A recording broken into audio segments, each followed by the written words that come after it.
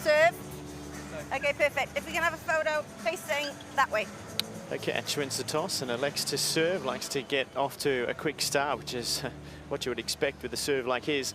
But Jim, the Chinese team was sitting in the players' lounge watching the mixed doubles, because there was a scenario playing out that if Serbia had to win a set in the end in their mixed doubles, which they then did, but if they didn't win the match, it would be China taking on Australia. If Serbia won, then they would take on Australia. So there was everybody going, who would I like to play? You know, Zhang was thinking, okay, do I play Hurkacz? Do I play against Minaur? Vice versa for Quinn in the women's singles. She would have been playing Tomljanovic instead. She's got to play the world #1. So many different scenarios playing out to the very last moment yesterday. It was certainly exciting, no doubt about it. It was exciting over in Sydney as well. Some more matches coming down to mixed doubles there, but this is where we get started. The 27-year-old record setter, Zhang Zhizhen. There's a laundry list of firsts. First Chinese male into the top 100 in the rankings. First Chinese male to make the main draw at Wimbledon in the Open era. Same thing at the US Open, although he and Wu Yibing did that in the same year, 2022. First Chinese male to beat a top 5 opponent when he beat Casper Ruud at the US Open last year. So he is he certainly is a breakthrough artist. Of course, on the women's side, there have been many good players led by Li Na, major champion. One of the interesting things for me is that typically the Asian players have been shorter in stature, in height, and so always very quick around the court, but not necessarily bringing big power games. And he's sort of changed the mold of the Asian player, in my mind, that's able to come out and be very aggressive. Physically, he still moves well, but he's 6'4". That's big for that part of the world, and just shows how much the athlete is starting to change all around the world, but particularly in tennis, because you have to be pretty tall now to be able to compete at the highest level. When you look at his opponent on screen there, 6'6", Daniil Medvedev, 6'6". Yeah. Everybody now at that height moves so much better than they did 20, 25 years ago. It doesn't rule you out if you're not over 6 feet, but it is more common now to see players 6'3", 6'4", even taller than that are great movers, and that was not the case a couple of generations of players ago. If you were a tall player, you were rather cumbersome and you lumbered around the court. It was easy to exploit the movement. No longer the case now.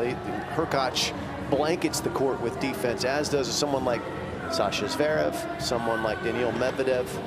So Zhang Zhizhen at 6'4", he plays well on defense as well as offense. Where's the weakness? Novak Djokovic showed us the forehand can falter under pressure. That's where the top-ranked male player directed a lot of traffic and extracted some unforced errors when he played against Zhang a few days ago. So did Hurkacz pick up on that? I'm sure he and his coach Craig Boyton were watching that very closely to pick up any tips they could. And we'll see if Hurkacz tries to direct a little bit of traffic in that direction in this matchup today.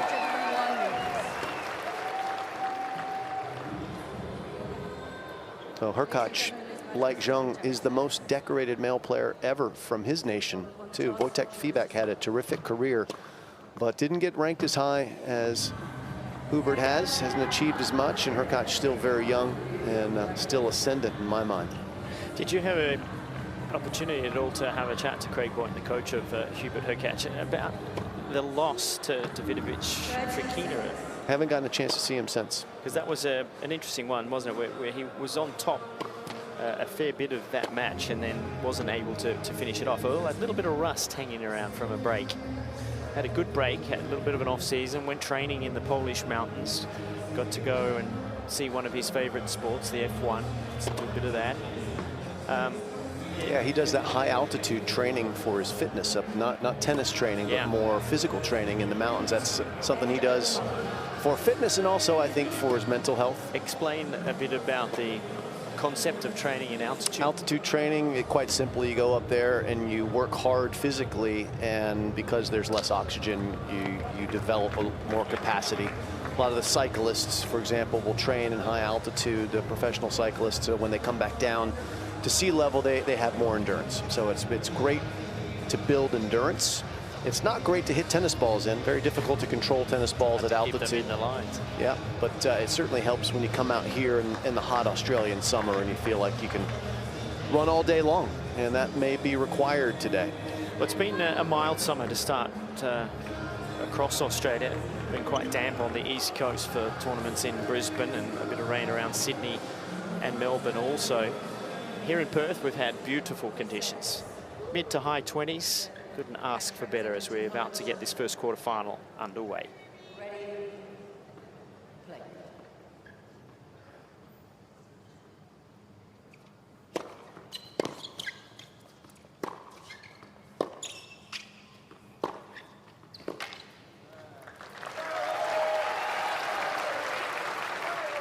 But the reason I was asking you about, had spoken to Craig Boynton about the game style, because you and I have a view, I think, consistent view on Hurkacz's game and what he can do to certain opponents to really kind of rush them and not give them rhythm, because it would seem that when you are up against an opponent like Jong,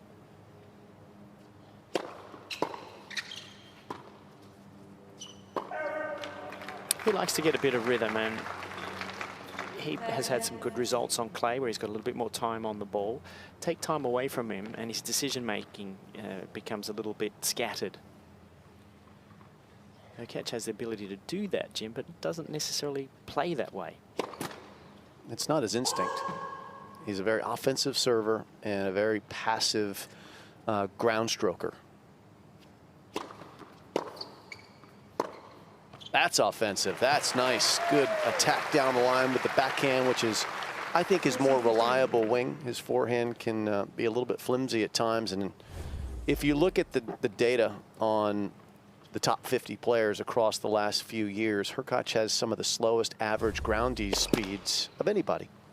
He really, I view him as a massage artist off the ground. He uses his defense, really good movement.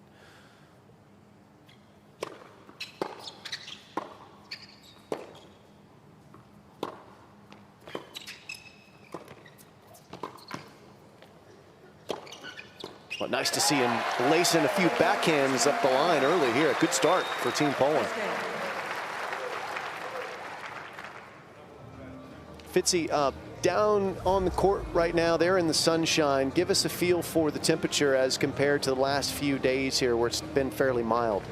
Look, certainly hotter than yesterday, Jim, but there was a day or two earlier in the week I think would be comparable to this. So I would think it will get up towards the 30 mark at some stage this afternoon. But look, it's very pleasant. There's actually a breeze this morning. I'm feeling a breeze wafting through here, so that always helps, I think. But the temperature will be higher on that surface than where I'm sitting here, so they'll feel it a little bit. Well, Zhang played on a very hot day against Lehečka when China played the Czechs, and Lehečka faded in the heat and Zhang did not. He was quite strong physically in that match, and that was a big difference maker. So I don't expect either of these guys to struggle with it in a best-of-3 set match today.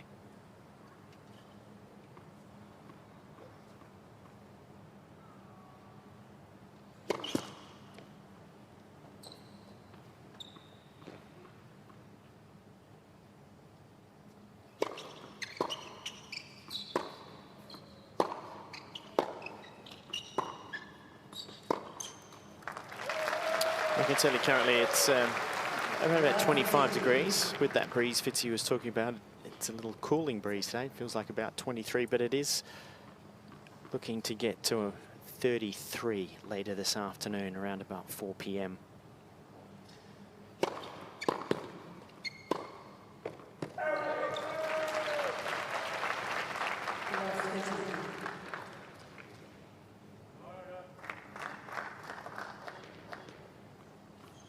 Hurkacz, the heavy pre-match favorite, and a great start so far. Has love 30 on Zhang's opening service game.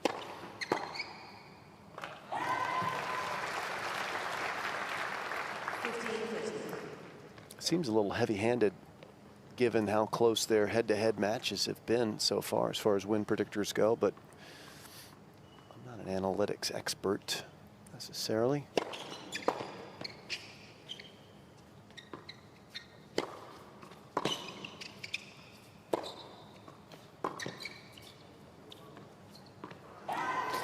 wonder if the person that put in the data looked at the last 2 matches they've played. I'm sure they have a whole host of things that they bring into there. You know, the people that set lines are typically incredibly bright mathematicians, so I'm sure they have valid reasons for it. Just feels a little bit funny, but feelings versus facts are different things.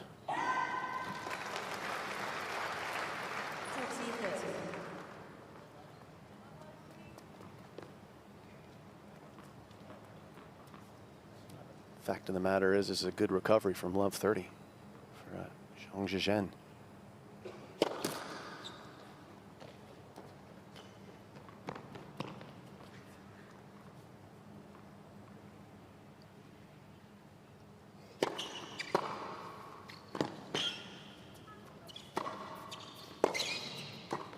Very nice.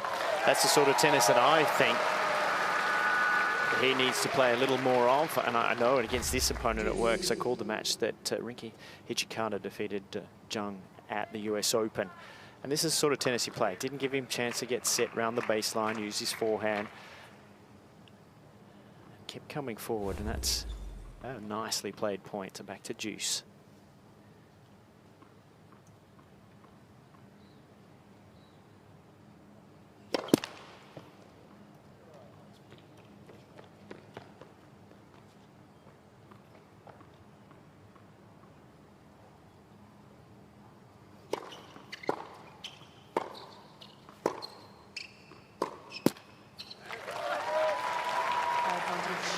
One of Hurkacz's coach, one of Craig Boyden's big goals for Hubie this year is to break serve more frequently. That's an area where they're really spending time focusing on, because he's a great holder of serve, but he doesn't break enough. Here's a chance to right away.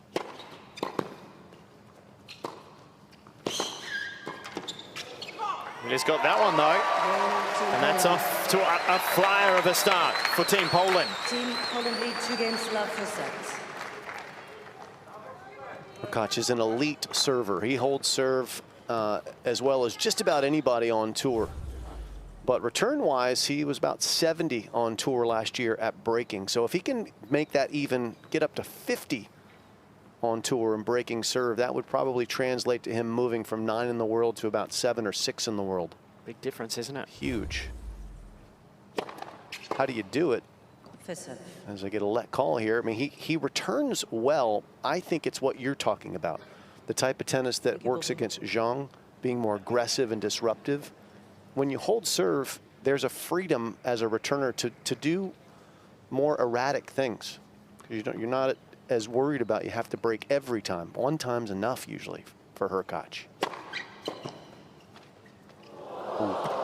Whoa. That's lucky for Zhang. Reaction from Hurkacz indicating so. Just throwing his racket at it, stabbing it, trying to get it back in the right direction, and gets lucky. Yep. CB saying just shake it off. On to the next one.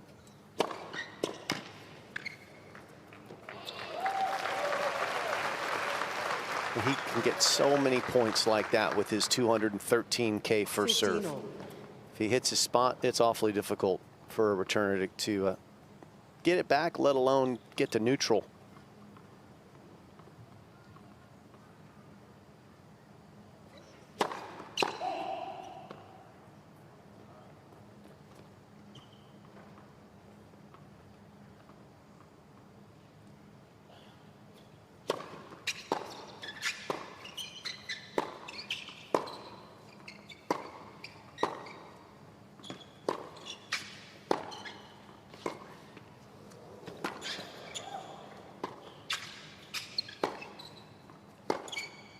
Oh, nice.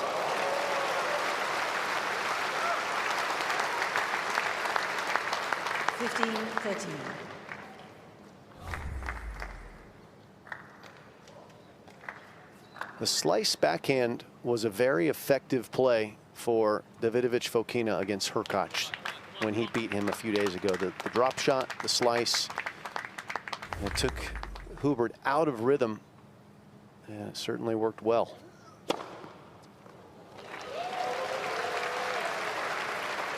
30 all. Fitzy, describe to the viewer why it's so difficult to play offense off of a sliced backhand that's coming your way. Well, this is a subject that you and I have discussed a little bit this week, and some of us had to use that a bit more than others, but I think there's still room for variety in the sport with that slice, and the ball stays much lower if you can hit slice and underslice, and you have to lift the ball much more aggressively if you're going to hit through a forehand or a backhand shot. So the net comes more into play. Got to get it up and over. And a lot of players don't use it these days, Jim, so in either the men's or the women's game, it's not used anywhere near as much as it used to be. And I think players are not used to practicing that shot as much. And when they get into a match, it's quite amazing to me, really, that when they get into a match situation, they haven't hit a lot of those balls in practice. So it adds a little bit of extra difficulty factor. Deuce.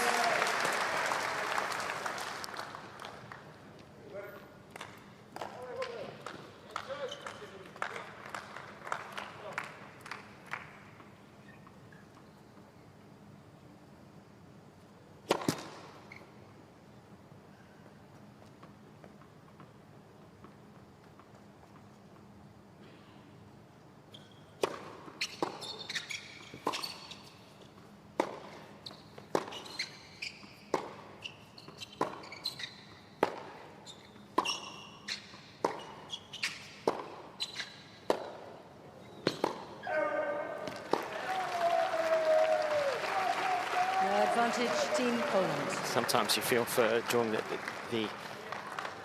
this game is that game to break straight back. If you get the lead, you're almost giving the set away. So hanging in, but Hurkacz has had some wonderful rhythm already early on to this backhand side on serve.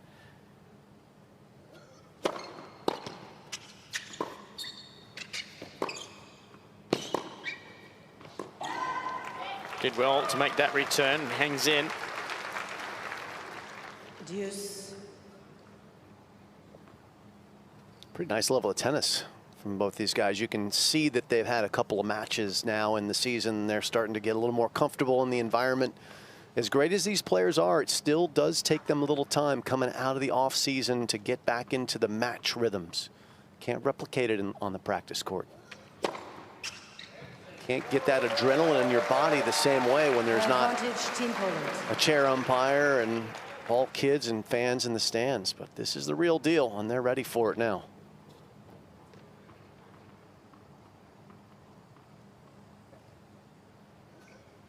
Let's serve.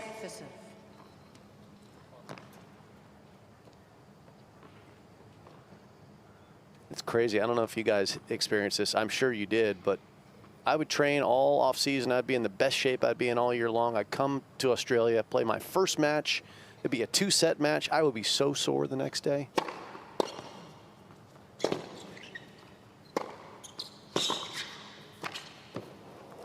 Oh, nice.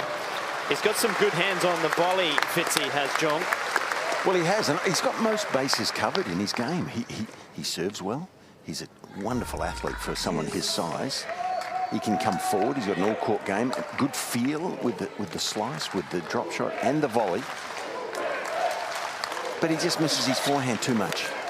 And if he can get on top of that over the next year or two, he'll be a force to be reckoned with, I think. It would improve his ranking dramatically if he could just cut the errors down on that forehand wing. He must have good days, but it's been worrying him this week a little bit. I think you're right, Fitzy. I mean, he sits between 50 and 60 in the rankings comfortably within a season, or at least last year.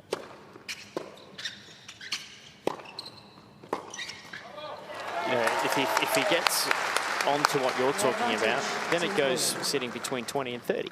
I think so. Yeah.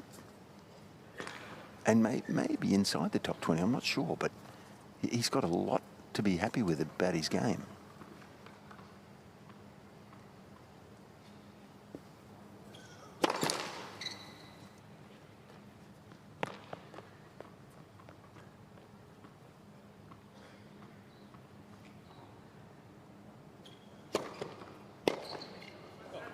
Tough game for Hurkacz, but he eventually holds serve Team Poland and leads consolidates 3 the early games break. for sets. Team Poland, 3-love.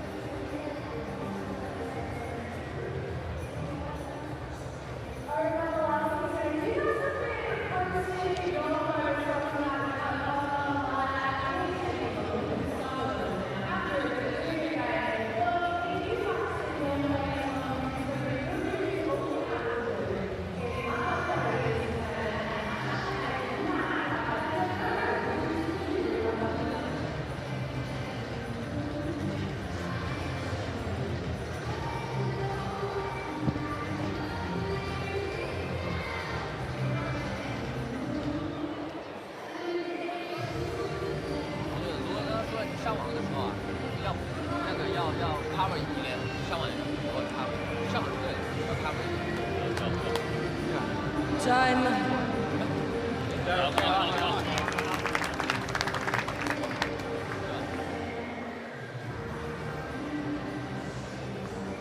Quarterfinals day here at the RSC Arena in Perth, and for the #1 seeds, Team Poland, Hubert Hurkacz has got his team off to a great start.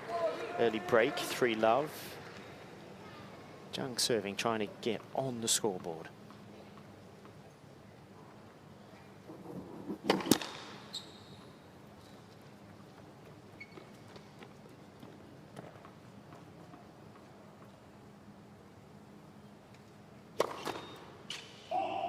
Love 15.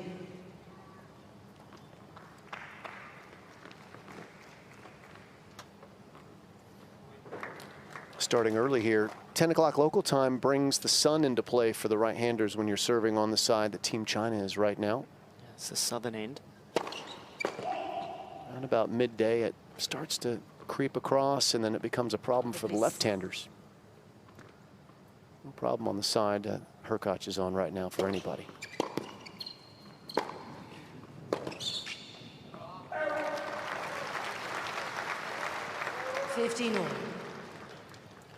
Got a nice crowd in, around about 3,000 early on for this first match of the day session.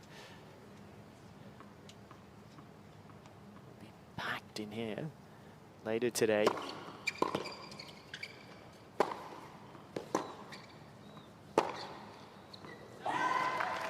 See, to me, there's no reason why he can miss that. And when he misses it, Todd and Jim, he misses it by 8 to 10 feet sometimes. That was a big miss from a simple shot for a player of his caliber. Don't understand. I think maybe sometimes he gets caught with his weight moving backwards a little bit on the forehand, and I don't know, maybe he should just transfer his weight a bit more.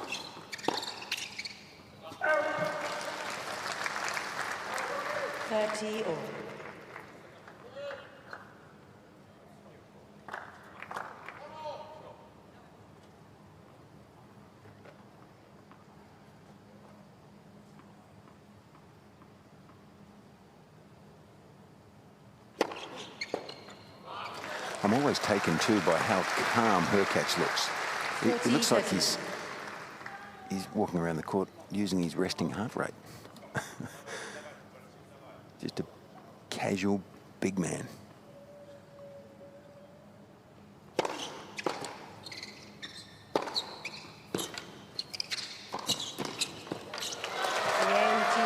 So for 15:30, it's a nice recovery to at last get on the scoreboard. Lead 3 games 1 for set. Let's take a peek at that errant forehand, Fitzy. We're going to look at Zhang's shot that he missed about 3 points ago and see if we can see what his body weight's doing there when he missed it.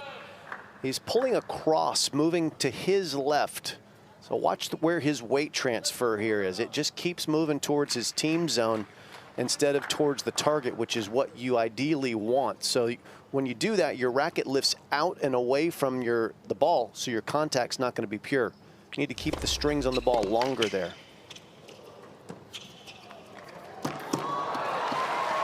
The way to do that is to keep your left shoulder down and pointed towards the target a little bit longer. His left shoulder is sort of flying up and away.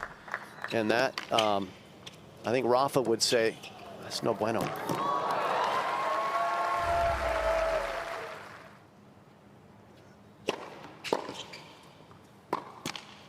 Can't always have your weight moving back to target, but you've got to keep your shoulders steady through contact to maintain that good ball on strings. I totally agree with everything you're saying. To my eye, too, in those pictures that we were just watching, when he's making contact, you can see his head has got a lot of upward movement.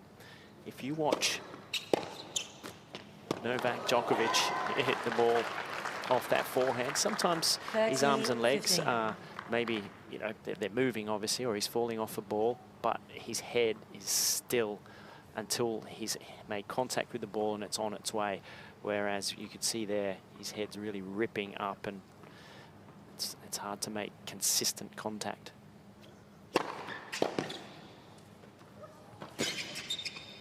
Yeah, it's well done by Hurkacz. If I was on Zhang's coaching staff, the simple tip that I would give him would just be to try and keep your racket longer on the ball through contact. Have a longer finish towards your target.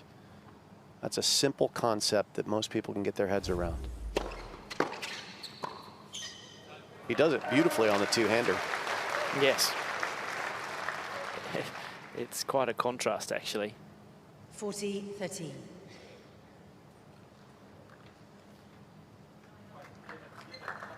It's easier to do on backhands, especially two-handers, because you don't have as much topspin on two-handed backhands. Your second hand limits your ability to whip through the ball, so you tend to drive a two-hander more than a forehand, which tends to come off of the ball, create more topspin, which can be a good thing.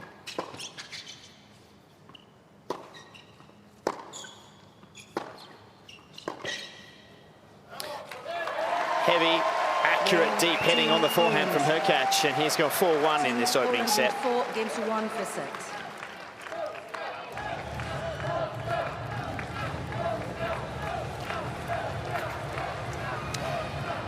Well, some of the players today, in fact, are headed over to Rottnest Island, and this is the pictures of Rottnest. It's 19 kilometres straight off the coast of Perth, and the Czech team have a day off today. They didn't make the quarterfinals, and were leaving the hotel this morning, all of them about to take a boat ride over there today, about an hour on a sail to get there, and then this is what you've got to look forward to.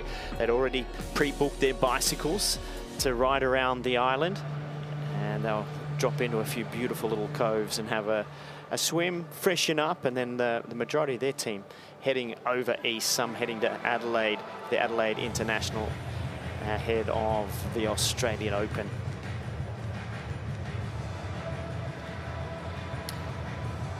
But for one of these two teams here today, they'll be looking at a flight tomorrow morning to go to Sydney to continue the United Cup, the semi-finals to be played in Sydney over Friday and Saturday, the finals on Sunday. Final matches of the group stage being played today in Sydney at Ken Rosewall Arena. Time. At the United Cup in Sydney, France is taking on Italy today. And later in the day, Greece will take on Canada. Norway have qualified.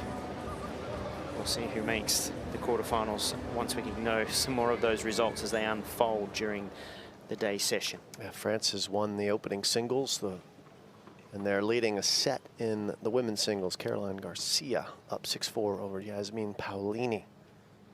Adrian Manarino with the win earlier.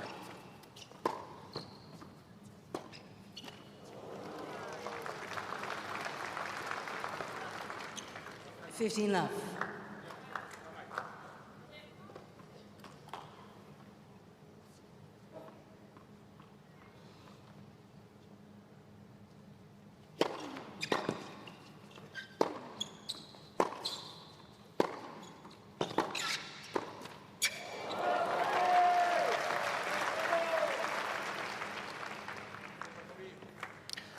those of you that might be 15 all. just joining in here at the moment, first singles match of the quarterfinal today between Team Poland and Team China. But Hurkacz held serve easily in the opening game, then broke in the second game.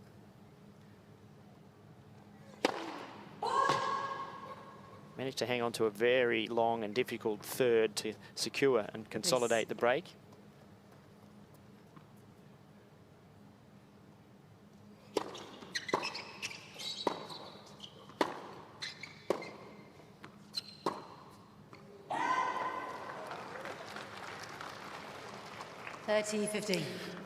It's Todd Woodbridge alongside Jim Courier in the commentary box. And Jim, one of the things when you watch Hubert play is that when he gets that lead, yes, he serves it out well.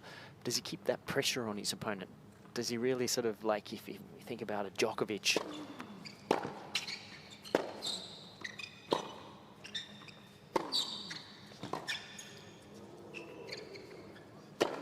Who loves to take the oxygen away from his opponent. Is there that intensity in him?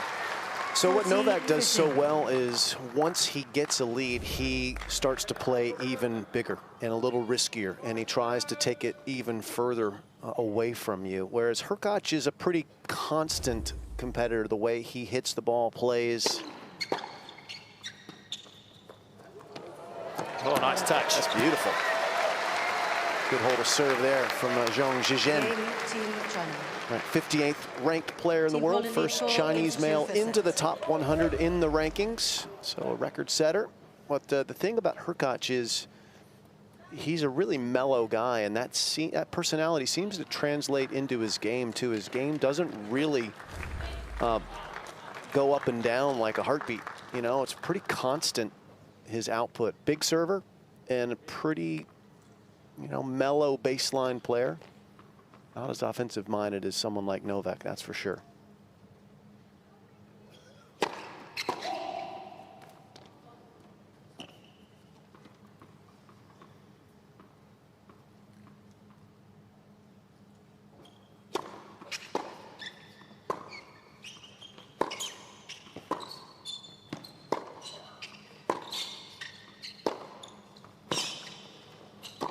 That's great tennis.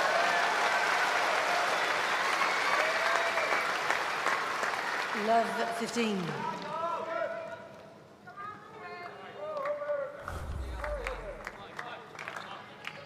As soon as he knew that Hurkacz was going to be pushed to get that single hand on the racket and go the size, he was in after it. Got that volley above net height, dispatched it beautifully.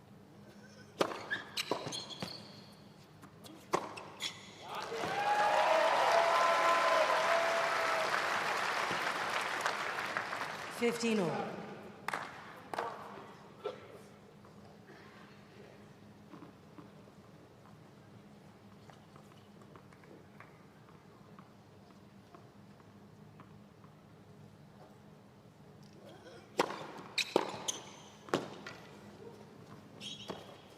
Oh, that's a big miss there. Had an opportunity to put some pressure on Hurkacz at 15-30.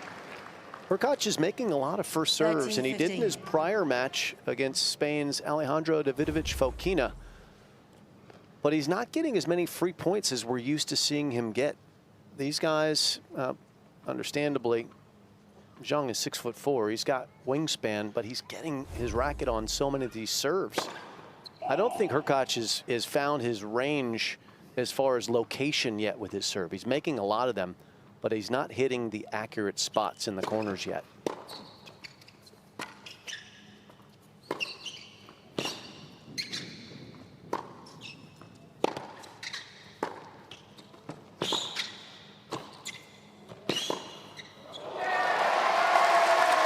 Well, hitting a volley like that into the open court is fraught with some dangers. You know, sometimes I think instantaneously you see a gap down the other end and you go for the open court, the biggest space, but you've got to hit that with more heat.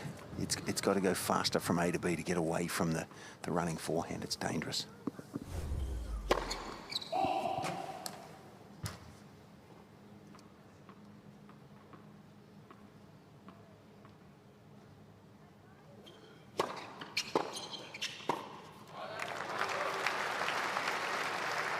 40-30. It's a clever return. Going hard deep back at a big man like that because he hasn't recovered from the serve. Takes a good ball strike, though, to be able to get it deep, particularly off the Hurkacz second serve, which got a very heavy spin on it.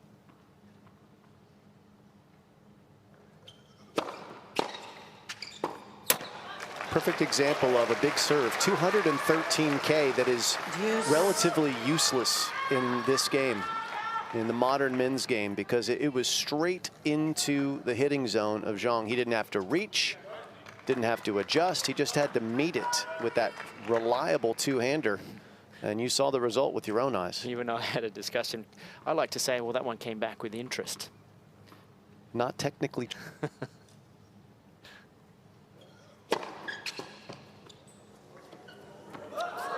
Our math teachers would like a word if that, if you're going to keep saying that. Because that would be something to see a return of serve at about 125 miles an hour. I know, you gave me that lesson the other day. It was just an observation, Todd.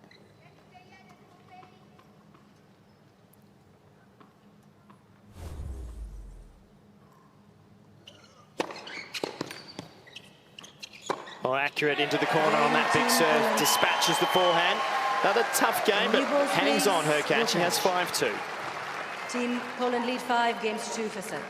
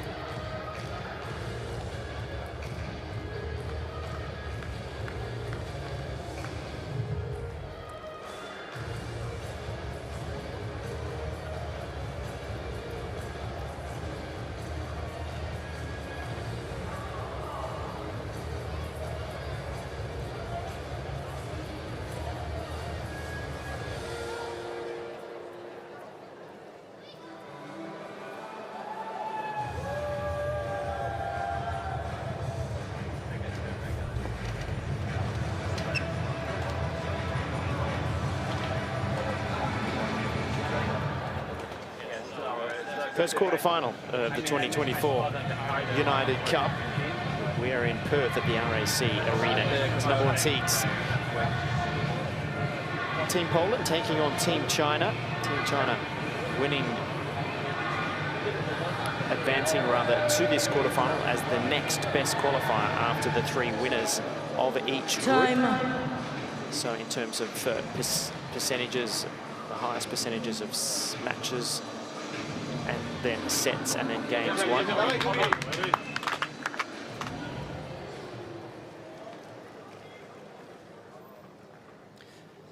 But for Zhang here at the moment, under the pump, serving at 2-5 in the opening set.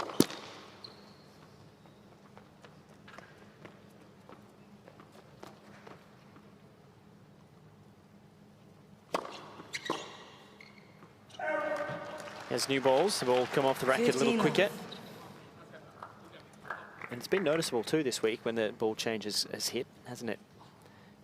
It's taken players from both ends a game or two to adjust.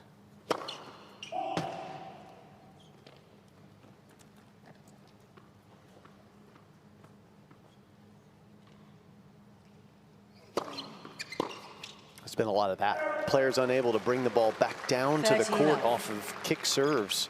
Saw Taylor Fritz, a very reliable returner like Hurkacz, have the same difficulty a few days ago. That was Alex Minaur played so beautifully to stake a 1-0 lead for Team Australia. And then the mixed doubles team from Australia was incredible. Maddie Ebden, Storm Sanders, holy mackerel, did they play well, Todd? They did. Some of the best mixed doubles I've seen for a long time. All the correct timing of intercepts and where to hit the ball, set points up. Fantastic.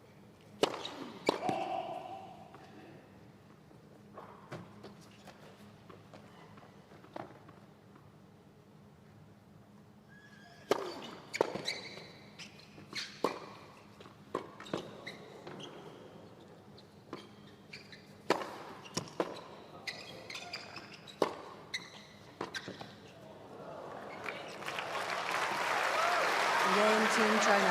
So a love game for Team China. Team Poland lead 5 games to 3 for sets. And it'll be Hurkacz to serve for the opening set. How are you going down there courtside, Fitzy? John Fitzgerald is with us courtside. Well, I'm better now than I was about 5 or 7 minutes ago. The sun is just past the edge of the open roof, so I'm in the shade, Todd. And I'm just admiring the memories of your mixed doubles guru-ness. Let's for serve. Well, I learned from the best, really. No, talking about mixed doubles, you know, Jim, I don't know if you can remember, Todd, that was his forte. He was good at that. Guru-ness. Forgive me. Do I feel like you're taking the mickey out of me a little bit there? I'm not sure if he's complimenting you or... You mean that.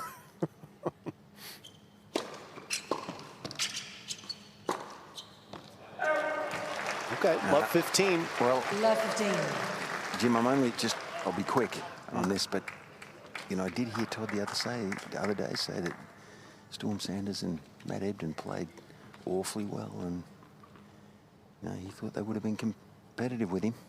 It's high praise.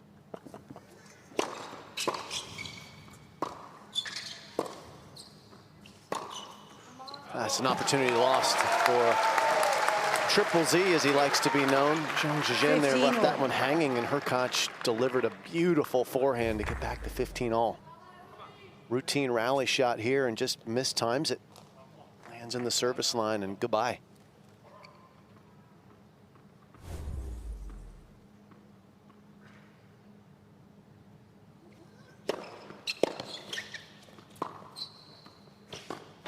Ooh, floater. That was a terrible slice too. From love 15, Hurkacz doing well on his side of the court and getting some help from his opponent. I am impressed with his feel, though, for a big man. We've noticed this all week. I mean, he's not just, you know, a big server and a big hitter. He has great feel for a big man around the net. Let's. Can take the speed off a volley, which takes talent, takes feel in your hand.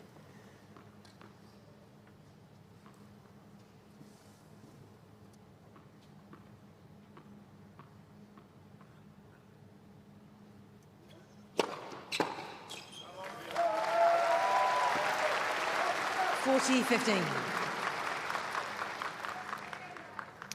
2 set points for Team Poland.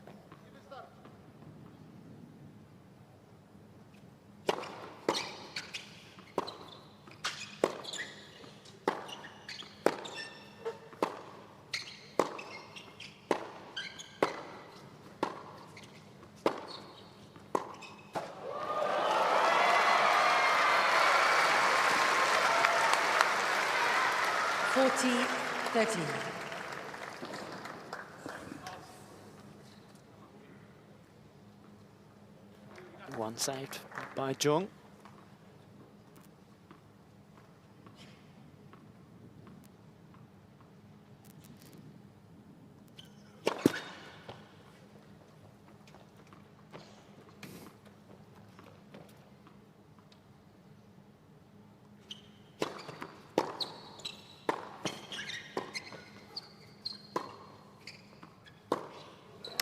Wrong shot.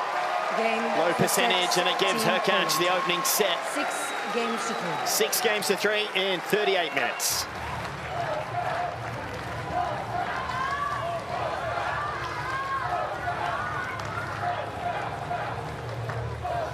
We'll take a look at that first set summary.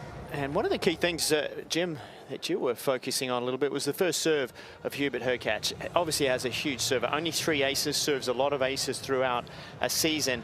And the first serve points won statistic is one that you like to look at. Last year, when he made a first serve, he won 80% of the points. Only 68% today, which to me is just an indication of what our eyes are seeing, which is he's lacked accuracy when he's made the serve far too often. Still good enough to hold on, did face a break point, and was able to manage his way through that. Had 13 winners against his 12 unforced errors, while Zhang had 10 unforced and only 6 winners. So he was trying, but he was up against it early. Hurkacz with a great start, an early break of serve, and able to ride that all the way to the opening set. So pressure rising on Team China to make something happen here as Iga Swiatek is looming in match 2. Remember, it's 2 out of 3 matches today, so the mixed doubles would be a moot point if they can sweep the singles. So a lot riding on this match for Triple Z.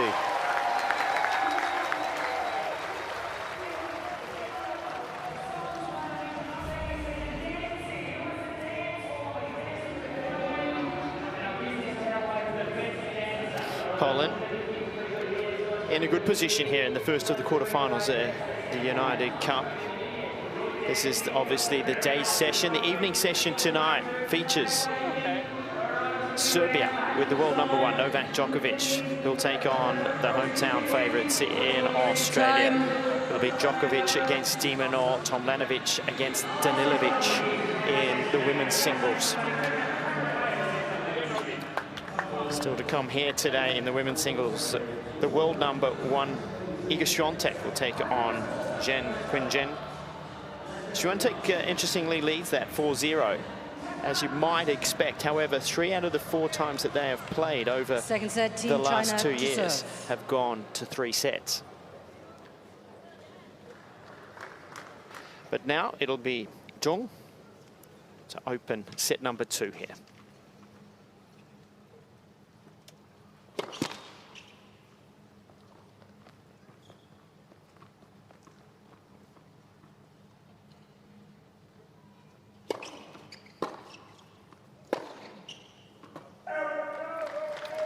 Zheng started playing tennis very early, at the age of 4.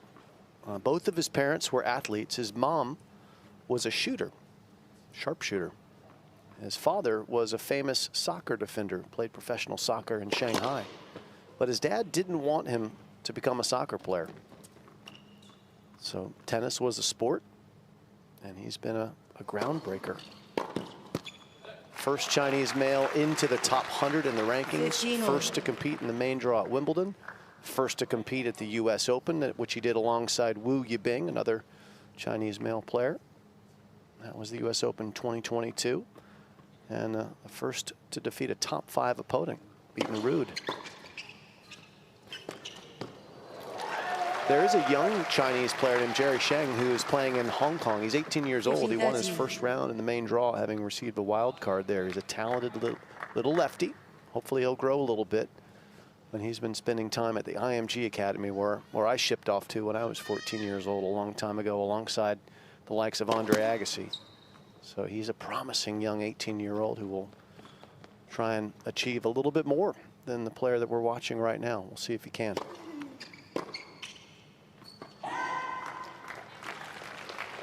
Take a lead off for Zhong there from Hurkacz. This is where if you're Hurkacz, don't you start pressing? Get an early break here.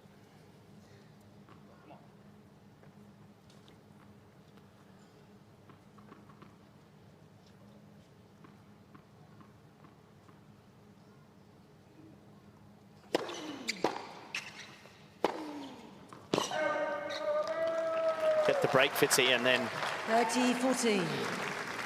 you almost think it's a lay down for Hurkacz. I always think the first game of the second set is so important from both angles here, for the guy who lost it particularly, but also the guy who won it. He needs to keep the level up.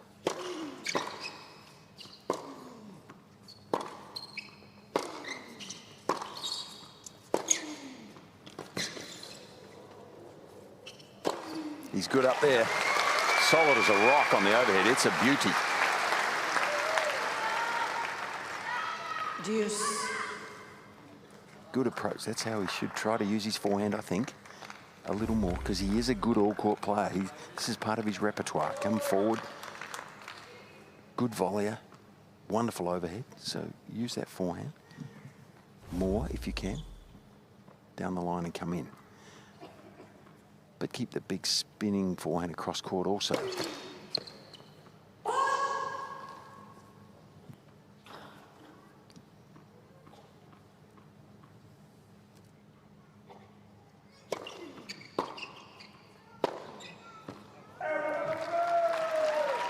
Advantage, team. Gee, that hurts, doesn't it? Yeah. It just makes it really difficult to win against high-level players when you do that. He played a good point previously, and for no reason again, he gives up that forehand for another break point.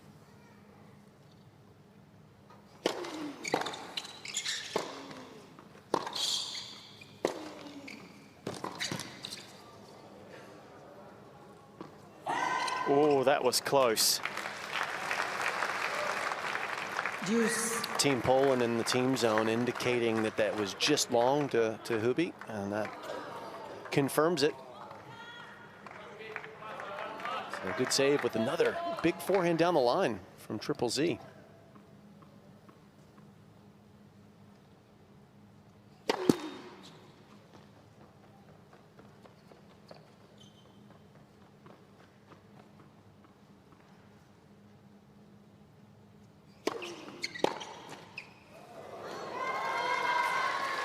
Advantage, Team China.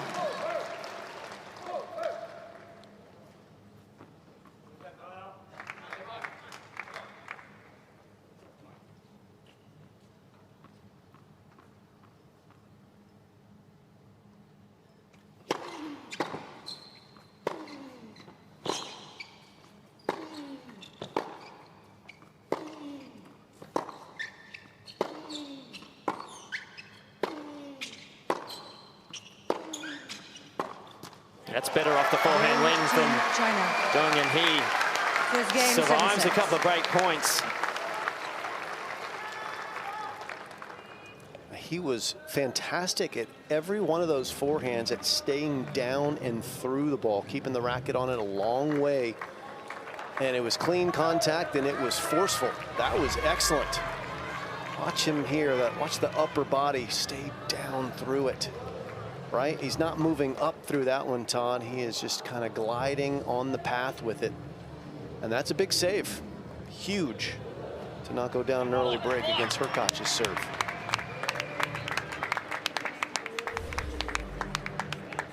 Wu Di is the team captain, former player for China. And behind them, Rindy Liu, another former tour player for Chinese Taipei. That's the new day-to-day coach for Jean there, is Rindy in the black cap. So they started working together about July of 2023. I'm interested to see what kind of work they can do together. There he is.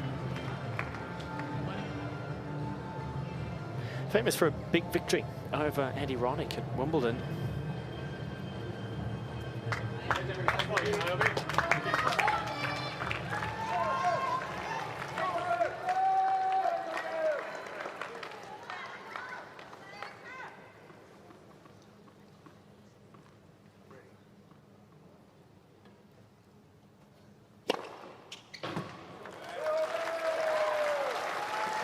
Love.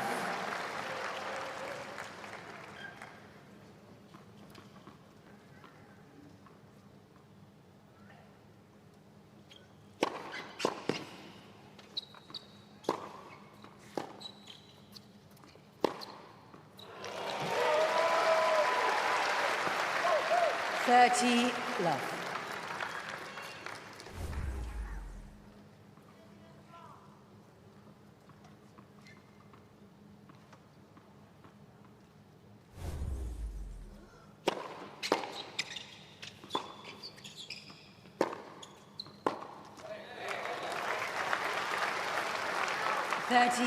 Just got a text from Andy Roddick. Todd, he's asking for your number. I'm not sure that he's pleased that you mentioned that. You might want to put a block. I'll give you his number and then you can block him. Okay? Is it deal? Yeah, get it, Andy.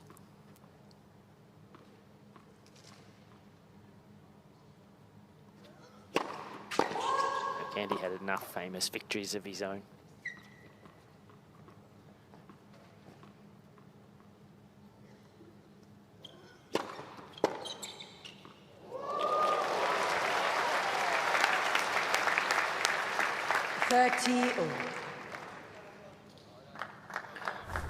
Been quite fascinating to see that here in Perth, the returners against Hurkacz have decided to come up in the court. We see a lot of returners on tour now going deep and deeper to return big serves, but it must be the consensus that if you stand up on the Hurkacz serve, you've got a better chance of getting yourself into the point.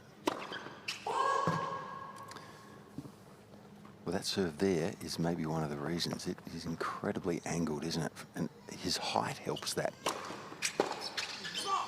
So he gets, particularly to the first court, I think, Todd, he gets that long arm of his way up there and it creates a bigger angle. So if you're too far back there, you just have no chance.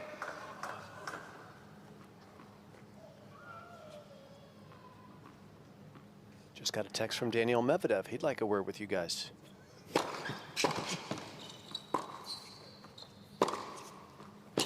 Phone's buzzing over here. I mean, I think Medvedev guys would clearly stand back, and I think Nadal probably would too. I think they're guys that are far more comfortable doing it. But they're guys like Triple Z here at 6'4". He's comfortable taking on that kick serve on the second serve. I think they're horses for courses, and I think he's pretty comfortable standing, and I haven't seen him do a lot of the mega deep returns.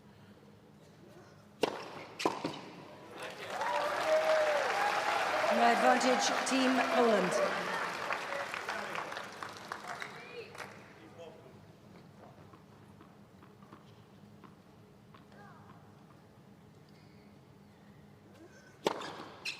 Game, Team Poland. Eventually seals the hold with an ace. 1 game all, second sets.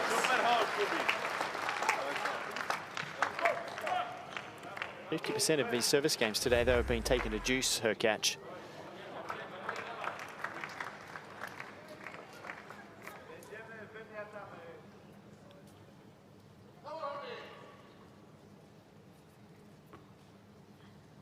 Take a look at his motion. Gets the ball up very high. You can see it starting to drop.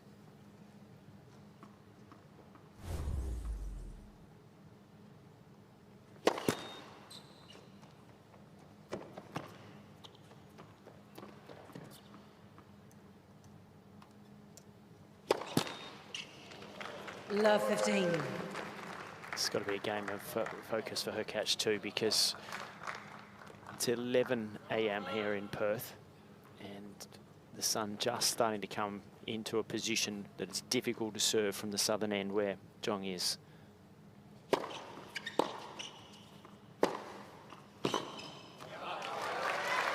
Got about an hour here where that end becomes tough for a right-hander.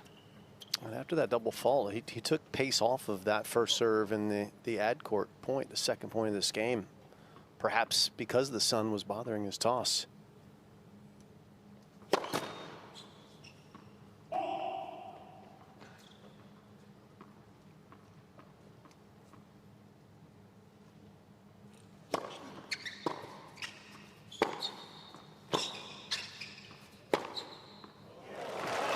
Starting to find that forehand, Fitzy. Well, if he does, I think he'll be a 30, different player. 15. And look, he's been knocking on the door, as Todd just said, about breaking serve. 50% of Hurkacz's games going to juice. It's just one break, really, to make this match really interesting and close, and would give Hurkacz a lot more to think about. So Really good picture there too, though, Fitzy, of the balance on that forehand. Compared to earlier vision where we saw him flailing away. It's almost like those old etiquette lessons that you would see back in the day when girls would be learning to walk with a book on their head, right? Keep the head still. A little bit of that for Jong could go a long way of keeping his head still, as you were mentioning, through the contact.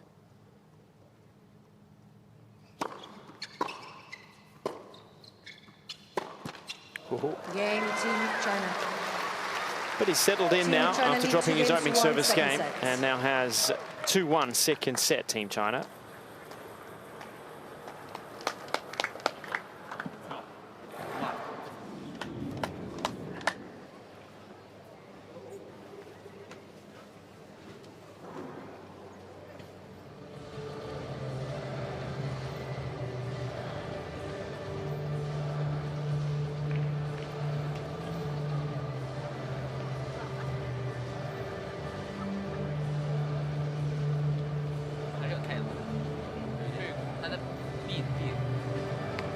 如果他在避太阳，他在避光。所以我刚刚说的背痛，背痛，坚持一点，有点感背，你要不要叫个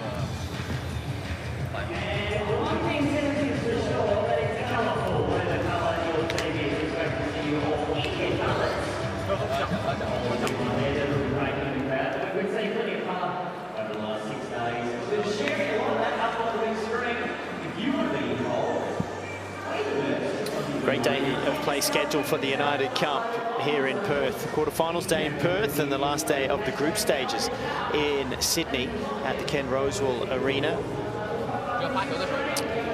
One result, Jim, in the match between France and Italy. The men's singles was on first, which was won by Adrian Mannarino over Lorenzo Sonego, and Caroline Garcia and Jasmine Paolini currently in action. Mannarino winning that match 6-4, 6-4. Evening session there today between Greece and Canada. Here it will be a quarterfinal between Australia and Serbia.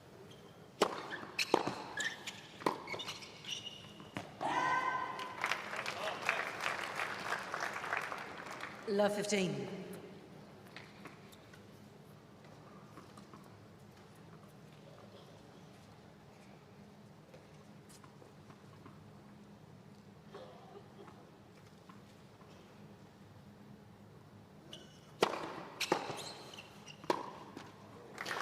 So, interestingly, I've just gone back to look at my score sheet from the match with Davidovich Fokina.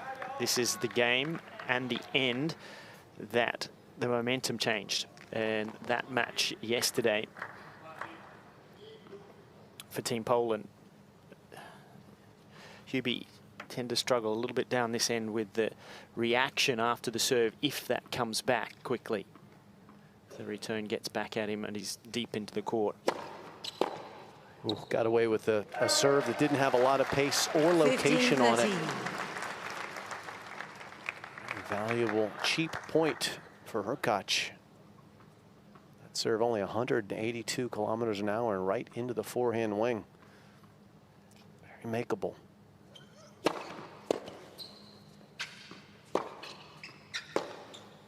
Oh, that's a donation. Yeah. 30 all. That's what Davidovich Fokina didn't give up. That's where the difference with we spoke about the rankings. Yeah, he's sitting between 20 and 30, and that's part of the reason why. Because you let them back 40, in, 13. And they do hit their spot with a serve. Yeah, Could not have been better. Swept the line on its way past Zhang.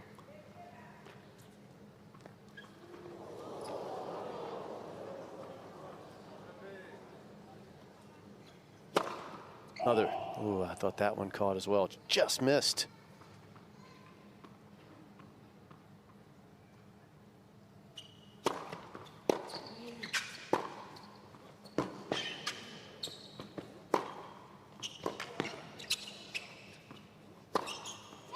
Game, Team Poland. so survives the love 30.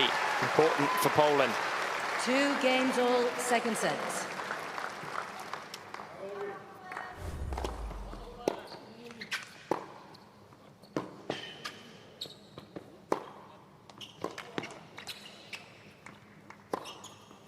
Good target hitting in that rally. You could see pinpoint accuracy starting with the second serve. So 2-all, second set.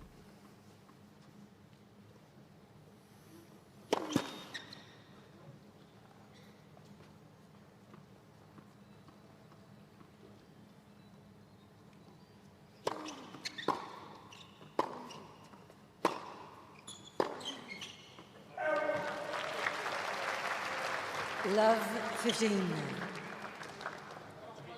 Hurkacz has been a consistent performer the last 3 seasons. He's finished ranked inside the top 10 year end. That's not easy to do. Still looking for the really big breakthrough at a major, though. He had one fantastic result. Reached the semifinals, 2021 Wimbledon, lost to Berrettini, but beat Federer.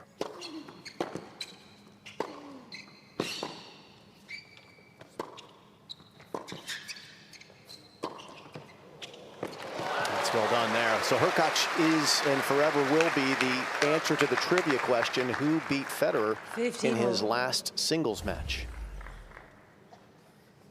And Roger's going to give you a call. He doesn't have my number, because he doesn't want it. Todd's got a long memory, Jim.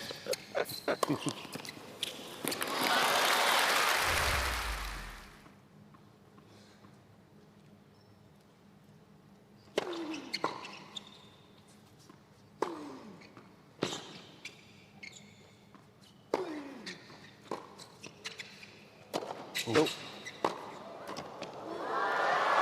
Oh, chopped that up. He missed the volley too. Gee whiz. This could be problems, Fitzy. Yeah, well, look, Jim, you know, for competitors, they need, in these situations, you don't get many opportunities against great players, and when you do, you've got to play your best tennis. He didn't in the previous game. He had an opening. He didn't put together too many good points after that, and now Hurkacz is believing he can just reverse the whole table here.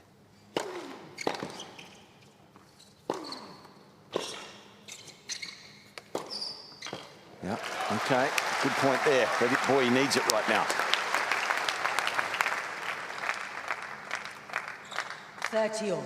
Play well when it matters most is one of the biggest things for me in winning matches at this level.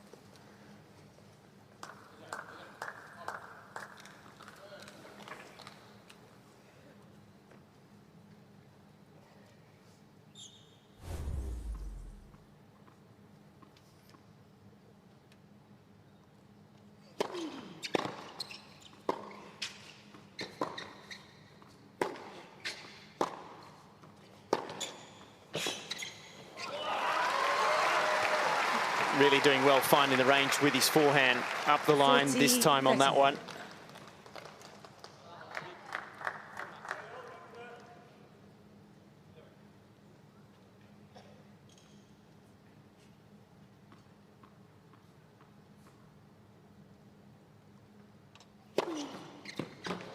Game, Team China. Team China lead 3 games to 2 second sets. Well, from some self-inflicted added pressure, Jung holds for 3-2.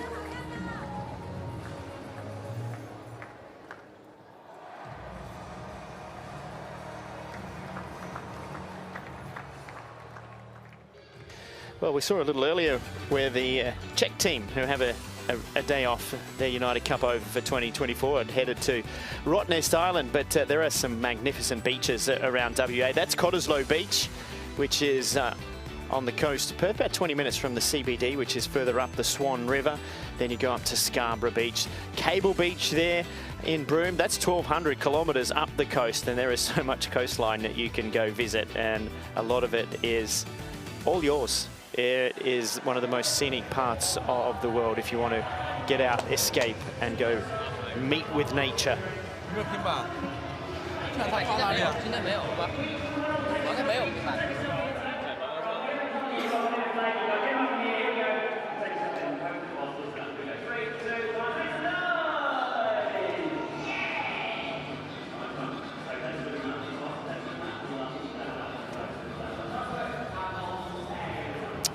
A good group of Polish supporters in to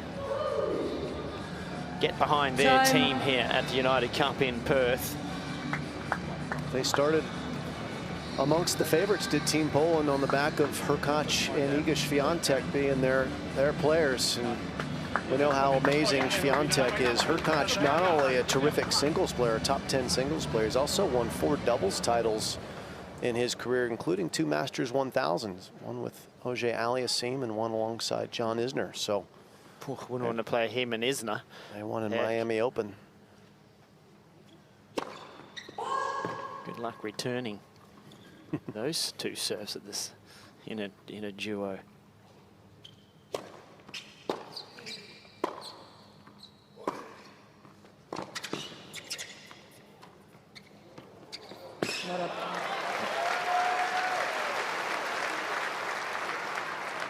Love 15. This is really nice, wasn't it? Just props. Nice little delicate short slice. Not really a drop shot. That one hit to run away from the court, which is smart.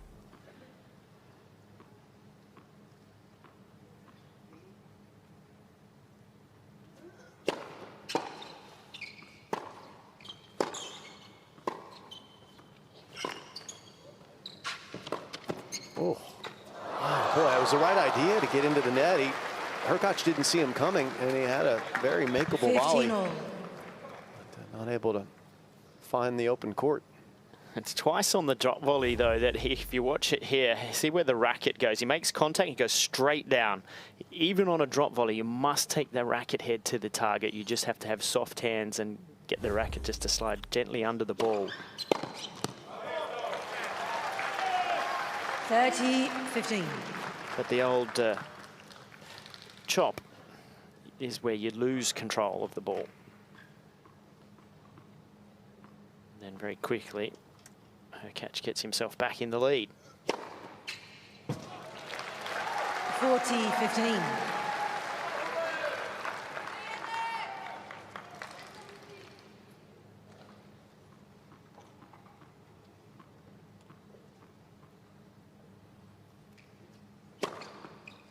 A couple of aces cleans up the game for Hurkacz to level 3-all. 3 games all, second set. That's interesting too for, you know, a bit of a technical discussion on the slice backhand, Jim, because we have mentioned that the slice backhand worked well against Hurkacz. Haven't seen it probably enough from Jung here, but a lot of people say slice and they think you have to go across your body from sort of low to high and impart like a chop spin. But in fact, a slice backhand is the racket head should be below the ball and lift, and that imparts a backspin. It's really a backspin shot. It's not a slice chop to be effective. Now, if you can do it where you lift, you get the ball to hit the court and actually stay lower and with more speed, which is a tougher shot for your opponent to hit.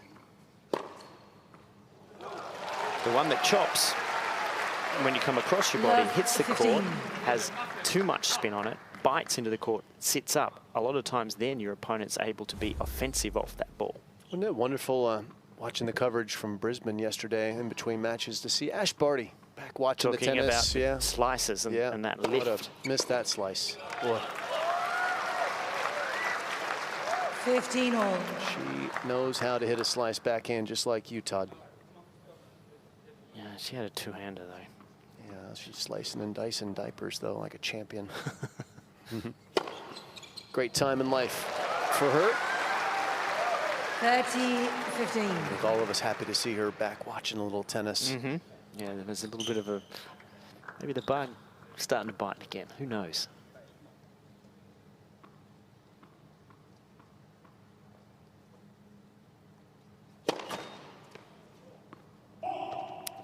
Two moms faced off as well. It was Svitolina taking out Wozniacki in an opening round match earlier this week.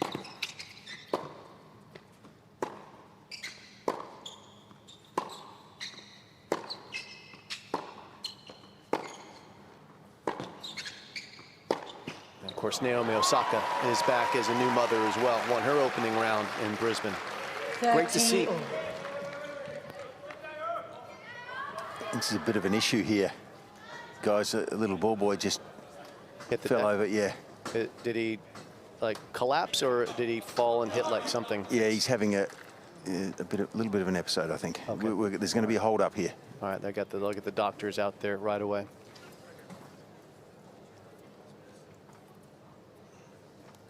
Plenty of medical staff at these events. They won't take long to get some help. Help is there, help has arrived, so this will be a little bit of time for the players. Will need to hit the reset button as they get things under control, hopefully rather quickly. But certainly a fright. Yeah, it's not easy for anybody. I know we can see it's down in front of us. Hurkacz is looking on. It might be, there's plenty of service staff there with him now. Might be good for him to get a ways from that pitch. You can see it's a long distance shot there right now. And Yeah, the chair umpire just giving information to team captain Woody and his player. So they'll head back to the team zone and just wait for things to stabilize before play can recommence. So in the match, it's 6-3 for Hurkacz, 3 apiece here in the second set. 30 all on the scoreboard. Fitzy, everything going okay down there? Yeah, we think he just fainted. Actually, Craig Boynton has just jumped up out of his pod, and they're all, a doctor, I think, rushed past us and is there on the scene. I think everything's okay. That's good news, yeah, Fitzy. I think it's hard to see here, but we think he just fainted. Is this the ball boy who's in the back there to collect the balls that go over the short fence? They have one on the far side. I can't tell you, Jim. It happened out of nowhere. They have a couple on the far side just to help out, so I imagine that's the case. But thankfully, these tournaments have plenty of medical staff handy to take care of any fans, players, officials, anyone who might need some very rapid help. Well, it is quarterfinals day here at the RAC Arena in Perth. This is the first of the men's matches, just to keep you updated with how all of the groups are playing. This was Poland, who won Group A, taking on China, who were the best runner-up here. So we had 3 groups.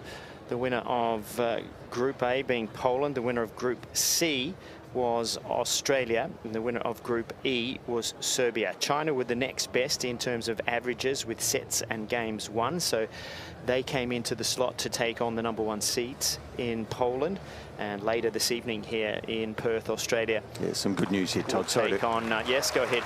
Sorry to interrupt you there. Yeah, the good news for the little fella. I've got a chair for him. He's conscious and looks good. That's good news. So, yes, later this evening, Australia will take on Serbia. Alex Minaur to take on world #1 Novak Djokovic, and Isla Tomljanovic to take on Olga Danilovic.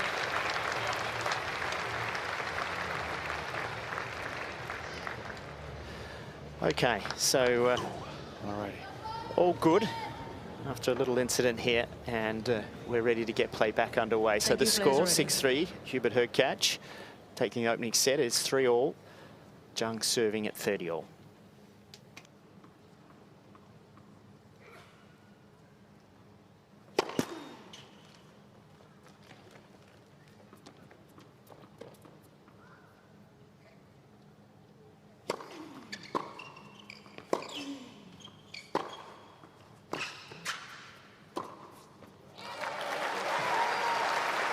So tough to come out serve and the difficult end at 30-all after a break. And this is a good positive point from Hurkacz. Gets his man on the stretch. He's in with a good finishing volley and has a break point.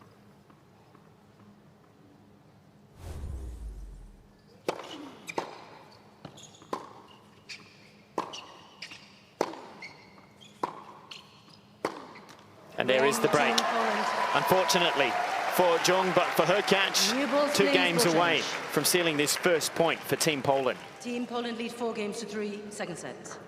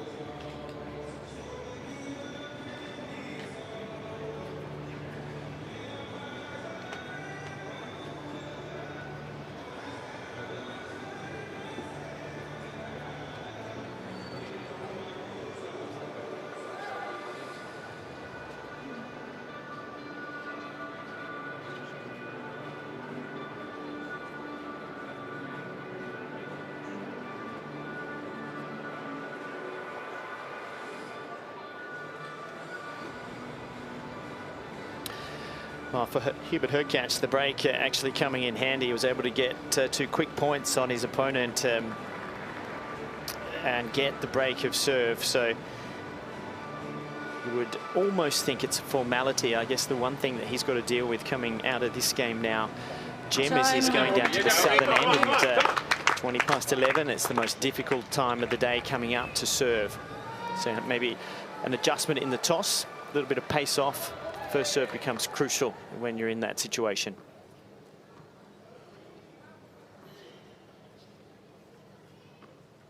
Been a quick match. Just an hour and 15 minutes for a set and a half.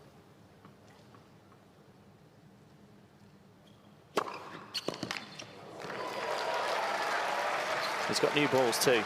15 love. You see that ball really cutting off the court quickly. They actually have a different sound even when you listen to the bounce here. It's called like a crisp sound.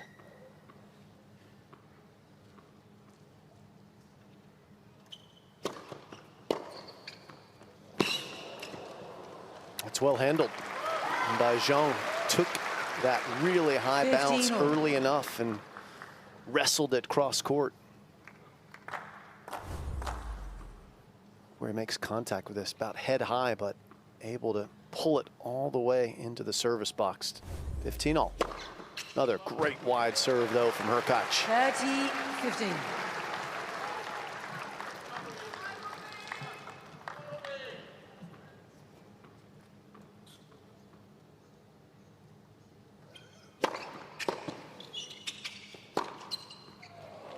Ooh, that ball catching the back of the line. Looks like 40-15.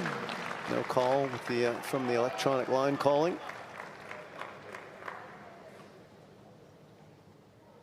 Oh, yeah. Look at that. Just a sliver. Game, Team Poland. That's how you do it, Todd. No problem with the sun there. 3 wide aces in the deuce court. 5 games to 3, second sets. Yep, just throw the ball up, put it out a little bit more to your right, wrap the racket head around it, use that spin, and when you've got that height, you can create the angle. So a quick game, just 1:24 in duration, and a game away from securing a point for Team Poland.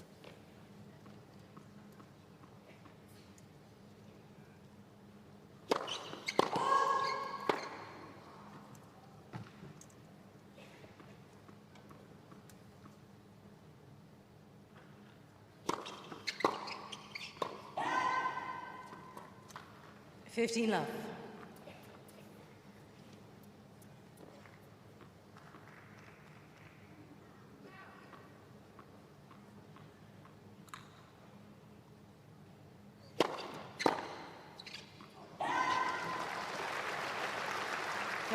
Love.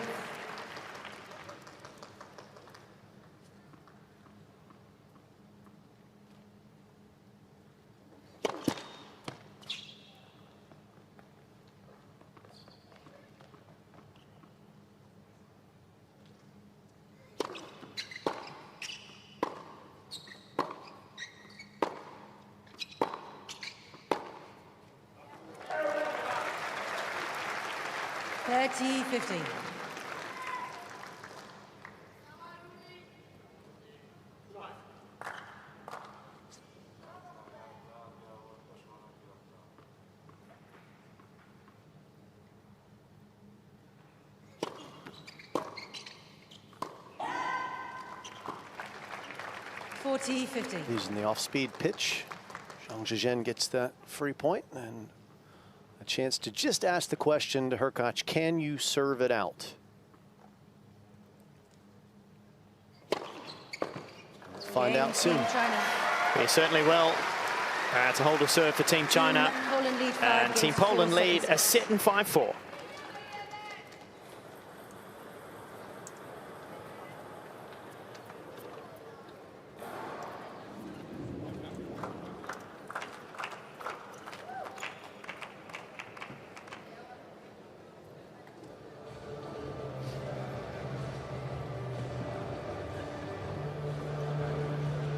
Questions now for the team zone on the other side. Nothing much to say on Team Poland side other than keep it up, but on this side, wondering if you might just be whispering in his ear, hey, maybe take away that wide serve in the deuce court. He went there the last 3 times.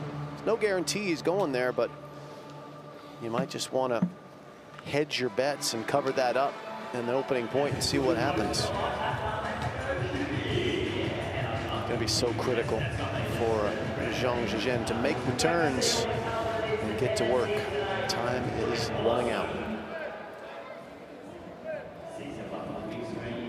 The last time these two played, the last 2 times, in fact, the match went to 7-6 in the third. Going to have to make something special happen today, Zhang, if that's going to be the case. As he comes out now with Hurkacz about to serve for the first point for Poland. Still to come in this match. Next is Iga Swiatek, the world #1, to take on Qinwen Zheng. That should be interesting. They played 4 times. Swiatek won all 4, but she's been pushed 3 out of the 4. But here is Hurkacz serving for the match. Well, goes up the middle with that serve, blasts away after hitting the 3 aces out wide in the game prior. Changes it up with one of his biggest serves of the match, 213K.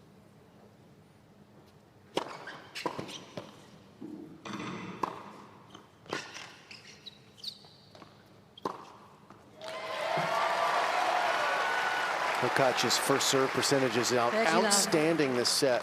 He has hardly missed any first serves.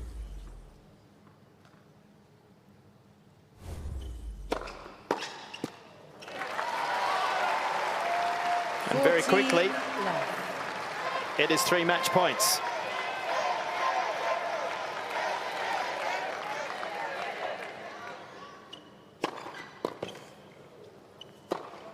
And there is a very thorough and convincing victory for Hubert Hurkacz. Team Poland take a 1-love lead.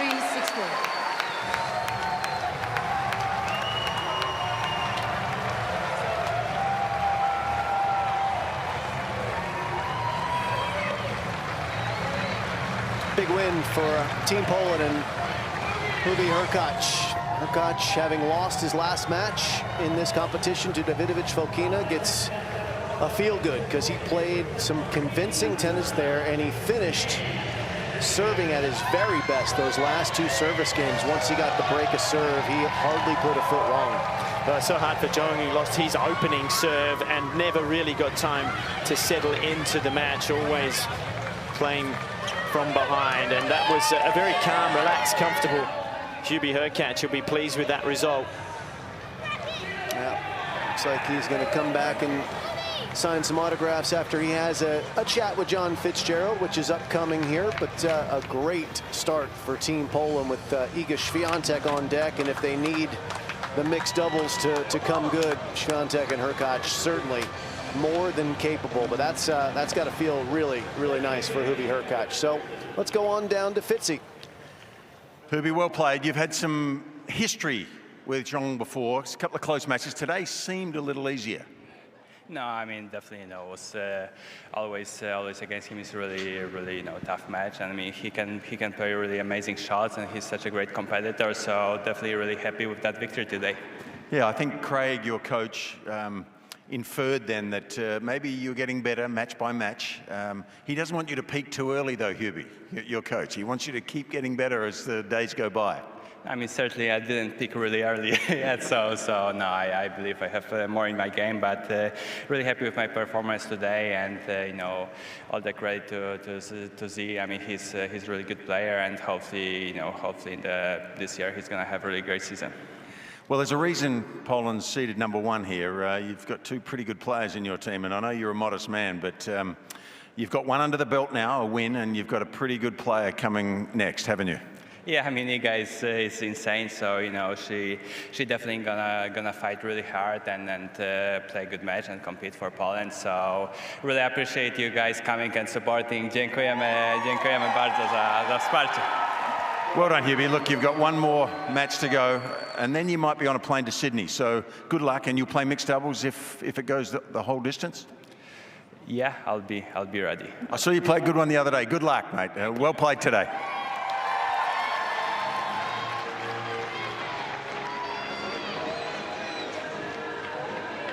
Well, he's a gentle giant, is Hubie Hurkacz. He's a lovely, I can call him young man because he's younger than me. When you get to have a chat to him, and he's signing a few autographs, those balls will be hit into the crowd as a memento of a day out at the quarterfinals here at the RAC Arena and the United Cup for 2024. Take us through the summary, Jim. Yeah, so bottom line, unforced errors look similar, doesn't it? What we're missing is showing you the winner count, and that's where Hurkacz really excelled. He had 28 winners against his 21 unforced, where it was 16 winners only for Zhang Zhizhen against his 22 unforced errors. So -6 in that category is a big difference. Great serving from Hurkacz. He really lifted in the second set. First serve percentage very high, and Zhang's, well, it just faltered a little bit, and it didn't take much, and it was really unlucky for him. The break in the action at 3-all, 30-all seemed to stunt his momentum, and Hurkacz ran away with it from there, Todd. Well, it means that Team Poland are in the driver's seat with a 1-love lead, and they have the world #1 coming out next. Stay with us. You're watching the United Cup from the RAC Arena in Perth.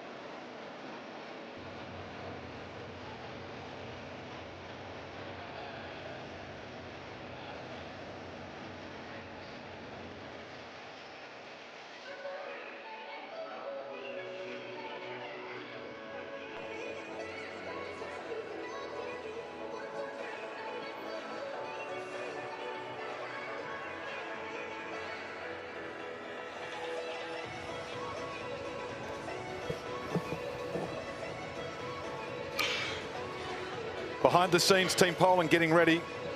Swiatek's there somewhere. She just ducked out of the camera shot.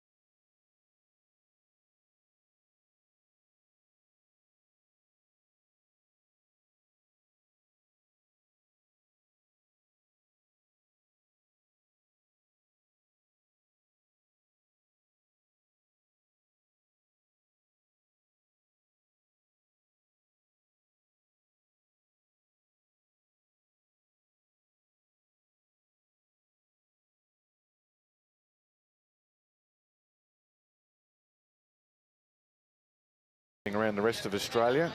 Brisbane International deluge every day. It's been raining in Melbourne too, but we don't start there until next week. David Colbert alongside Jelena Dokic. Good morning to you, Jelena. How are you? Good morning, David. I'm great. Is How are it still you? morning? Yeah. It is morning here, yes, It is, just. Yep. Excited about this one as well. And Swiatek does have a 4-love head-to-head in this one. But what I'm really interested is that 3 out of the 4 have gone to 3 sets. Not many people can get Iga Swiatek to 3 sets. Just about ready for the introductions here for the women's singles in this quarterfinal clash.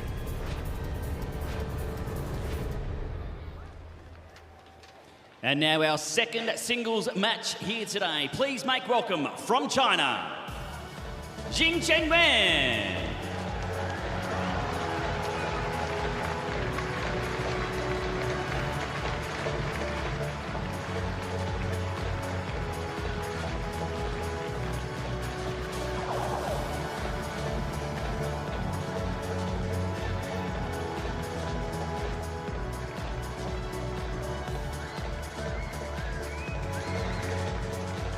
And her opponent from Poland, make some noise for Iga Swiatek.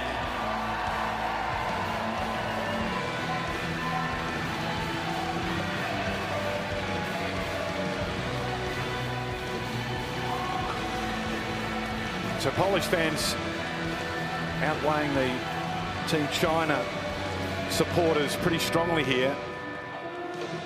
Team China normally get their fans along in numbers, but the Polish supporters have been strong throughout the tournament. Of course, Poland the #1 seeds coming in, and they've been impressive through the group stage. And he just dropped the one match. That was when David Fokina got the better of Hubert Hurkacz in the men's singles in their opening encounter. So since then they've been strong, and they're on the verge here of securing a spot in Sydney. Jing Chen-Wen's been impressive, hasn't lost any of her singles matches, and has been a bright light, really. Number 15 in the world, career high for her, and Jelena, it's a reason why she was voted WTA's most improved player last year. We've been impressed by her. Absolutely, and very close to getting into the top 10, which she said is a big goal of hers for this year. Ended the year unbelievably well as well, getting to the quarterfinals of the US Open, won 2 titles last year. And we saw early on already here at the United Cup why that is. She's got a big game and not afraid to go for her shots. Really good technically as well.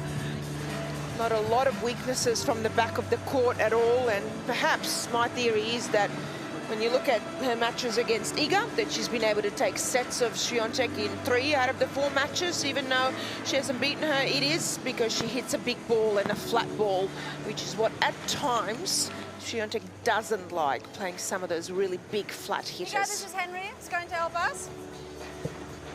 Next away, this is Henry. It's going to help us. Ladies, welcome. A couple of reminders before we start. After the coin toss, can we please take a photo in that direction? Towel bins are in each corner, and the conditions are the same. Any questions? Questions? No? It's your choice. We have AO or heads. AO? Okay, Henry, go. It's AO. KO it is. Receive. You stay, okay? And a photo, please.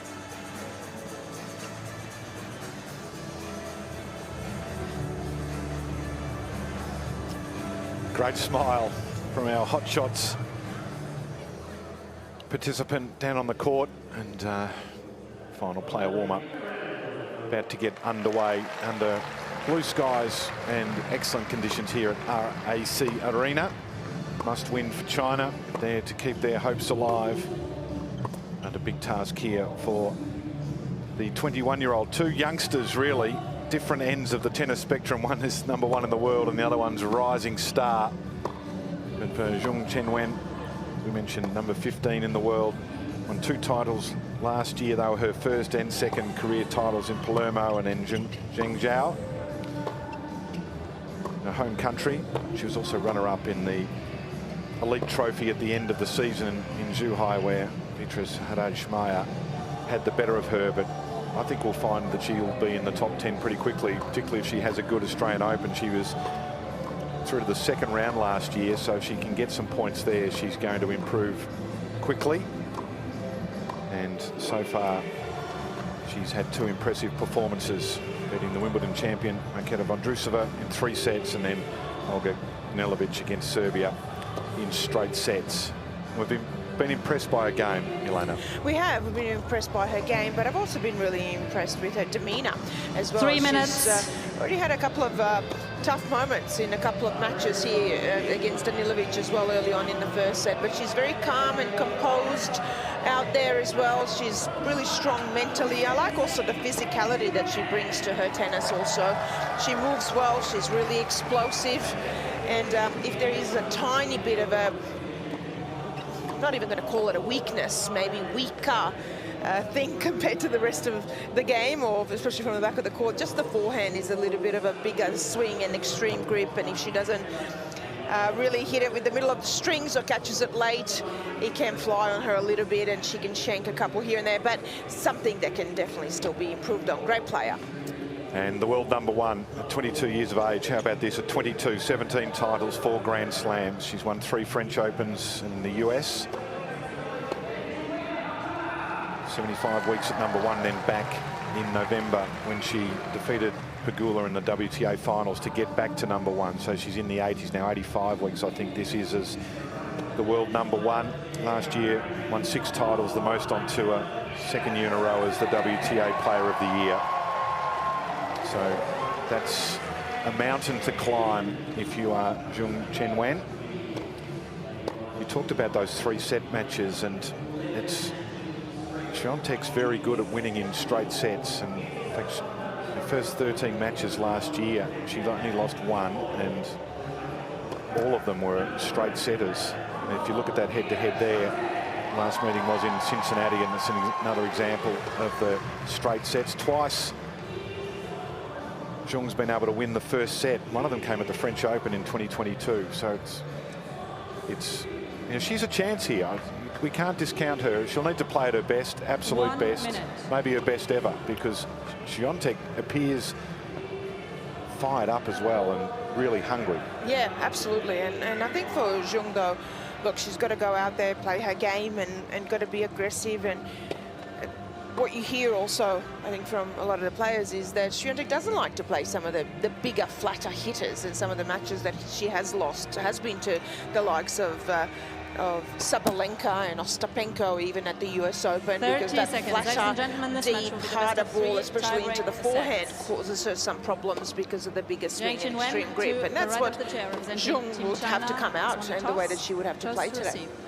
One thing that I did notice with Zhong in her match against Danilovic is that she did get a little distracted by the crowd at sometimes and a bit frustrated by that, and I don't think it's going to be as much of a factor. The Serbian fans are, you know, they were up and about, and really a bigger crowd too, so that'll be interesting. She just seemed to sometimes be worried about some things that were going on in the Here stadium. and there, yeah, and a little bit of, we saw it in the warm-up here, she got a little bit upset Nancy? with one of the balls Okay. going at her from Swiatek's serve. I think, though, what she does well is she uses it to fire herself up. You have some players that really get distracted and then their whole game goes. What she did with a couple of time violations and the crowd as well, it fired her up in a good way, got her to focus. So I like that she's able to use that in a positive way. And that time violation came at a crucial stage, didn't it? It was in the last game of the first set, and there was a strange one. She thought she was okay, and Well, she actually got two. yeah. She lost the first serve as well. Yeah. Anyway, we'll keep an eye on all of that. Lots of storylines. One thing is certain: if Swiatek gets the win, Poland are headed to Sydney for the semi-finals. We will have a mixed doubles, of course. Jung won the toss, elected to receive, so the world #1 is going to kick us off here. Play.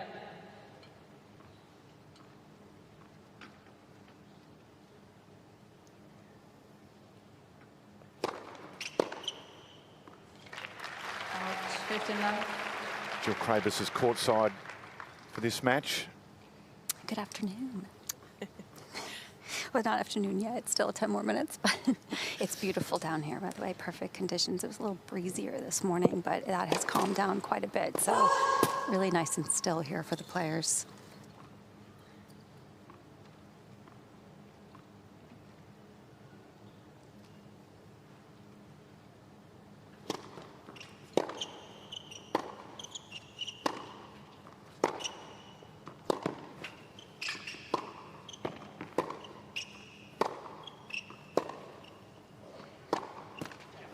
Jill, you've heard all of our permutations, combinations and prognostications. What are your views on this one? Oh, my goodness. That was a mouthful, David. You know, they have some similarities between their games, so it doesn't surprise me that Zhang has been able to push Swiatek off the ground a little bit. Just that last point right there, we saw, I think, what her strategy is going to be. Really high, heavy balls, a lot more height on that last forehand, even than in her previous matches. So I think she's going to be looking to go for that ball a little bit more. And Swiatek definitely got to give her the edge. I mean, she's never lost to Zhang, but they definitely have had battles in the past.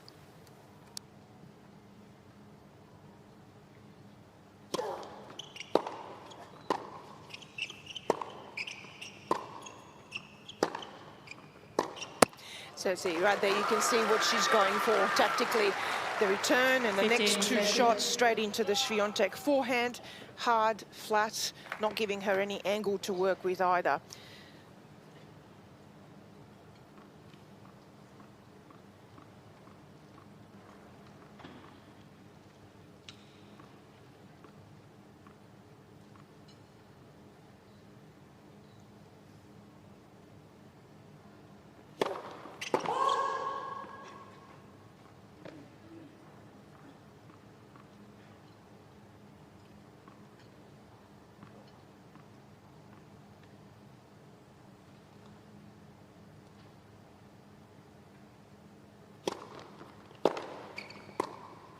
There it is again.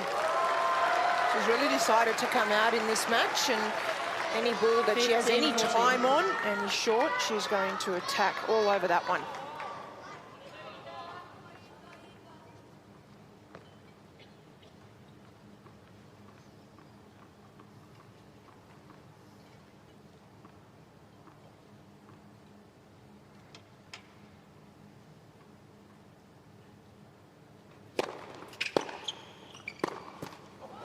A great start for Team China. Zhang breaks serve impressively. First game.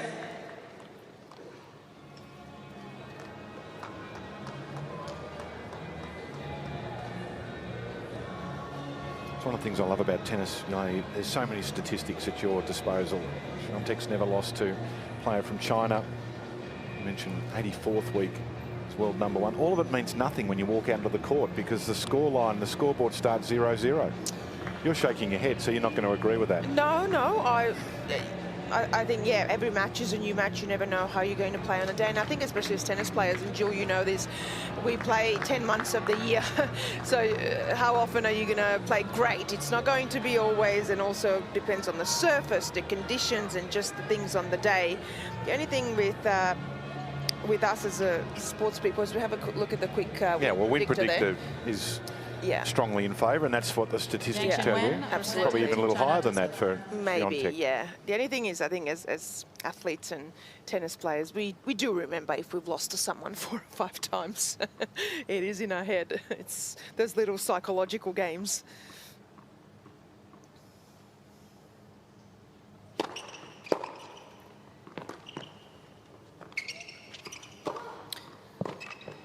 That's true, but we both, when we looked at that head-to-head, we both looked at the scoreline and said, okay, well, I've taken sets here, so exactly. I'm edging closer. Yeah, for sure, and there's a reason why she's able to take those sets, and you saw even with that first game. So she's got that game, she's got the aggressive game, which is one way to try and beat Swiatek, which is to try and overpower her,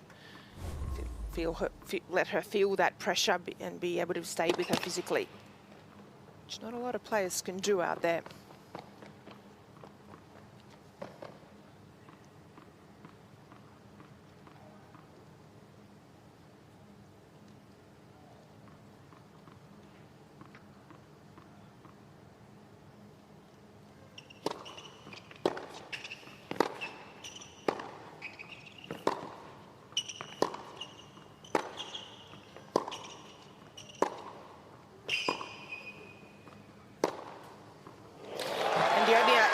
As well, I think kind of with tennis is you do have those numbers and statistics, but it's the opponent as well. And sometimes when you play certain opponents, you just don't like playing them. It doesn't match up with your game. Like mine didn't match up with Jill's as much. Yeah, whatever. Yeah. Don't lie, Elena.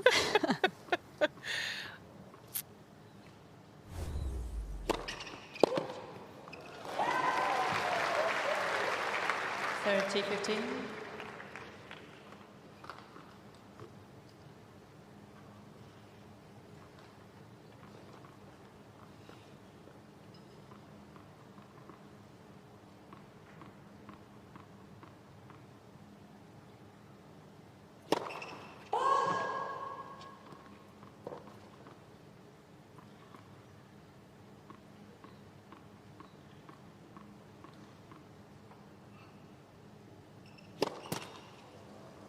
Sergio.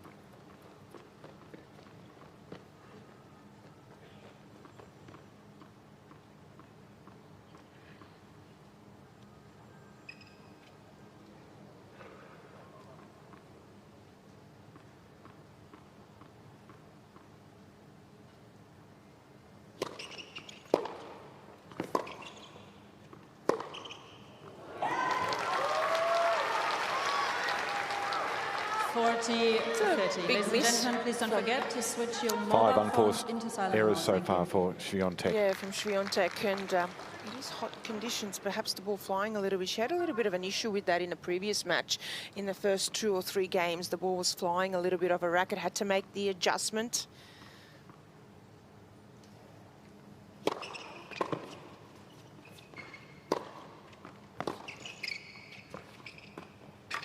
Oh, wow.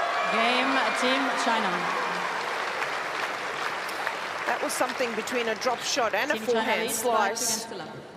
It was in between, wasn't exactly a drop shot, but wasn't a deep side, almost like a short slice. Have a look at the change in that grip at the very last moment, from the extreme forehand grip to a continental to be able to create backspin. What a shot.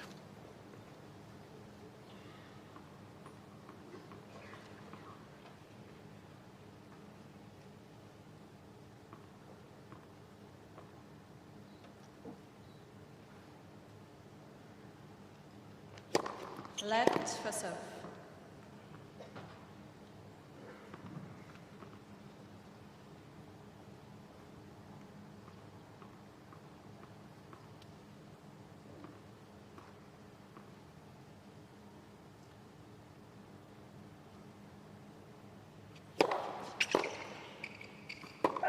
Captain Love.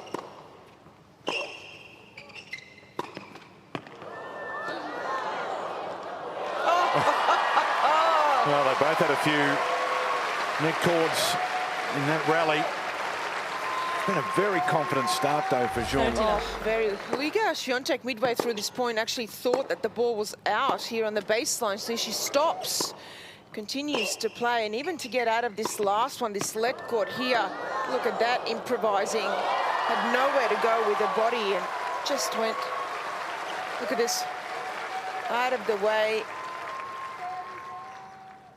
Back spin to keep it short. Wow.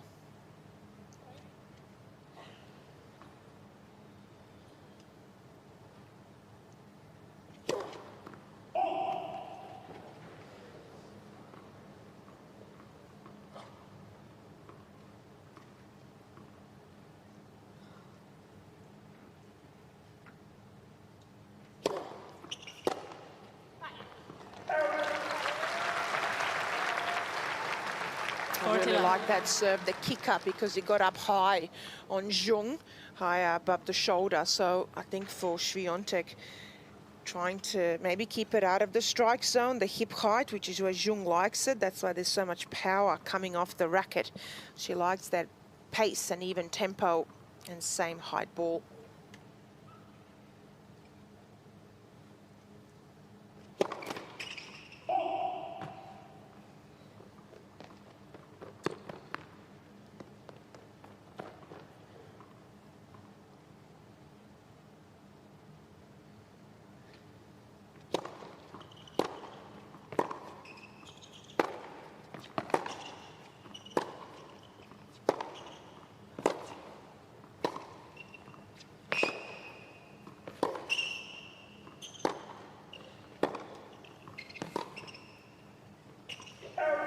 Game, Team Poland. So Swiatek gets on the scoreboard here, holds her serve. Team China off to a fast start. Team China leads 2-1. by 2 games to 1.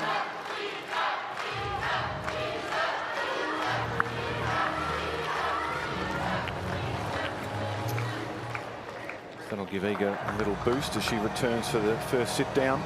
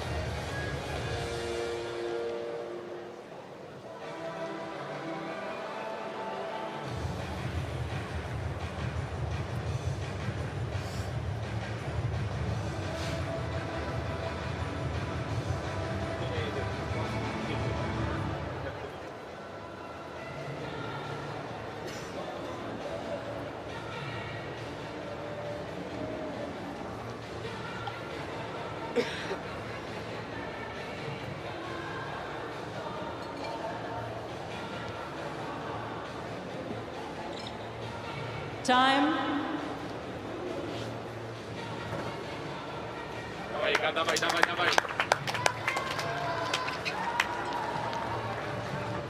Quick start here for Team China. They lost the opening encounter. Men's singles, Hurkacz taking the win.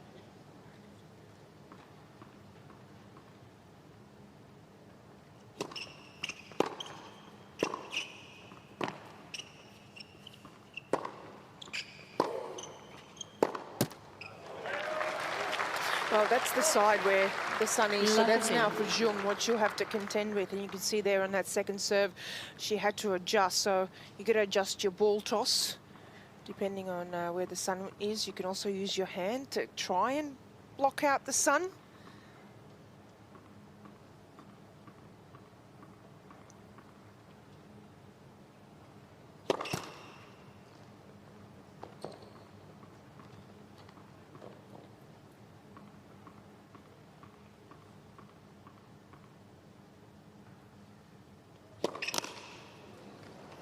I think that's a combination of potentially the sun, but also she really went for that second serve, had no margin for error, and a lot of that will be because of Swiatek and what a great returner she is, and players know that, especially off the second serve. She takes the ball so early.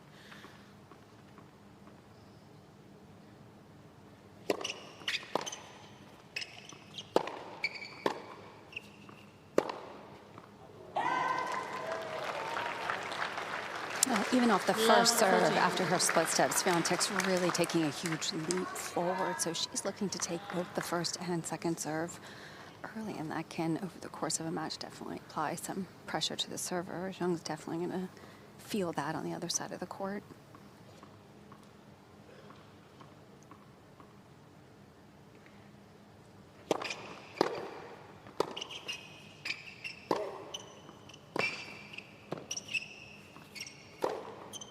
And that's an example of doing Team it Poland. on the first serve, isn't it? So impressive response from the world number one. Breaks back and ties it up early in this first set. And Jill, she's not just doing it today. We know she does that all the time. Doesn't matter who she's playing, even the big servers, she likes to attack, especially the second serve. And players know that. And that's that aura about her, that players know she takes the ball early, she's aggressive, and she does it all the time. So it's already in your head before you've even stepped out there on the court. Absolutely, yeah. I mean, there was a lot of pressure there, just watching her footwork and how quick she reacts to the serve. And I think because she knows and understands how fast she is, she's not afraid to stay up on that baseline on a first serve as well.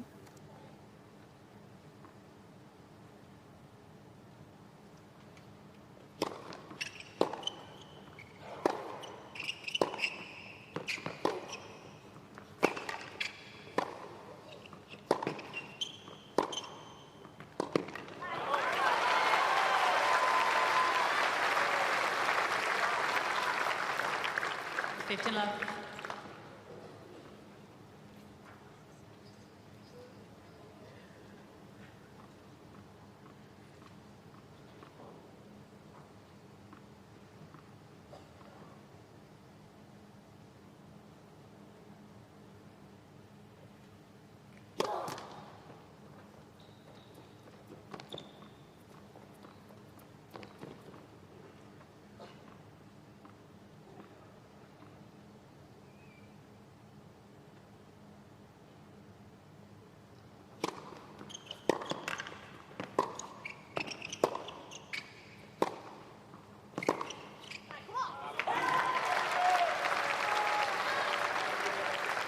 Love.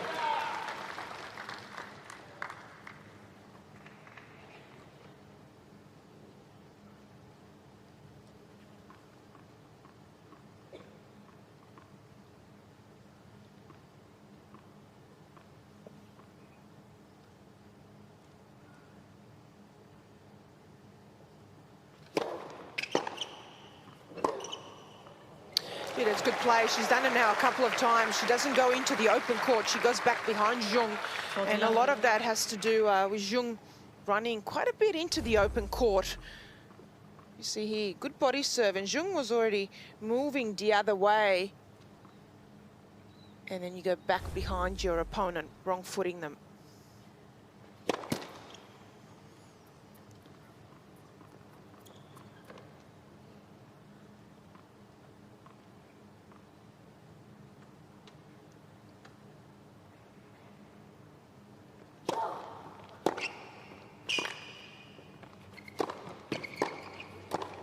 Oh,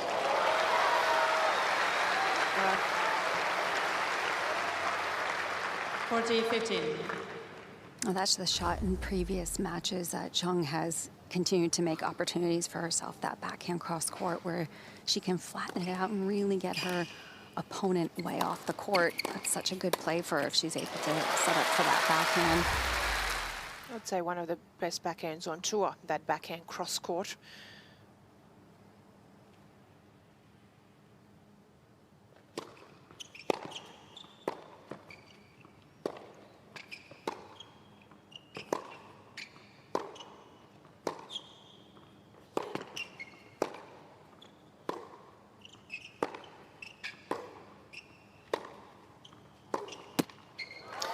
I say that it's just technically so sound. She's got good hip and shoulder rotation. She's always in position with the legs, short backswing as well.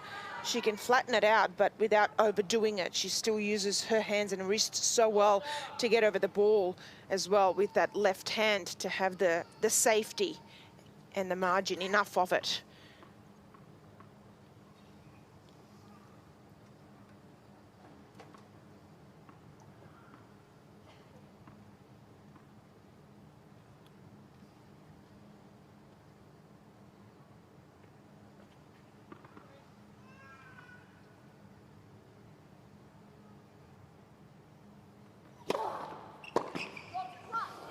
So after dropping her opening service game, Swiatek now leads the way. Team Poland leads. Impressive couple of games, 3-2.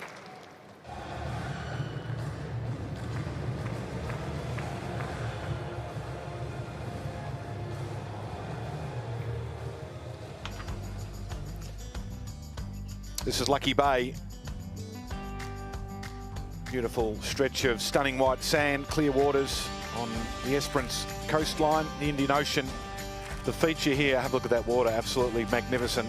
Claims to be Australia's whitest beach, and I'm not going to argue with them. As a former long jumper, I know a lot about sand, and that is white as it comes and looks nice to land in.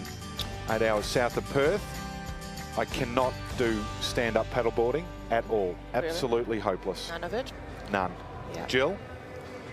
I've done it once and it wasn't pretty. Even with your balance and core strength, Jill?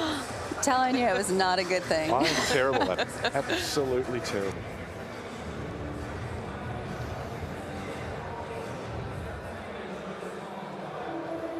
So it's been a little bit of a seesaw, hasn't it? The opening 22 minutes of this one. Just joining us, Team Poland got off to the best possible start. Hubert Hurkacz, straight sets over Zhang, 6-3, 6-4. So if Poland can win this, they secure a spot in the semi-final. Jung Chen-wen broke serve in the opening service game. And Swiatek, as you mentioned, Elena, took a little while to get used to the speed of the court in her opening encounter. But the last two service games, in fact, she's only lost a couple of points. Broke to love in the previous service game for Zhang. So this one will be an important service game for Team China. Yeah, Swiatek's made an incredible comeback here from being that early break down and I was getting overpowered, but she makes those adjustments so quickly and has such great awareness on the court of just adjusting to the pace.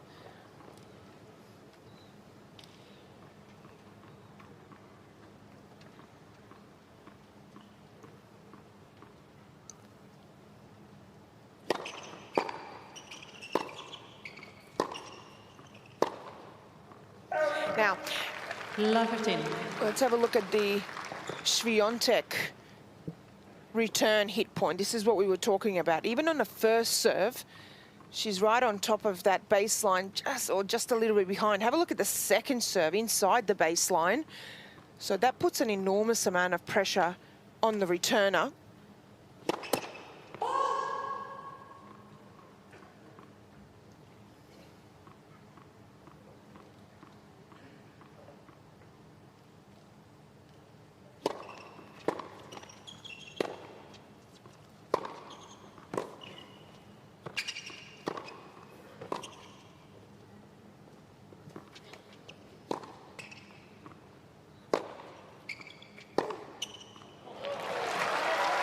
Great point. Started with the return, though, again for me off the second serve. Look at that. So what she does with that is she takes it early. As a returner, you know that's coming back quickly. You can't push her off the baseline as well. But also, Zhang is not exactly someone that has a weak serve. Her first serves are between 175 to 185, 187. 15-30. That's great placement there. So she does it even on a bigger serve. Got to have really good reflexes, anticipation, and really short backswing on that. That's what Swiatek has. She'd lost her last 6 service points, Zhang, so that was an important one. Still trailing here.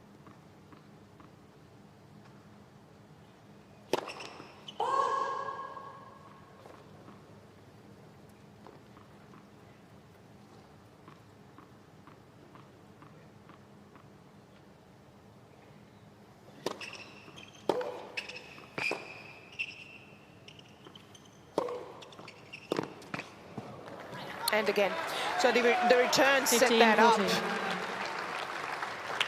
And I love with the return because she rips it, but big targets, goes through the middle a lot. So players have no angle to work with. And for Zhang, David, she's at 50% first serve percentage. That has to be higher, no matter who you play, but especially against a great returner like Swiatek.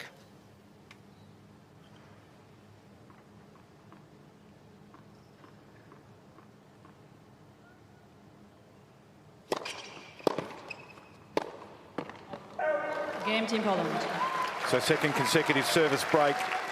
And now Swiatek has the advantage. Team Poland 4-2. Yeah, Elena, you spoke earlier about some of the adjustments. You know, Swiatek down 2-love now 4 games in a row. And for me, from the first 2 games to now, the difference has really been with her feet. I think in the first 2 games, as fast as she is, I felt like she was maybe just not quite as sharp, and I think that's definitely gotten a little bit better. She's a lot quicker in the last 4 games.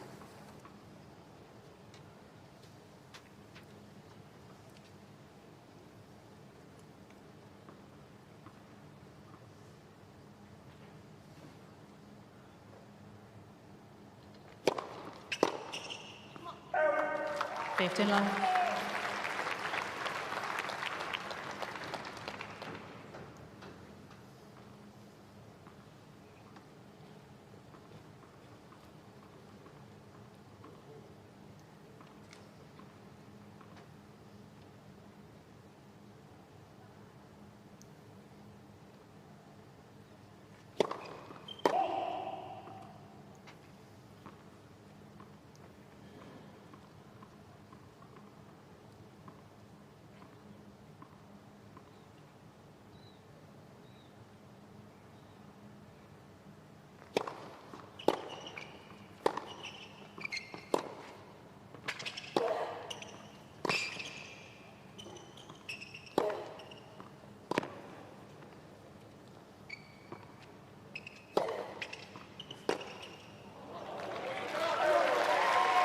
It's been an impressive string of games, hasn't it, since 30-love.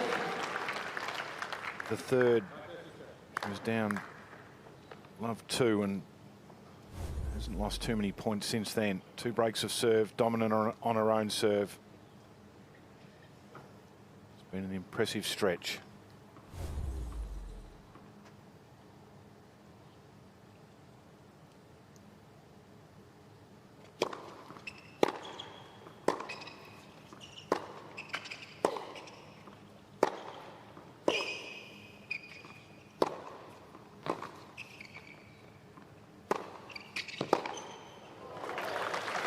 Big hitting. Well, Jill, you mentioned the footwork, and what Swiatek has been able to do is know, okay, there's a couple of big shots coming at me early on in a rally.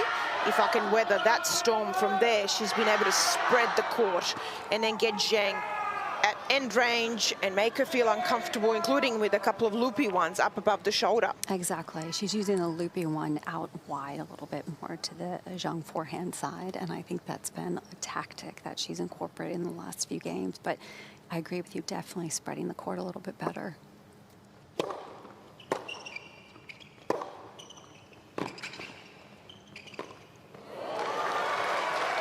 That was nice from Zhang. Yeah, good defensive skills there because she went to a bit of that squash shot there and not easy to hit that on the run and was able to keep the depth right here. So have a look at that one. But Swiatek maybe made a mistake moving back. She was kind of in no man's land, wanted to come forward. Once you decide to come forward, you got to go. Can't start backpedaling back.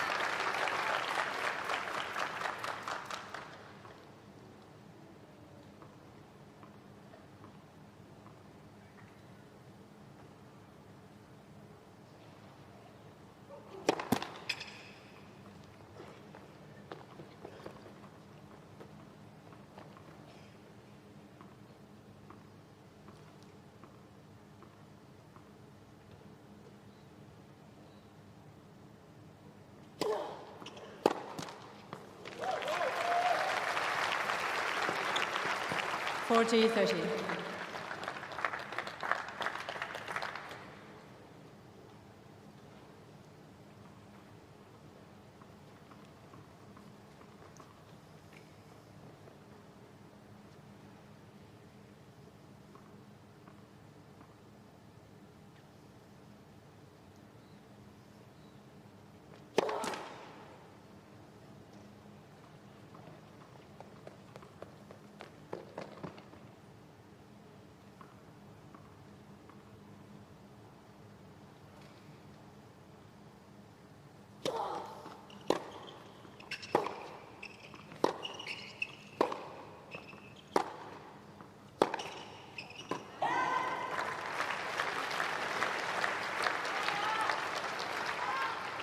Use.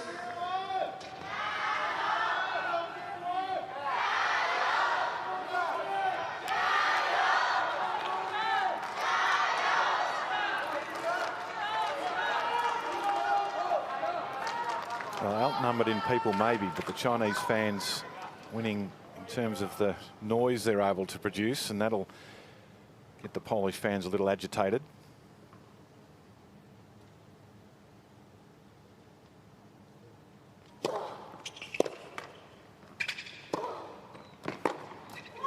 She has used that serve out wide so well, and Jill, that's a little bit of that spreading the court that we were talking about. But even with the wide serve, getting strong at end range on that side. I think that serve, because it's the shorter part of the court, and that's what's helped her forehand off the ground too, is when she's going for that heavier forehand, but more off the court and shorter. That's where Zhang gets into trouble.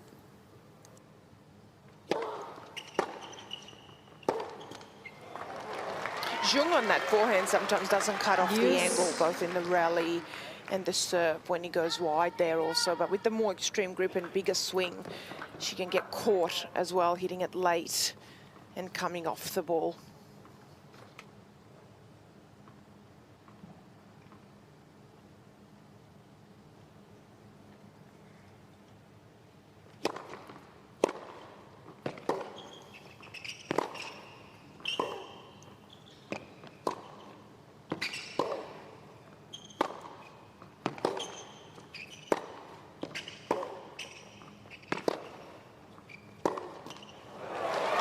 Again, good hitting from Zhang.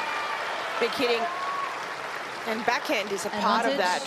And Jill, I just wonder, Zhang was clearly wanting to attack the forehand of Swiatek, go hard and flat there, which is a good tactic, but whether it's better for her to move the ball around a little bit, because if she goes into too many forehand cross-court rallies, that also exposes her little bit of weaker side, which is a forehand. Yeah, she's got to be patient. But what's interesting is both of these players can bring the power off the ground, but they're both choosing the higher, heavier ball as a normal rally ball. So they're both testing each other with that higher ball.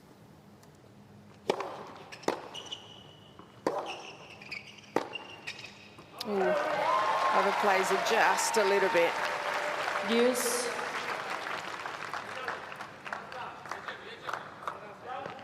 Well, because they're so good at that, at getting pace, and so good with the ball in the strike zone, hip height. So you're trying to mix up the height and the pace.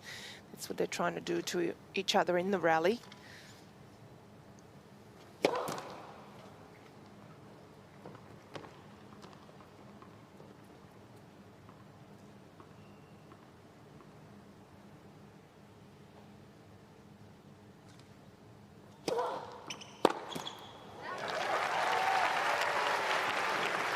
She's missed that one a couple Advantage, times, and Team Holland. I like the aggressive nature of attacking that second serve, but she doesn't have to flatten it out so much, especially because her natural stroke is to get some good height and margin over the net.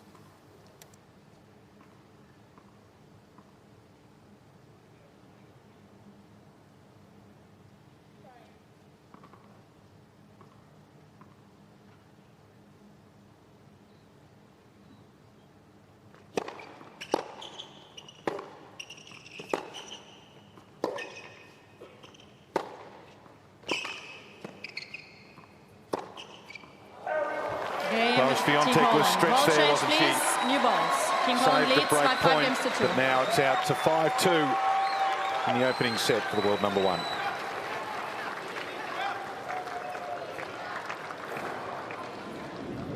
Sorry.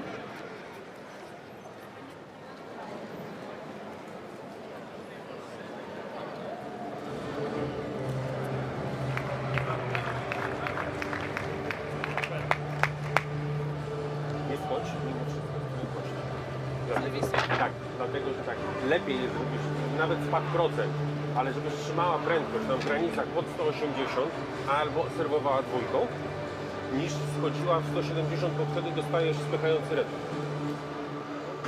Po dwójce i tak masz większy procent, a jedynkę strzelisz. Trochę mocniej znów. Ja wiem, że są ciężkie warunki, ale troszkę mocniej znów, bo jest trochę mało loadingu. Nie czuję totalnie na przewagę Guti. Jakoś nie jestem pewna tego serwisu i on wylatuje na raz trafiam. Okej, idź w ciało. Zbuduj się przez ciało, głównie w ciało, od czasu do czasu docinaj tam właśnie do kiczy tutaj na zewnątrz. Cały czas do nacisku. A teraz 2 razy grałyśmy szybko i nagle piłka mi nie odleciała z rakiety, nie? Jakby spuchła albo coś. I też raz doleciała, raz doleciała. To jest normalne, a jest nad nią. Time. Jest z przodu nacisku. After losing the opening 2 games of the match, Swiatek won the last 4, now leading 5-2 after 36 minutes.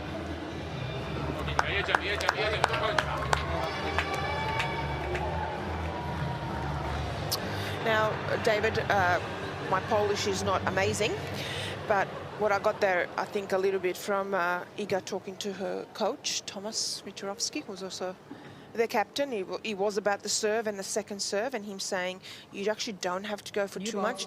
It's more about the kick because of the conditions. It's going to get up high. And that's what you and I, Jill, were also talking about, focusing on getting the ball out of the hitting zone, even with the serve, and using the conditions, the hot conditions. Yeah, it's true. It's been bouncing up pretty high, and I think also Thomas noticing that Zhang has struggled to, especially on the forehand, on the kick serve to the forehand side, on the deuce side for Iga. That one has been pretty effective. And we've seen her use that a lot more in the last 2 service games. Right.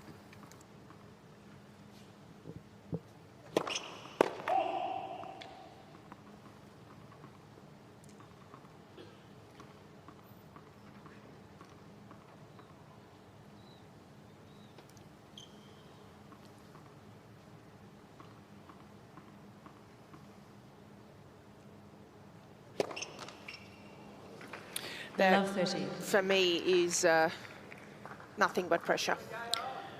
And the accumulated pressure from Swiatek and her return position, and just trying to make serves, because she's gone for a few big ones and it didn't work, and then completely decelerated on those.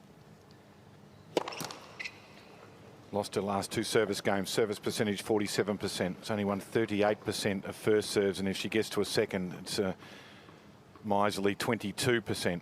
Almost miserable. There's another one. So there's 3 double faults in a row, and the first serve percentage needs to get better. I feel like her ball toss is low, but the second serve, there's, for me, just looks like a lot of confusion on what to do. So after a fast start, 3 set points for Swiatek. Led for serve.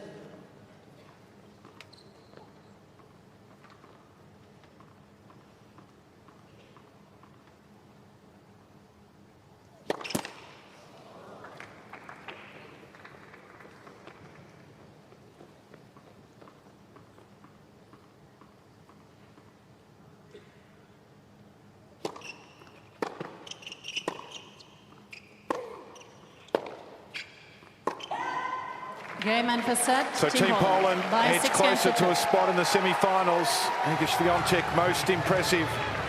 Rattles off the last 4 games of the set to take it 6-2.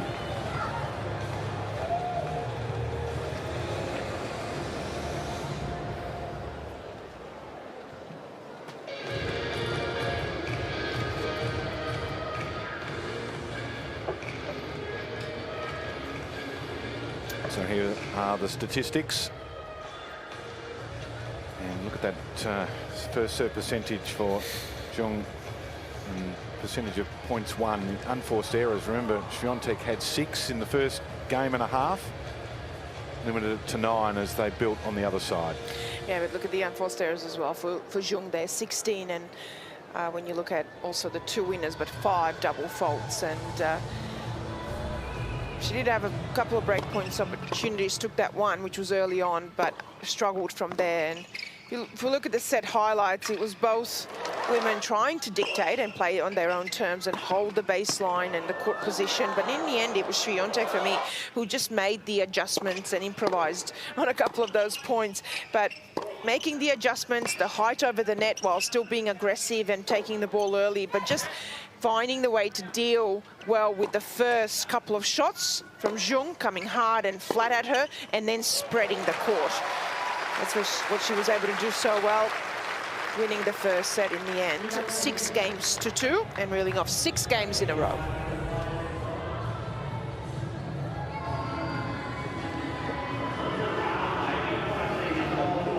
Most impressive, and Iga Swiatek is just now centering herself. I did say 4 games, it was 6, so yes. After losing the opening 2 games, she rattled off the next 6, and it's a little frazzled at one end of the court, and it's completely calm with the world #1. And that capacity to make the adjustments initially and then assert the dominance was impressive. And now she gets to open the serving in this second set as well.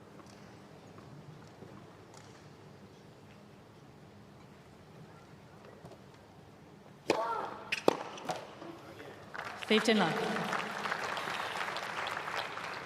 the adjustments that we were talking about with Swiatek being aggressive. Have a look at this rally hit point, the flatter shot, and then you've got the loopy one. But have a look at the height over the net on both, but especially the flat one. There's still so much margin for error.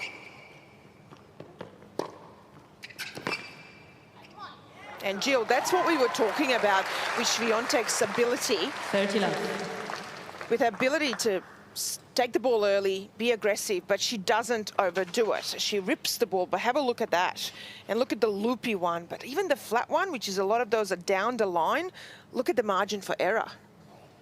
That gives you so much safety while still being aggressive.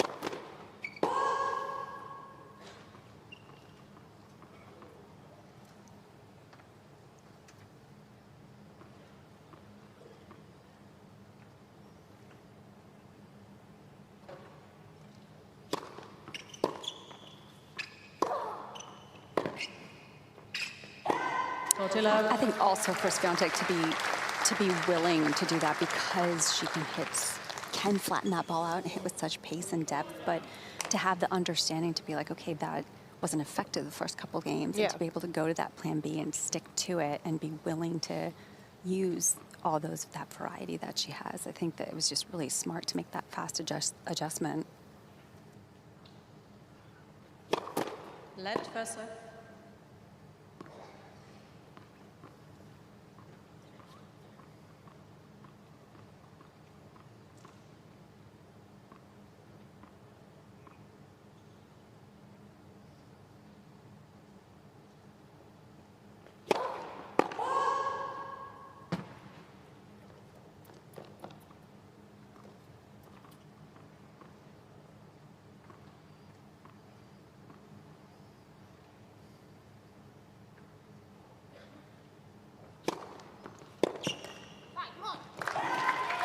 Game, Team Poland. First game, second set. And for me, Jill, you would look at Swiatek as a big hitter. And if you look at a lot of the other big hitters on tour, I don't think that, for me, anyone has the margin for error when we come to talking about not going for the line, having big targets, but also the trajectory over the net. Consistently in matches, in tournaments through the year, no one has it as much as she does.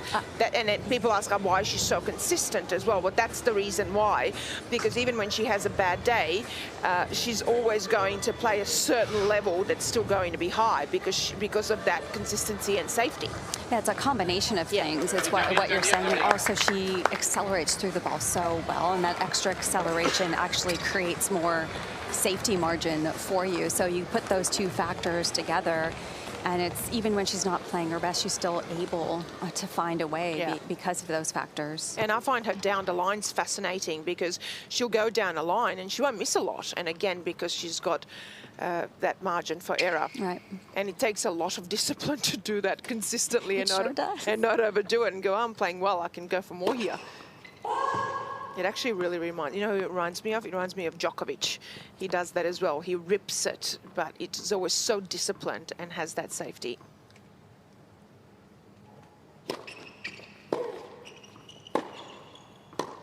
Love 15. Have a look at the points won. So Swiatek 35, Zhang 16, and half of those came in the first two games of the opening set. Just a quick look at here at the Zhang forehand. Look how she opens up the left shoulder, falls back, does have a bigger swing and an extreme grip as well, but the preparation for me is late.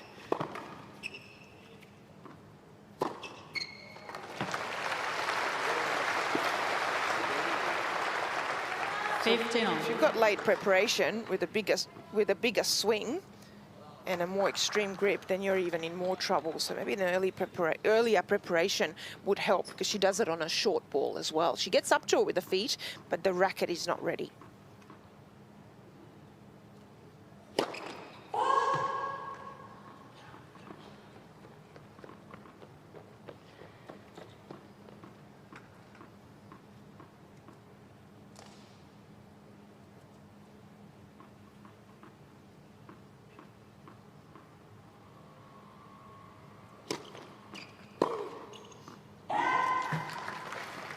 $30-15. So we'll have a look at it one more time. There, see, the ball was already almost, we could see it on screen, and her racket was still there, not ready to hit that forehand. And when you've got a bigger swing and an extreme grip like that, you got to get it into position to hit a lot quicker. So a little bit of a faster arm, but also earlier preparation would help that.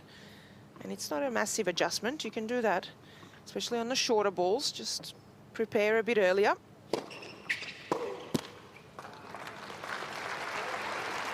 $40-15.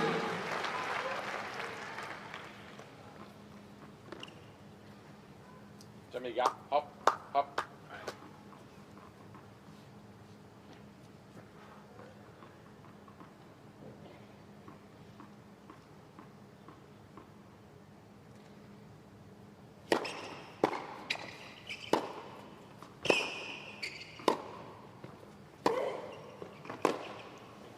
Super 40-30.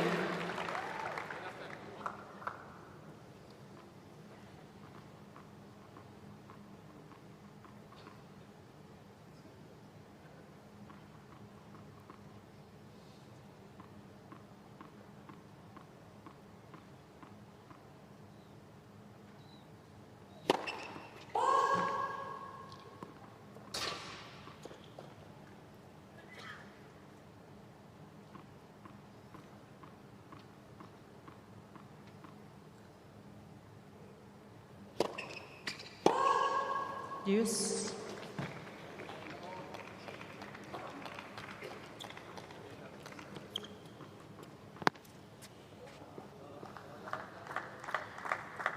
That first serve percentage for Zhang's now down to 33%.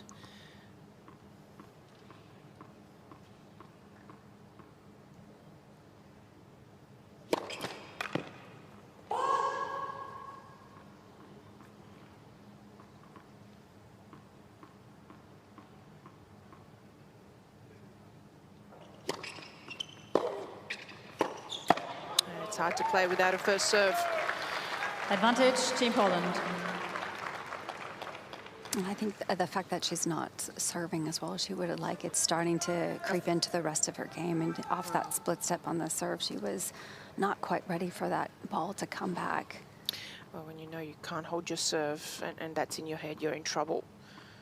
And at the moment, that's what she's struggling with, even holding her serve.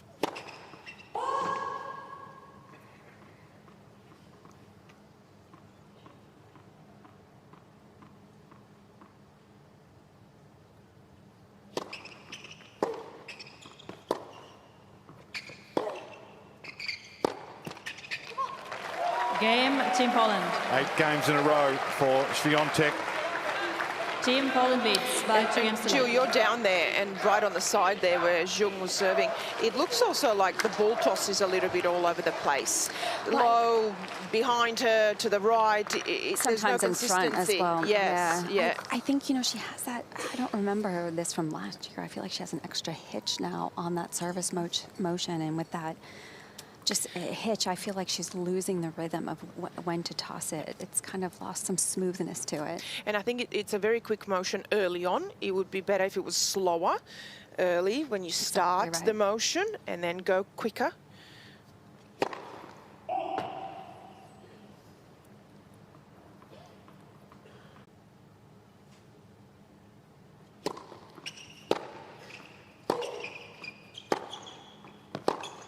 See how eager they're both on the first and the second serve. She starts nice and slow, and then it's the acceleration for Jung. She starts quick early on, and when you do that, even the throwing arm goes too quick, so you can't throw your ball up consistently well, so it affects your ball toss.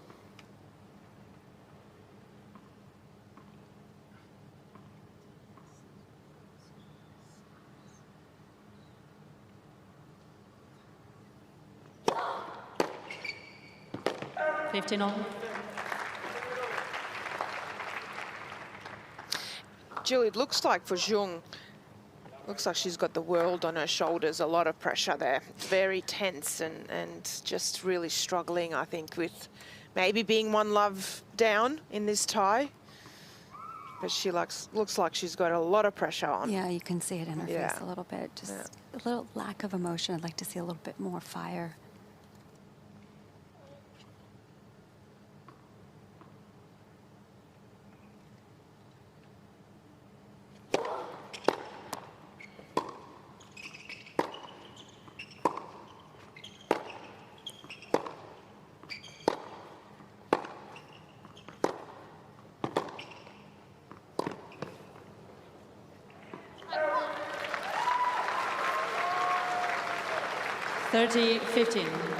Even her movement out to that forehand side, I mean, it was a great shot right into the corner from Swiatek, but just didn't have that intensity on moving to that ball as we're used to seeing from Jung. It almost looks a bit deflated, doesn't it? Disheartened.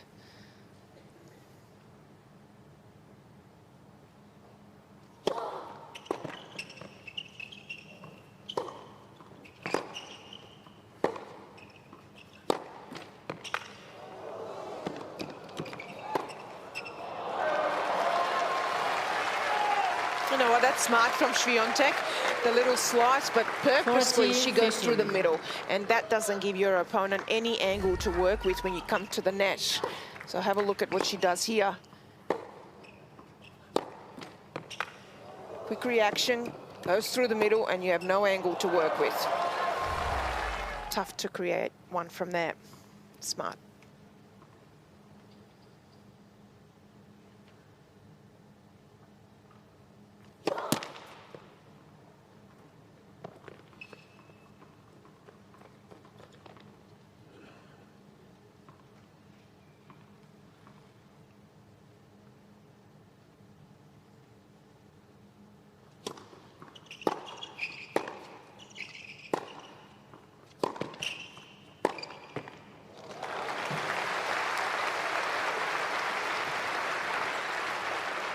(40-30).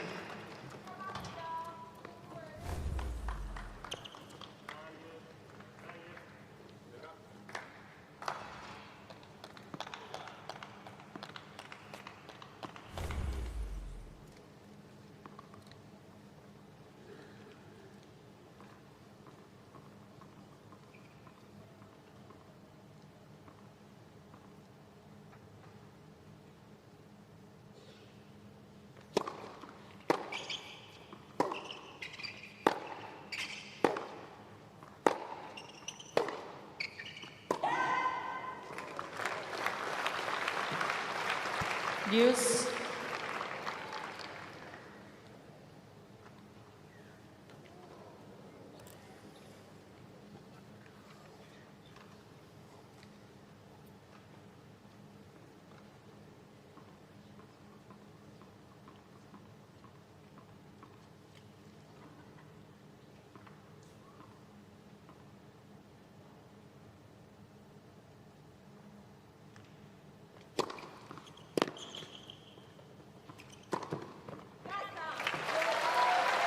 Well, aside from that opening service game, which she lost, she was stretched Advantage, to Team Poland. the break point, had 3 deuces in the 7th game. Her serve's been superb for the rest of the match. And look at that one again as well. She takes it out of the strike zone for someone that just hits the ball so well from the back of the court when it is in that hip height hitting zone. Such smart serve.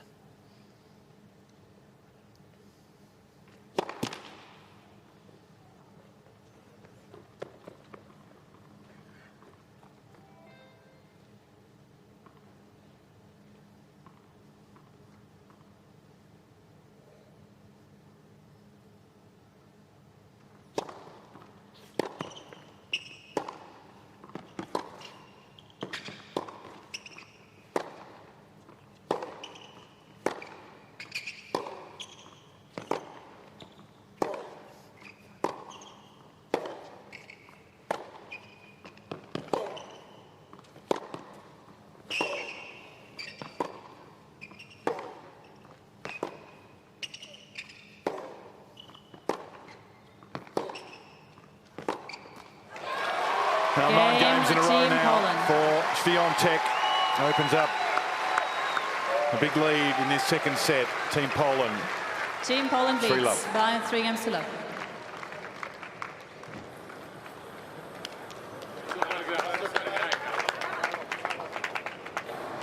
And even in that last rally, which I didn't have my shot counter going internally, we're going to get it here, but it was probably the longest rally of the match, and Swiatek just happy to wait for the opportunity, match the speed and heavy hitting. And it's still like a perfect balance between not being too passive, but also not overdoing it. And she's happy to build the point. But a lot of that also comes from, look at the movement and the court coverage. She's everywhere. Doesn't give up the baseline either. But again, look at the height over the net, and hard to miss, actually, when you're doing that. And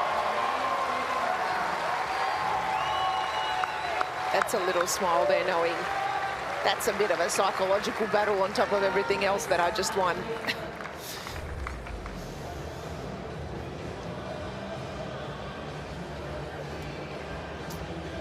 So they're not too far away from securing a spot in the semi-finals. The #1 seeds, Hurkacz in the background there, did his job, 6-3, 6-4 against Young. And now the world #1, putting Team Poland in a strong position. Time. Tough team when you've got the world #1 and world #9. That's why they're #1 seeds. That's how it works. You got your best, and you're playing well. Only just dropped the 1 match. And they'll go to Sydney if they do prevail here as the favourites, you would think, with the way they're playing. Bit to go. I know you might debate that, but we're not there yet.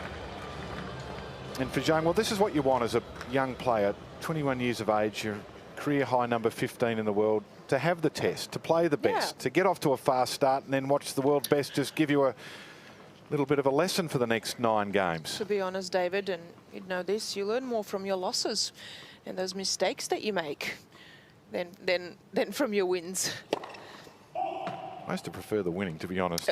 Me too, but we're talking about learning. Didn't happen very often for me.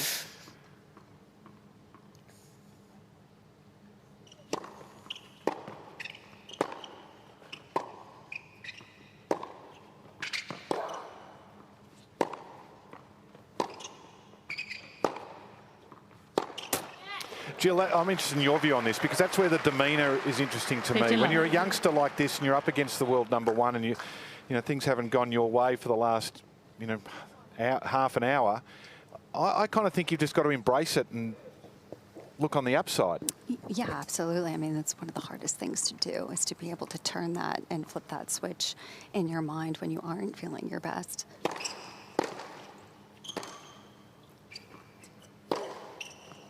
But sometimes, I mean, that's where you hear the phrase, Very fake true. it till you make it. I mean, sometimes you have to try and convince yourself that you're feeling better than you are and just try and sometimes it's just about fighting. I mean, you just got to dig deep and then you never know when that feeling might change for you.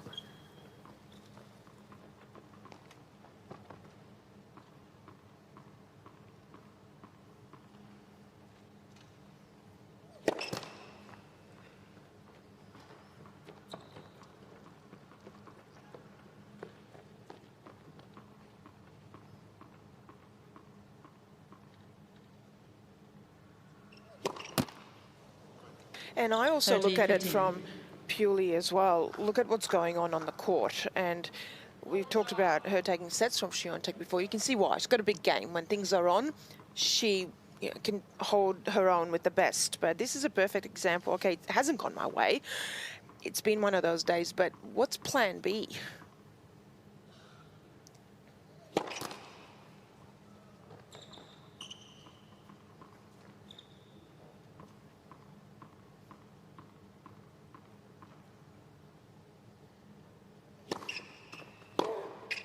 And Jill, you're there courtside as well. She's 15 in the world, on the verge of getting to the top 10, and no doubt she'll, for me, get there. But it's, okay, do I add a slice? Do I add coming forward? What do I now do on this serve? There's a lot of improvement there with the technique, with the ball toss as well.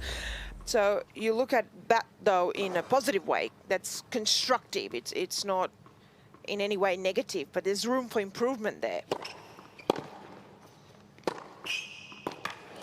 Which is pretty amazing considering she's so young and she's already 15 in the world. Yeah. How many 13. aspects of her game she can add. I mean, we don't see her come into the net very often. I feel like that's an area she can definitely improve. We're starting to see her throw and drop shots occasionally, but there's so much more she can add to her game, which is exciting for her, especially with how high she is already.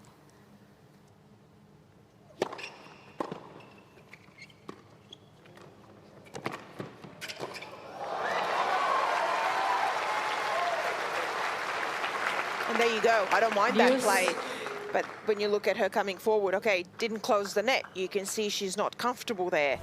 I think with her movement, she covers the court so well. The defensive game, throw in some of the slice and the loopy balls. This is in no way negative. It's just for a player 15 in the world. There you go. There's your top 10. So many positives still to get out of even this match.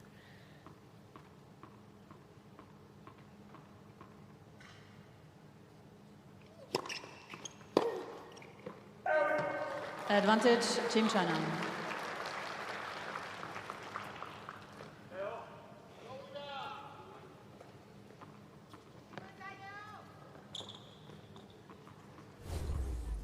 Let's have a quick look at the Jung serve. This is what you were talking about, Jill. See how she goes really quickly, then she has to hold. The left arm collapses if even the right hip comes around a little bit too early.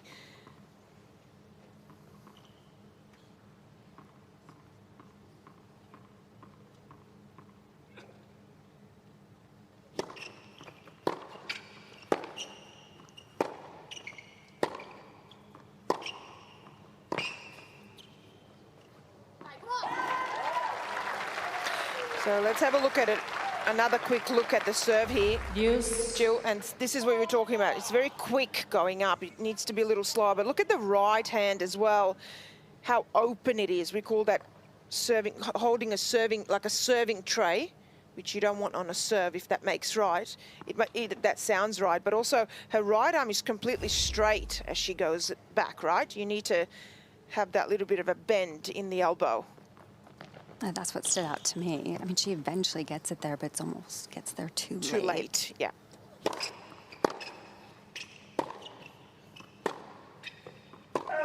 Advantage, Team China.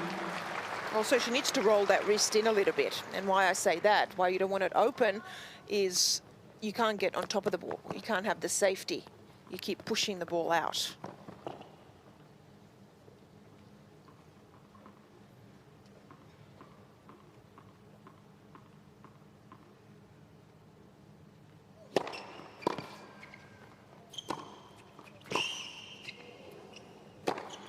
Good hold. Game, Team China. So Jung gets on the board. And breaks that streak of 9 consecutive games from Swiatek. Team Poland leads by 3 games to 1. Yeah, I felt like a couple of these points, and look at this forehand as well. Look how she gets under and over the ball beautifully. It's not too flat, which is what makes the ball just dip in a little bit, have a little bit more height, trajectory and safety. I think she can at times do that a little bit more often on the forehand. That would just make her game that bit more consistent when she's not having a great day with the big hitting.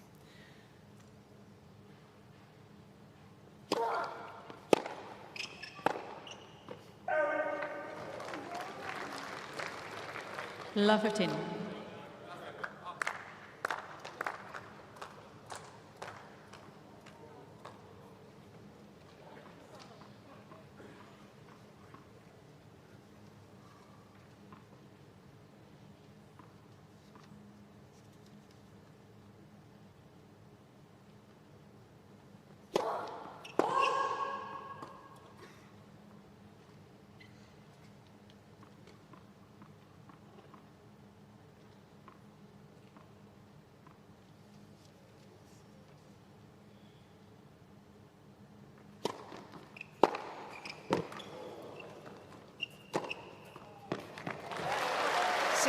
Love that return, but the second one was below the net, and look at how beautifully she adjusted to actually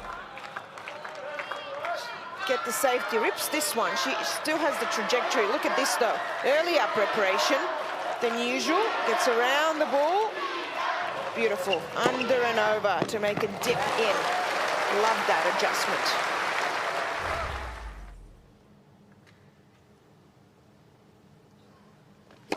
Let her serve.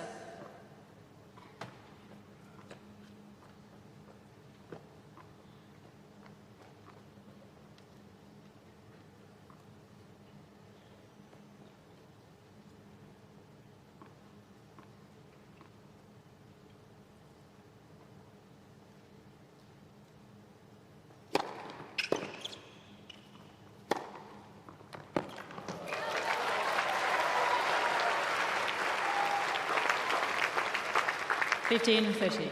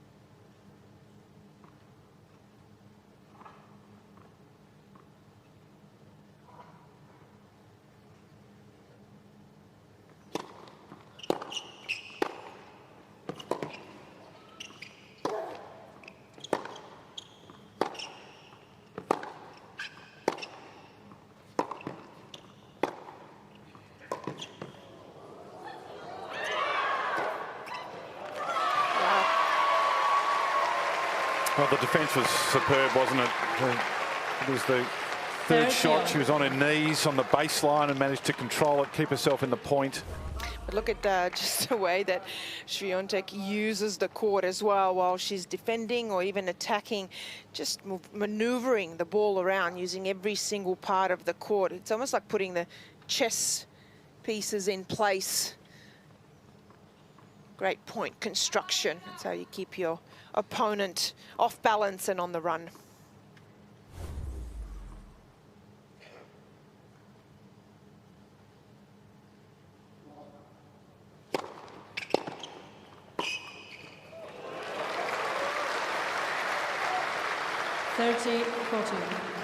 Well, it took that serve that's been working so well for Swiatek away from her. Zhang protecting that forehand side on that one, connected with that one really well right inside the baseline.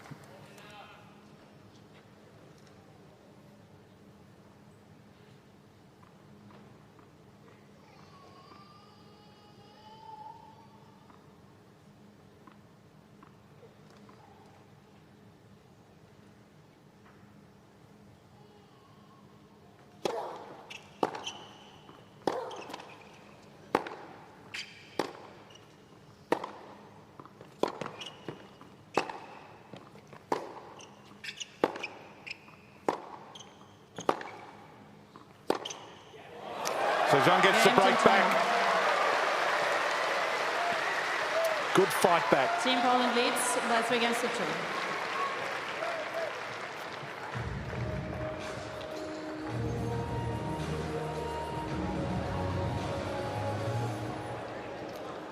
Well, we spoke about that. What can you learn from this situation? And to her credit, after losing 9 consecutive games and then being stretched to juice in her previous serve, she finds a way to break and hasn't squared it up on the scoreboard, but in terms of service,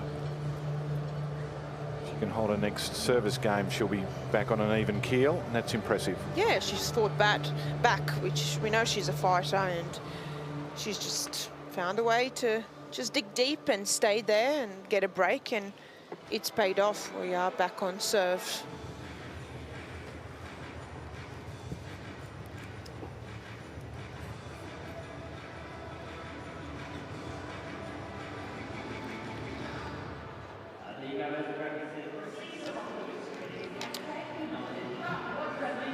Warm conditions in Perth.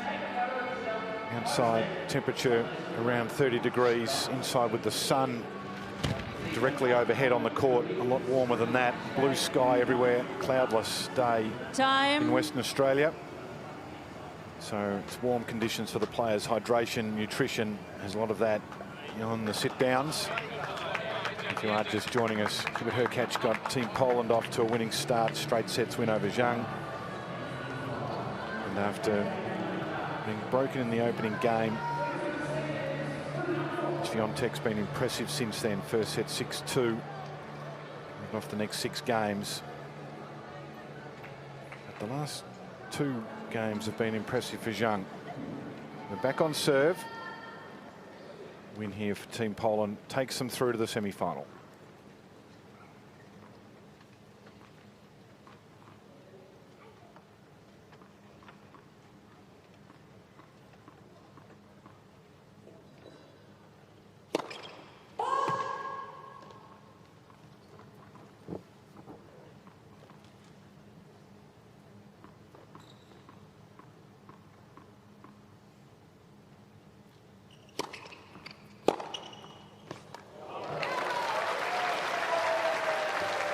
Love-a-ting.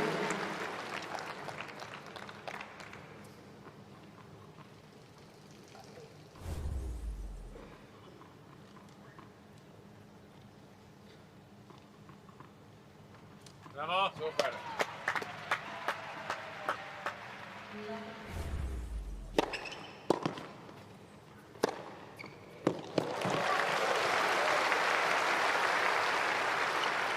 Fifteen all.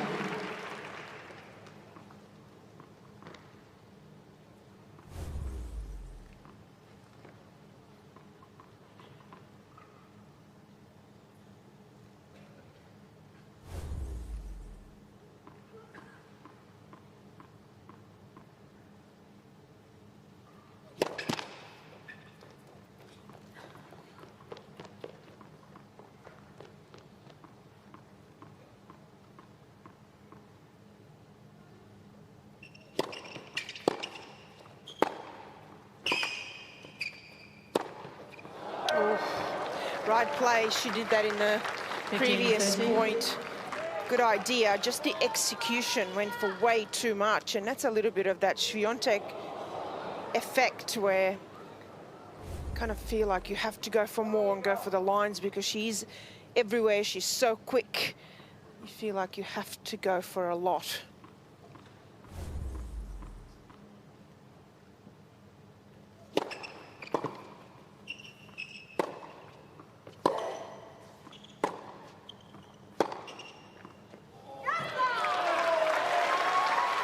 That's the shot, Jill, we were talking about that not a lot of players have in the world. The forehand deep, cross-court, but with so much heaviness that it also bounces to the right when it hits the ground and goes up high. And you can understand why Zhang maybe thought that one was going to go out. That's how much rotation it has. It has so much spin, it dips down in the court the last second.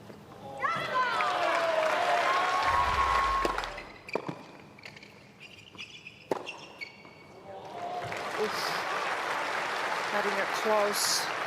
30-14.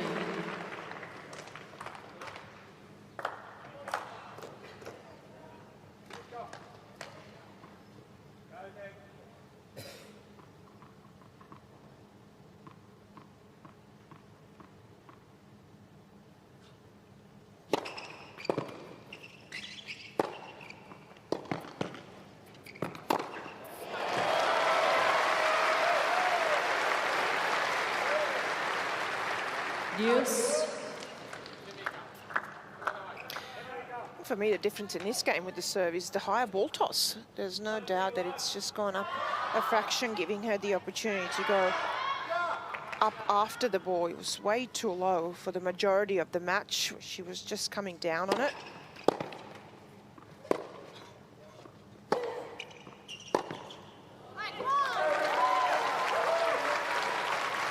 Advantage, Team Poland.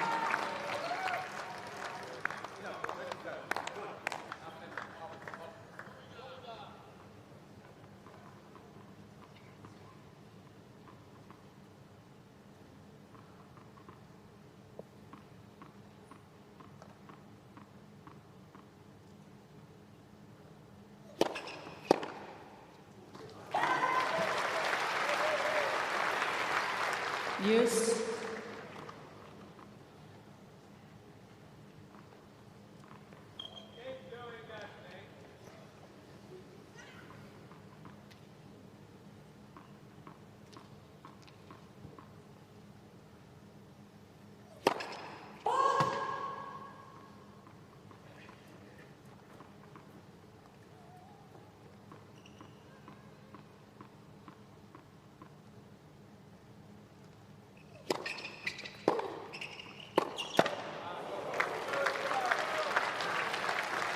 Advantage, Team Poland. Reba, Sean's coach on the left-hand side there, and she's done well to save the 3 break points so far, but they just keep being accumulated by Swiatek.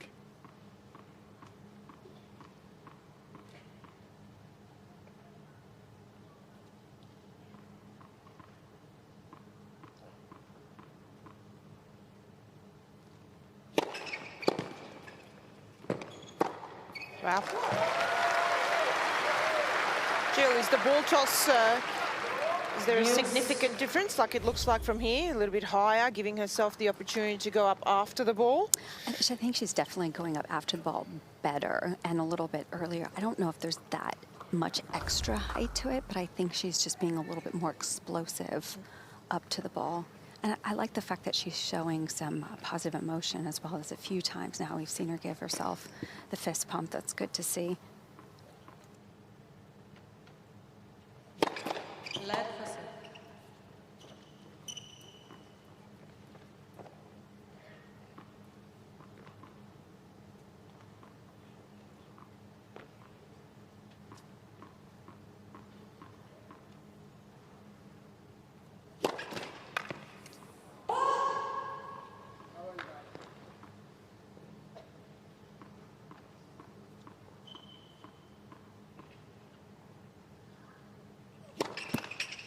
I see that ball toss was to the left, too far forward, too low, and that just doesn't give you the opportunity to go up after the ball. She really collapsed, yeah. That one was definitely too low, yeah.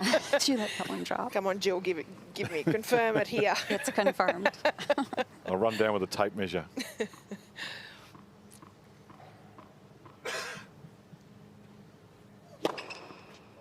Nice. I think the consistency of the ball toss is better. I think she struggled with that for about a set and a half. It's a little bit everywhere. Perhaps the nerves as well. That's kind of one of the first things to go. The arm just gets tighter, a little bit shorter. You can't quite have that ball toss.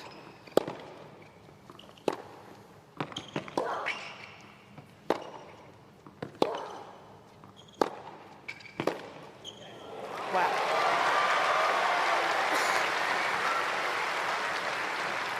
Advantage, Team China. So much body weight that goes into her backhand, especially down the line, really throws the racket towards the target so freely. So beautiful to watch.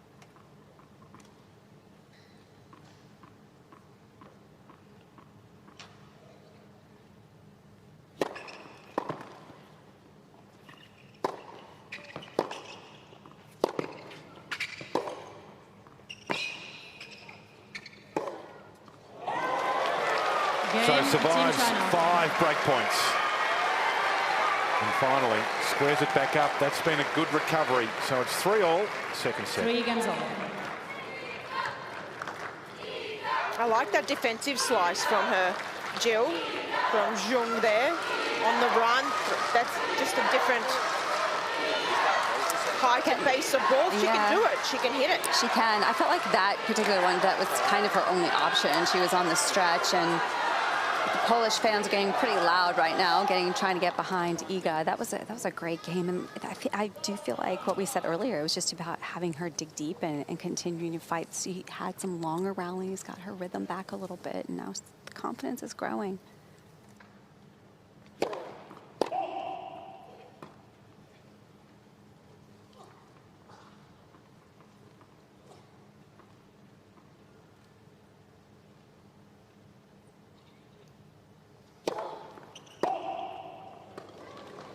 And a couple of games ago, Jill, we did say, okay, what's perhaps the plan B when you don't have a great day?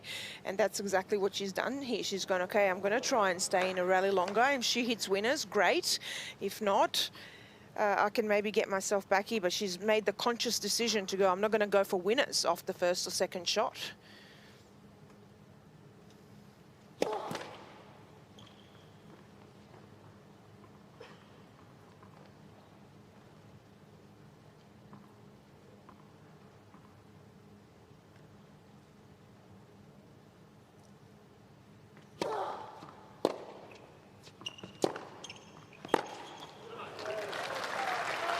So I like that adjustment. I like that she's made that conscious decision to do that. It shows that there's an awareness there, and she's trying to change something out there. Yeah, it's about that willingness to want to stay in those points and want to fight through those points. And even there was one game, she had a long rally and she lost the point, which can sometimes be demoralizing, but I think she took some positive energy from that, and that lifted her game.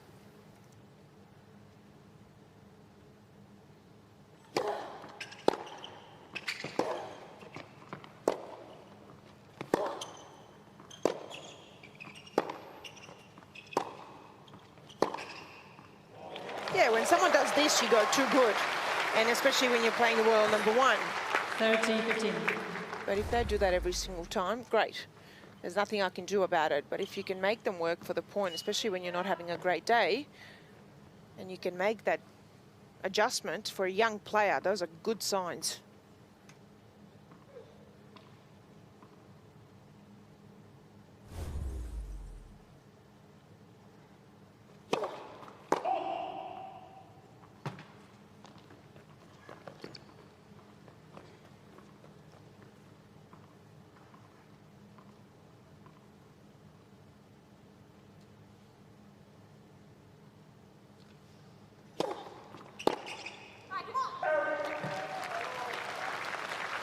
(40-15).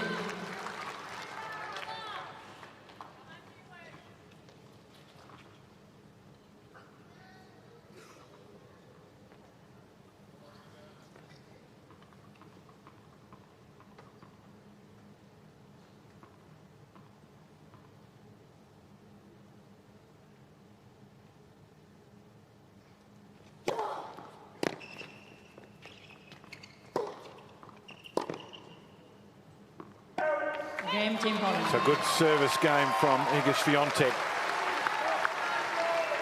Stops a little slump, a little mini slump. Maybe too strong a word, but anyway, Team Poland 4-3.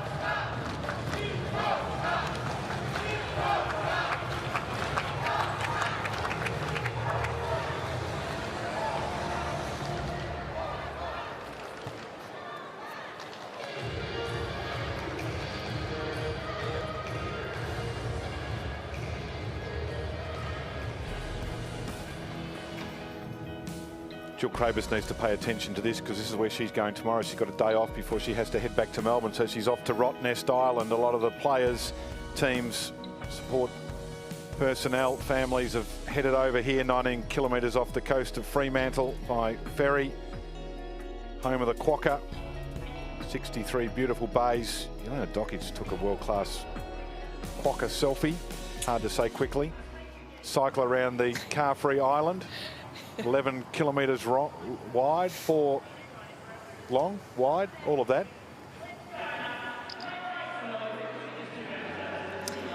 Yeah, I was able to finally get that quokka selfie after chasing it around for an hour.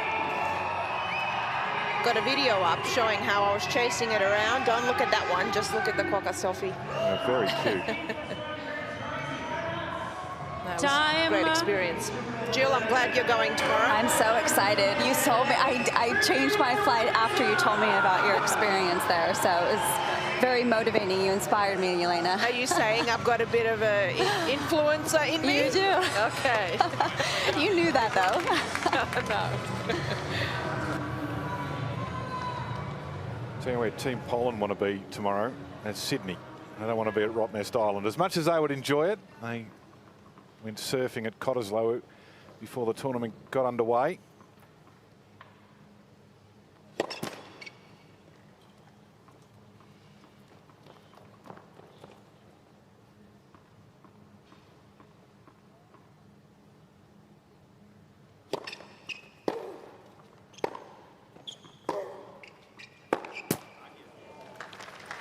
Love 15.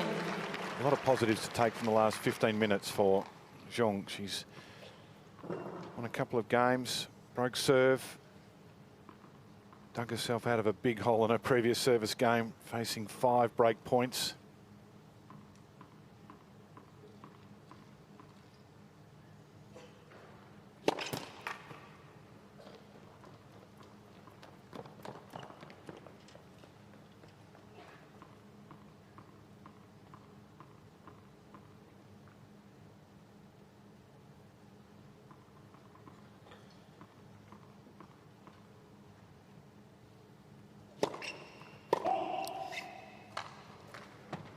Love 30. Yeah, this is for me where developing more shape and a safer second serve will help even under pressure, even against a big returner if you develop a kick serve. She needs that ball toss more to the left to be able to go from left to right and not go for these big flatter serves. Nice.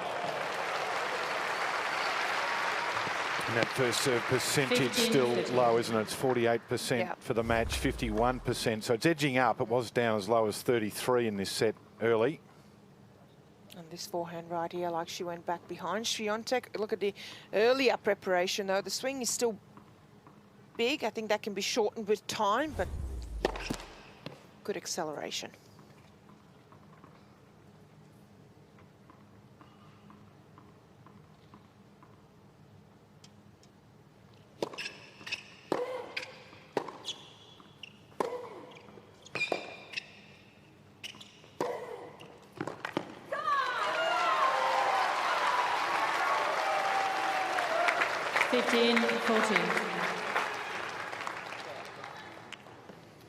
And as the champions do after Zhong 3 consecutive games, Iga saying, well, okay, I need to elevate the temperature a fraction. 2 break points.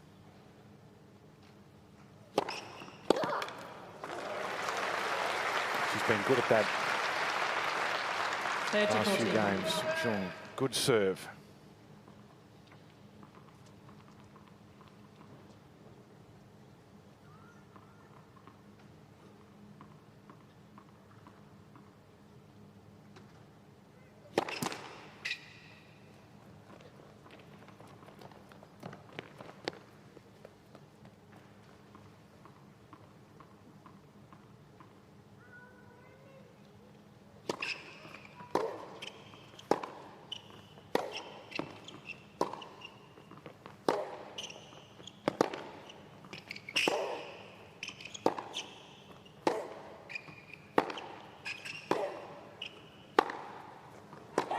Game Just Team wrong. Poland. So Ball Swiatek change, gets the please. break. New balls. And when she returns, she's going to come with new balls to serve for the match. Team Poland leads by 5 games to 3.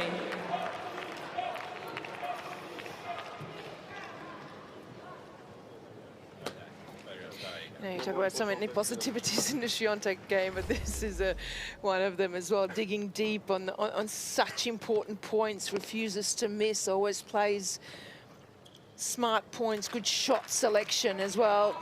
No cheap errors. Look at that reaction. She knows the meaning of that to now serve for the match.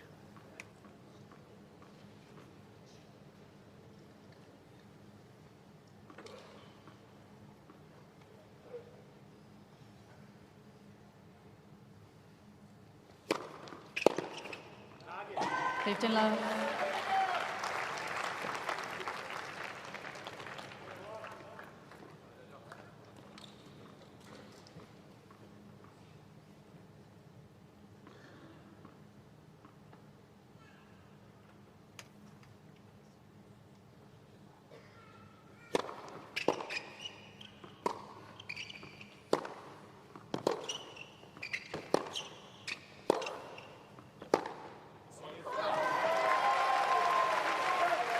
Third Tila.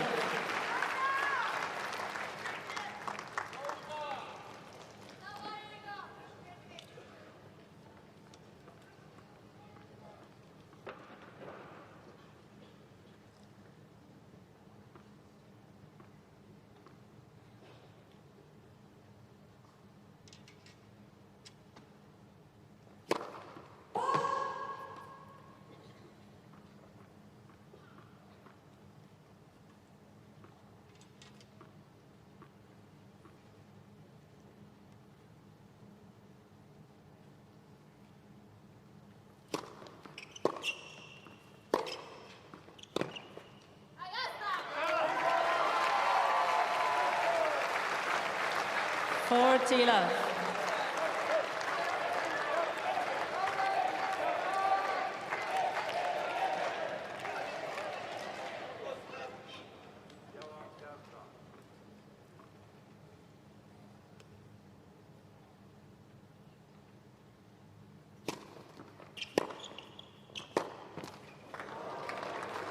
$40-15. Caught the last millimetre of the line. Maybe 4 or 5 millimetres. That's why I'm not a line judge. Yeah. Even a virtual one.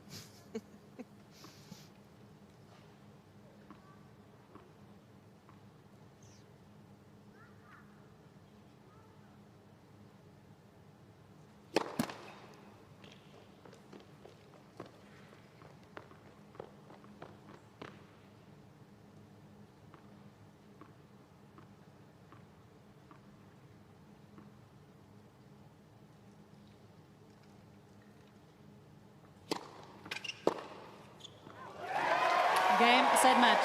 Team Poland, 2 sets to love. 6-2, takes 6-2. the win. And Team Poland are off to Sydney for the semi-finals. They're the top seeds, and they are going to be difficult to beat. Impressive win, 6-2, 6-3 for the world number 1. Yeah, what a performance that was, especially if you consider she was 2-love down. So basically won 12 out of the next 15 games, and quite a performance as well.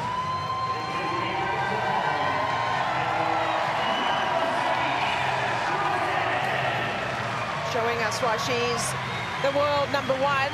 Be tough to beat, not just here, but the whole Australian summer. And she has started 2024 in quite a form, hasn't she? Well, she started it like she finished last year. She won her last 11 matches of 2023 of the season, and add that to the 3 wins here. So, impressive run. Not sure who they'll play in the quarterfinal. There's a lot to play out in Sydney. Currently, Norway are the only group winners so far in the semi-finals. They've got to get through their quarterfinals first in Sydney, that is.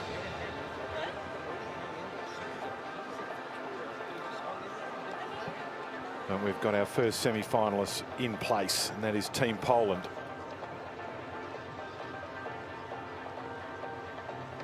And it's nice to enjoy the win as well.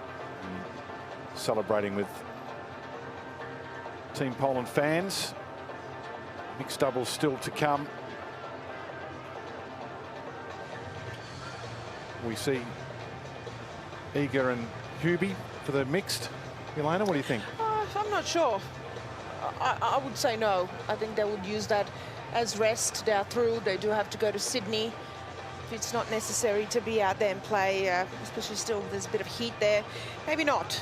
They've had a couple of mixed doubles matches this week, and that they might want to use that time for recovery, to get some treatment. We'll find out, won't we? Not too far away from that.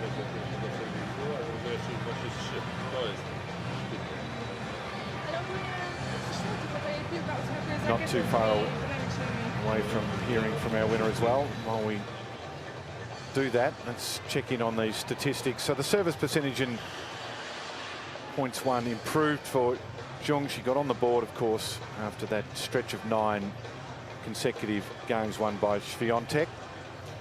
Look at the net points won as well from Iga, 10 out of 11. Less unforced errors. Just a really good match from Swiatek there. All right, let's go down to Jill, who's with Iga.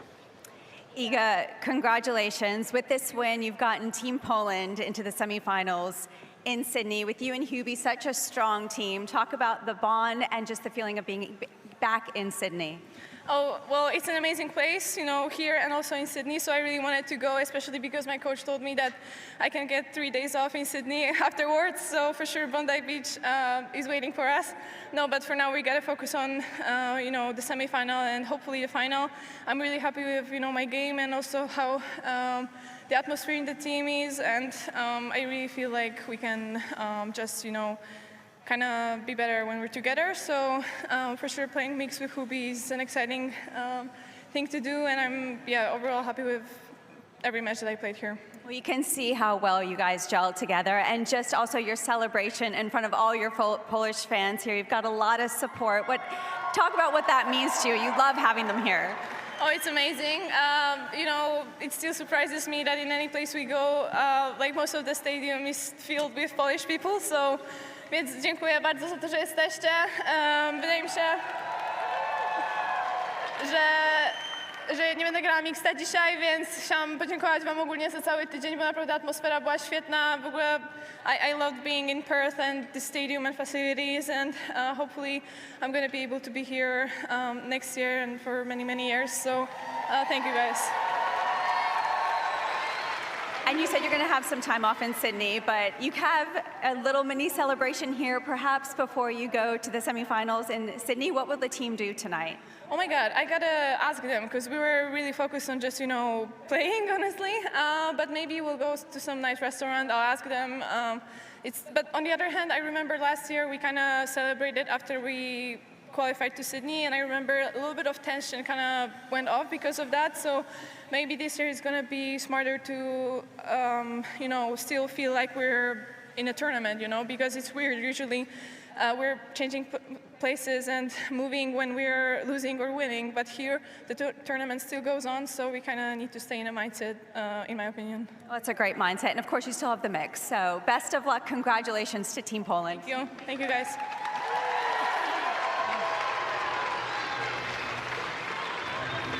Yeah, some interesting thoughts there. She's got her mindset coach, psychologist, and there she is. And it's interesting that she quickly snapped. I'm going to celebrate, actually. Maybe I'm not going to celebrate. Maybe not, yeah, because you lose a little bit of that, we call it kind of like good tension, good nervousness that you need to feel going out there to be in that mindset. So interesting to hear that. Maybe we won't, maybe we will. I just want to stay in that mindset and keep going.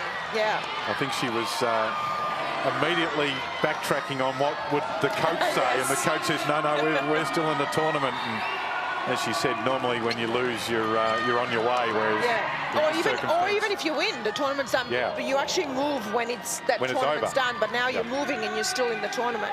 Interesting insight. So, Team Poland, Iga Swiatek sent them through to Sydney for the semi-finals. They've still got the mixed doubles to come, but it's the world #1 here. Impressive, 6-2, 6-3.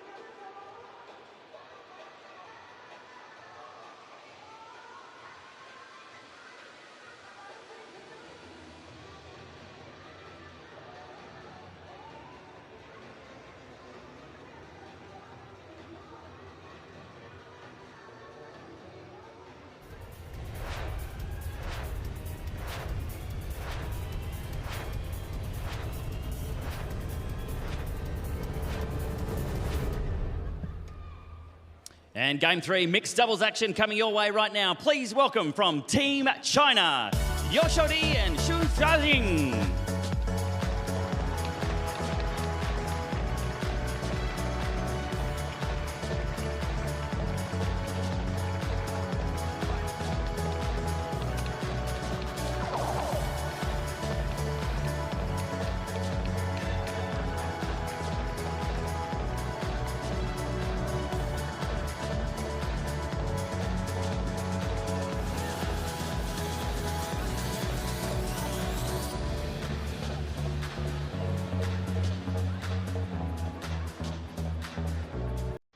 And representing Poland, please welcome out onto court, Katarzyna Pita and Jan Zielinski.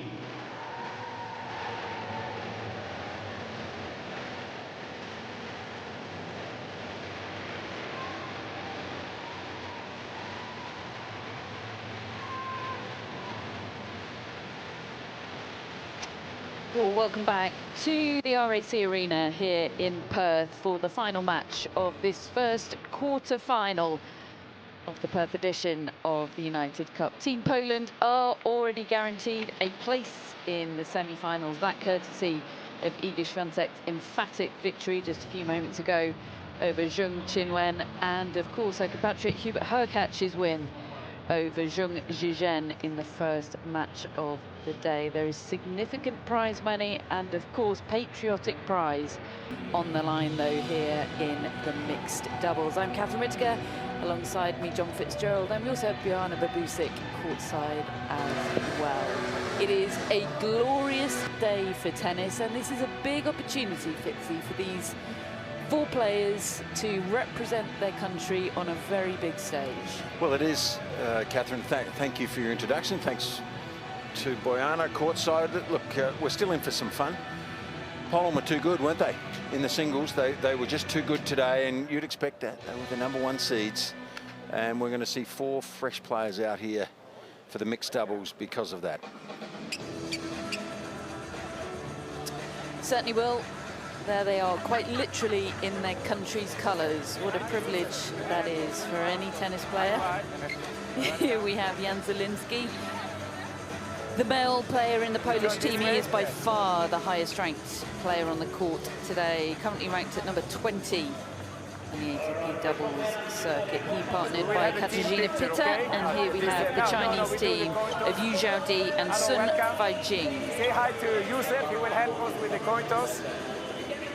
Okay, so like a few reminders, we're having the net sensor, so TV change always, so please be seated till ASA time. This third clock around the corner, so keep an eye on it, and the towel boxes, you have the flag inside if you want to use the towel. Yeah. And we have ELC system, okay? Any questions? No? So picture after, you can ask Team China for heads or AO. Heads, please. Okay, heads is called. AO, please, your choice. Serve. Serve. Stay. Also picture together, me Yusuf. So serve, okay.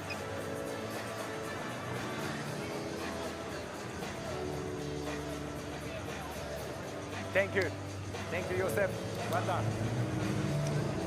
Always one of my favourite moments of the match, those pictures up at the net with the hot shots kids. You just never know which of those kids in a few years' time will be shown those photos when they're, you know, busy winning Grand Slam titles. I always think of that famous Ash Barty photo, clutching a trophy at a local club in her early teens, I think, or perhaps a few years younger than that as well. So here we have Sun Feijing of Team China.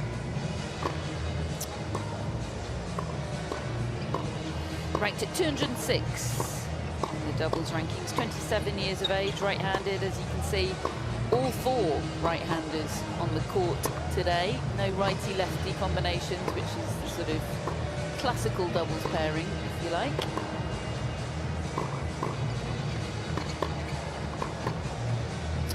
Partnering Yu Zhaodi today, world number 379 in doubles. Has been as high as 102 in doubles and 166 in singles. Also 27 years of age, and as I said, a right-hander. Goodness, they must be nervous, Fitzy. This is big for these guys, yeah. A very big stage. And look, it's not a packed house today, is it? But even so, it's a gigantic court to play on when you're not used to these big stadiums. And look, a wonderful experience for them. They all hit the ball well. All players of this level do, you know, but to get the experience under a bit of pressure, and well, the pressure's off to a degree, but even so, what an experience, and they'll all be better for it, you'd expect. 3 minutes. 3 minutes left on the warm-up, says Mohamed Layani in the chair. Very familiar voice, isn't he, to all tennis fans. So what about the polls then today? Tough act to follow, Hubert Hurkacz and Iga Swiatek. But as I said, this man, Jan Zielinski, by far, in terms of previous and ranking, the class act on the court today, Fitzy. Yes, and we've seen him in Australia the last few seasons, so we're familiar with some of his skills, and he's a very accomplished doubles player. When you get to 20 in the world, you know what you're doing, that's for sure, Kath. And I think his partner is a little less experienced, Katarzyna. Yeah, Katarzyna Pitta, she is number 67 in the world in doubles. Very close to her career high of 66. Right-handed, 32 years of age, so a bit of a late bloomer in the doubles world, close to her career high ranking just now. Zielinski plays most of his tennis alongside the Monegasque player Hugo Nice. They were a bit of a breakout pair in the 2023 season. And of course, 27 in doubles, Fitzy, is a spring chicken. 2 minutes. Yes, you'd expect at least a decade left at the current rate of how some of the doubles players are aging gracefully. Yeah, a decade at the very least. Bojana, it sometimes feels a bit indelicate or crass to talk about prize money in relation to tennis, because so often the prize money, no matter how big the sums for the players on the court, is a drop in the ocean. But $13,000 on the line here for the winner, and that is a lot for a lot of these touring doubles players, isn't it?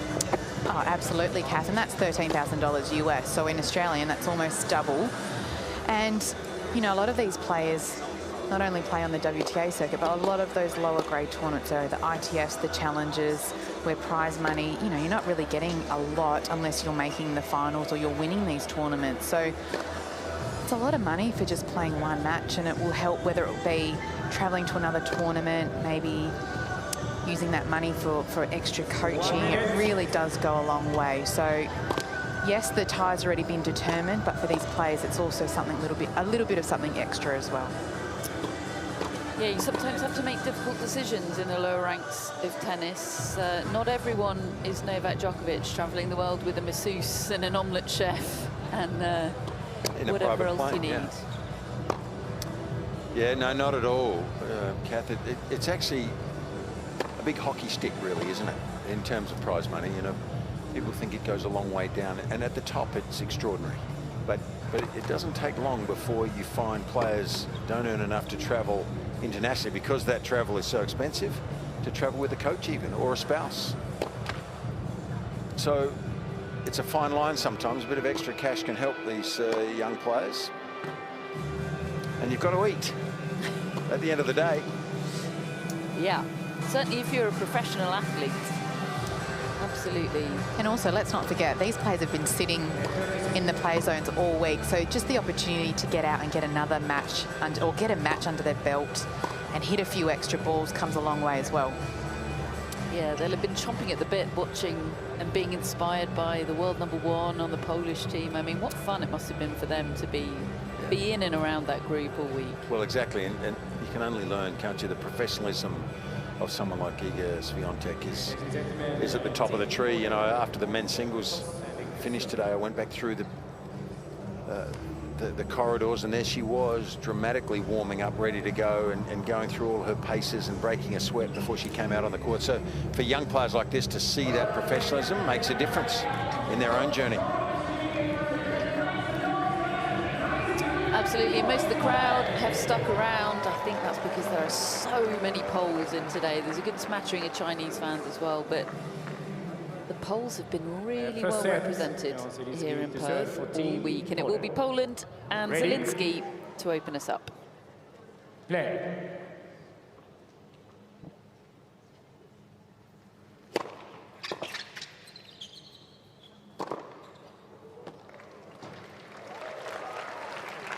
$15 love.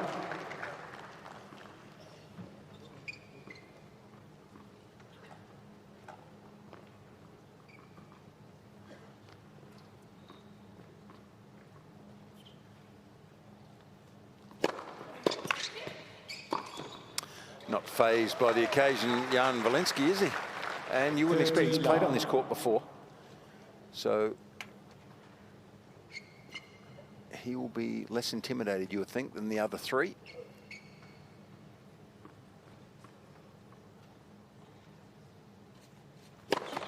Net for service.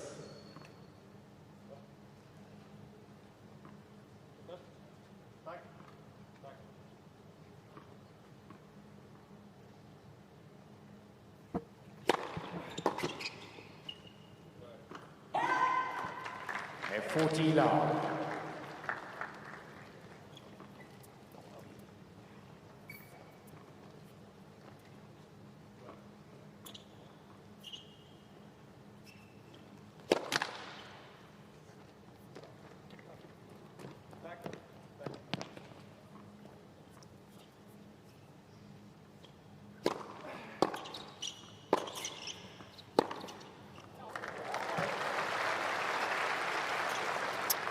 Good point there from the Chinese. You can see Sun tell you where to position herself on the court there. Seemed like he's going to be the leader in that team.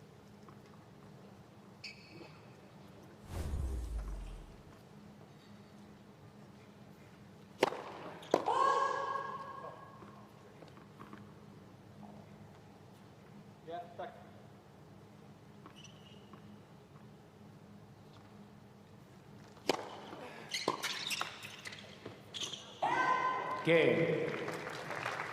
Team Poland. First game.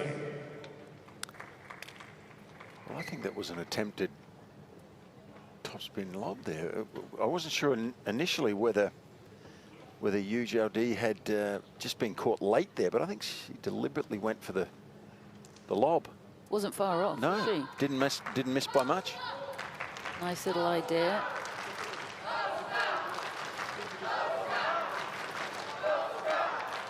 Confident start from Zielinski.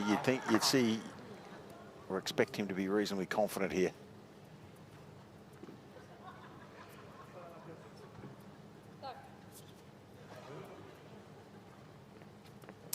So it will be Sung Fajing to open up the Chinese account on the serve. Tajin to serve for Team China. A lot of discussion between the Chinese team.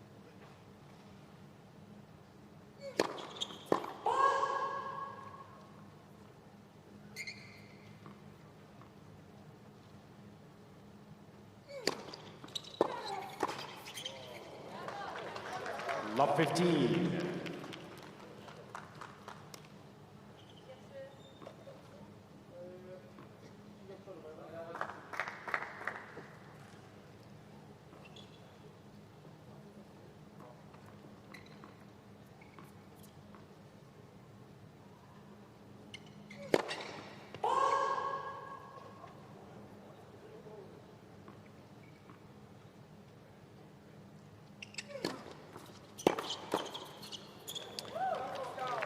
Well, you can expect Yu Zhaodi to be targeted a little bit there at the net, and had a body weight moving the wrong way there, Boyana. You may well have been able to see that. You're sitting just laterally, aren't you, from the players there at this end of the court, the Chinese end of the court. She went backwards when she tried to hit that volley. That's right, Fitzy. She was starting maybe where she's positioned now is probably a good 3 or 4 feet from the net.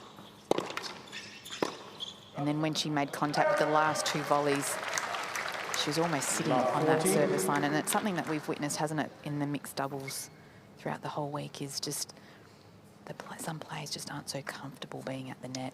Yeah, well, the speed of the ball off Zielinski's racket too. She's probably better off starting a little bit further back and then trying to transfer her weight forward a little bit,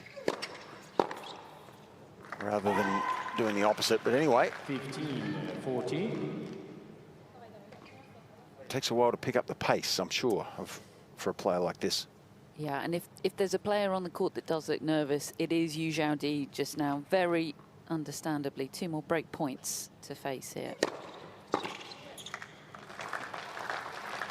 30-14.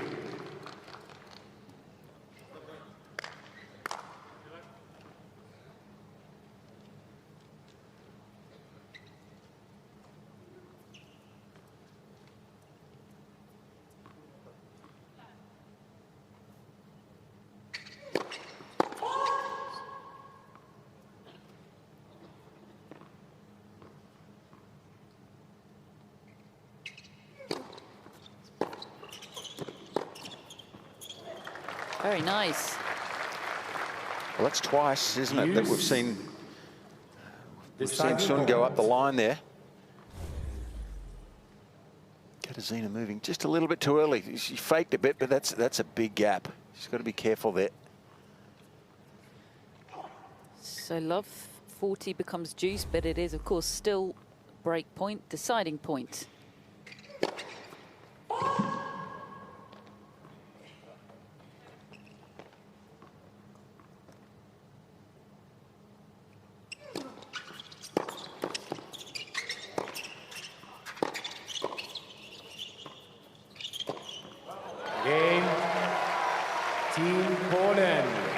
Good communication between the Polish team there, and well put away from Pitta on the overhead.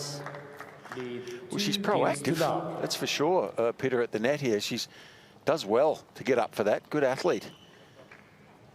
Just moved a little bit too early a couple of times, but that certainly was a big smash to make at the right time.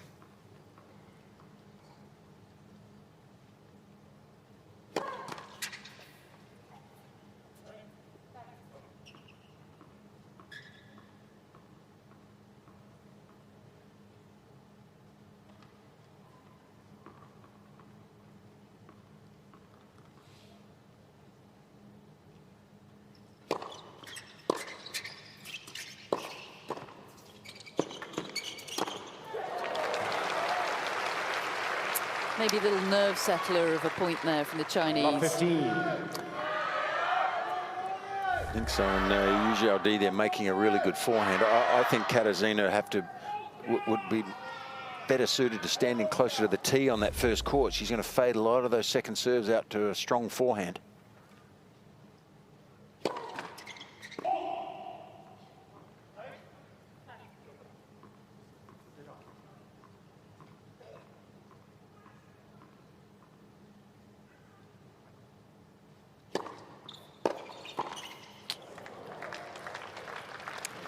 He likes the alley, Sun, doesn't he? Making no secret about that. And that'll already be in the minds of the Polish team, presumably. Standing in closer this time. This has much more chance to get to the backhand.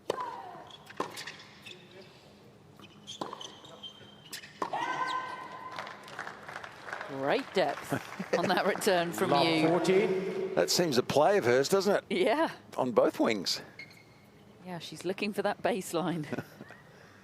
Lob the return on the baseline. There's not much you can do about that. So, 3 break points this time for the Chinese.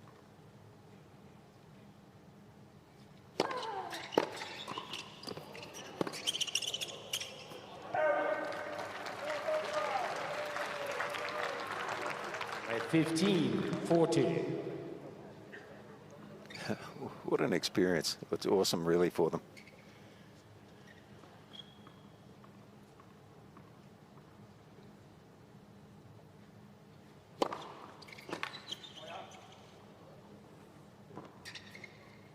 Yeah, that's the serve you'd be looking for, and standing in close helps. 30-40.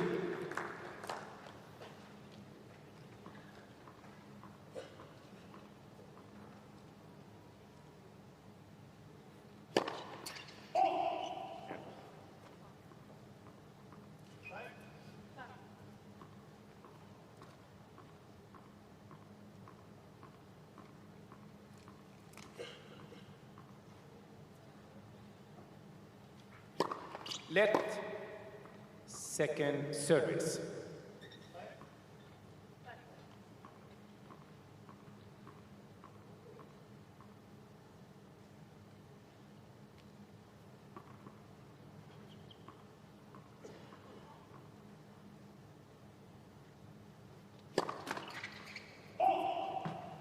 Game team China. Well, some struggles with the ball toss there for Pitta, and that is Poland. serve squandered for Poland, and we're back on serve. 2-1, they lose. Bojana, Fitzy, I guess no surprise for you to see these substitutions in the doubles. Obviously, if it had been a decisive rubber, we would have been expecting to see the #1 players, but no surprise to see them elect to opt out? No, not at all. I think with the goal in mind that Sydney, you know, Team Poland wanting to make the final, wanting to go one further than they did last year. So, you know, both Iga and Hubie have played some tough matches this week. They're going to want to recover as much as possible. And let's not forget, they have to make that travel to Sydney. So they've got the travel day tomorrow, then they've got the day off on Friday, and they need to adjust to a 3-hour time difference. So I think having a few extra hours to recover and really get their bodies right for Saturday semi-final is their main priority. Yeah, good points about the time difference. This country is just so big. Western Australia is just so big, Kat. Absolutely. Absolutely, so much to explore. Well, the last time a Polish player played mixed doubles at the United Cup, it was love and love, the scoreline. That, of course, was Hurkacz and Swiatek, so they've already avoided that fate, the Chinese. Can they level things up in this opening set? It'll be you to serve. Not you, Fitzy. Thought you were looking at me there for a second.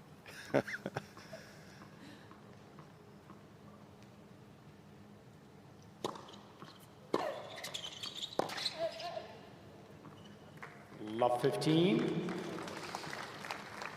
So you certainly is the least experienced on court. So I think it's really important for Sun to help you at the net, plan the point, have a high first serve percentages, and then for Sun to be super active, because I don't think you want to be doing a whole lot of hitting off that baseline.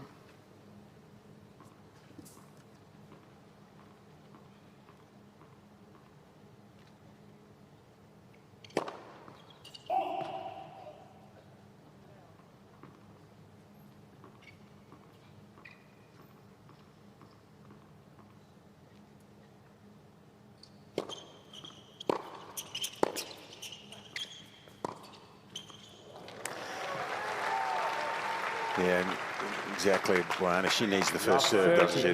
The second one's just too easy to hit, I think. And it sort of handcuffs Sun a little bit at the net. If she has to hit too many second serves, it's tough to take that big a risk and move on a serve that's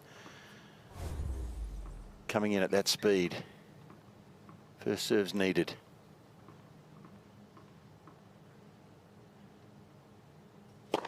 Net, first service.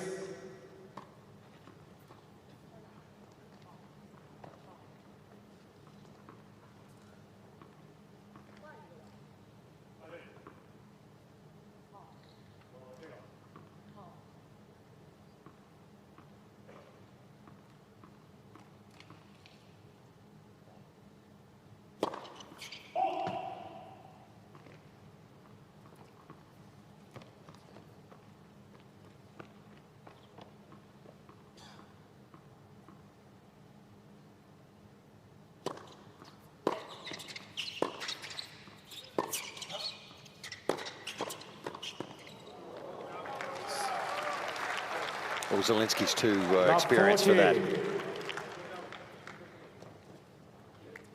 He's intimidating there. He's making like he's going to move. That was a good sort of fake and stay, and caught the eye of Yu. She goes down the line a little bit too high over the net. It was an easy volley for him. La 40 once again. 3 consecutive games we've had that scoreline.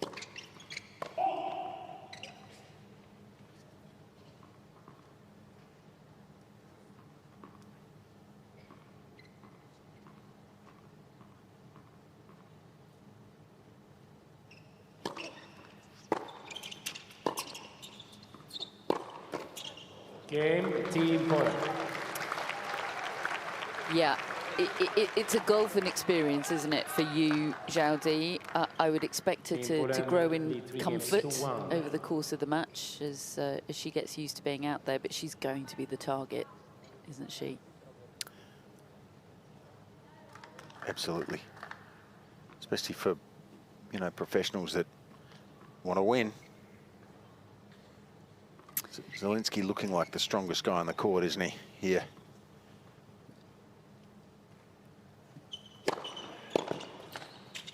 Yeah, rankings can lie, but they can also tell you something. Exactly. And 20 in the world is very different to 379 in the world, and they're at different stages of their careers, but those are the facts just at this moment.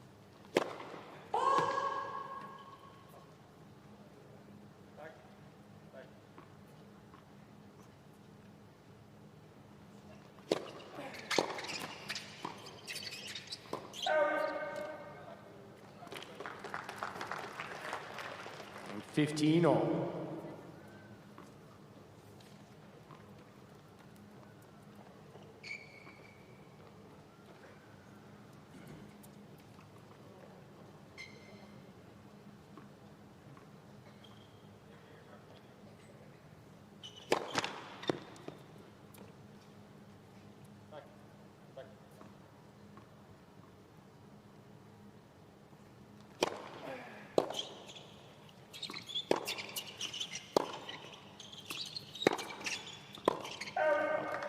Well done.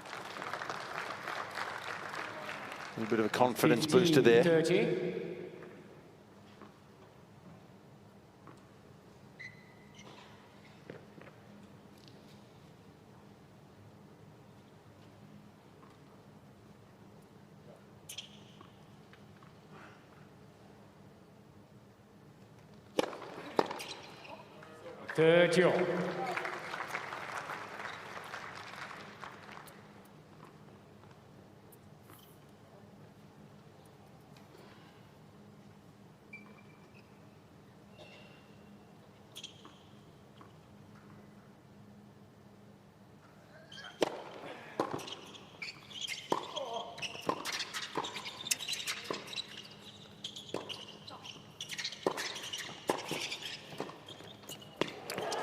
Not quite as confident overhead on that one.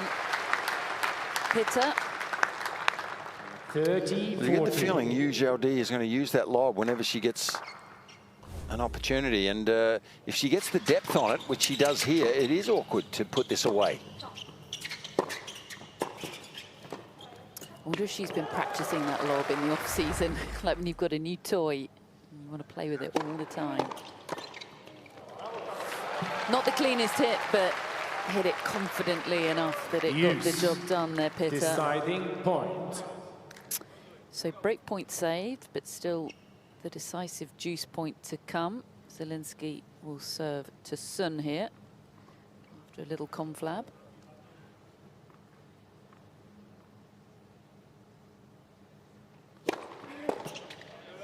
Good serve. Again, Team Poland. Good hold. 4-1, the Poles lead in this opening set. Team Poland lead 4-1. As you were saying, Bojana, Team Poland after this match will travel to Sydney. They'll get a day off. In terms of who they'll face in the semi-finals, it could be France, who've just got the better of Italy in Sydney, or Norway, or there is a wild card scenario where they could face the best runner-up from the group stages in Sydney. So it'll be a little while. It'll be the end of today before they know who they're facing and they can start doing their research. All sounds a little bit too confusing, Kath. It'll just be like, just tell me who I'm playing and I'll get ready for that one. But look, I think for Team Poland, I think they'll just take today after this match. They'll actually just reflect and take some time off and enjoy their last day in Perth, and then spend maybe the day leading up to the semi-final, so on the Friday, to really focus in on who they're playing and what their tactics are. I think sometimes we, as tennis players, don't celebrate the wins enough. We always look ahead at what's next. So I think, you know, it's really important for Team Poland to appreciate what they've achieved this week, but then also to look forward to the semi-final. And like Iga touched on, they don't want to celebrate too hard, but they also want to acknowledge what they have done this week as well. Yeah, and they came into the tournaments the favourites on paper, didn't they? The top seeds, and you have to feel like, regardless of who else goes through, they remain the favourites. Well, I think so. You know, when you've got the #1 player on the women's side, on paper, you expect her to win.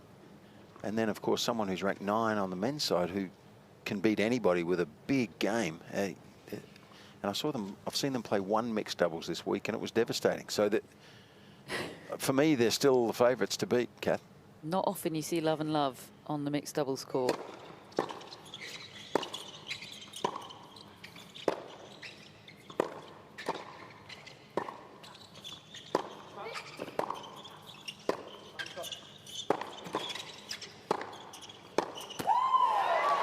And we both covered that Poland-Spain mixed doubles match, Fitzy, and we were really fascinated by it ahead of time, weren't we? Because of how impressive Alejandro Davidovich-Fokina had been on the doubles court in his previous match, and we were not expecting the devastation that ensued. No, it was a bit of a match-up issue, and you know, he'd also won the singles against Hurkacz earlier that day, so certainly showed the strength of Hubie and Iga together. An Olympics pairing, perhaps? Well, I would be shocked if it wasn't. They'd certainly have that choice, wouldn't they?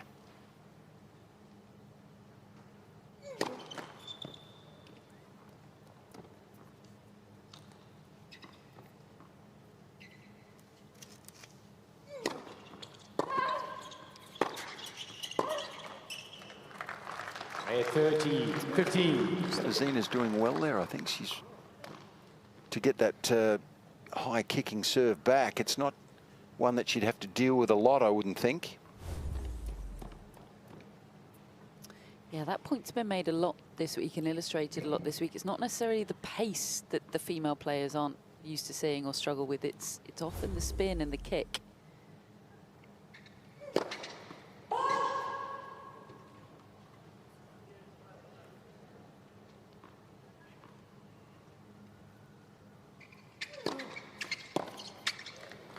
A 40-15. Zielinski's turn to struggle there on the return. Yeah, Sun showing us the art of the second serve at the moment.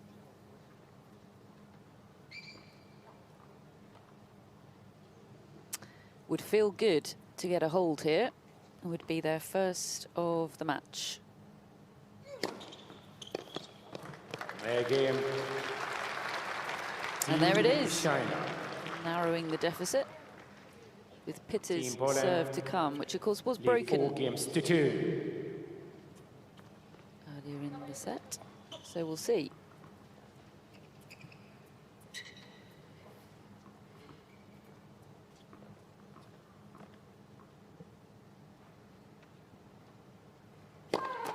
Let for service.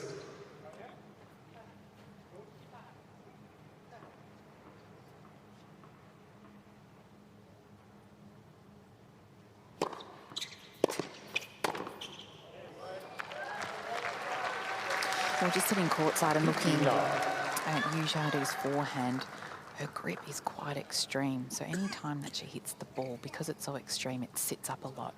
So it just gives the Polish team so much time at the net to cross and attack. And then, of course, when Ujadi's on the baseline and the Polish team at the net, you almost have to expect that the shot coming off her racket will be that high lob as well. Finds it very hard to hit through the shot.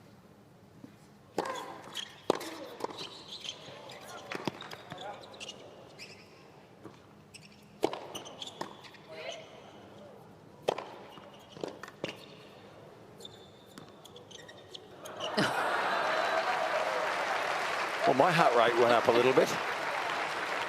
Oh, they're so high stakes, those shots, aren't they? 'Cause if you miss them, you look so silly. Well, it's pretty easy to put this ball away with a normal smash too, Kath, and my heart was in my mouth there because she nearly hit that wide. Again, Team Poland.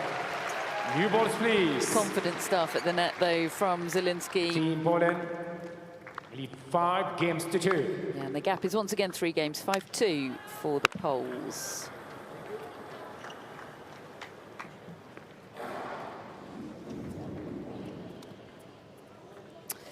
So no sign of Igor Swiatek or Hubert Hurkacz in the team pod. Perhaps they're out making the most of their last hours in Western Australia. This is Broome, 2,000 kilometres north of Perth. This somewhere you've been, Fitzy? Never been to Broome. I'm a little embarrassed to say. I've had so many friends go there and say it's a bucket list place to visit, but no, I haven't. Got a brother that's gone there. It's a long way up, and when you live in Melbourne, it's a long way. You fly to Perth and then another flight all the way up north. So, but what a pristine part of the country and of this state that is. Gee, just beautiful. Yeah, ever ridden a camel? No, but I went to a park with my 2 young daughters years ago, and they rode a camel together. You decided to sit on the sidelines. I think it was a 2-hump camel, by the way. There was a place for both of them. Oh dear, yeah, and they had a ball. It was a bit scary for them as little kids, though. You could have had a separate camel. I wasn't suggesting you all climb on the same camel. You could have. They were on the same one. Right, back to business. Serving to stay in the set. Yu Zhaodi.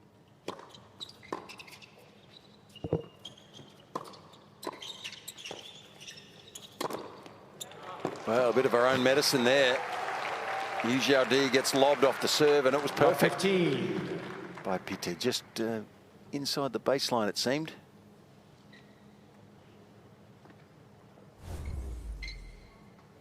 Good volley, too.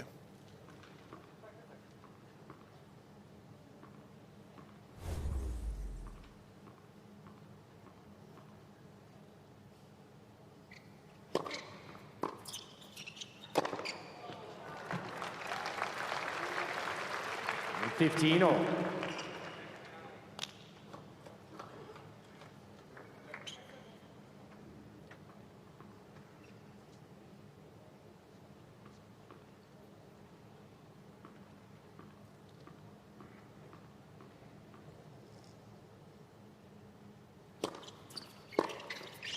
Oh. She's growing in confidence, though, isn't she? Lovely shot. 30. Gee, there was some racket head speed on that stretch volley. He really took a big swing at this and couldn't reach it. He was moving in the right direction, wasn't he? Just totally out of his reach. Great shot.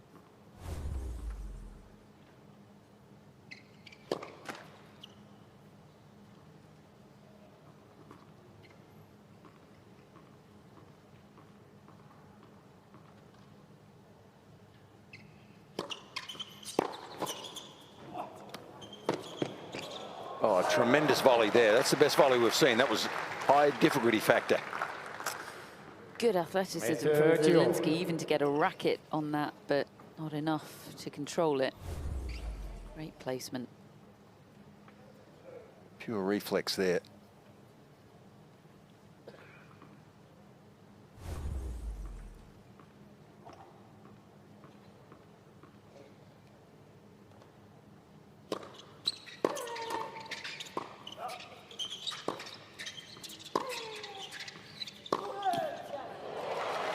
Lovely shot down the alley. I enjoyed that one. Coach is very happy there, and she held this nicely. She was waiting for Zielinski, I'm sure, and sees him out of, with a lateral vision a little bit, sees him out of the corner of her eye. Confidence builder, as would this point be. One for the hold.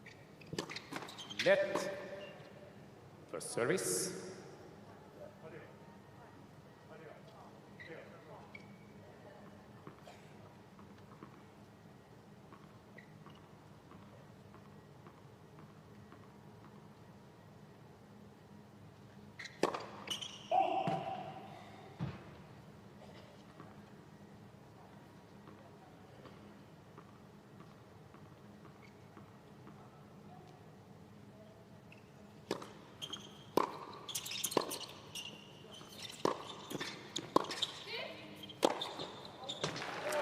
Made that look easy, didn't he, Zielinski? Use. Deciding point. Well, even though I do rate that high heavy forehand from Hu Xiaodi, but just has to be careful of knowing when to use it. I think when you have someone approaching the net, you need to utilize that shot down to the feet.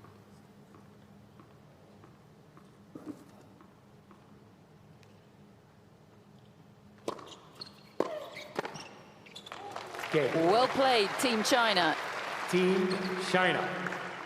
I tell you what, that'll be a settler for Hu Xiaodi to hold serve just there. And it was a real team effort too. So the question is asked of Team Poland, and it will be Zielinski to try and serve out the set.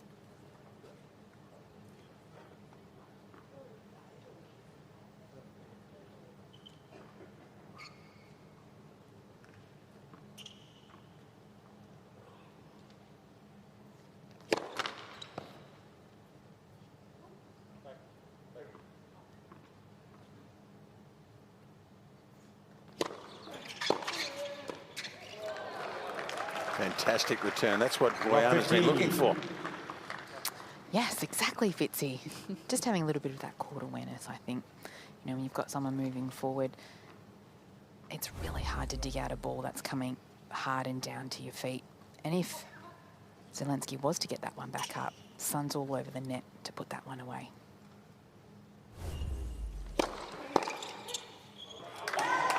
Big serve, that one, 206 Ks.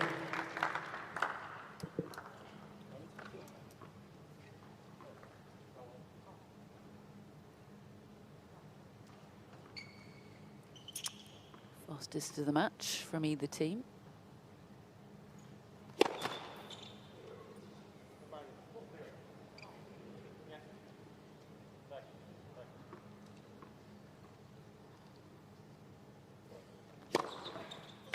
Oh, not as big, that one, but the placement, just perfection. 15.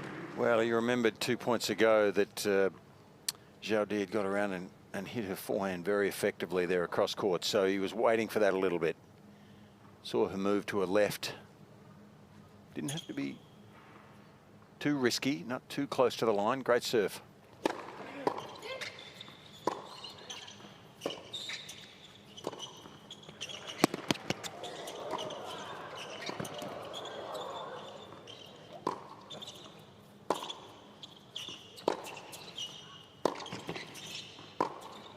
Oh, great doubles play from Zielinski. 40-15. We are seeing the occasional touches of real class from him. Love to see the whole court being used like this.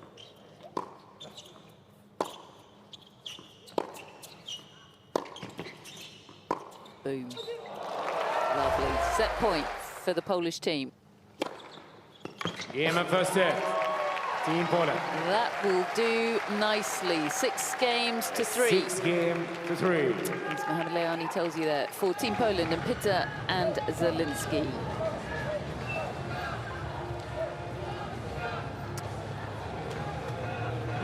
So 2 hours on the clock at the end of set.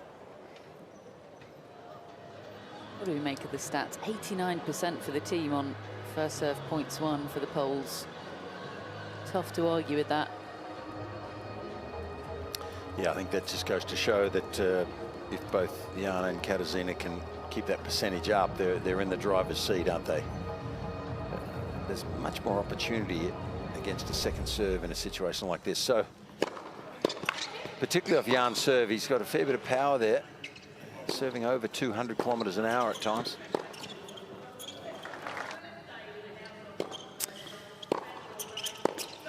And in terms of Yu and Sun, said this with Olga Danilovic yesterday, who of course we'll see back in action tonight when Serbia take on Australia. But she was having a tough time in the singles yesterday, and you just felt like you've just got to try and stay out there as long as possible, because every extra minute you're spending on court is a minute of experience. Well, I would say in her case, this is the experience of her life too, playing with Novak, handling some of that pressure. Yesterday without him, having to do it again, and she's growing as we watch.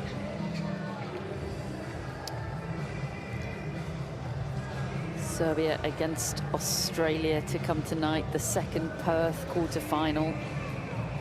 What do you think, Fitzy? Well, I think you can never bet against Novak. Can I just state the bleeding obvious? Time. Well, and as well as Team China. our young Aussie has played, Alex de Minaur, he will have to play out of his shoes to give Novak a shake. So if you assume maybe that the Serbs win that, then the Aussies need to win the ladies. But if they do, love 15.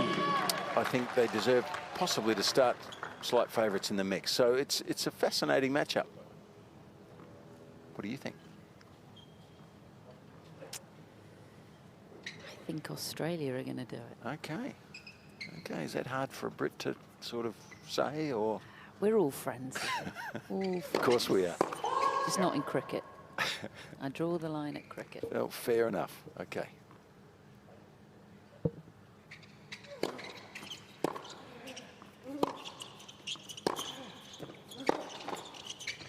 Oh. Well, that ball was tough, I think, to time because it was so low to the net, and I'm not sure that Katarzyna there thought it was coming over initially.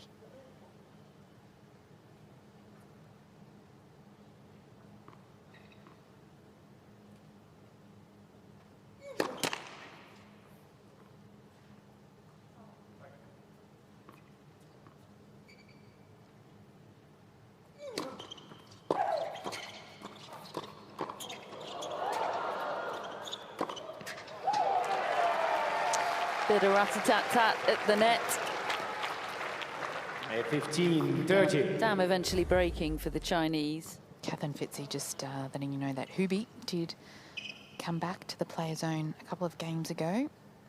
So he's in there cheering on Team Poland. Good on you, Hubie.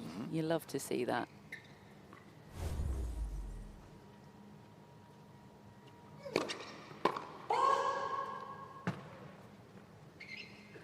Why am I not surprised? He's a good team man. He's a ripper, isn't he? That's where she needs to move forward. 40.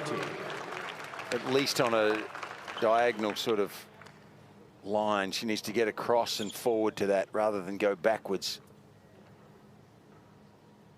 Sort of a tentative way to approach that volley if you have your body weight moving backwards here.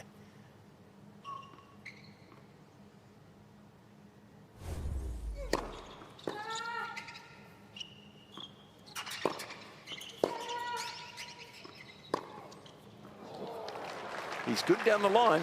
It's saved him a few times, hasn't it, Son? 30, Both 40. the execution and the sensing of opportunity. Seems to have good instincts.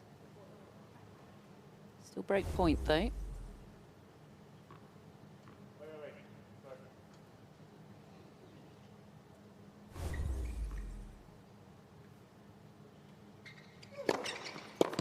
Oops.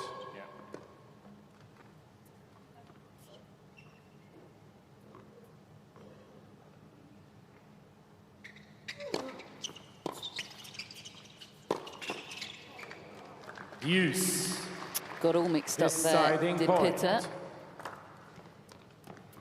So, another deciding point. I don't think it'd be a bad play here just to even stay back, both players, and target the net player here. It's probably a good matchup for them.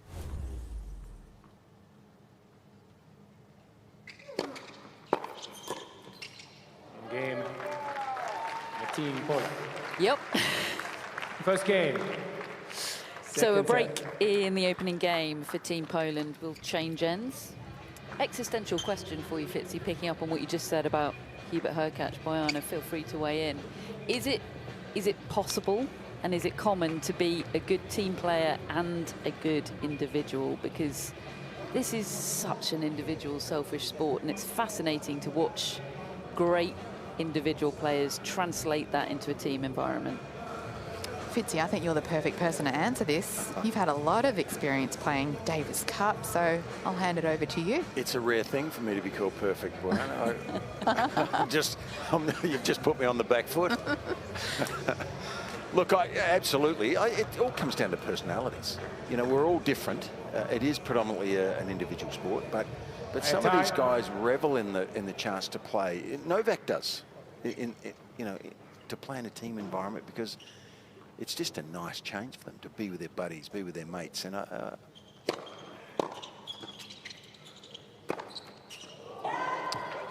I think, you know, some personalities are more likely to lift their game in this situation too. Not always.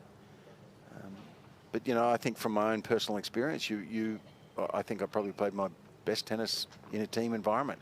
I loved having the other guys around, support, back up. You don't feel quite so alone. A little bit of extra pressure occasionally because you're playing for the others as well, but you can do both.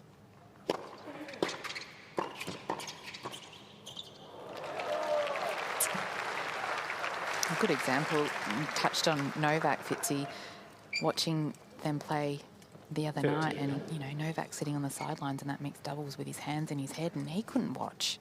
It says a lot about how much value he puts into the team and the team environment, and he speaks a lot about that team chemistry as well, and how important it is.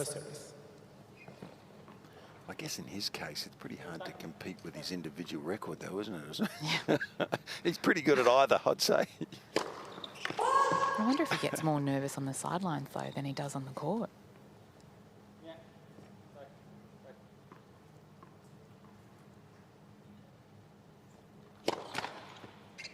Second service.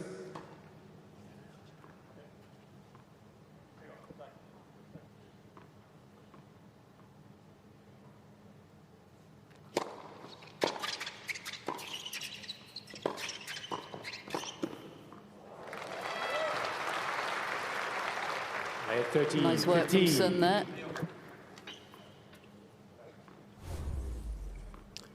Well, the thing about this second shot being so high is that to drop in, you can't hit it as hard as you can if you hit the ball low to the net. So it is a looping shot with not a lot on it at times, and it gives the net player a bit more chance, doesn't it?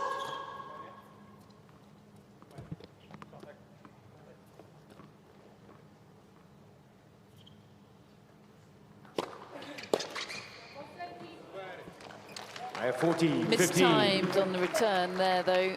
So 2 points to consolidate the break for Zielinski and Poland.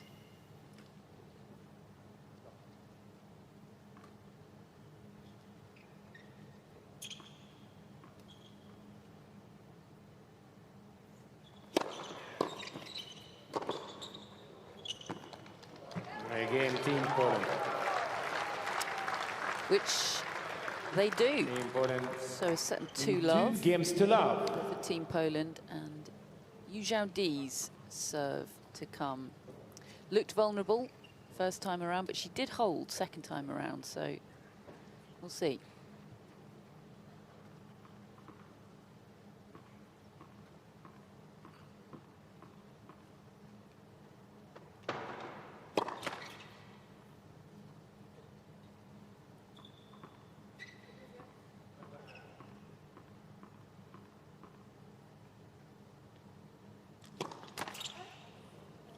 Love 15. I always find that sort of sets the tone a little bit. It's always awkward when you serve a double first point of a game, and just put you on the back foot. Quite often can be the beginning of a poor game, you know, that you might put together. So never a good start. Just imperative for her, I think, to make the first serve, because the second one's just a bit too easy to hit at the moment for both the poles.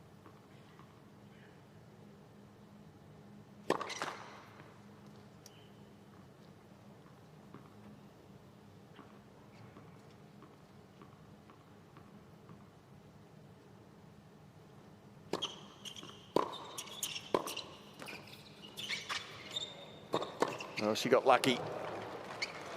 15 all. Yu Zhao, that first passing shot tipped the tape, made it almost impossible there for Peter to make a decent volley. So this ball here just tips the tape as it goes over.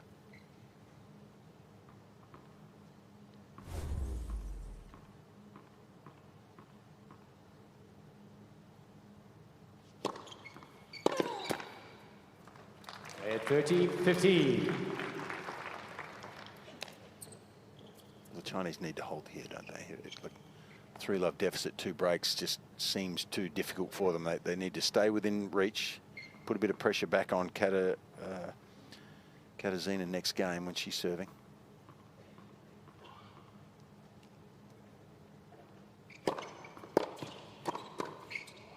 At 40-15. Yeah, they definitely know the importance of it as well. He's mopping up well at the net, isn't he, Sun? When he gets the opportunity for an easy put away. Yeah, I mean, it's much easier for him when she gets the first serve in. It brings him into the point, which is the art of doubles, really. Game team China. 2 straight holds for Yu Zhaodi. Well done to her and to Team China. Team Poland lead 2-1. So they're on the board in this second set. The deficit just 1 game. And I've just seen Iga walk on into her player zone. So we've both got Hubie and Iga cheering on their teammates. Again, that is great to see, isn't it? And I am fascinated by which top players will maximise their chances this summer of winning a gold Olympic medal or any kind of medal for their countries by playing all forms of the sport at the Olympics. It's going to be such a jam-packed summer. You've got the French Open, then you've got the grass court swing, and we know how little time there is between those. And then you've got to go back onto clay at Roland Garros for the Olympics after the grass court season. That is going to be tough, even for the best athletes and the best players. But it's only once every 4 years, and it's Olympic gold. And who can resist the opportunity to go for that, Fitzy? Well, certainly Novak is keen to do it, isn't he? He's not keeping that a secret. He wants that on his... time. It's pretty much the only thing missing, isn't it? I think so.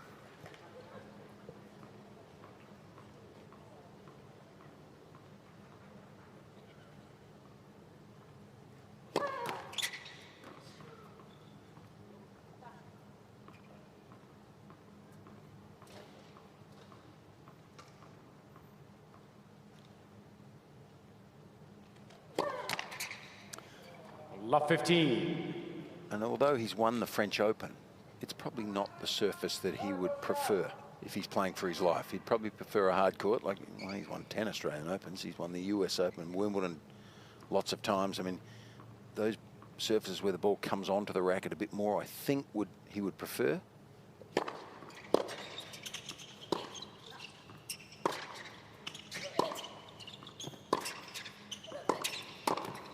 But he won the French last year, didn't he? He did, but best of 3 sets, of course, at the Olympics. He does tend to be that little bit more vulnerable. Best of 3 versus best of 5. Well, upsets can happen in best of 3 easier than best of 5. It's just logical. So, good intercept.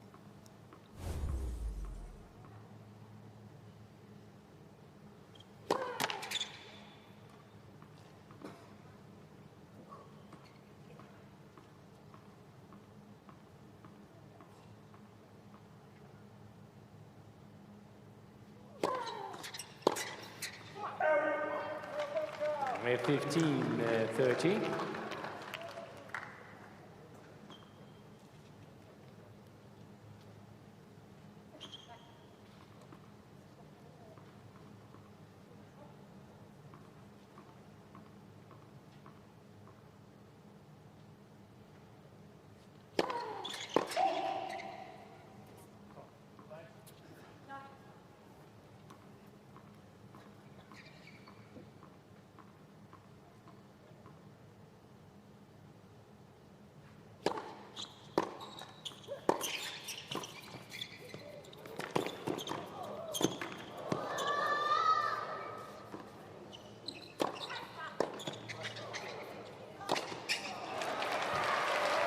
Good point from Team China. Yeah, Sun showed some skill there with that short angled volley he used. He took the speed off the ball earlier in the rally and set up the overheads.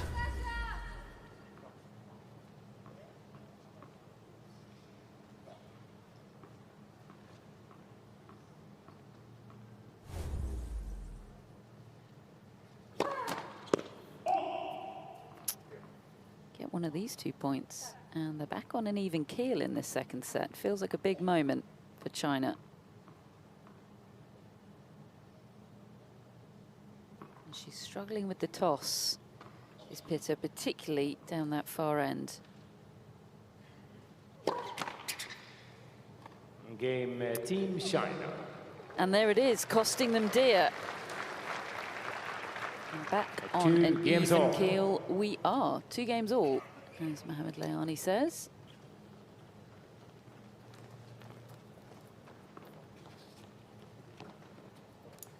Well, that last service game, a pretty good example of the effect that it can have on a serving team when you're not getting enough first serves in. So for Pitta, for her next service game, is really, even if she 3/4 paces her first serve in just to set up Lesinski at the net, it's just tough when she keeps having to hit her second serve.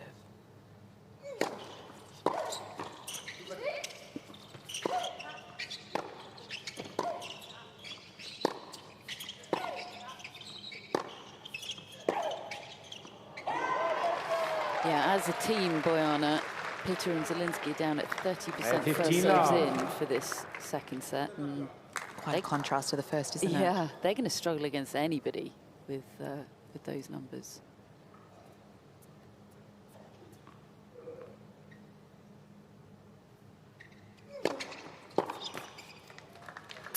It seems to be affecting the whole game just at the moment as well. This is a real dip from the Poles.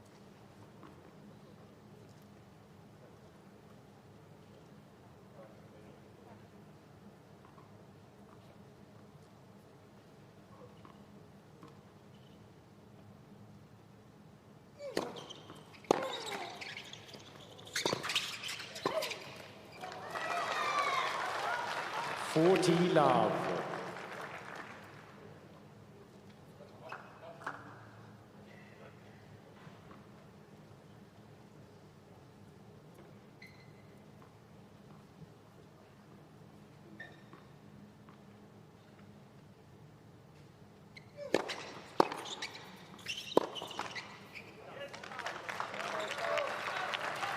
At 40-15. Polish fans there, just to your right, Bojana, sensing that their team might just need a bit of a lift here. Definitely, you can feel in the last 2 or 3 games, just the energy's dropped and the momentum's slowly shifting to the Chinese team.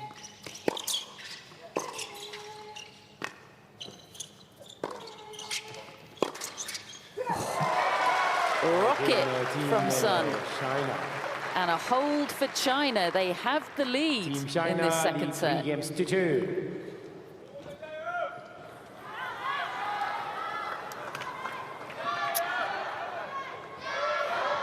Well, I didn't see this coming when Team Poland were set in 2 love. No, I don't think any of us did really. And I think you've already touched on the main reason, that they're just not serving well enough. And I also would like to see Katarzyna stand a little closer to the middle, as she was doing in the first set when she serves, because that increases the angle down the middle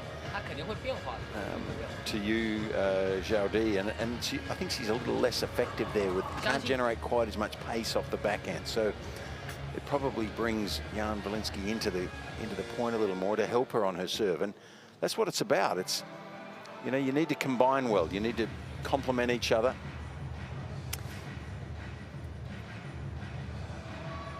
So what to do for Team Poland, although they are already qualified, a reminder, for the semi-finals in Sydney, aiming to do the same this evening.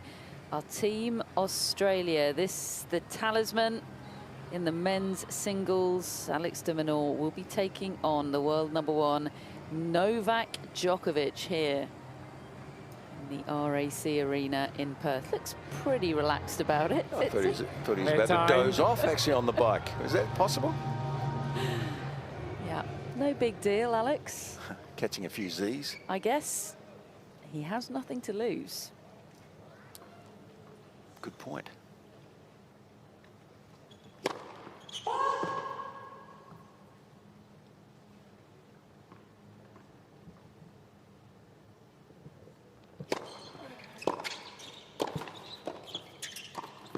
Yeah, well, that return, Boyana, is just too high. It allows the net rushers to really choose which direction they want to go with a volley, doesn't it? Sure does. Just sitting up right in the hitting zone of Leszczynski, and just needs to change her tactics a little bit off that return, whether she tries to take it a little bit earlier or move back a bit more and give herself a bit more time.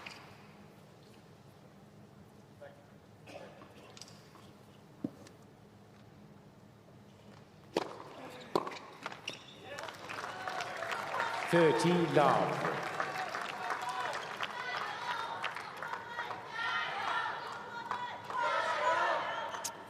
Well, they won the point, but still yet to make a first serve in this game.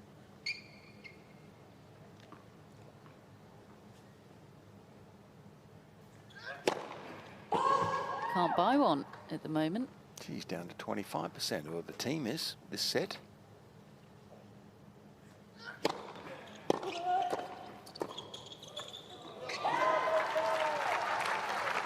At 40 love.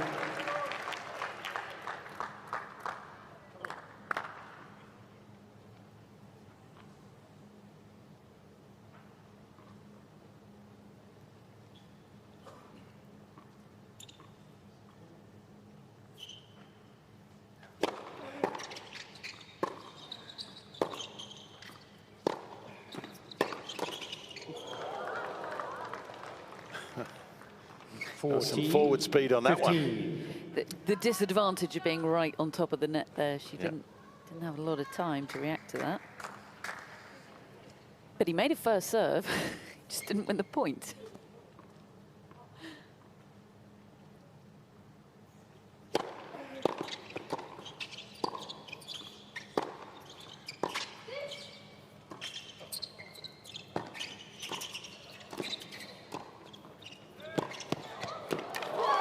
Not enough on those Polish volleys in that point.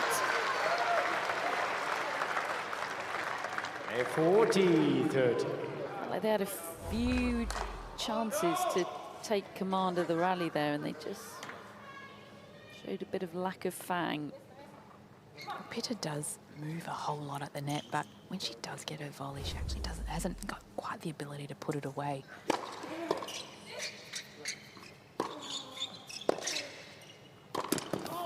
A first serve and a good, strong put away from Jan Zielinski, and it is a hold for Team Poland for 3-all in the second set. So I was just about to say that for Pitta's volleys, that the Chinese team almost need to be prepared that they can get a racket on it, and probably saw that in the last game. 3 games to all. get themselves back in the point a lot more and give themselves a chance.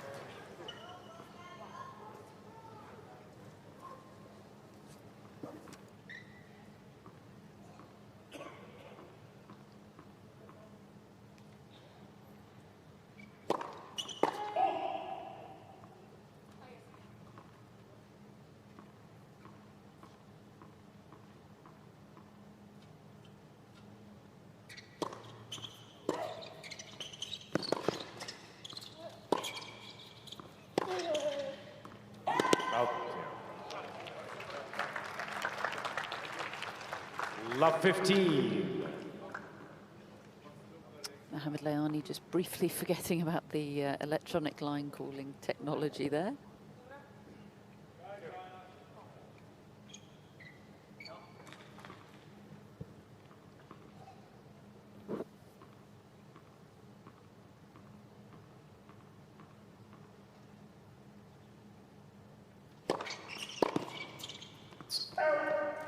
Good first serve from you. 15 all.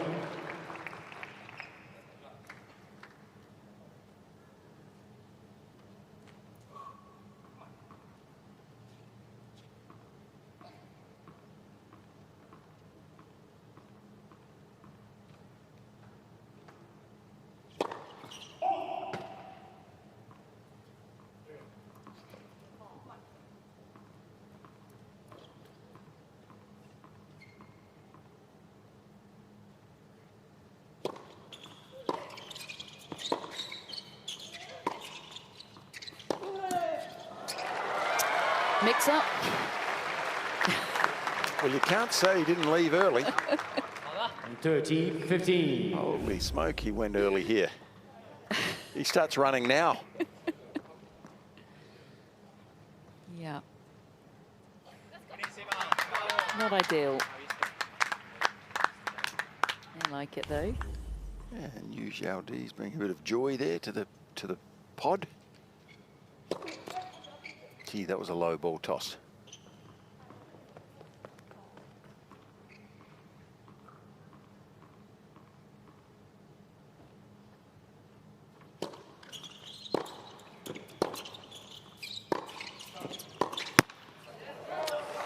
The line was open, wasn't it? But of course, it's the highest part of the net. Highest risk. Well, these are the telling points, aren't they? Business end of this game and the next will go a long way to determining what happens here.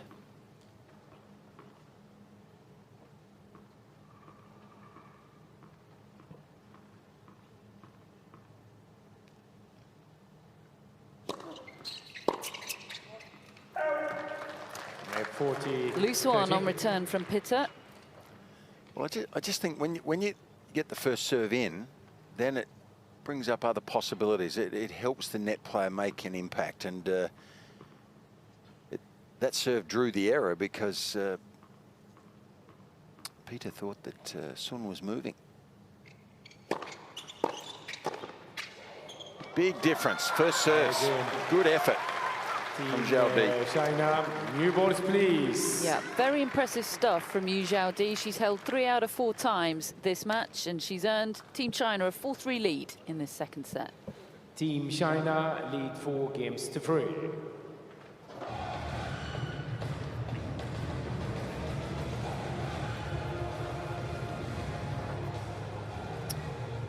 So encouraging scenes in the Team China pod. So we take a look at Ningaloo Reef. No camels here, Fitzy, none that I can detect. This one just 550 kilometres north of Perth. And I was actually speaking to somebody just a few days ago who'd done this swim with the whale sharks and the humpback whales and said it was the best experience of their life. Yeah. It looks absolutely glorious. Yeah, there's some large beasts in that water up there. Good and bad? Well, I can't say for sure. I've never swum with the whale sharks, but that would be an experience. They're incredible, apparently up close, and of course the humpbacks. There's a few other bities off the west coast. Yes, I've heard about your bities, Australia. Made a few trips here and managed to avoid them so far, so we're doing well. I feel like you have the very best and the very worst of animals in the world. Can't do better than a wombat, but on the other end of the spectrum, we've got the snakes. Ah, the snakes don't worry. Do they? When they're on the court in Brisbane, they do. No, they Did you see that? They go in the other direction. Everyone was very relaxed about it.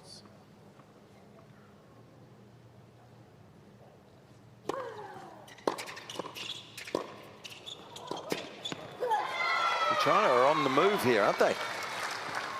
Certainly, Yu Xiaodi's lifted her game, making a lot more returns, playing the high percentages, and I really think that Sun's just been solid in this second set.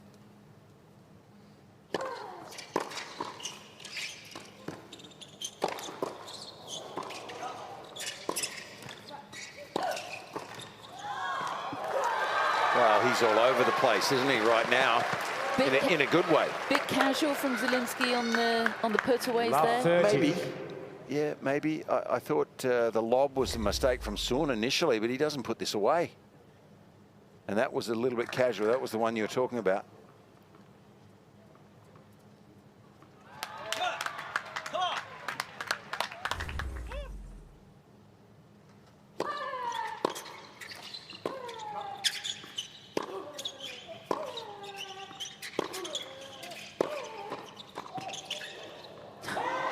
Team China are cooking on gas right now. It's absolutely brilliant to see. They're a different couple of tennis players to an hour ago when we started this match. They take one of these 3 break points, they will be serving to take us into a deciding tiebreak.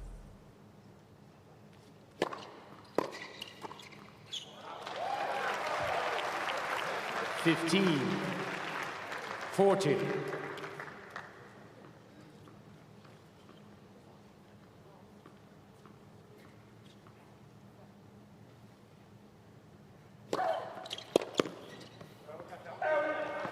And 30, 40.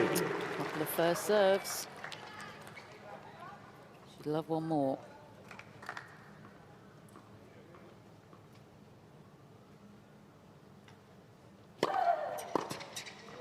Yeah. Jeez. The difference it makes. Maybe an attitude of nothing to lose here. Still danger. Deciding point.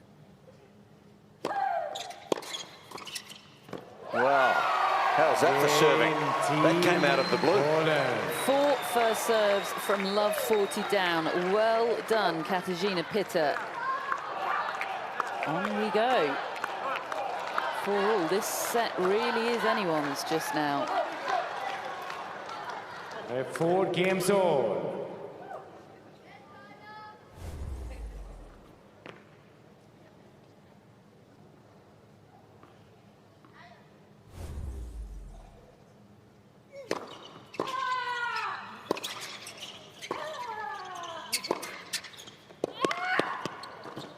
Gee, she's getting louder down there, Bojana.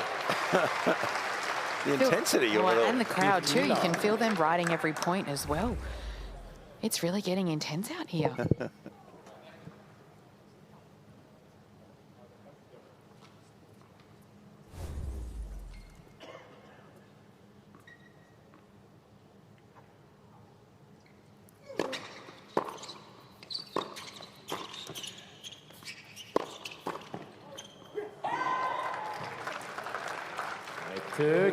Love.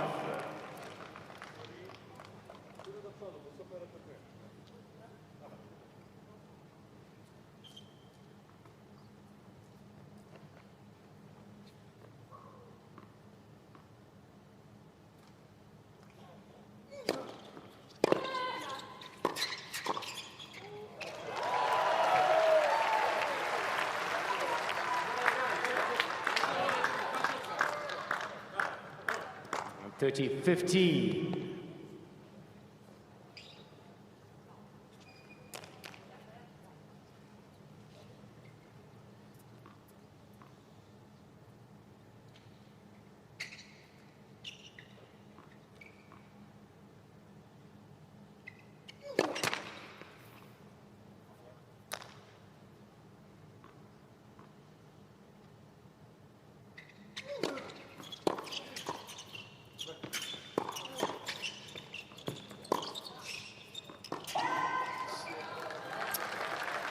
Well, he's asking questions, Zielinski, that in the first set the Chinese couldn't answer, but they can now.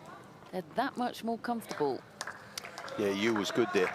And they were the ones she was a little less confident with at the beginning, weren't they? And she stood her ground there nicely.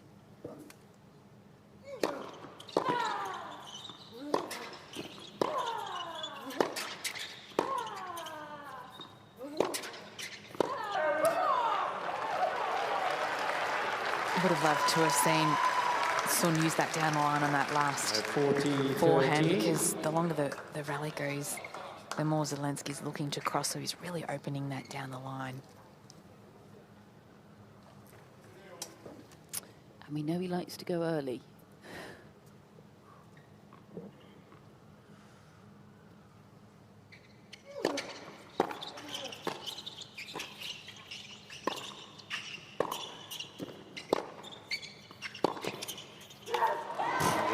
Didn't they do well, the Chinese, there? Because that was a venomous return from Zielinski, but they stood their ground. And once again, they have the lead here, 5-4.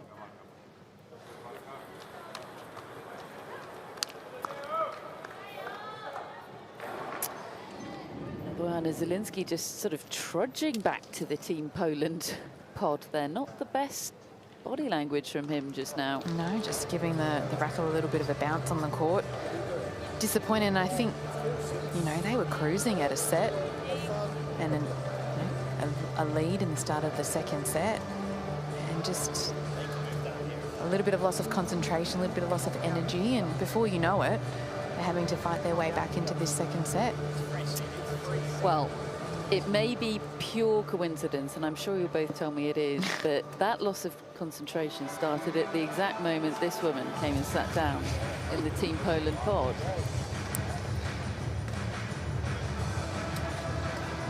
A little bit of added pressure, having the world #1 and the world #8 watching you on the sidelines. Maybe. Maybe. We might never know, but did coincide.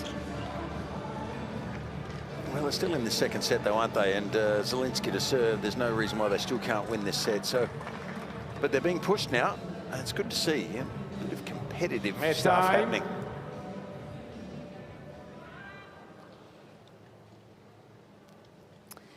Serving to stay in the set. Net for service.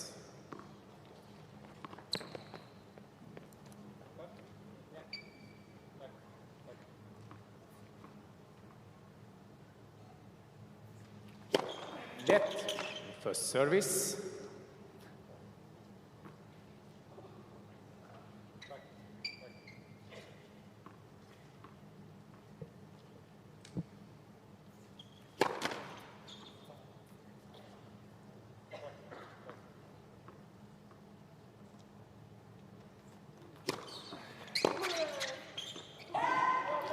And 15 love.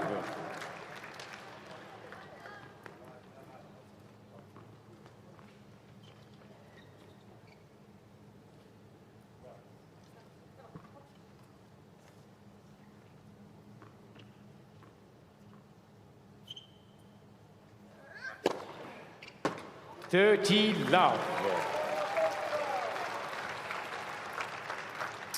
First of the set, that from the Poles, third of the match.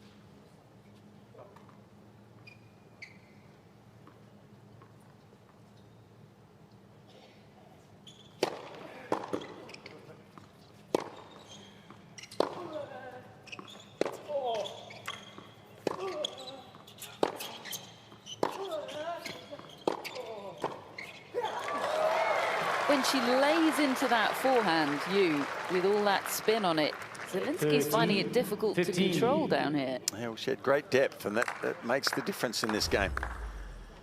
And here, when Peter tries to move here, then all of a sudden she's out of sync, and perfect time for Sun to move against her. 40-15.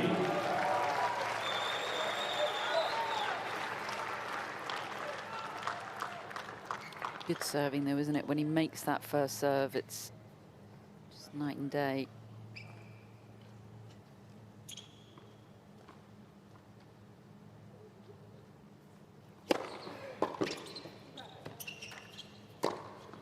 Gee, good overhead, wasn't it? Excellent. That was a tough smash in the end. Yeah, it's been a mixed bag from Pitta on the overhead, hasn't it? That probably her best of the match. Applauded by the world #1. I always used to find this angle more difficult, Kath, going out to the forehand wing. It's tougher to control that one. And when you can pronate your wrist and go wide to the backhand corner, it feels safer. Feels like you get more string on the ball. So an excellent overhead there. And a hold for 5-all. It's a very competitive second set, this. Jardim needing to hold once again.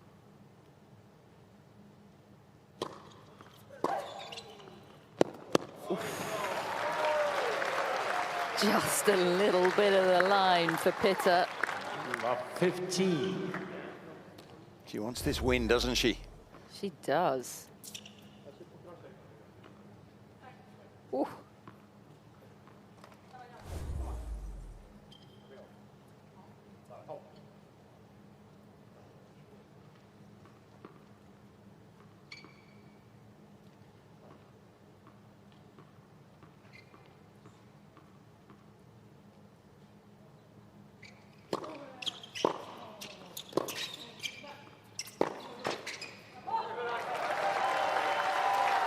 Nice move from Zielinski there. Love 30. Smelling blood here, aren't they, the Poles? Break, of course, would leave them serving for the match.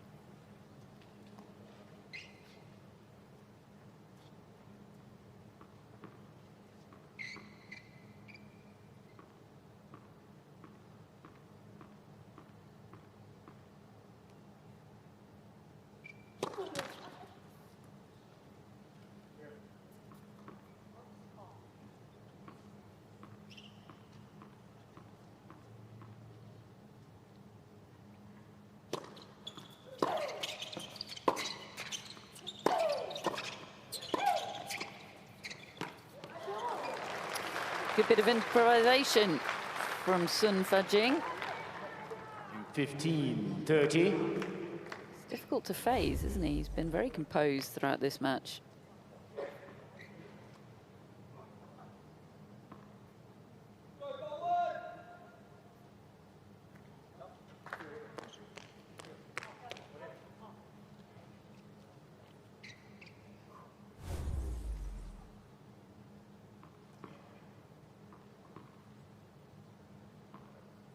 Time violation, warning Team China.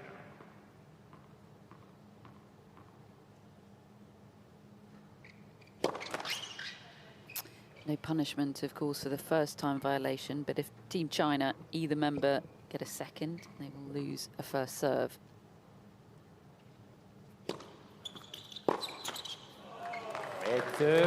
He would like that one back, Jan Zielinski. Yeah, that's a poor miss.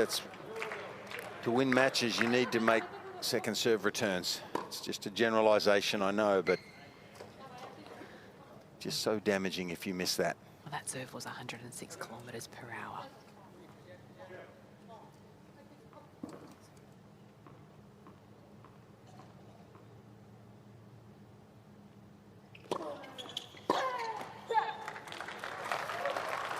And 40-30.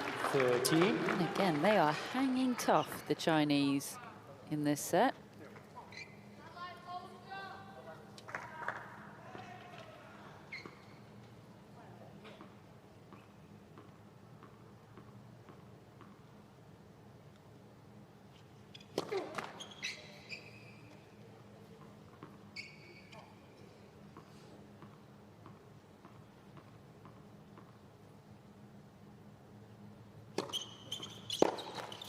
And again, Zielinski.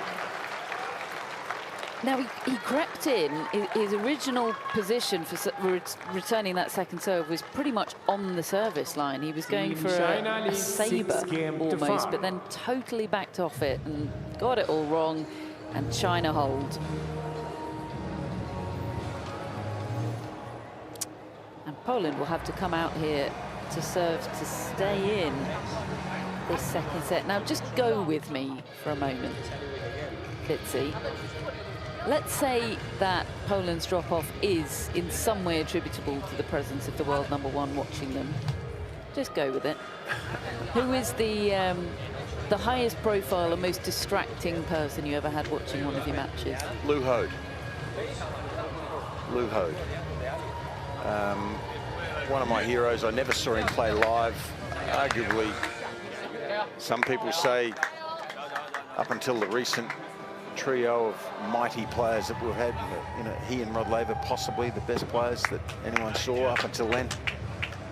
And he came to a first round of mine at the French Open one year, and clay was not my forte. I felt very uncomfortable on it. I didn't move well on it, never learnt to play on it as a young person. And he was watching a couple of sets of my first round match at best of 5, and I noticed he wandered off after a while because the standard out off my racket wasn't that good. It was the most embarrassing day of my life, really, to have him watching and not play that well. It was intimidating for me. What a player he was. I'm glad I asked. 15 love. I was trying to forget, actually.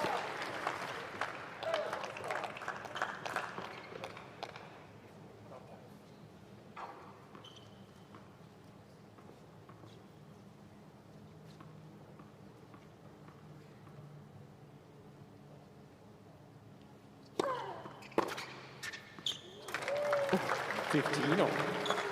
Return. Rasping.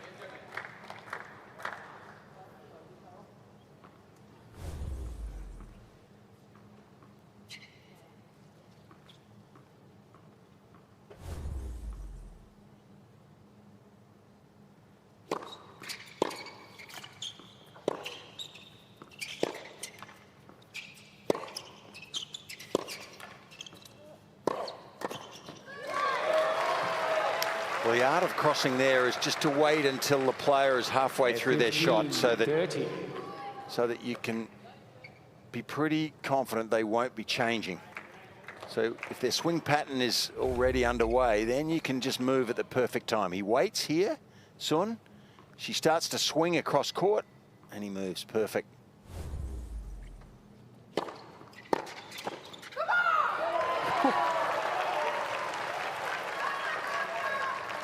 Real intensity down there, Bojana. Absolutely, I can really feel all teammates from both Team China and Team Poland sitting on the edge of their seats.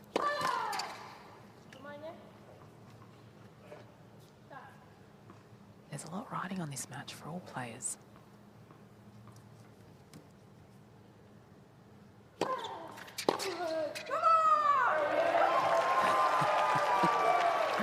Do you think she wants to win? 40-30. I think she might, you know.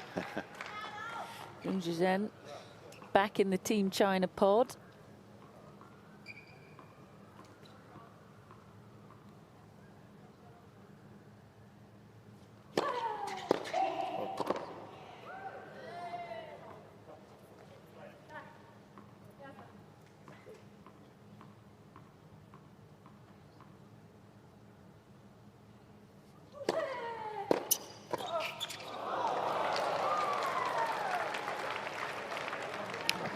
He's not having a good stretch, is he? He's lost his confidence a little bit here, it seems, Zielinski, and feeling a bit of pressure here. Expected to win this match. Yeah, and a reminder that juice here, of course, means that it is set point to Team China. It's either a deciding set tie-break or a second set tie-break incoming. Touch. Oh. Okay. And wow. Second set, Team China. So it's the set to China, a tie-break avoided, but of course, in lieu of a third set, we play a match tie-break. First to 10 points in just a couple of minutes. Will be played to decide the match. And he needs a couple of minutes, I think, just to compose himself, Jan Zielinski, because that was a horrible way for a professional doubles player to end a set. Yeah, things went awry, didn't they? Sort of pear-shaped. He needs to gather himself quickly. I mean, it can happen to any of us, you know. You just lose a bit of confidence, miss a few shots you shouldn't, and then bingo, you start to wonder whether you're going to make one. So he needs to really start quickly here in this tiebreaker to give Poland a chance. And you and Sun, they've been awfully good. They've fought hard. Got themselves back in the match. I certainly feel like they've worked themselves into this second set, the Chinese pair. And you touched on it, Fitzy. Sun and Yu have really just found a way and played the percentage as well, I feel. You know, it was a lot of first serves in, and it doesn't help for Team Poland just making too many unforced errors, and I felt Zielinski also trying to maybe do a little bit too much. But this will be interesting. 10-point match tiebreak. It could come down to the wire. Yeah, we are just having a slightly extended set break here because I think it's Katarzyna Pitta that has gone off just for a comfort break. And I don't know whether you can see this quite from your vantage point, but we've got Hubert Hurkacz giving Jan Zielinski a pep talk here.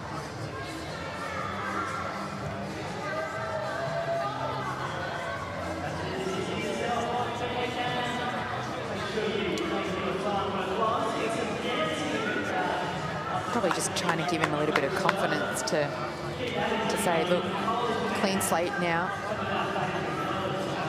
Keep it simple. Play your role. Gee, it's a bad feeling though, isn't it, when gee, the confidence just plummets, evaporates, and then you just can't move your arm almost sometimes.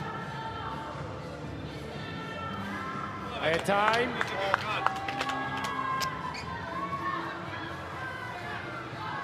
Good team play, Hubert Hurkacz.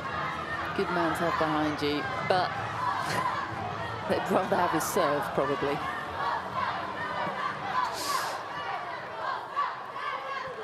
Long way to go in a 10-point tiebreaker. It seems so quick in a 7-point, but sometimes it seems incredibly long when it's first to 10. There's a lot that can happen.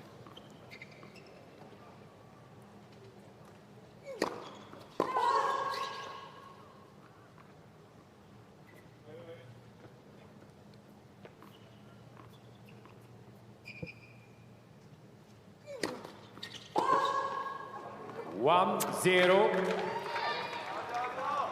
Team Poland.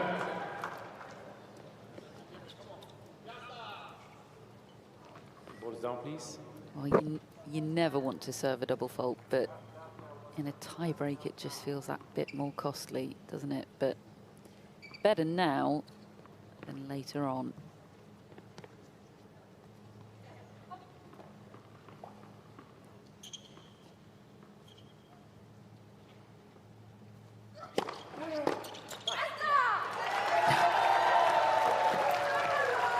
A 2-0 Team Poland. Katarzyna Pitta is hyped up right now.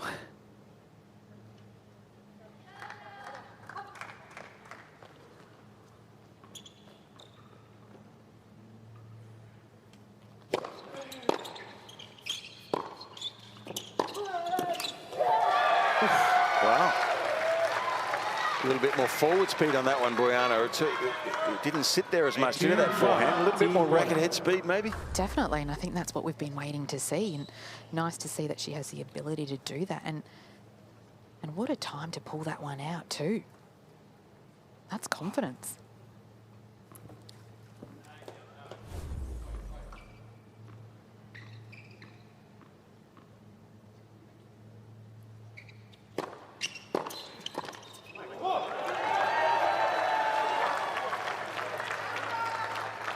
A 3-1 Team Poland. Well, he hasn't missed too many of those, and just at the wrong time, this one goes into the net.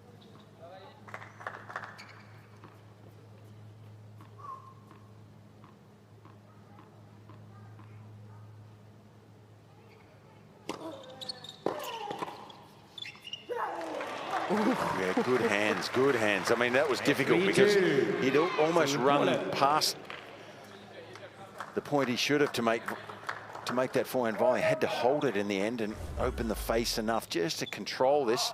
He gets too close to the ball. Made it awkward. So a good fending volley in the end.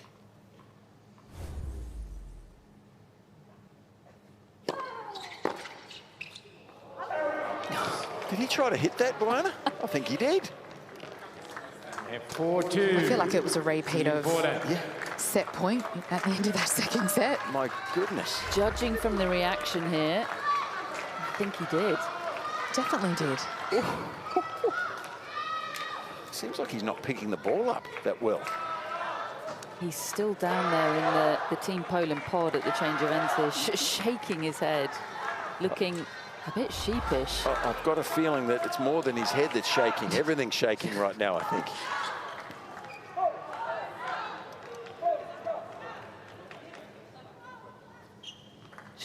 Trying to explain himself, perhaps. Got away with it this time, though.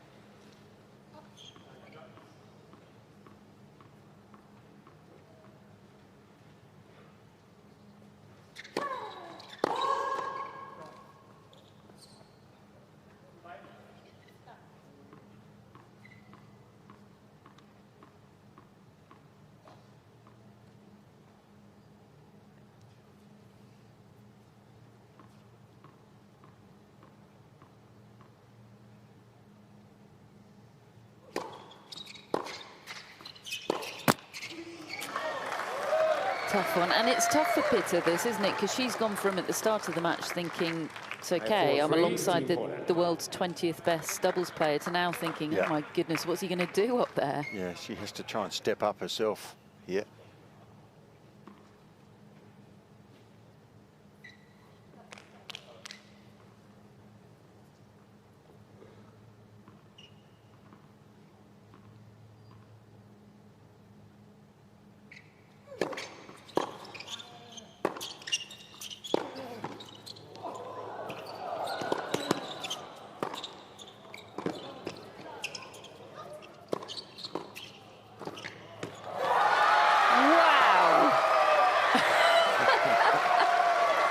Good stuff. Take a bow, Yu Zhaodi. Yeah, she's really put herself into the frame here, hasn't she? Now, how much did she know about that shot mid-rally? This one here. Nothing. And this last volley, though, was... She didn't hit it with any pace, but... left for service. We didn't see it, but did a great job to just drop that over.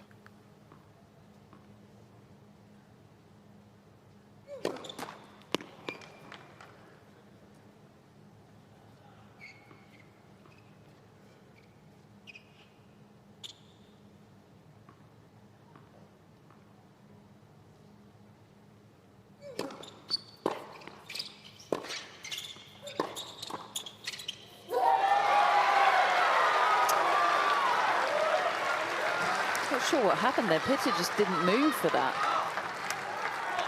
5-4, Team China. Just put the racket out, didn't she? Well, Catherine Fitzy, I don't know if you can see it from where you are, but Hurkacz, earlier on, he was sitting at the back of the player zone, relaxed, not doing a whole lot. Now he has moved right up front with team captain Thomas Wiktorowski on the edge of his seat. Bravo! Panburner, I can just see his anxious head poking out from the umbrella of the pod. Yeah, he's taken on a rather more prominent coaching role than I think he expected to today. Worked there. Couldn't be tighter, 5-all.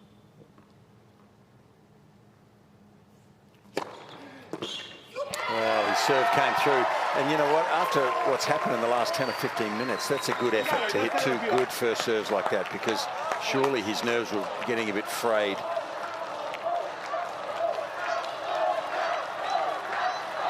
A 6-5, Team Poland.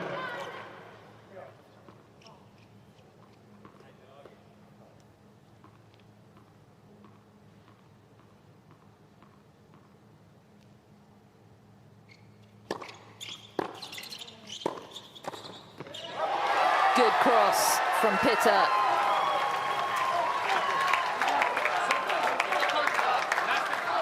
Swiatek up on her feet there, applauding the team as they come in for a change of ends once again. A 7-5, Team Poland. Unorthodox technique there with the two hands on the volley, but did the trick.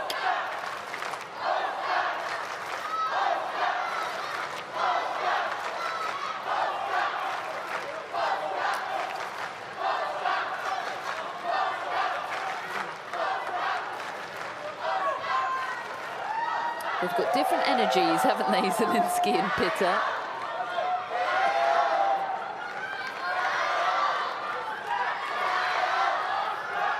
These two have been a great team so far. They are a mini breakdown in this match tie break. What can they do from here? I think when Zhong Zhizhen arrives, the humour goes up in that pod of the Chinese. He's a good vibe, isn't he?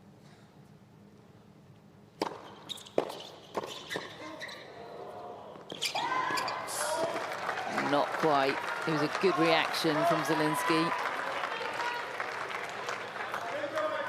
That was a big point. It was tight. No cigar though. It was long, Team Poland. but a pretty important scoreline, wasn't it? Okay.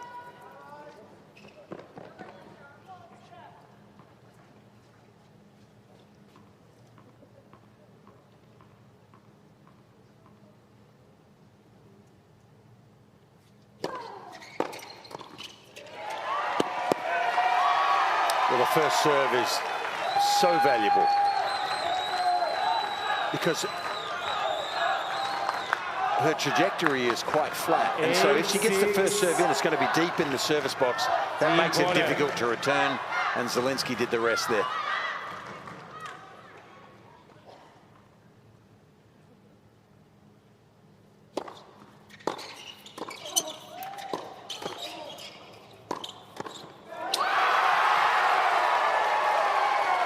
Perhaps made the wrong decision there. Yu Zhao Di should have gone cross-court. There was a big gap waiting for her, but good stuff from Zielinski at the net. 3 match points to Team Poland. 9-6, Team Poland.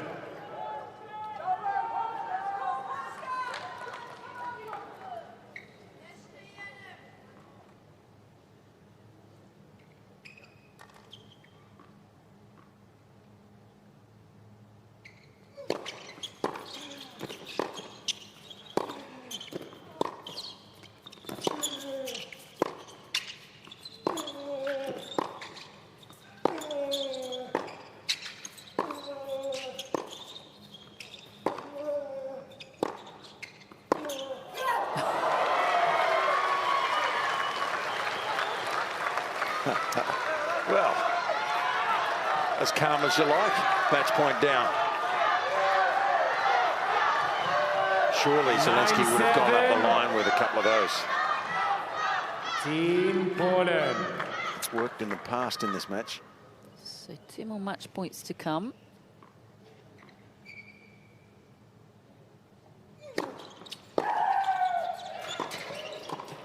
Game, set the match. And they take it at the second time of asking. A bit of relief from Jan Zielinski, some joy from Katarzyna Pitta. She wanted that one. She has got the win alongside her partner for Team Poland. Spare a thought for Yu Zhao Di and Sun Fajing, who really rose to the occasion over the course of that match and made it extremely competitive and extremely enjoyable. But Poland get the 3-love victory to take into the Sydney semi-finals, Fitzy. Yep. And on paper, we expected the Poles to win this, but gee, the Chinese did well to get back into that match, and it was fraught with nerves and tension and entertainment in the end. It's good stuff. Yeah, it really was. I think we were both a bit anxious in those early stages whether China were up to the task, but credit to them.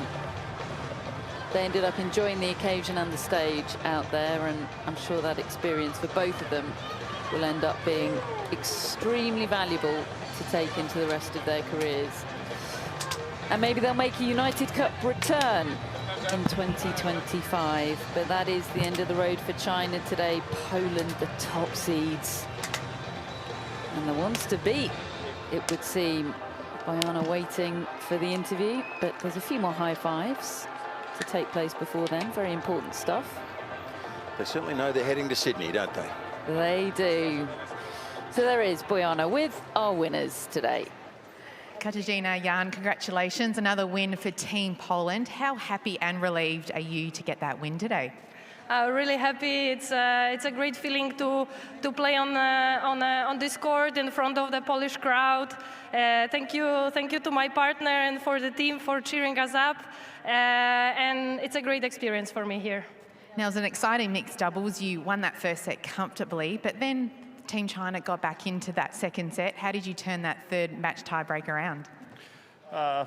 Yeah, I got a little nervous in the second set. I mean, we got a perks to the Team China. They started playing a little better.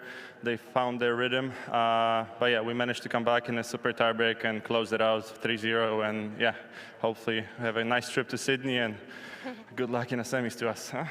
Absolutely. Looks like you've got a pretty special team with Iga and Hubi. Could you tell us, and I promise we won't tell anyone, but what are they really like off the court? Amazing, good people. For me, it's amazing to see that you can be such a good tennis player on the court and such a good person off the court. So really happy to be part of this team. Now, it'll be sad to see Team Poland go. I hope you've enjoyed your time here in Perth. What have you enjoyed most about this week? The wins on court, I would say. Yeah, the wins were the most pleasurable. Our singles players balled out the whole week, so I'm very happy with how they played. We managed to cheer on as best as we could on the bench, and yeah, hopefully they'll keep it going in Sydney. Last question. You've got 2 days until the semi-final, so tomorrow's a travel day, practice on Friday. What's the focus for the next 2 days? Well, exactly what you said. Tomorrow travel, and then a practice day, and give the best in the semi-final, and that's it. Well, we've loved having you all here. Good luck in Sydney, safe travels, and maybe we'll see you in the final. Thank you very much. Ladies and gentlemen, Team Poland.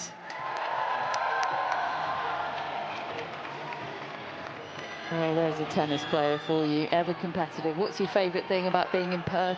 Winning matches, says Jan Zielinski. They're going to enjoy their trip to Sydney, I think. And it turns out that Iga Swiatek and Hubert Hurkacz are just as nice as they seem. No surprises there. Isn't that great? Yeah. Yeah. Why are we not surprised? That was big for Katarzyna too, wasn't it? It was nice for her to experience that, and spoke so well and said what a good experience it was for her. Very modest and honest, and good to see. Absolutely. The team stats didn't come down to much in the end, did it? It did feel like it was on Pitta and Zielinski's racket if they could get their act together. But that's not the whole story at all. You and Son, great stuff from them today. Gave a fantastic account of themselves, and a credit to Team China. These two are going to soak up their moment in the sun. All of those Polish fans are stuck around. They'll be down there a while if they're going to sign all of those autographs. Confirmation here of the 3-0 victory for top seeds Poland in this first Perth quarter-final of the United Cup. Hubert Hurkacz, handy win for him, 3-4 over Zheng Zhizhen.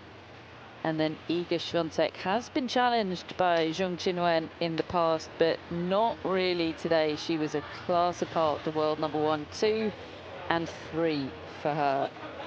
Undefeated this year in the United Cup. And then, of course, the mixed doubles victory that we just saw, which means we have just one more tie left in Perth in the United Cup 2024. And it's a good way to go out, folks. It's Australia against Serbia. It's Alex de Minaur against Novak Djokovic. Ajla Tomljanovic against Olga Danilovic. And then the mixed doubles, Storm Hunter and Matt Ebden against Danilovic and Djokovic teaming up. How tasty is that? Is it going to come down to the mixed, Fitzy? Well, look, if you assume that maybe this man might win his singles, yes, I hope it does come down to the mixed. I hope Ajla Tomljanovic can get a win under her belt for Australia and take us into a mixed doubles playoff match at the end to decide it, and the Aussies from there are not without a chance, that's for sure. It's a very, very different look, this matchup for Ajla Tomljanovic, isn't it? Because suddenly she's the favourite, she's the far higher ranked player. Well, certainly if you take injury out of the equation, she's on the comeback trail. But this afternoon, quarter-final belongs to Team Poland. They are soaking up the sun here at the RAC Arena. They will move on to Sydney for the semi-finals. They are undefeated so far, and they are the favourites. 3-0 for Team Poland, the world number 1, Iga Swiatek. We'll see you later.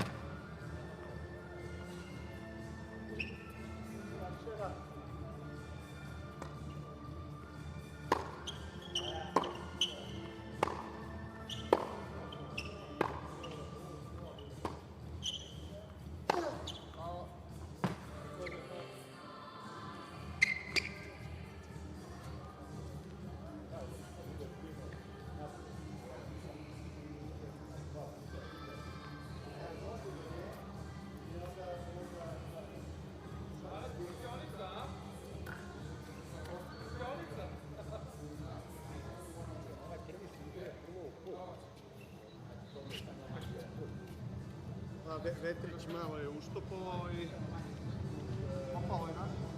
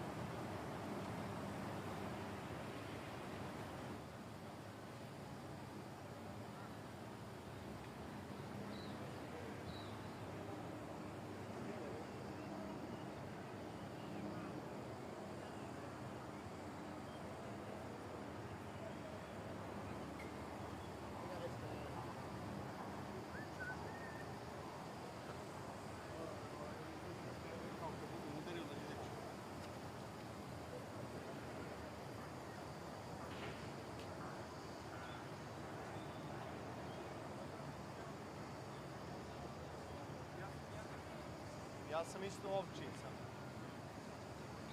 Šta su ove? Ove su neke hibridne. Ove su Godzilla boginje. Imaju male i to spada ovčije, tako?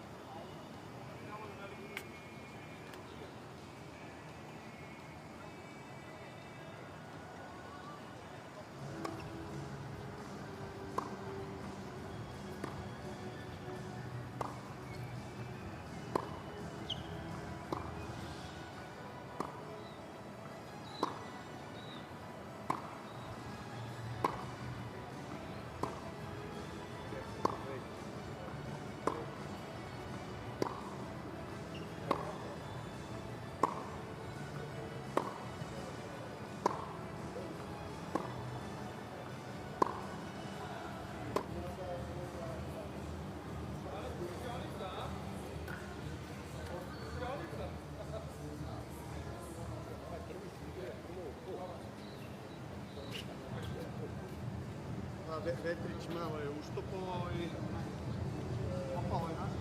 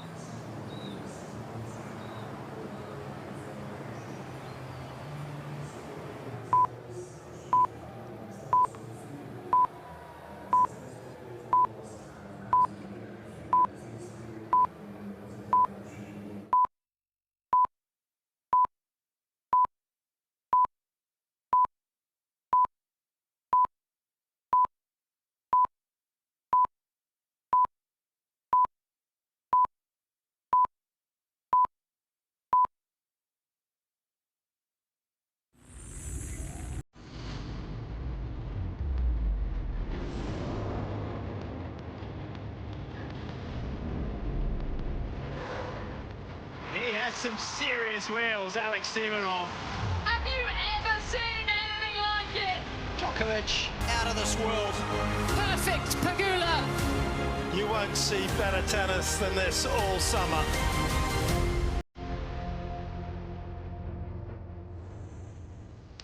Beautiful day once again in the city of Perth, Western Australia, as the United Cup comes towards its conclusion in this part of the city with the quarterfinal between Australia and Serbia. Poland have already booked their spot.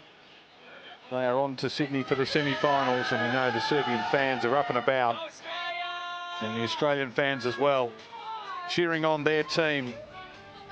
Both of them making their way through to this quarterfinal. Serbians as the runner-up in their group, the lucky loser, if you like, and Australia in a dramatic match against the US, just making their way through to this quarterfinal. Leighton Hewitt in charge, trolling, strolling, patrolling, all of those words. And Alex Stevanovic and Novak Djokovic, what's the situation with that wrist? Seems okay, to be honest. We've seen him out on the warm-up court and things looking good. David Colvin alongside Jim Courier. John Fitzgerald courtside. We'll get to you shortly, Fitzy. Good evening to you, Jim. Beautiful conditions. Here's the schedule for tonight. It's tasteful, that's for sure. Yeah, sure is, David. Great to be alongside you and Fitzy, and what an opportunity for Alex Stevanovic, coming off of a great victory over a top 10 player in Taylor Fritz, and now lines up against Novak Djokovic here in the opening match. Djokovic had to go 3 sets yesterday in his singles match. Did have trouble, as you mentioned, with his wrist and his forearm, but did look fine on the warm-up court. Tomljanovic against Danilovic. That will be an interesting matchup, no doubt. And will the mixed doubles be alive?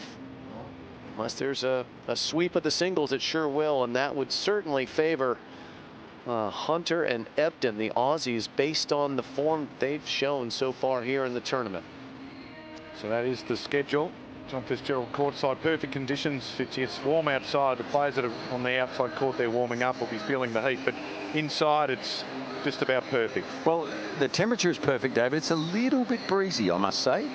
It just feels like it's come up in the last 5 to 10 minutes. I've been sitting here, but nothing that's going to be or affect the state of play too much, I don't think. So, temperature's great. The crowd's building. We're expecting a big one, and we've got an interesting night of entertainment ahead, we hope.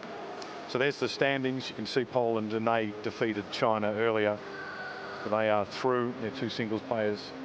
With Hurkacz and Swiatek winning both in straight sets to secure that tie. And Serbia, did say they were the lucky loser before. They did win that tie, of course. So it was China that got through in the end after that dramatic USA-Australia group match. So just the one spot left. Yep. Crowd's building. Poland on their way to Sydney tomorrow. There'll be a plane taking the winning teams across the country to get ready for the semifinals, which will take place on Saturday in Sydney. A couple quarterfinal matches still to come in Sydney. One tomorrow evening, and the final quarterfinal on Friday evening, which will get us fair set for the big finish as we edge towards crowning our second United Cup champions. The defending champions, United States, did not make it out of the group stage. It was Australia that came through that group of death, David. Well, and the US team had a great day on the golf course yesterday, and they almost had to cut that short because the word was filtering through that they might be in action here, but they will go to their various locations for the next tournament. Interesting that the teams here, they have a day of travel, a day of rest and practice before playing those semi-finals. There's a 3-hour time difference between here and the eastern seaboard in Australia and to Sydney, so that will take a little getting used to. So they will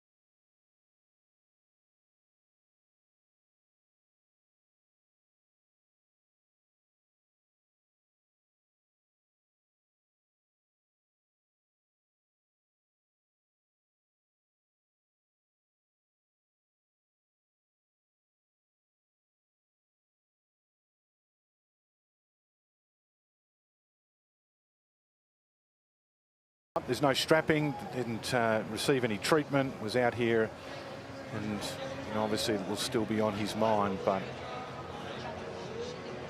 he looked okay. We understand more muscular than anything bone or tendon, but still a little concern this early in the new year. He is so experienced at managing those little bothersome injuries, and is still able to perform at a very high level. Showed that yesterday. A little bit of a bobble in the second set, then ran away with it. All right, so just about ready for the introduction. In fact, the countdown is underway. So let's get things started here with the introduction of our teams.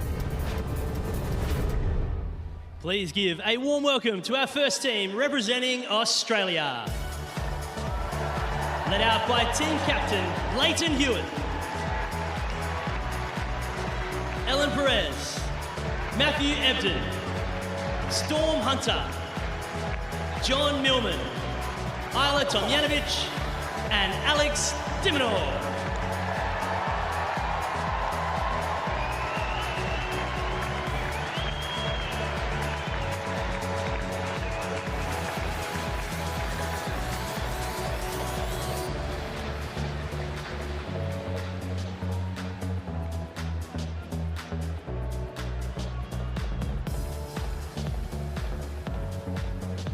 And their opponents for tonight's session, representing Serbia.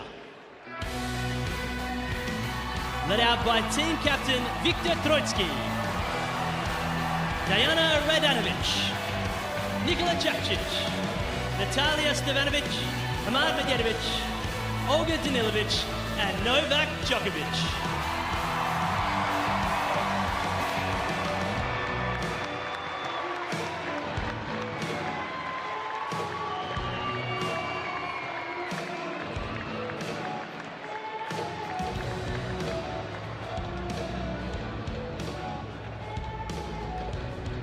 If you're able, please be upstanding for the national anthems of Australia and Serbia.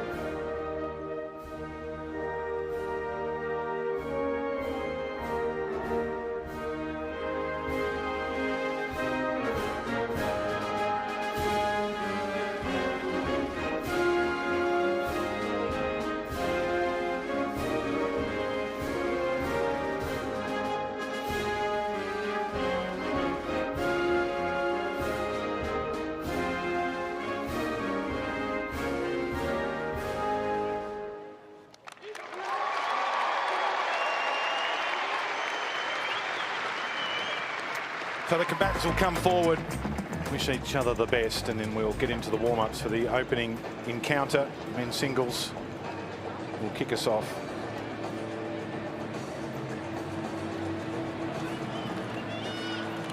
So Novak just every now and again still giving the right forearm a little bit of a massage. Sharp jackets too, both teams. Leighton Hewitt in command on the sidelines. Always got that happy demeanour. Novak will get the team huddle.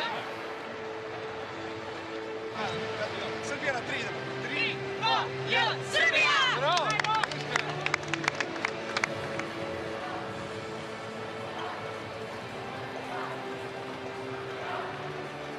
And it's a big day for Alex de Minaur.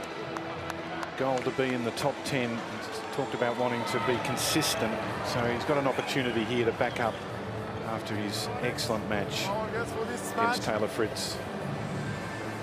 Del Noor in the chair, and as Novak does, he just keeps the opponent waiting.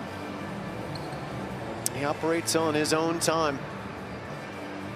There's no question about it. Likes everything just so. He will head on out on his way right now.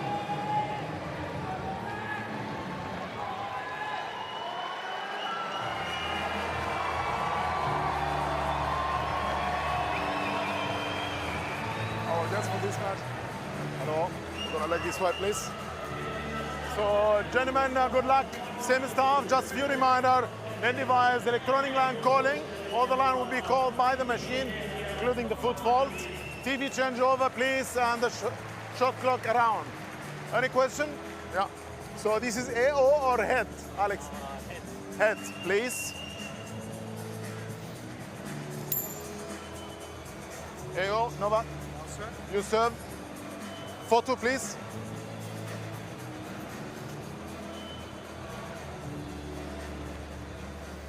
Thank you. Have a good match. So the fast feet of Alex de Minaur, can they carry him to a victory here for Team Australia? Will it be Novak Djokovic, who's got an unbelievable recent record against Australians, 43-match win streak. Leighton Hewitt's courtside, team captain for Team Australia. We know he loves this nation and this team. Leighton David Colbert alongside Jim Courier. And, well, Alex was just superb against Taylor Fritz, but this is a new level. Something Alex is certainly looking forward to, though. He wants to test himself against the best players in the world, and there's no one better right at the moment, and has been for quite a while. So perfect conditions down here, a tiny bit of breeze, but you know, 2 nights ago it was perfect for Alex. He came out and executed his game plan exactly how he wanted to, and tonight's another step up, but he's going to have to try and stay aggressive and back himself. Leighton, Jim here, wondering about that game plan against Novak. They've had one meeting. It was at the Australian Open last year in the 4th round, and Novak played exceptionally well, and it wasn't that close. How does Alex make it a contest tonight? Yeah, I think he's got to go out there with a similar game plan that he played Taylor Fritz the other night.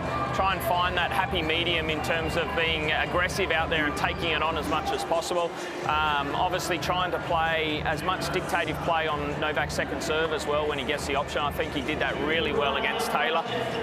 But he's got to be patient, wait for the right ball out there. And, you know, he's playing well out there. I think Novak as well played a little bit up and down yesterday in his match with Hurkacz.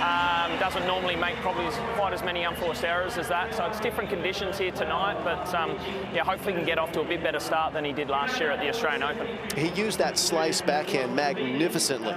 Unbelievably well against Taylor Fritz. Is that a weapon for him tonight against Novak? Yeah, I think he can use it tonight, especially early on, and just, you know, try and mix up different plays. We know how good Novak is when he gets set and is in that great rhythm out there as well. So, yeah, don't be surprised to see that. And, you know, he can probably use it a little bit all over the court, the short one to the backhand, but also down the line. And the Australian team runs deep here at Leighton, so you've got good women's singles chances, and then, of course, you finish off with a great doubles pairing. Yeah, absolutely. And I think Isla really found her best form a couple of nights ago against Pegula. So that's going to give her a lot of confidence coming out here, no matter what the situation, 1-0 up or down.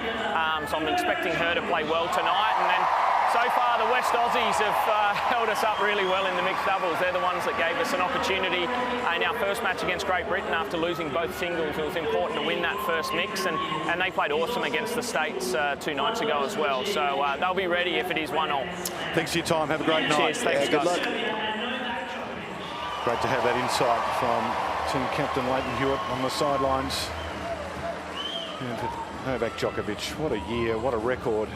36 years of age, the world #1, 98 titles. There's de Minaur, number 12 in the world, looking to get into the top 10. He's been close. 11 was his highest in October last year. 1 title in 2023. and he lost to Cam Norrie and then had that barnstormer against Taylor Fritz, his 2 matches here at the United Cup. And for Djokovic, well, he had one of his best seasons. It's pretty hard to say that when you look back on his career, but when you look at the record for Novak in 2023, 3 Grand Slam titles, ended the year as #1 for the 8th time, 7 titles on the ATP finals. Yeah, just at 36. One set away from the natural Grand Slam. It was Alcaraz who denied him, and he had a break point, did Novak, early in that 5th set. As we see his captain and good friend Viktor Troicki and his coach Goran Ivanisevic, it was another remarkable season for a player of any age, let alone 36. We've seen a generation pushing boundaries. Federer in his return, winning in 2017 here after injury, deep in his 30s. Nadal now coming back, trying to conjure up another victory. Looked great in his opening round win over Dominic Thiem in Brisbane last night. And Novak just doesn't seem like age is touching him at the moment. Maybe it's a hyperbaric chamber. I'm not sure what's going on, but it's working well for him. Tennis's Benjamin Button. 3 times he's won 3 Grand Slams. This year he's got the opportunity to win the Golden Slam, an Olympic year as well. So he's talked about that. Hasn't got that Olympic gold medal. It's the one thing that is missing, and he would love to have it. So that's a long way away. He's not thinking about any of that now. No, but I think it is also worth reminding ourselves and everyone at home, take a moment, take this in. This is one of the greatest athletes on the planet currently and of all time. And we don't know how much longer we'll have him, hopefully. And he plans to play a long time, and hopefully we'll get to enjoy him for many more years. But for now, he is still at his apex. What we are seeing is something special. What Alex is facing is something special. It's the ultimate challenge. I can't wait to see what happens here. Well, I'm ready on the basis of that, and so is everybody else. Spot in the semi-finals up for grabs. 2 teams in, one's going to Sydney.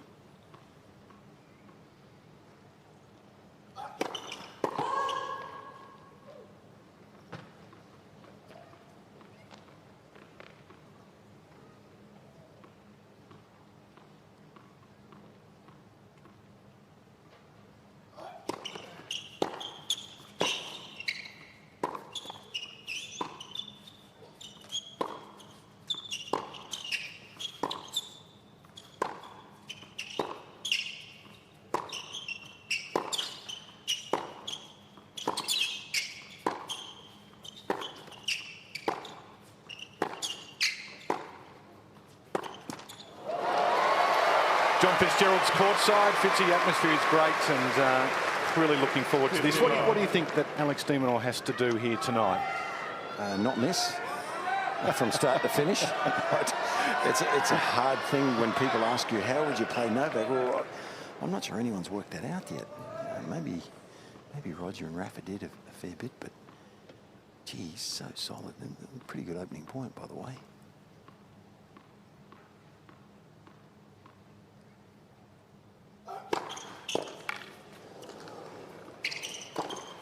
He had something to prove too. Last year at the Australian Open against Alex, he thought Alex the year before mightn't have, could have been a little kinder to him in the press at one stage, and he seems not to forget that stuff, Novak. So he made Alex pay dearly.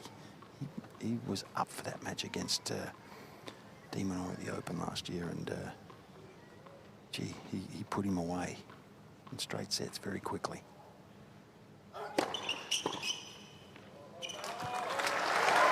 Yeah, brutal straight sets too. 6-2, 6-1, 6-2 was a most impressive display. And that's what the best do, Jim. You've been there, the youngsters coming up, you just want to keep them where they belong. Novak he likes to play whack-a-mole with the young players, that's for sure, and try and knock them down. Oh, my goodness. It's outrageous. Impressive commencement to love.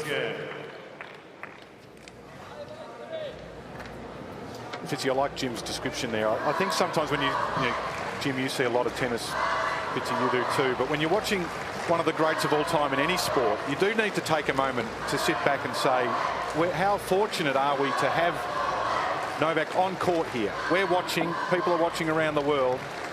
We're fortunate. It's the ultimate respect, isn't it? Because you, particularly if you've played at a half-decent level, you know, and you know what it takes to a degree to be really good at something, but to be the best in any given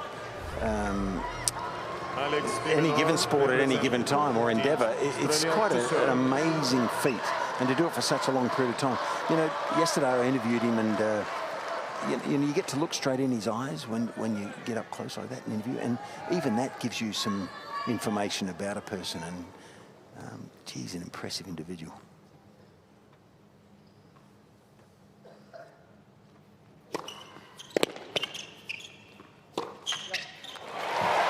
But then again, David, I've been gazing into Jim Courier's eyes for years, and you know, I still haven't learned anything about how good you could be with that forehand. It just still boggles my mind. He gazes back a bit too, you know. What color are my eyes, Fitzy? You don't even know. I get glazed when I see you, Jim. Good opening points there. Good serving. He served well the other night too, Jim, didn't he, Alex? And that helps him then not get on the back foot too early in the rallies.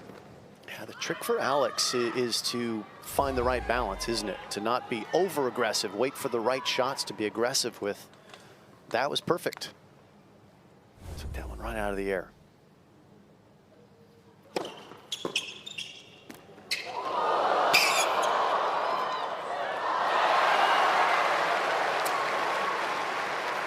Wide. 40. Well, good lateral vision here from de Minaur. It was an awkward shot, and at the last second he saw Djokovic move forward, so he popped it up high, made it awkward. He was sneaking in, didn't want to just push it down low.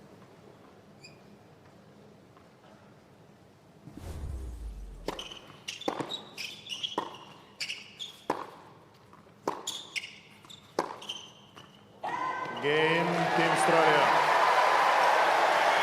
That's a good commencement for Team Australia. John Millman up off his seat. He's the ultimate cheerleader as well. You've got two of them there. They'll spend more time standing up than sitting down, Leighton and John.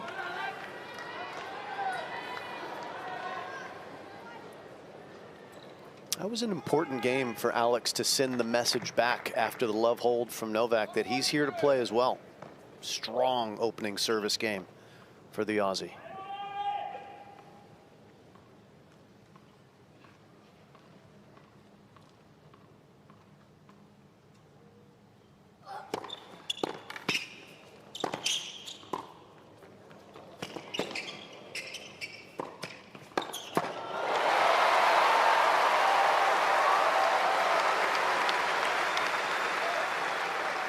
Love 15.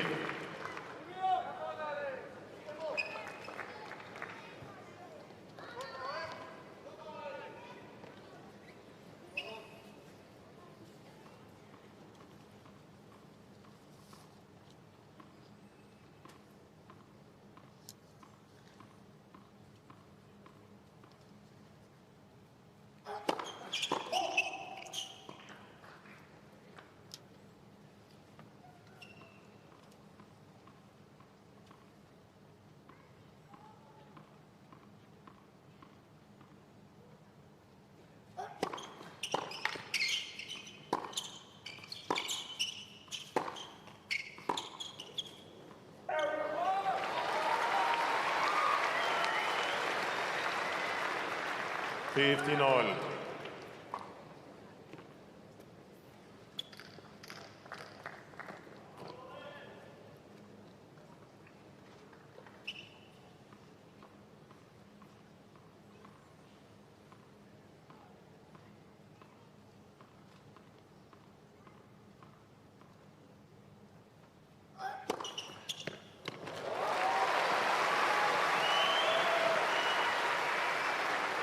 $50-15.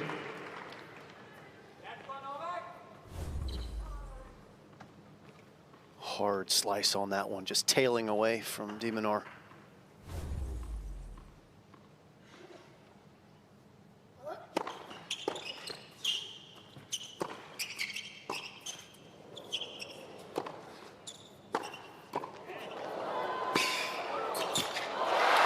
that speed from the Demon. So quick to react. It's savvy too, because the one weakness that Novak has, the one shot that's not a strength, is the overhead. So de Minaur forced him to hit one, and it was a weak overhead, and it gave Alex a chance to showcase that remarkable foot speed. Novak's volleys were incredible in 2023, the best they've ever been, but the overhead still is a shot that he has doubts with. Net for service. It's just not a part of your game you get to exploit that much, though, is it? No one's ever beaten him just feeding him lobs.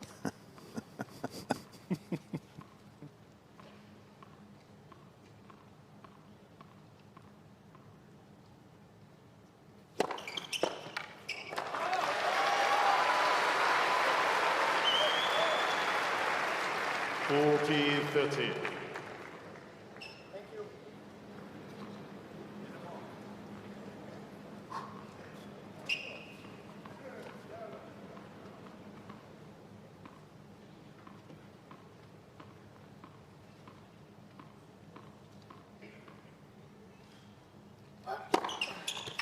Again, Team Serbia.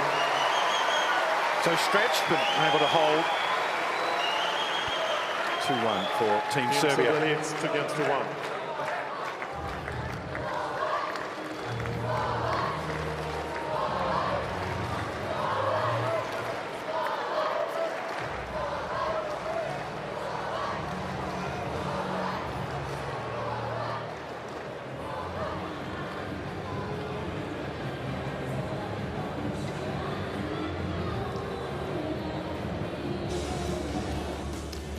Well, what a sight that is, Elizabeth Key, in the city of Perth, along the Swan River, city full of nightlife and Murray Street Mall shopping. Of course, Kings Park just above all of that. It's a beautiful place to be, to visit, to live, all of those things. Your first time here, Jim, and you've been loving it. That brand new stadium hosting the AFL and cricket, etc., is superb. It's a beautiful city, spectacular. I've heard so much about it from so many players over the years. Delighted to finally get a chance to visit and see it firsthand. It is not disappointed.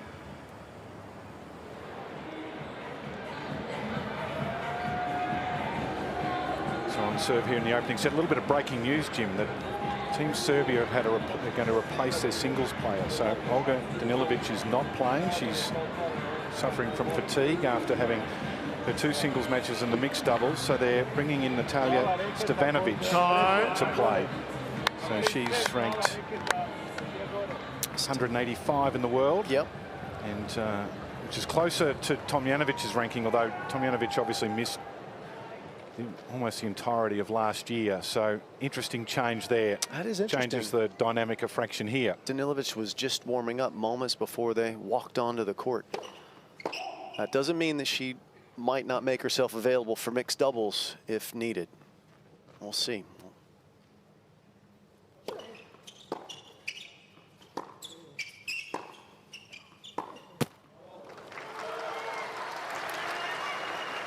Love 15.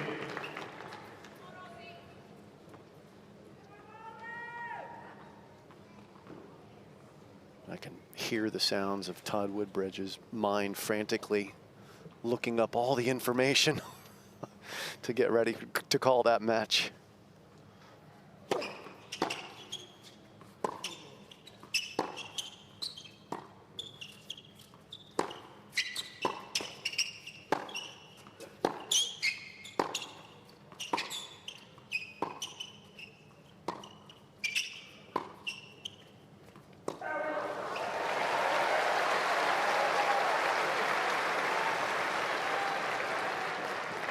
$15.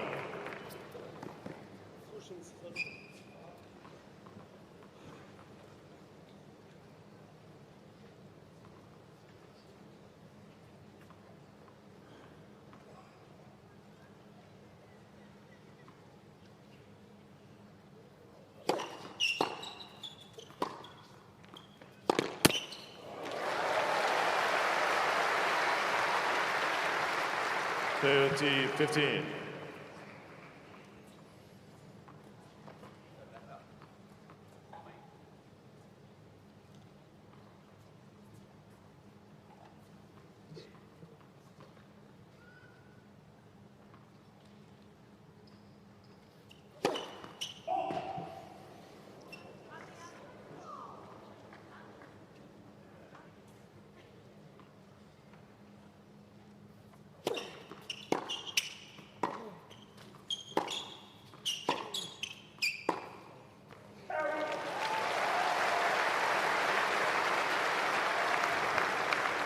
40-15. Good signs for Minaur that Novak is feeling the need to try and be that aggressive in rally. Gives up an unforced error. Alex gets to 40-15.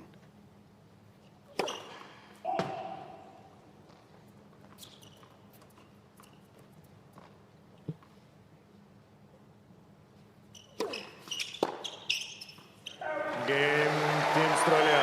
So everything working as per the manual early in this first set. 2 apiece. John Fitzgerald is deep inside the Australian team zone with Matt Ebden. Yeah, I'm here with a very proud Matt Ebden. He loves his green and gold these days, playing great for Australia. Matty, what sort of tactics can you tell Alex to play against the best player in the world? Well, I think he's just got to take confidence from his last match here, a couple of days ago, and play to the crowd, play to the conditions, and just, he's on the verge of top 10 himself. These are the matches he wants to start to be winning in the next year or two to really solidify himself as one of the great players in the world. So this is the best opportunity right here at home. Stay with us, mate.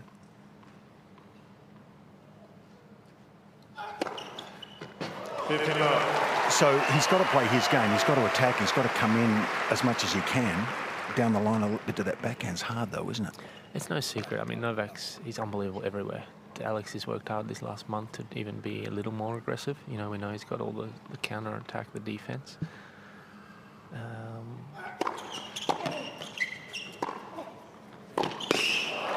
But the great thing about Alex is he's always looking to improve, He's not looking to just rest on his game and be happy at 12 in the world or thereabouts. He's really looking every day, every week, with his coaching, with his team, even with us. How can he get better? What can he do better? He's always really open to that. So, and he's going to have to find something here today because obviously Novak's, close to unbeatable at the moment.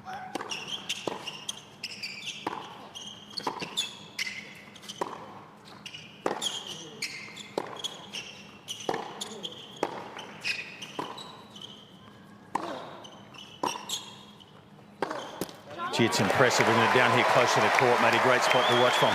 Isla's ready to go. You and Storm are ready to go. Look, we're all ready. Yeah, we're always looking to try to get up 2-0 and not have to go to a mixed doubles. But if we're called upon, we will be ready to give it our best shot. Well, we saw you play the other night, mate. We've got faith in you. Well done. Congrats on what you're doing, and good luck for the rest of this. Let's hope we get to Sydney. Thank you, mate. Absolutely. Thank you. Thanks, Matty.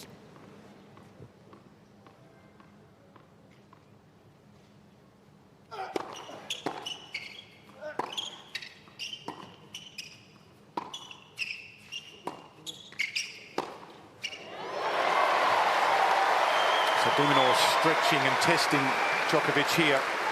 That's the first that we've seen him bring in the slice backhand, especially down the line. That was a very effective shot against Taylor Fritz. And the first time he uses against Novak, Novak overhits it. And Alex at 30 all, not far away from a break point here.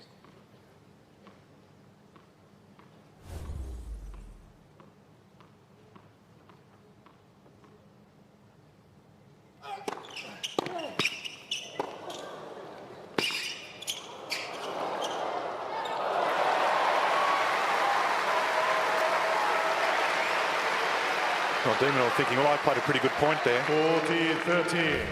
And he's right. This is an outrageous stop and pop from Novak here. This is a hard shot to handle. Below the net, a low chip, and he's able to hit a cold winner off of that. That's all you can do. Clap your hands. Alex asked the right question. Novak pulled out the ace out of his sleeve, not out of his racket. Maybe even a joker. Maybe a joker. There you go.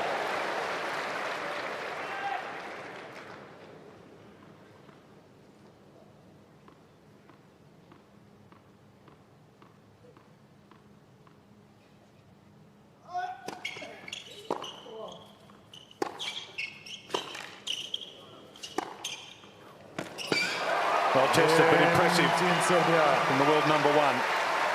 Djokovic leads 3-2. Team Serbia leads 3 games to 2.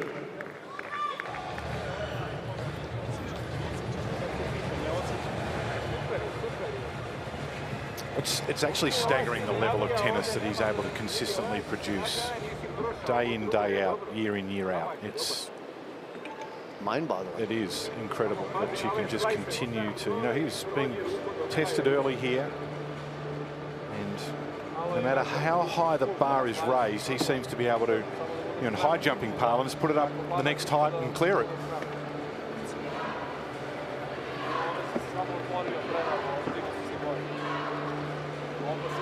The other thing you have to admire is just his level of fitness and preparation and preparedness as well, year in, year out. He leaves nothing to chance. He's the ultimate pro. I mean, there are many of them in the game, but he is taking it to a whole nother level with his diet, his commitment to everything about being as good as he can be.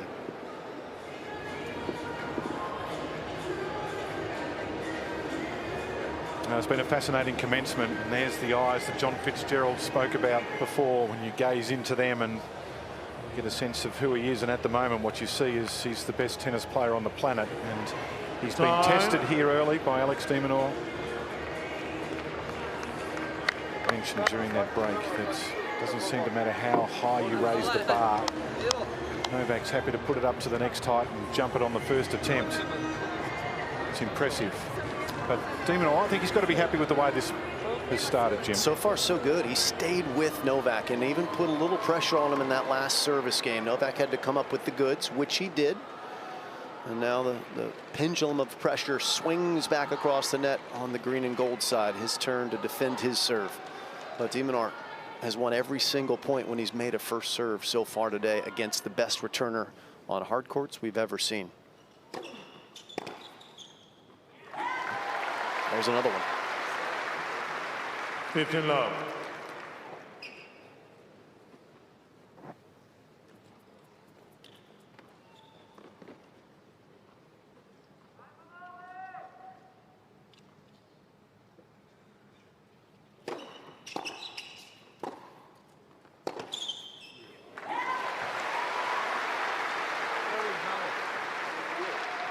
Love.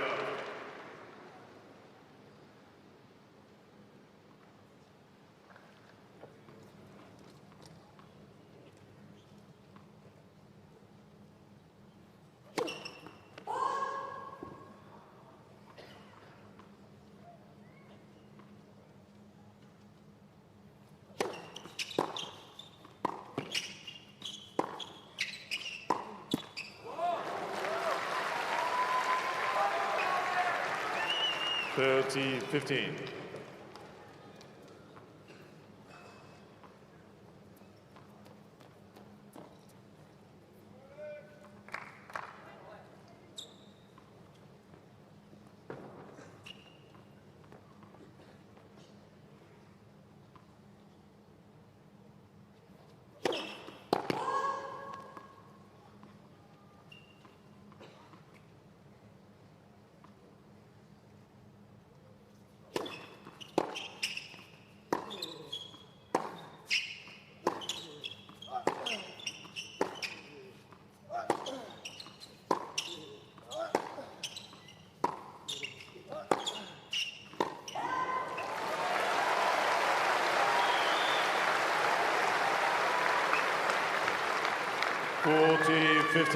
Fitzy, I think Alex is getting the balance of aggression and creativity right so far. He's not overplaying from my lens. What do you think? Well, I don't think Novak is playing as well tonight as he did against Alex at Melbourne Park last year. He was faultless that night. He was devastating. He's making a couple of errors himself here.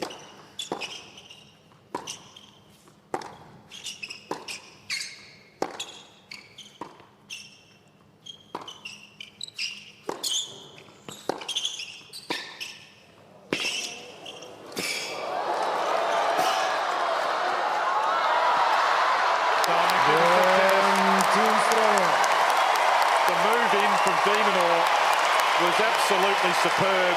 Djokovic's response was pretty good, but the Demon gets the Australian fans waving their flags. It's just a crazy level of athleticism from both sides of the net. Novak, no problem getting this one. Look at the hops on Alex here and the pirouette and the strength to get that one down at the feet with a little oomph on it. fabulous, fabulous tennis. Look at the marks that have been left on the court. The move in was so impressive. He was virtually on the baseline, but he decided that he was on his way. 3-all. Thank you, please.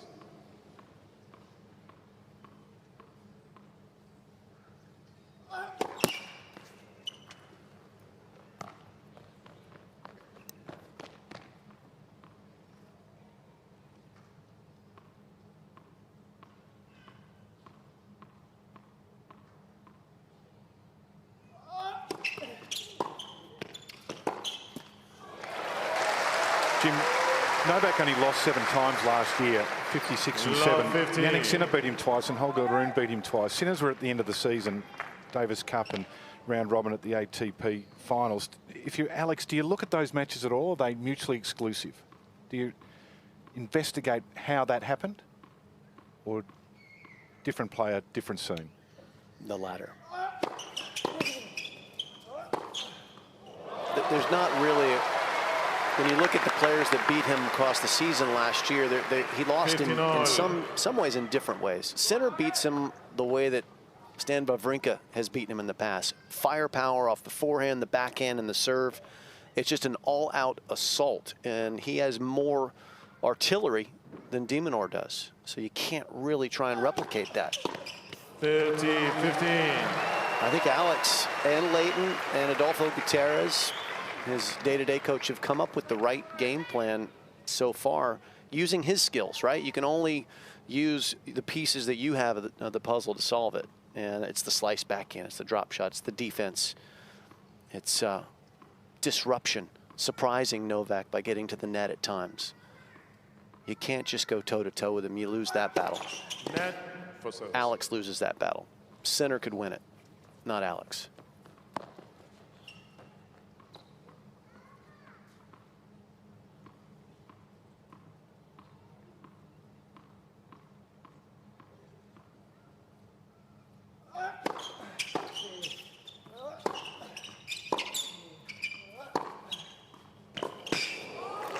Yeah, I agree, Jim. You can only, it's horses for courses. You can only play someone with the skill set that you have. And I think the telling thing that Matt Ebden said in that little interview, I think the telling thing that Matt Ebden said was that he has to try and keep increasing his power as he improves towards that top 10. He has been a featherweight over the journey, not a heavyweight hitter, but one way to help him surprise Novak, as you suggested there, is to take the ball on the rise. And sometimes you see him even run through the approach shot. And that just allows or disallows Novak to have a bit more time. It's the old saying, it takes a little bit of time away from him when he runs through the approach. And that's something he's trying to incorporate here too, I think.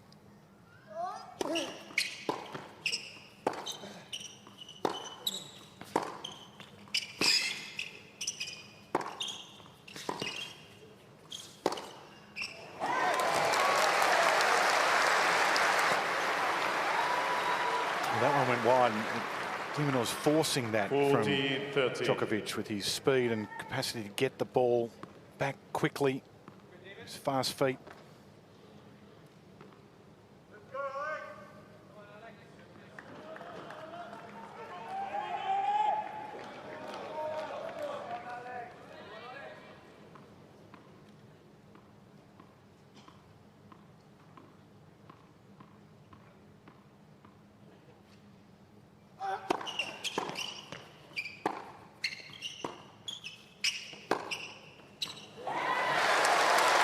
Same slice, Jim. He's using it better than ever, and it's getting him some results, isn't it? He's 2 for 2 with a down-the-line slice. Twice he's deployed it. Twice Novak has overhit the forehand and made an unforced error. You know Novak will adjust, though. He's too good not to. 8 unforced errors off of the forehand wing for Novak already.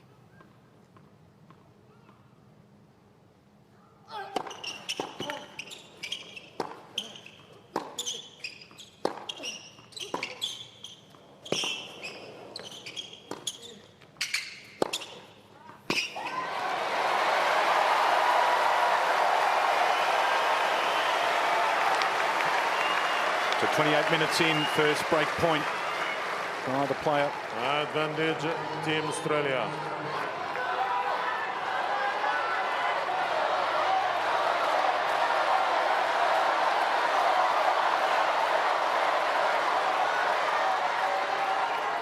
Thank you.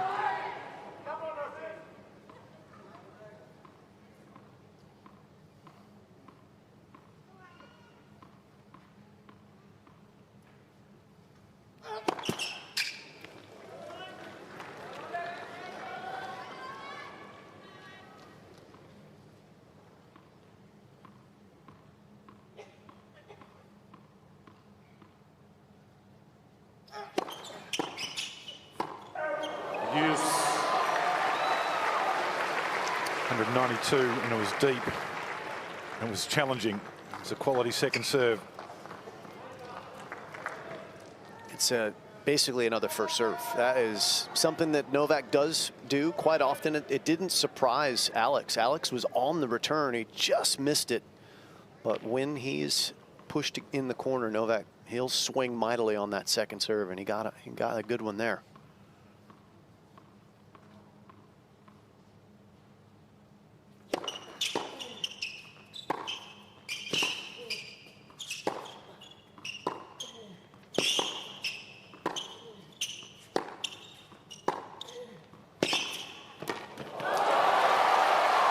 Well, Minaur came in and Djokovic responded with a bullet to the feet. That'd probably, well, it would. It'd beat a lot of players, that play from Alex. Serbia. But this is what you're faced with. You know, you sometimes have to take risks when you don't think, you know, you've got the best chance even, because Djokovic makes you play that. That approach is pretty darn good, but that's what you're dealing with. It's going to come back in a very difficult situation to hit that forward.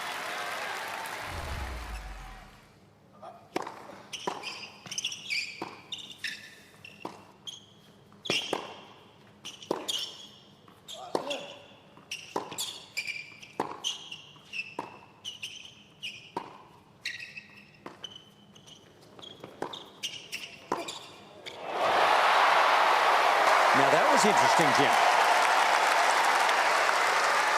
Because that wasn't your normal slice. That was the short slice to make someone actually have to move off the baseline forward. So Djokovic decides to go all the way, and maybe that matchup is a little bit better than actually hitting a decent approach shot and going in against the Djokovic backhand. Just love the creativity. That's just not a shot that Novak sees very often, and then a bullet of a pass to follow.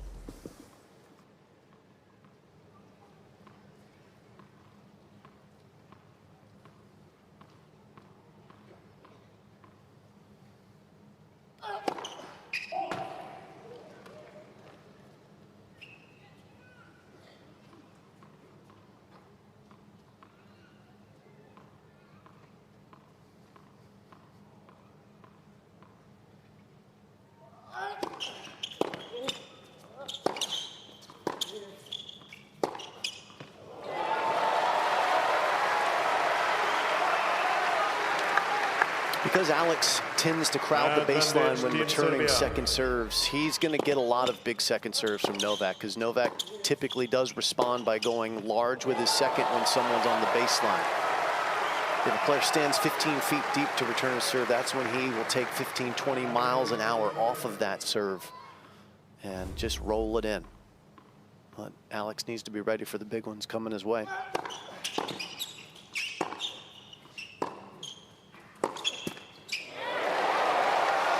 So far, Novak's taken a lot of risk on his second serve, David, and he's yet to hit a double, but he will.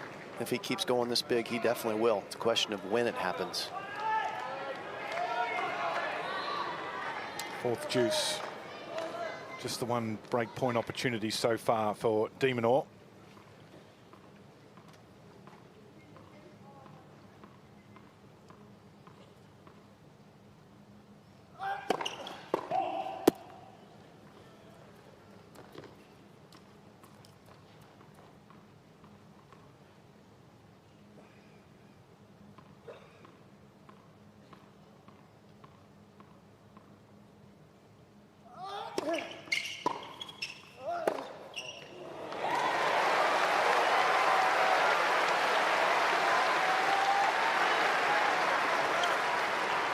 Advantage Team Australia.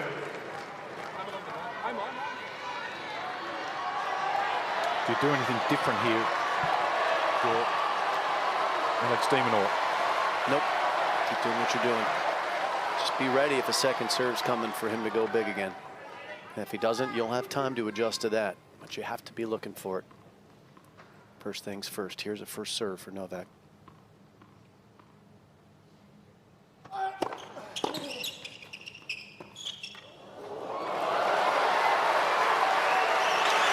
You got to admire him, don't you? You can't help but admire that. I mean, Alex did everything right, got the first serve back into play, was ready, except for the change of play. And how well did he execute that?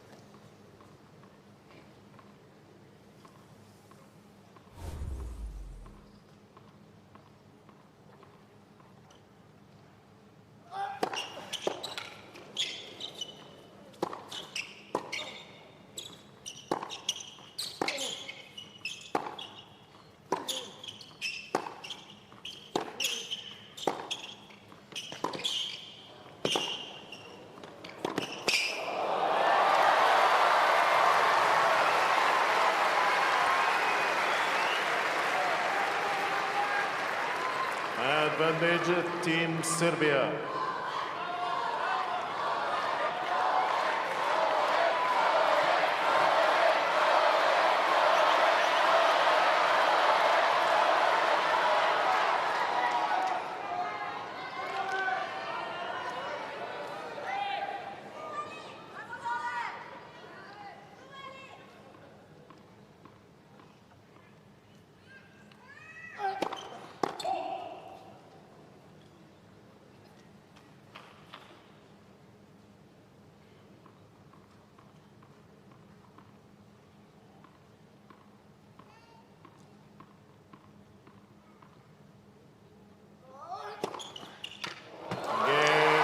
Game, 12 minutes of magnificence. Wonderful tennis. Djokovic survives the 2 break points and leads 4-3. Board change, please.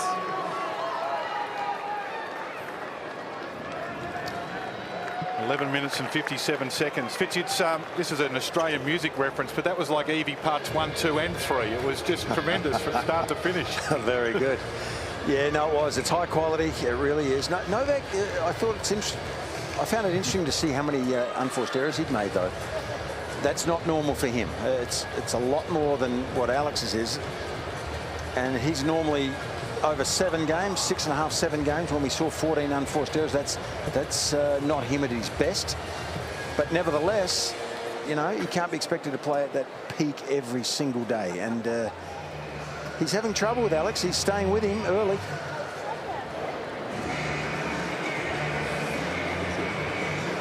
Yeah, I was.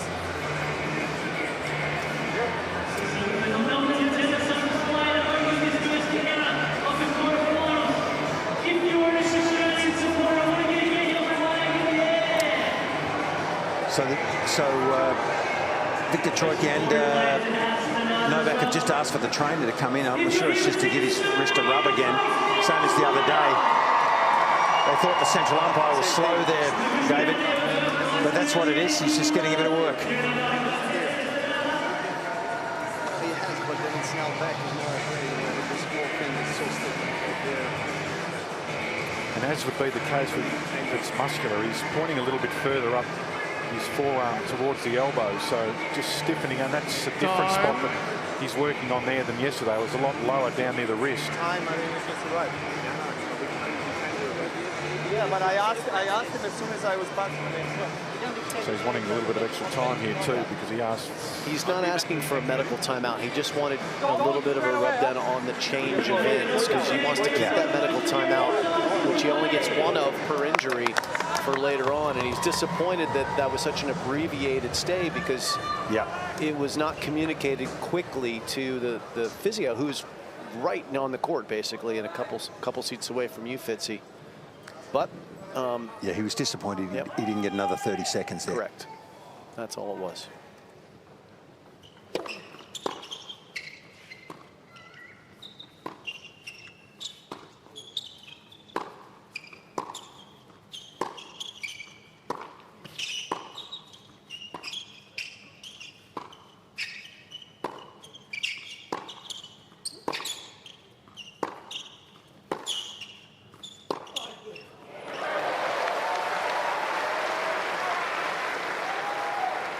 15 love.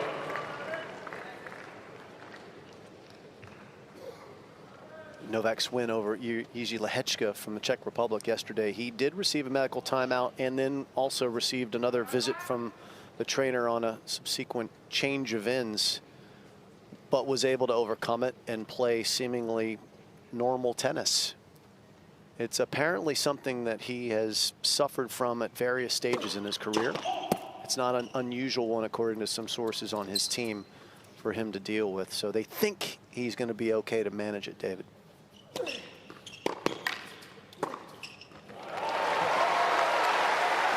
At the moment, though, he's finding Alex de Minaur difficult to manage.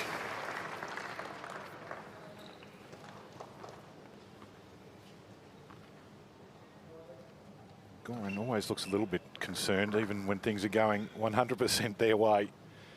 But that is a concerned look on the coach's face. 14 love. You wouldn't know it, but whatever seat Goran sits on, Tennis Australia has like a little bit of a heat adjuster. He is in literally the hot seat. They keep him there all the time. When you work for Novak, pressure's on.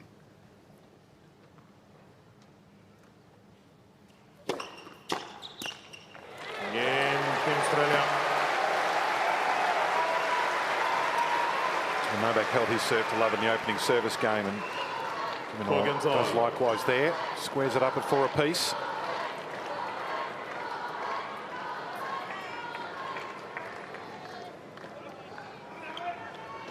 There's a lot going on. Earlier in the match, Novak went over there to get some eye drops. He does wear contacts, so he wanted to put some of that solution in his eyes. You'll see him do that from time to time in different tournaments. Just went over and got some sort of a gel or powder, something, some sort of energy product that he just took on board.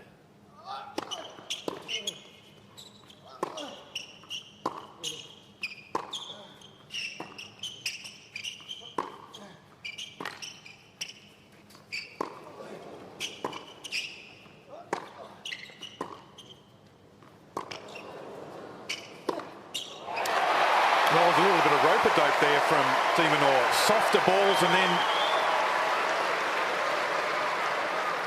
the bigger winner. 15. This varying strategy from de Minaur is fascinating.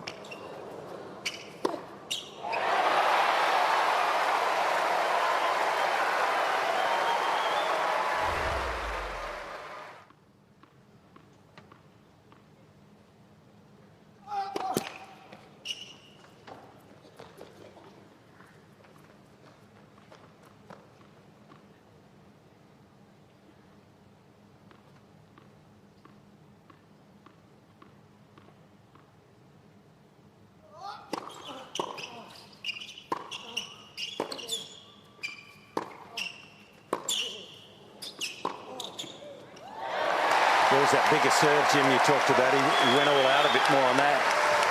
But these new balls, David, they just travel through the air a bit further. The brand new balls out of the can, the felt's tighter around the core of the ball, and it will carry a little further. So de Minaur decelerated a little bit in that first point, just kept a couple in near the baseline, and it's worked out for him here.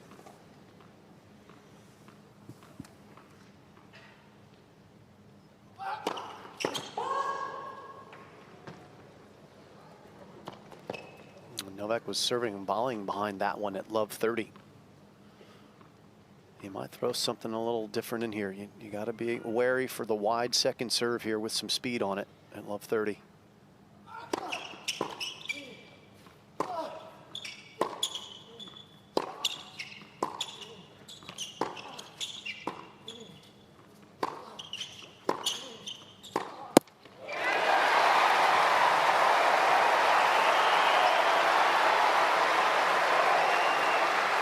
So stretch Djokovic on his last service game had the 2 break points. Love 14.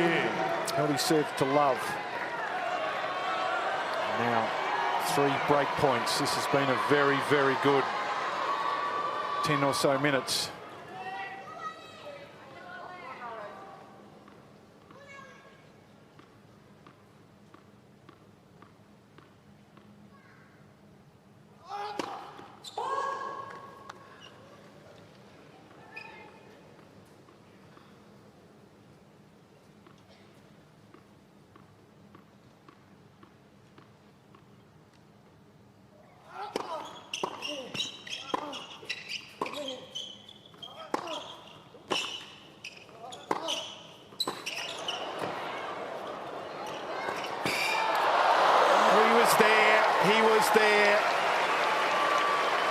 Novak knew he was in trouble.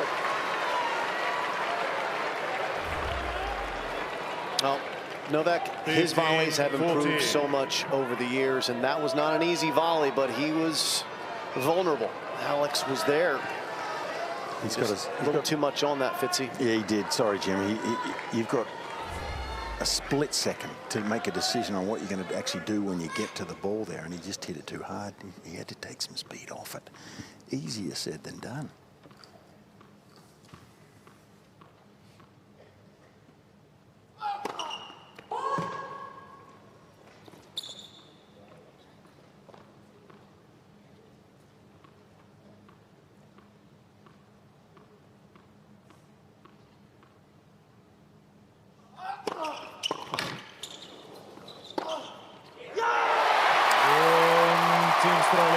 So Minaur gets the break. He goes back to the team zone where they are going to be full of encouragement because the Australian will serve for the set. 5-4. In Australia, it's 5 games to 4.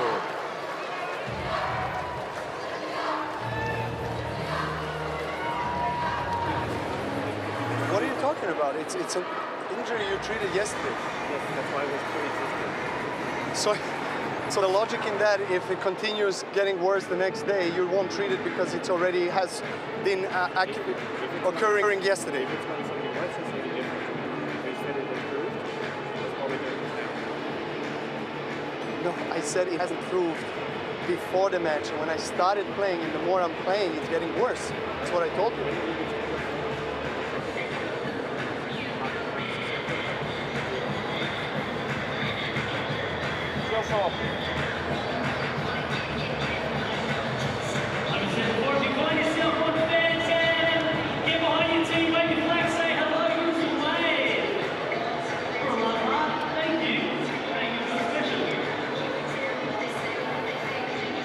So trainer immediately on the scene as soon as Novak Djokovic returned to the team zone for Team Serbia. An interesting conversation then ensued. Novak, we kind of came into the conversation after it had started. I'm not sure if he was asking to receive a medical timeout, and the trainer said, no, it's not a new injury. We can't give you one. No, so what are you talking about? It's an injury that you treated yesterday, and why wouldn't you treat it today? You know I have an injury. And trainer, it's not a medical timeout. That was just a treatment on the change of ends, but Novak definitely was dissatisfied with that scenario, wasn't he? He also said that I started off okay, but as I'm playing, it's getting worse. So conversations, Team Serbia, so all eyes at the moment will be on Alex de Minaur as he serves for this opening set. He's done a remarkable job. He's serving at a high percentage of first serves in play, and de Minaur yet to lose a point when he makes a first serve. Just needs a few more to tuck this one away. So if you get through a set against the world #1 with that sort of statistic, you've rarefied situation.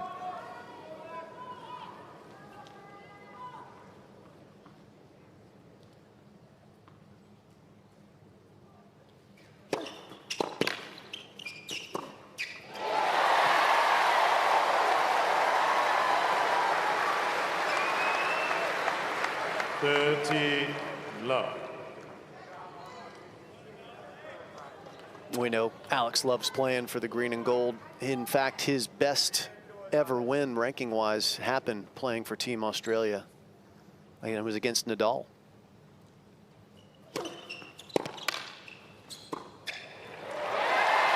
Nadal was #2 at the time. This would be one notch higher.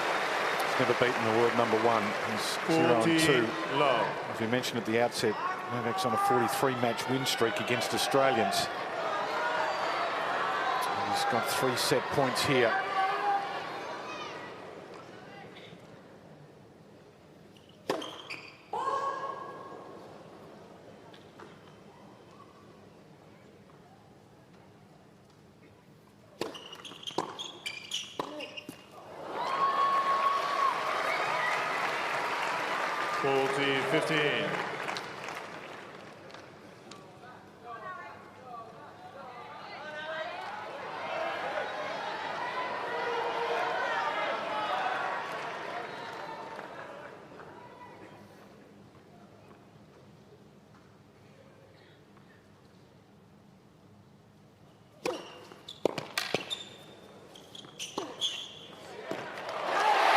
There's the opening set in the pocket for Team Australia.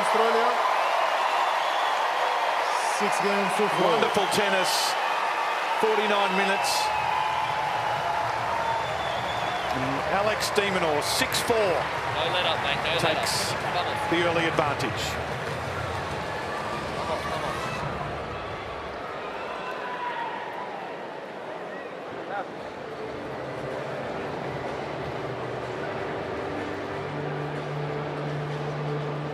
And he survived the set.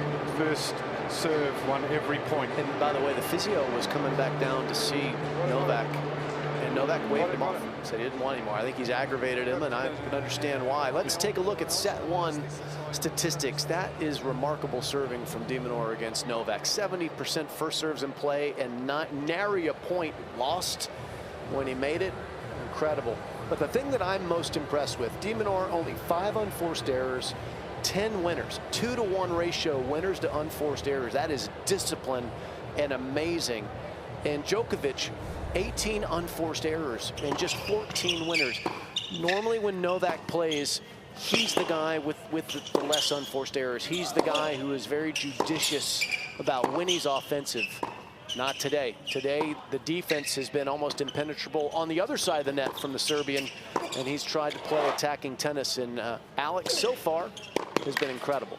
And Fitzy, the variety has been impressive, hasn't it? Strategically, it's been a masterclass. Yeah, he's trying to be aggressive more, just like Matt Edmund said. But that's how he tries to play. It's just that against this guy, it's so hard because his defense is so good. But it's the errors, I think, from Djokovic. Not quite at his best there in that first set.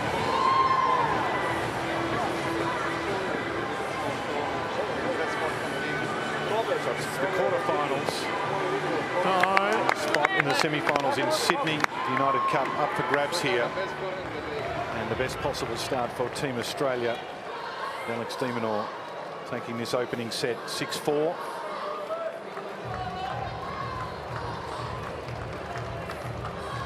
And so what does Novak do here? He's got the concern with the forearm. Team Serbia to serve. Plenty of worries with this man at the other end.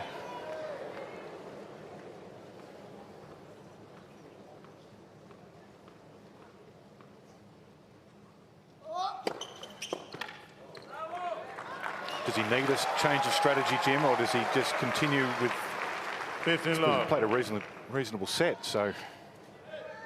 I think it's not necessarily a change of strategy for Novak. Maybe a little bit more patience, but I think he was probably a little startled at all of the diversity coming his way off of the racket of de Minaur. Alex didn't play this way at all when they played last year, Fitzy, at the Australian Open. No, I think he's a little better here right now. And you know, the match he played against Taylor Fritz was one of the best I've seen him play. And he's at the same level here.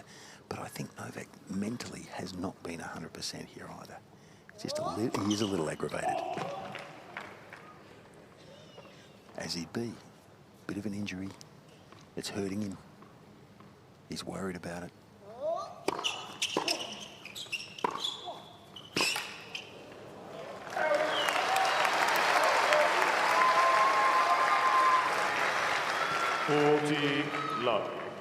And we saw that in the set against Hurkacz in his group match when he lost the second set, that he started to get a little agitated, but he fought his way through.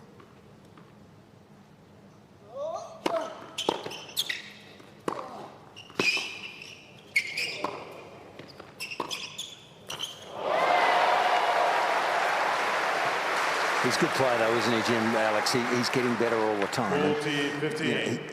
You know, you can't compare to Djokovic, but he is edging towards that top 10. I mean, to play a shot like that even is pretty telling. I mean, he's got control of the ball. He understands the geometry of the court. Really good world-class player. Game, Team Serbia. Good opening service game from Novak Djokovic.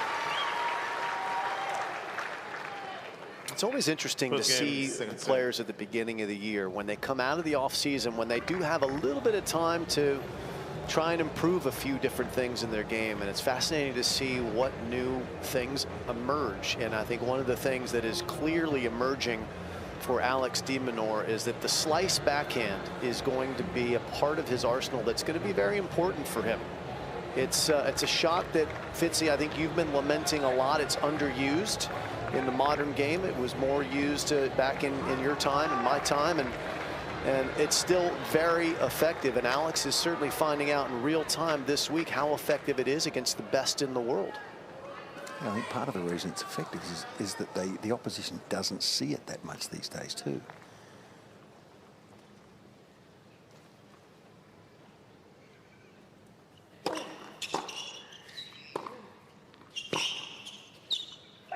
And what I find fascinating about this shot for him is, I think the general point of view on Alex, as you've pointed out several times, is he's lighter of weight than most players on tour. He's not as tall, not as strong as most of the opposition he faces.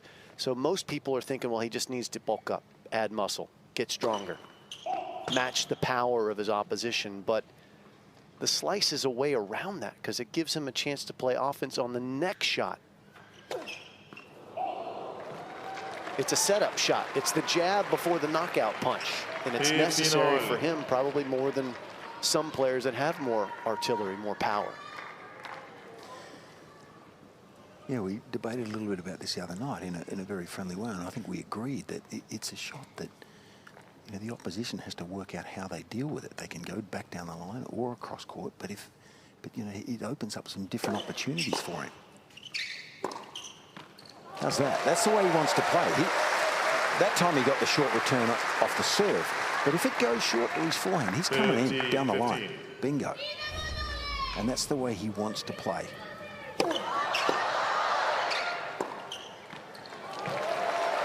And he's at the net so quickly.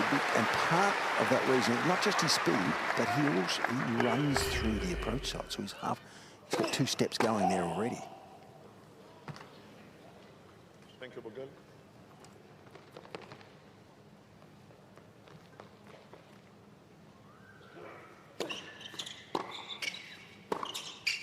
Misses that one. But why is it important for Alex to be able to use the slice at times to get someone to hit a ball up so he can attack it? Because if you just look at his raw power, the numbers compared to his brethren in the top 50 in men's tennis, he's about 40th on tour in speed.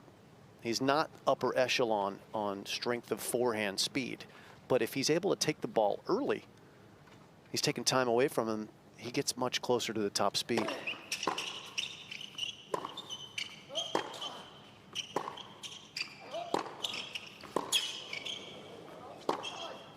That misses. What I mean by that is if Jannik Sinner is 8 feet behind the baseline and hitting a forehand 100 miles an hour, and Alex de Minaur is on the baseline hitting 190 miles an hour, they're going to arrive to the opponent at the same time.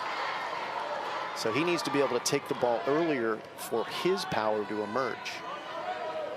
And of course, he does have the elite foot speed, so he's one of the fastest to get there. So he's capable of doing that, and we've seen that a few times in that opening set.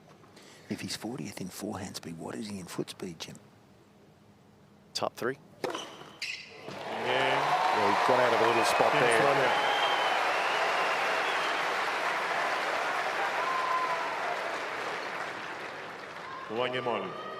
Hurkacz is certainly in there with the foot speed too. He's a remarkable athlete, and this guy in picture here in the red shirt, not too shabby in the movement department himself.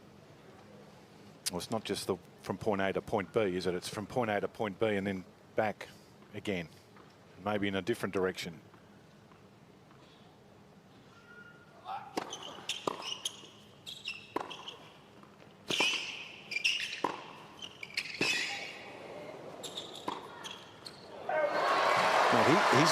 He's a Rolls Royce with an F1 engine, isn't he?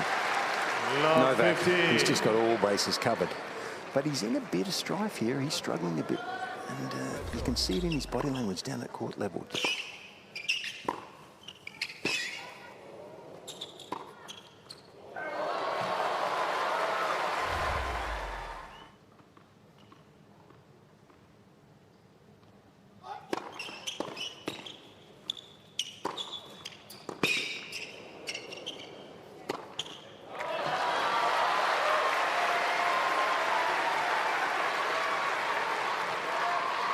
50-0.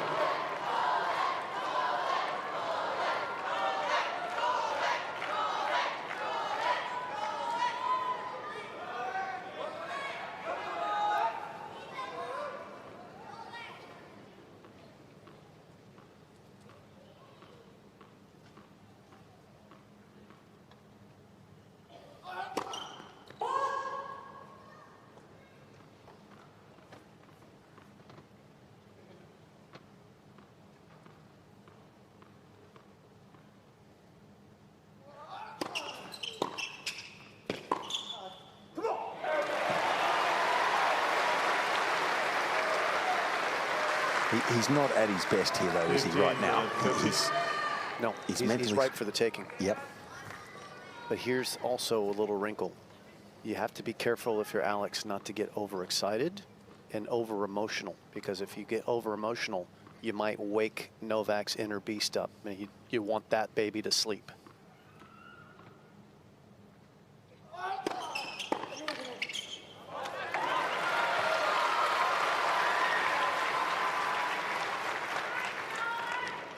All.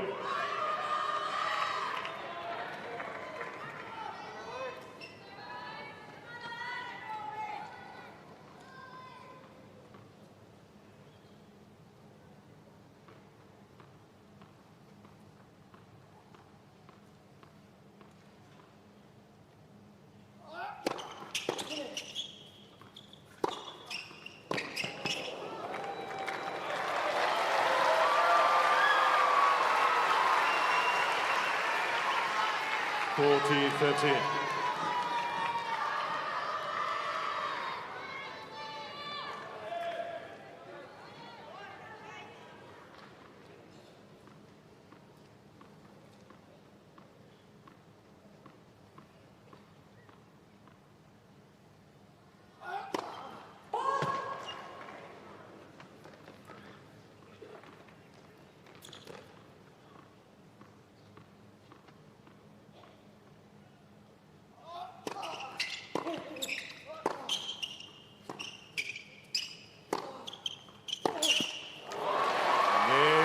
Team Serbia. So Djokovic holds serve. Team Serbia 2-1 in his second set. 2-1.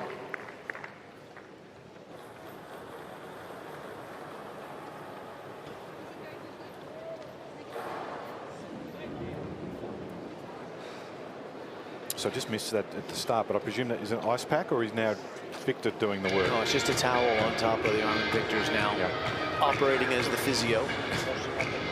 Multitasker.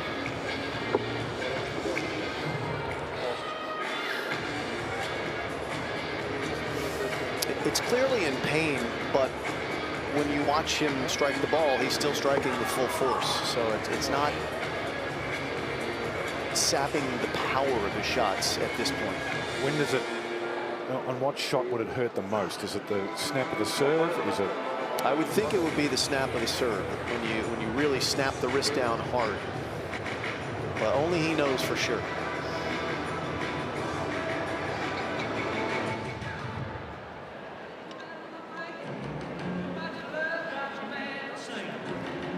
Just had a shot of the shoes of Alex de Minaur. We heard the description of that in his previous match where he slides and the friction on the court is problematic for the shoelaces. Actually rubs the inside of the top of his shoe as uses that back foot as a brake. Jim went into his pod and picked up a pair of those. I reckon he knocked them off. Knocked those off, didn't you, Jim? Did you keep those? Not my size. Oh. I was hoping they would be. I thought you slipped a pair in your back pocket. You can see, look at the damage there on the top of the shoe. It's the inside of the left shoe. And the Team Australia, they didn't realise that tying up shoelaces was going to be such an important component of their role here this week. Team seamstress.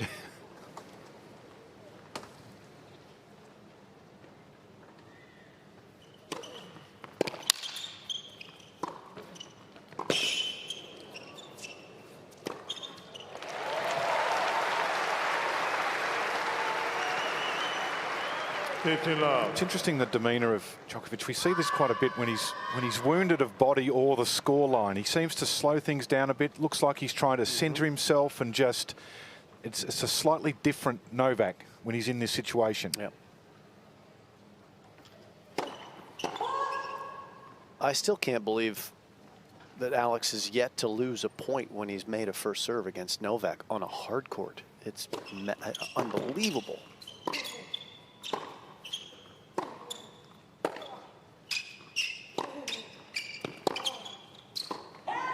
I think it's got a bit to do with it when you look at the stats. His number of errors was 5, right, in the first set? Novak's was 14. That's right. He's just not missing. No, Novak's was 18, sorry. 18. Yeah, he had 14 winners, 18 unforced. Well, we saw him play Taylor Fritz the other night. His errors were very low there too, but even lower tonight, I would assume. He's just not missing. So can I put something to both of you? On all of that, there's just one break of serve in the first set. Ron serve in the second set. So de Minaur's playing it. He's in the zone. The best he can. And Novak's not too far away still. Yeah, he's lurking. What are you saying, David? He's tough to beat. I think the record shows that clearly.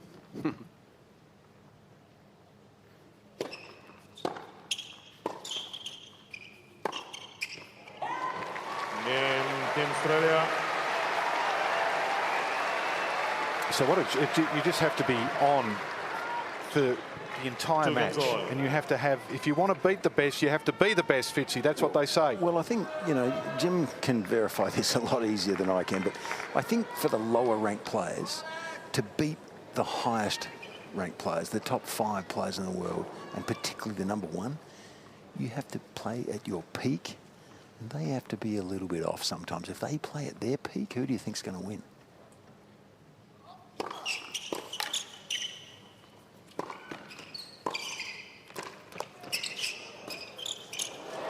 But he is playing awfully well here, Demon.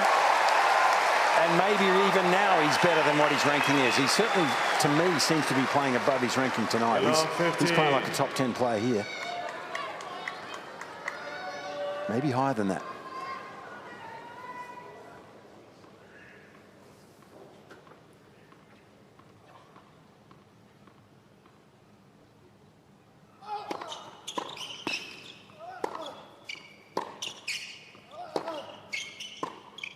This is that one, a rare error. The other night when he was playing magnificently and dismantling Taylor Fritz, Fritz is a very verbal player. In the team zone, we got to hear a lot of Taylor's thoughts about it, and Taylor was really caught off guard, really surprised by the level and the style that Alex played. Now, Novak doesn't give much away, so we don't know what he's thinking, but I would imagine it's a little similar, and probably thinking, can you keep it up, kid? Because that's what the champion would be thinking, you would imagine, is you want to knock me off my perch, you're going to have to keep this level up for another 20, 30, maybe another hour and a half. Can you do it?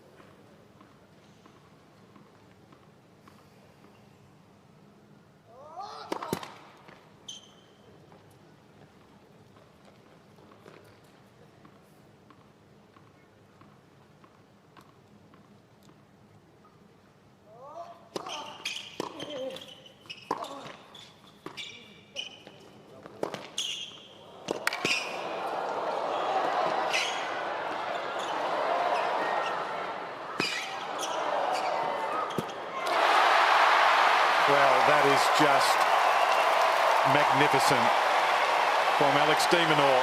Refused to concede. Normally, in these types of situations, it's the Great Wall of Serbia, not the Great Wall of Australia that is erected in these rallies. That is a ridiculous, ridiculous point from de Minaur.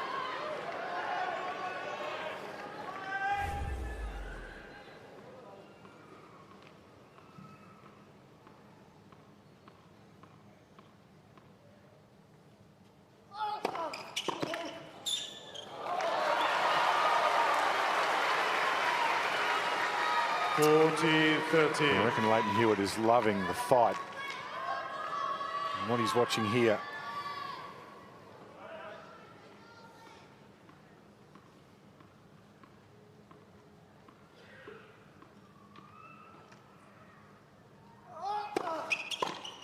And again, after all of that, Novak holds serve.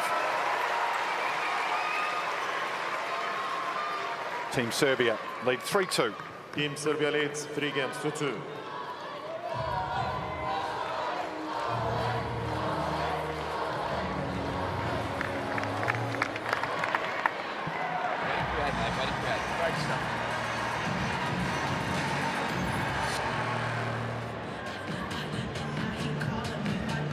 This is a good bit of coaching right here from Team Australia. Leave him be when he's in the zone. What say the win predictor, David? Well, they didn't give Alex de Minaur much chance at the start, and at the moment there's been a massive swing. Politicians would love that. 60% now, 47% swing.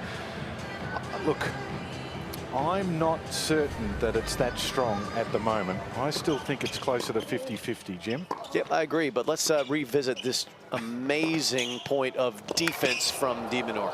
Just craziness. That was an ankle-breaking shot. Somehow he got it back in play and then dipped that one down and stole that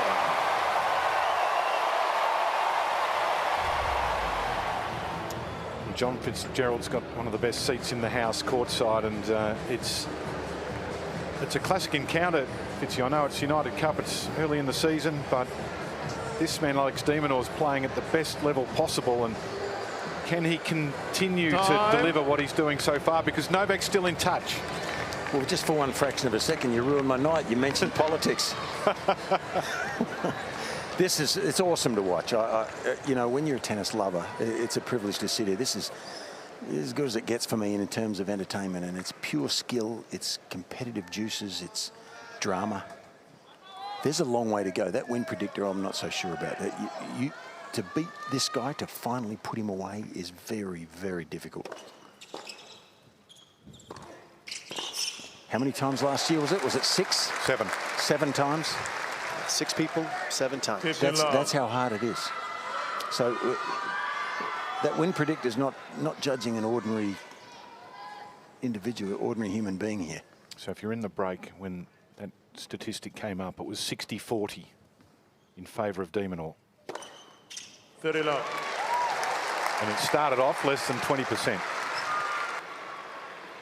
And we all agree that it's probably still closer to 50-50.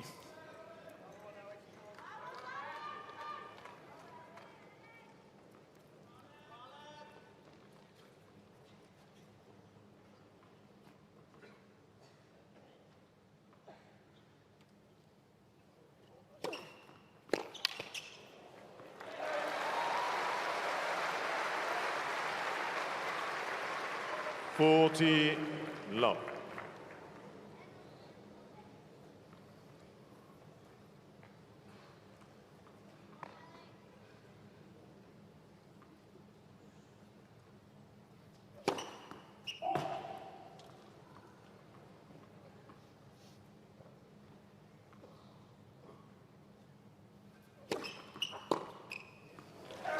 Game Team Australia. Impressive service Ball game. change, please. New Squares balls. it up at 3 apiece. 3 games all. New balls coming. Novak thought about keeping his current racket, but he's going to switch to some fresh strings.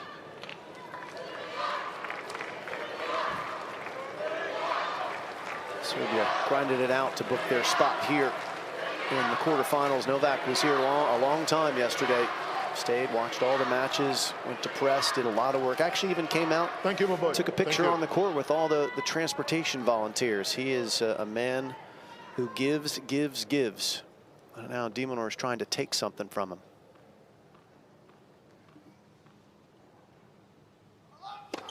Net for service.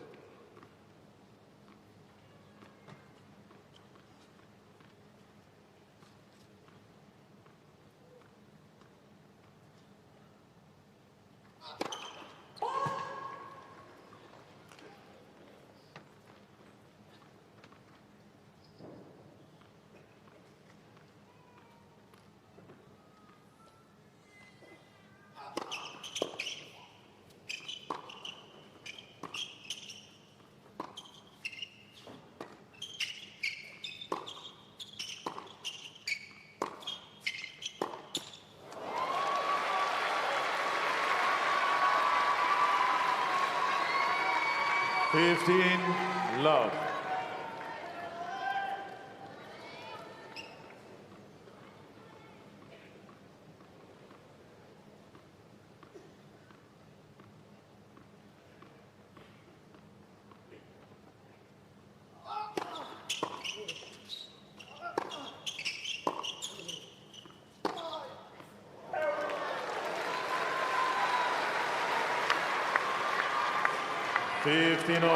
Right now.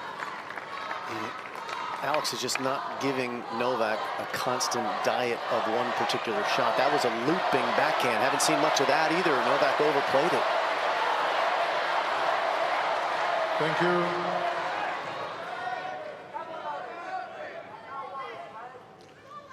Thank you, please.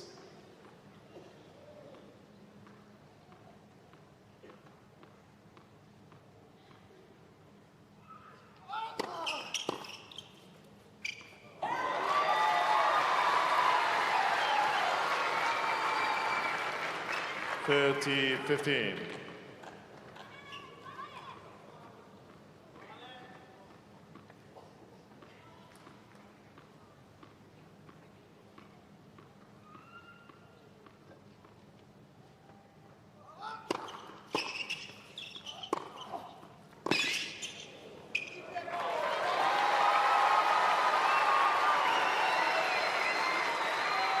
$40-15.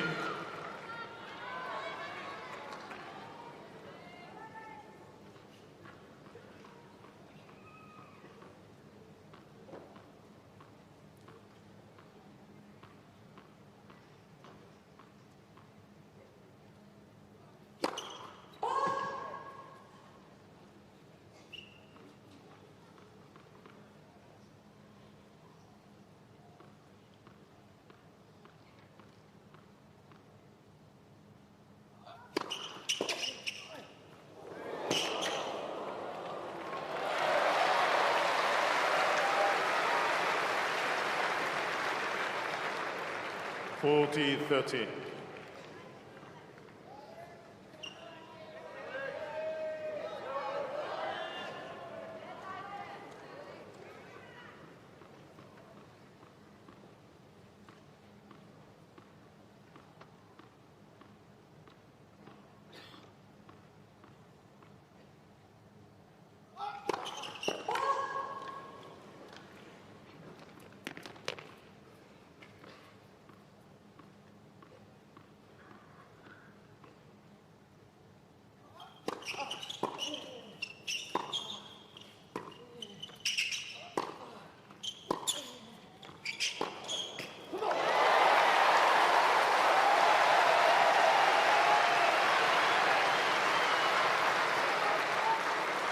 Use.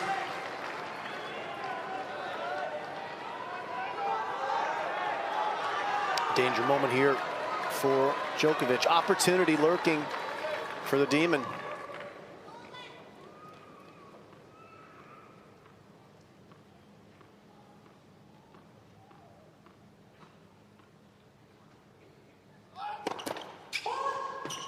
Djokovic in these moments, most of the time, about 2 out of 3 times, he goes big into the forehand. You got to watch for that. If he goes to your backhand, he goes a little slower, you have more time. Forehand grip here.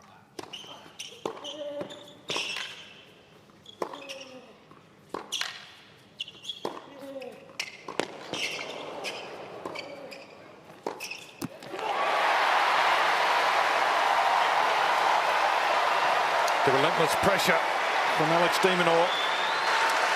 I actually thought he was going to come in off that return. I think that's another small nuance that he could add to his replica.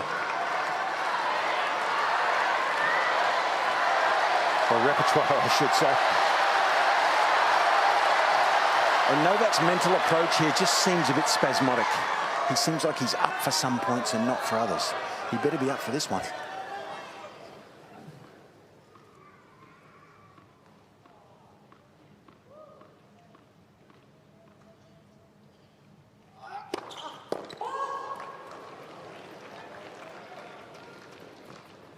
Same thing holds here. Hold the forehand grip if you're Alex. You'll have time to switch to the backhand if he goes there.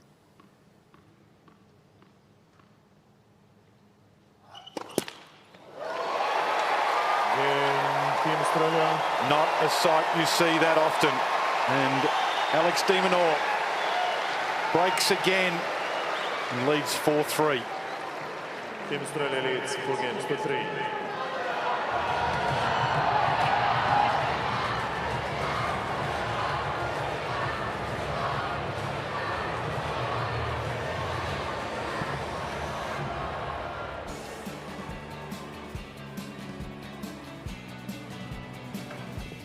Cottesloe Beach, Scarborough, just on the doorstep of the Central Business District.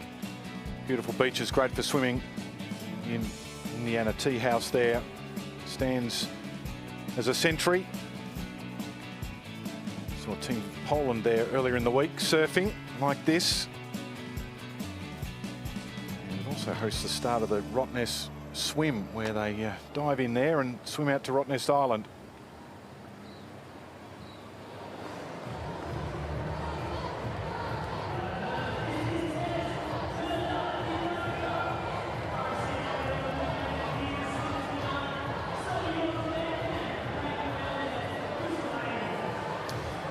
Well, there's a buzz around this arena.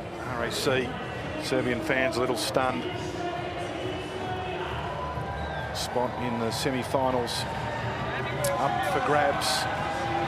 And this time it's de Minaur who'll be the last to come out. Djokovic has been up the other end for a little while.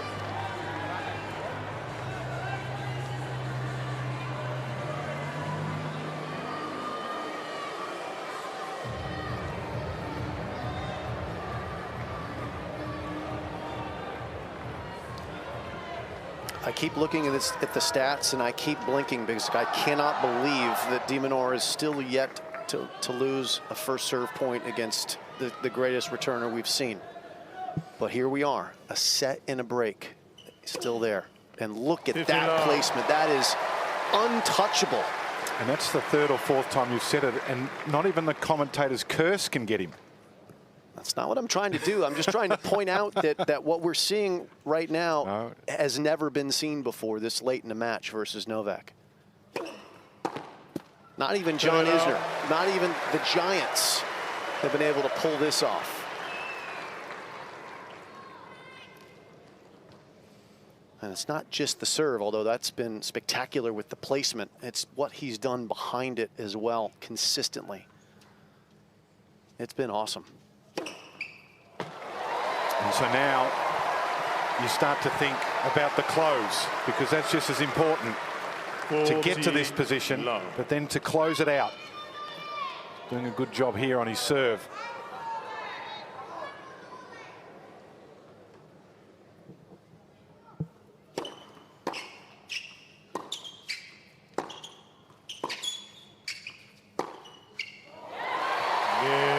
Team Australia.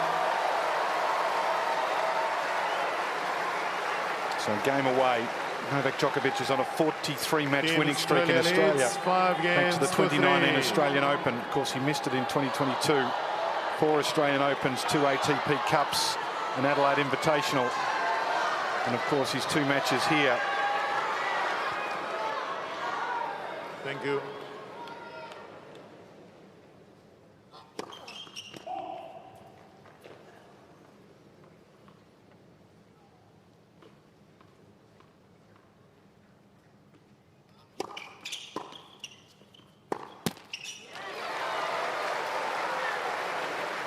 Love 15.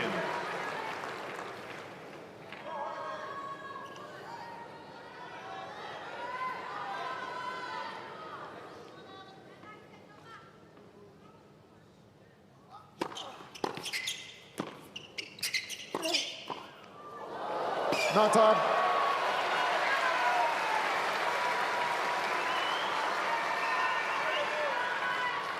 $15.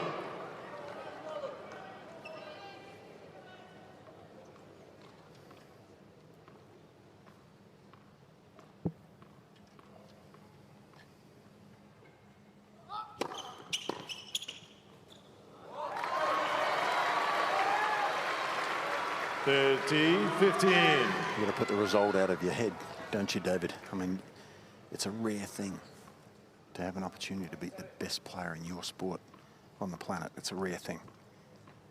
So you got to put the result out of your head, or the potential result, and just play the same.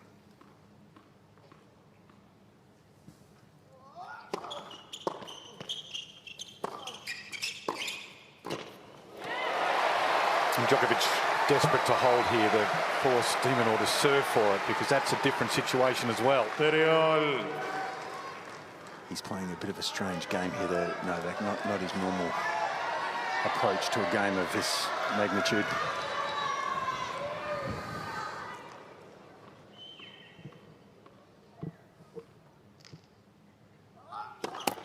Net for service.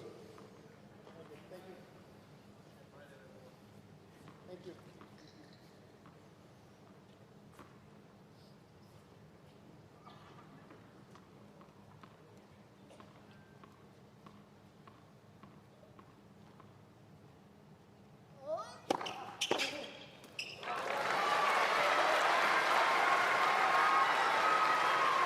40-13.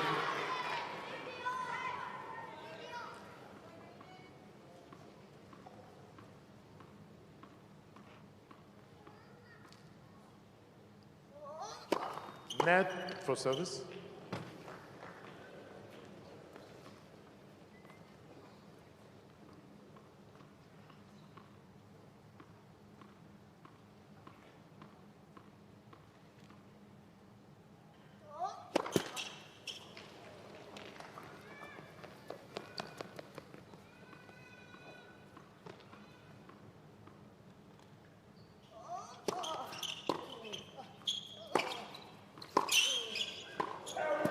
Game Team Serbia.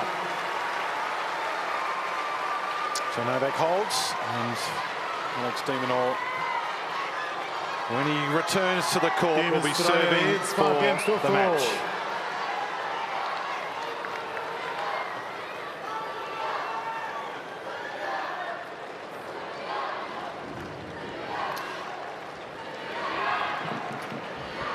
And so Fitzy, as you said, you've got to think about the process and not the finish line, but he's got a couple of minutes now to think about the finish line. Well, he hasn't lost his serve yet, but yes, this game is different to the others.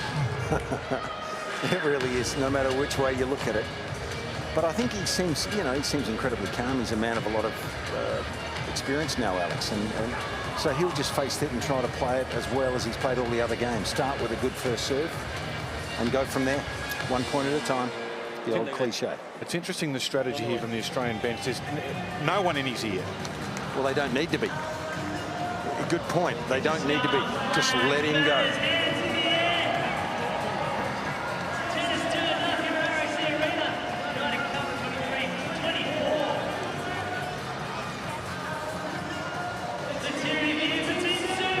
It's fascinating, the Australian team zone. No one in the ear of Alex de Minaur. It's good restraint from the Australians not to all be chattering away at 1,000,000 miles an hour. Let the man that's done the job so far sit with his own thoughts.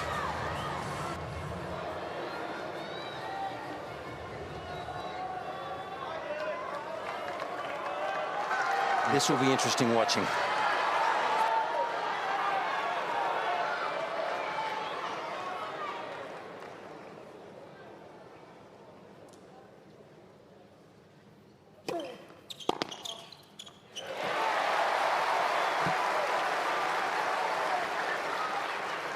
Love.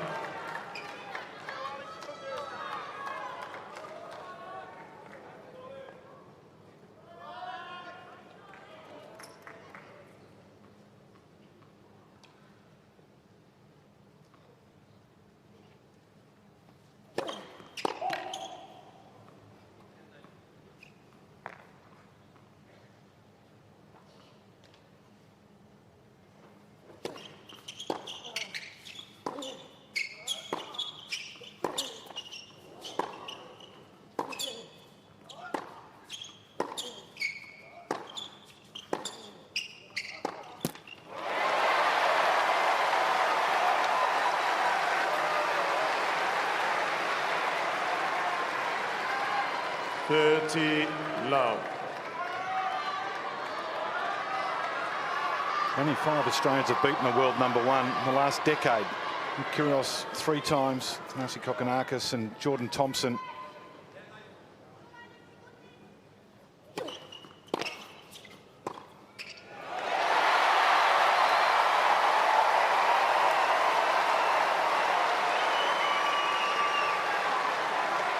We asked if he could close.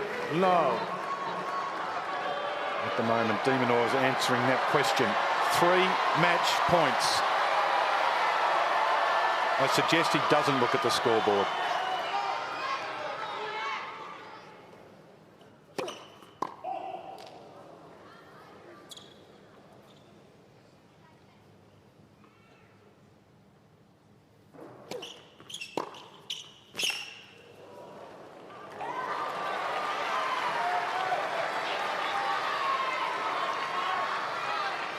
$40-15.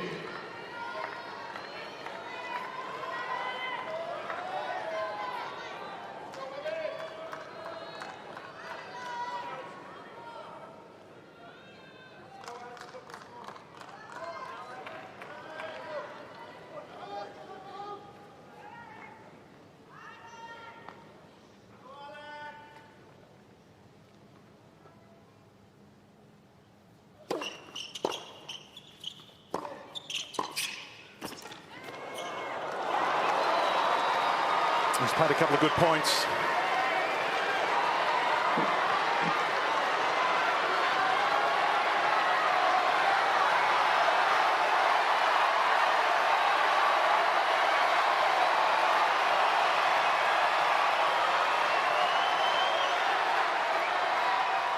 $40-30.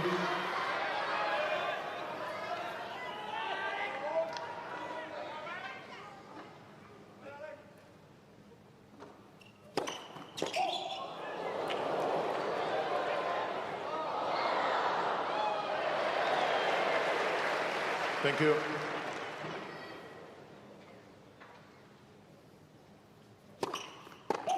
Yes.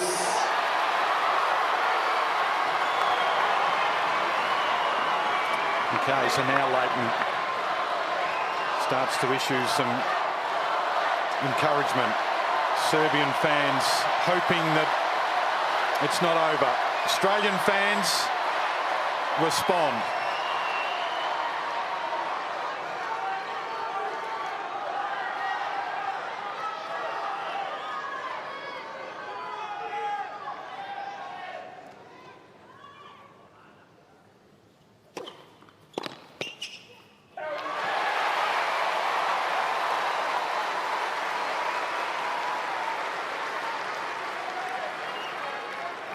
Advantage Team Australia. Novak will be looking for that serve next time he plays him. David, he's gone there on all the big points. I would suggest one down the middle again. But who am I to suggest to this young lad?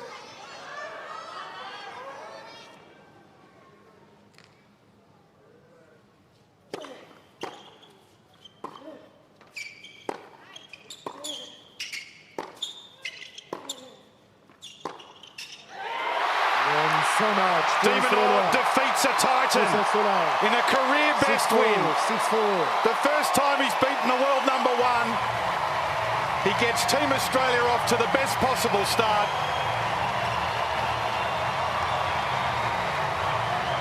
Look at that scoreline, 6-4, 6-4 to Alex de Minaur.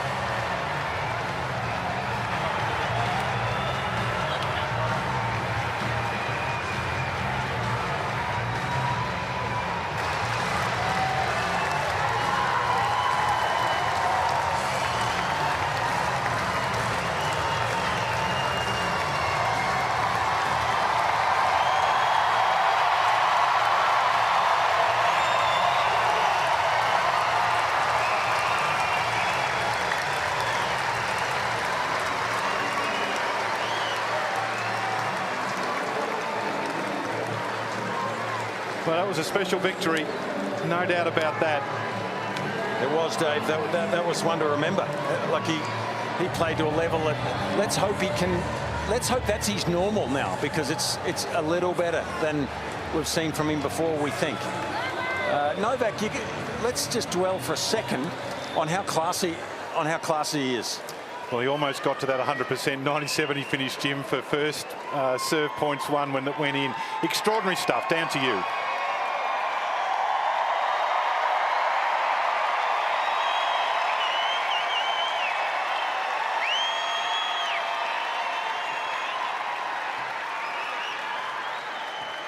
Couple of firsts for you tonight, Alex. First time that you've beaten Novak. First time that you've beaten a world #1. You've done it in Australia, representing Australia, wearing the green and gold.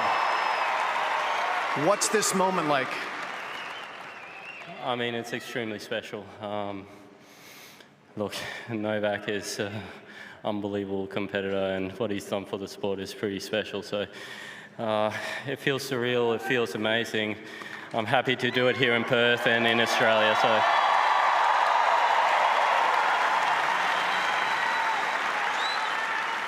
So let's dig in a little bit. You guys played at the Australian Open last year and he beat you pretty handily. What did you learn from that match that you applied today? Well, it couldn't get any worse, I guess. You know, ultimately when you go against Novak, you just got to go out there, try and enjoy, back yourself, and no matter what, just keep fighting till the end. And today was my day. I'm happy I was able to get the win, and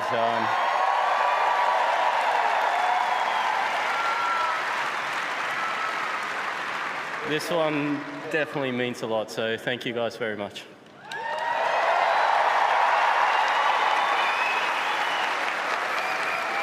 It's been fascinating watching your style of play here this tournament because it's been a little bit different. You showed some new elements in your game, the slice backhand, the drop shot. We know you have the foot speed, but there's been some new things you're bringing in, and they're paying a big dividend. Is that something you worked in the off season?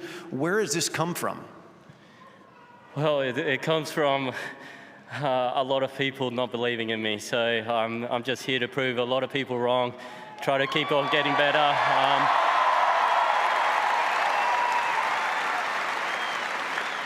Ultimately, I'm never going to be the biggest or the strongest guy, so I've got to adapt. I've got to show that I've got variety in my game, and I've got different styles of playing tennis, and I'm glad I was able to bring this level today. No, there's no doubt about it. You brought some amazing tennis today, and you've put your country in an amazing spot. 1-0, you need one more match to make it to the semifinals, move on to Sydney. Is Isla ready? I know you got a great mixed doubles team behind you as well. I mean, let's go, Perth. Let's get one more. Come on. Ladies and gentlemen, a big round of applause for this young Aussie, Alex de Minaur. What a night.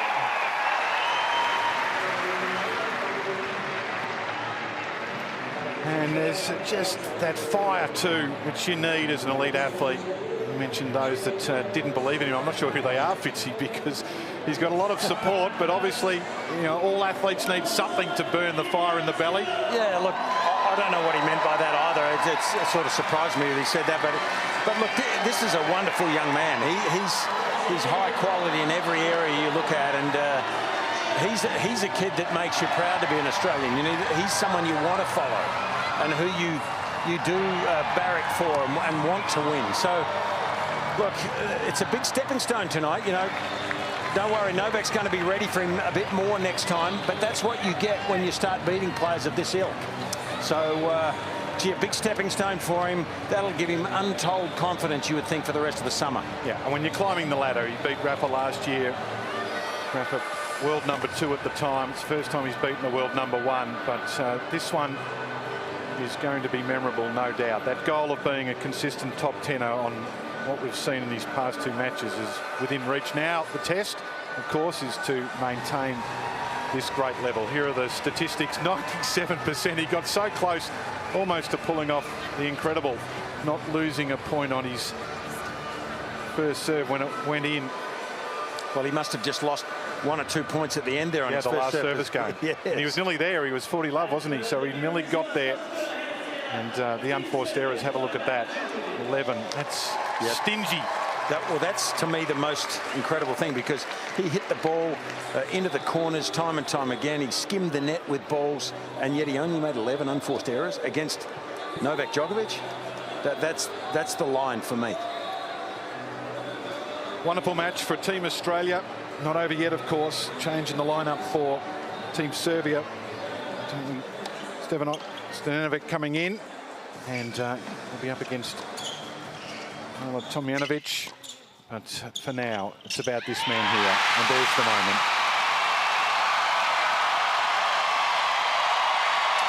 Alex de Minaur gets Team Australia off to a winning start. 6-4, 6-4.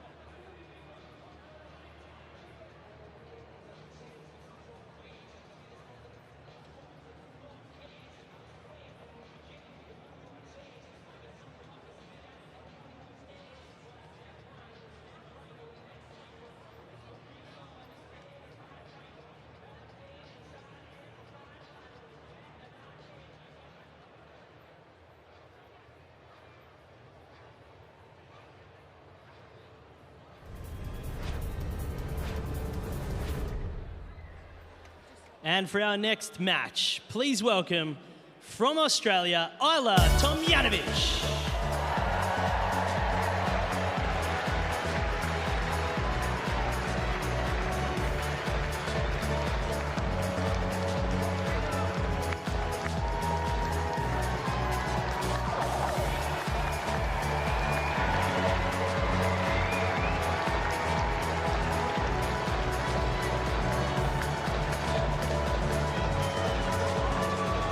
Her opponent for tonight from Serbia.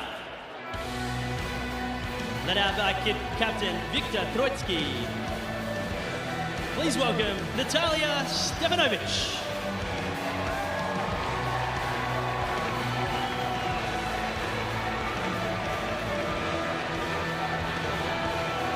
So a change in the singles here in the United Cup in Perth. What a win it was just a moment ago for Alex de Minaur, defeating the world #1. And now it will be up to Natalia Stevanovic to see whether she can level for Serbia. She'll be taking on that woman on screen. That is Ayla Tomljanovic. Beside me, I'm Todd Woodbridge, is Jelena Dokic. A very good evening. Good evening, and Todd. a wonderful start for Australia, the crowd right into it. Oh, absolutely. Almost 15,000 crowd here. Pretty full, and what a start that was from de Minaur. We have to congratulate him as well, don't we? Not just the first win against Novak Djokovic, but the first against the world #1. So well done. And gives Ayla a big lead coming out here in this tie. Well, it does. Ayla's played 2 matches so far here. Hasn't won one, but has improved with her form in both of those. Chatting to her dad a little earlier today at the hotel, you know, he said this is the beauty of this event, is that you, in a team event, if it's all going okay, with a bit of luck, keep getting the matches under her belt. It's exactly what she needs, and she goes into this one now a heavy favourite. Yeah, she sure does. Stevanovic coming in the last minute. Natalia, this is Emma, who's going to help us today. Couple of reminders before we start. After the photo, after the coin toss, the photo in that direction, please. We have live electronic line calling, TV changeovers, and the net device. The shot clocks will come up on the side and backboards. And we have TV changeovers. Any questions? Questions? We have Australian Open or your choice. Australian Open or Iwan Gologon-Coley? Australian Open. Go for it. No. Okay, it's Australian Open. It's AO. Yes, yes. Receive? Okay, and a photo.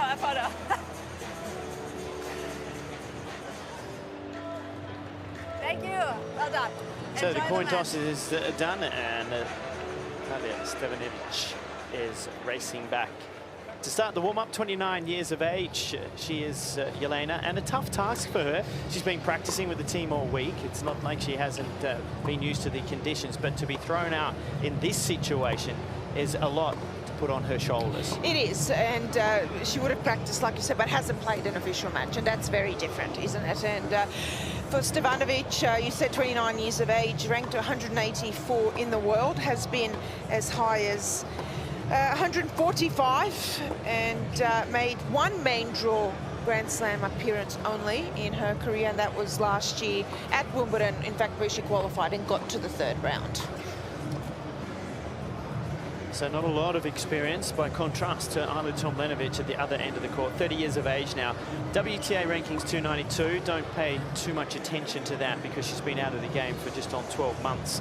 Came back at the end of 2023 after knee surgery, but remembering her last couple of seasons before hurting that knee had been fantastic. She had made 2 quarterfinals back-to-back at Wimbledon. 3 minutes. Of course, quarterfinal at the US Open, where she defeated Serena Williams.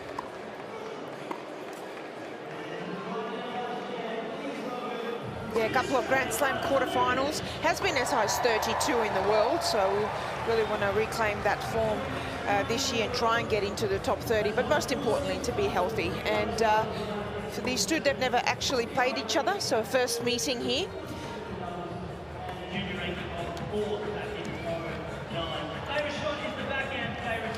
So earlier today, Team Poland made their way into the semi-finals. They'll be heading to Sydney.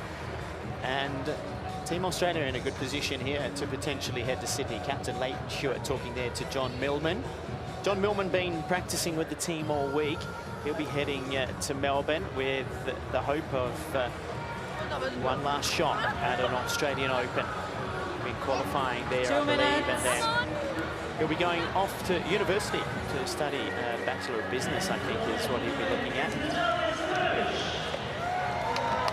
But he'll be around tennis, don't you worry about that. He's smart, he's intelligent, and he'll be learning, I think, the business of tennis, and that will bring him back into our sport.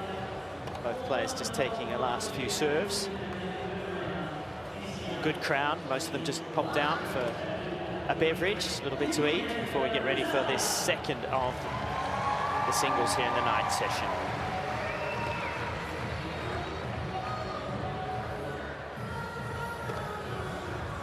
So a view from the player zone in Team Australia, the captain Leighton Stewart looking quite relaxed after the victory for Alex de Minaur. It never is easy to finish off though, is it, that Matt?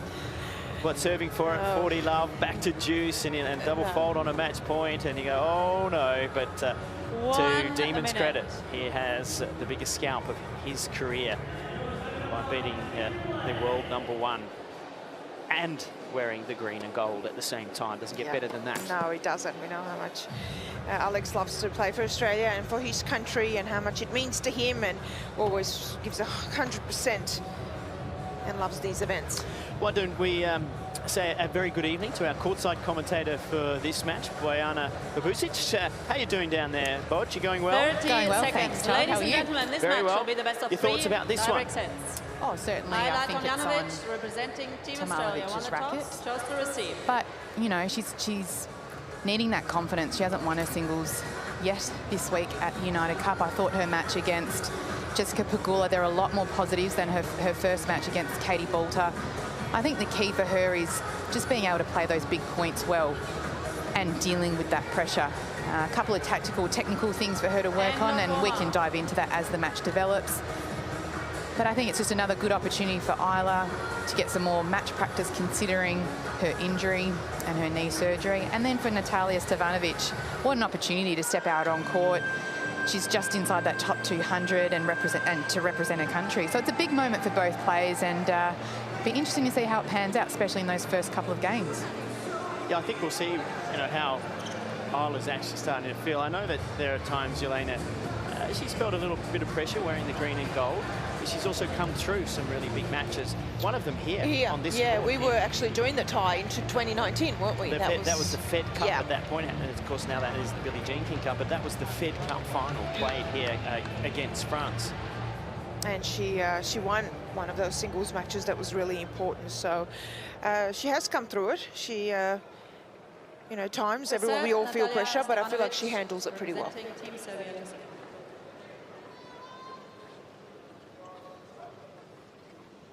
Play.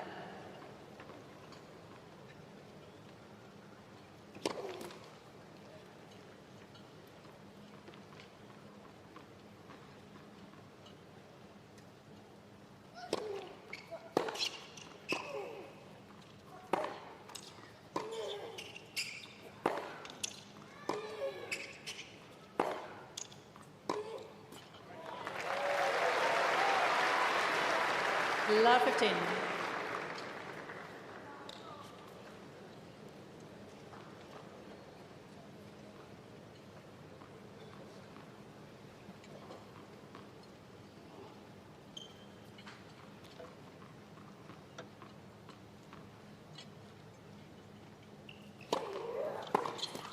On.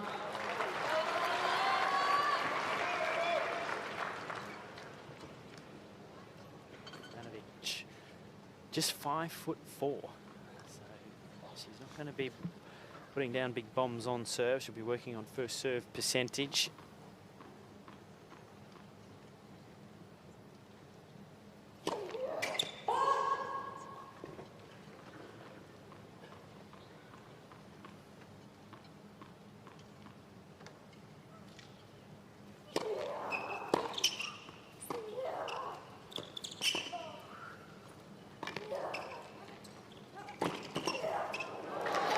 good hustle from Tomljanovic. And Todd, I think by the majority of this match, this is what we will see. We'll see a lot of slices, even on the serve. You can see she doesn't have a big serve, but it will be all about placement and trying to slice the ball. And that's something Tomljanovic will just have to get used to and get used to quickly. And she does a great job there.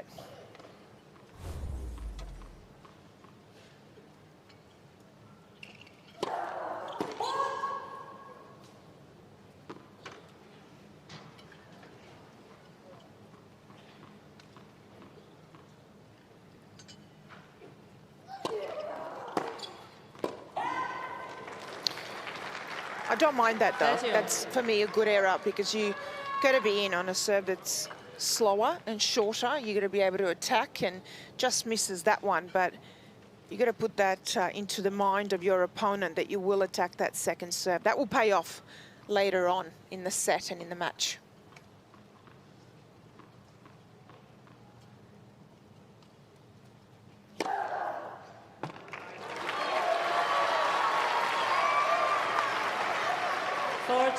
A sneaky little ace there from Stevanovic. 160 kilometres an hour, and just catches the line down the tee.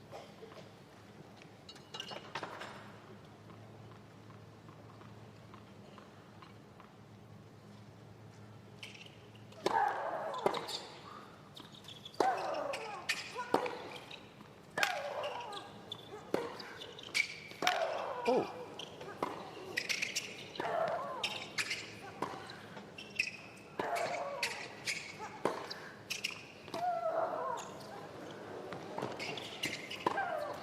Okay. Haven't seen a lot of that used for a while, the old chip slice forehand. Can you remember anyone? I know I can. The first one that kind of comes to mind. Well, two, actually. Niculescu? Yes, and Tatiana Maria. Yeah, right. Yes. Semi-finalist to Wimbledon. Yes. Slice on the forehand.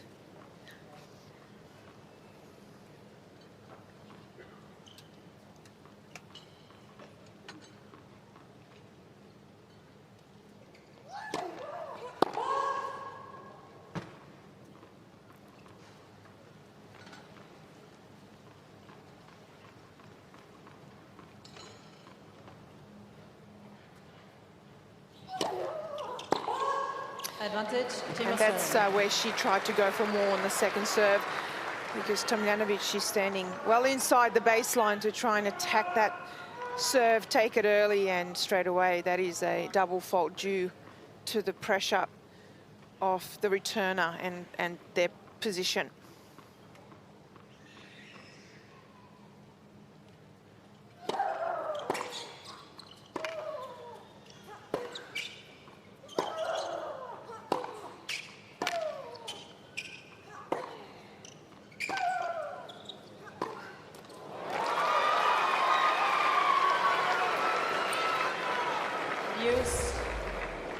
Well, let's have a look at that slice forehand, even at end range.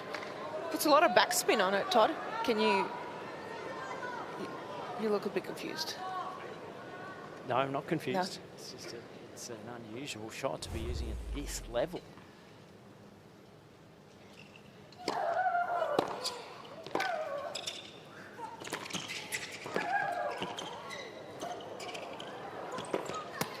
Oh, yes.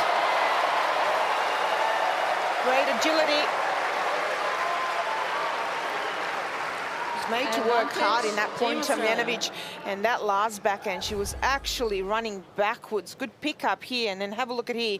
She actually has to run backwards, had the racket ready. Great racket control to be able to go down the line. Long opening game. Another break point for Tomljanovic.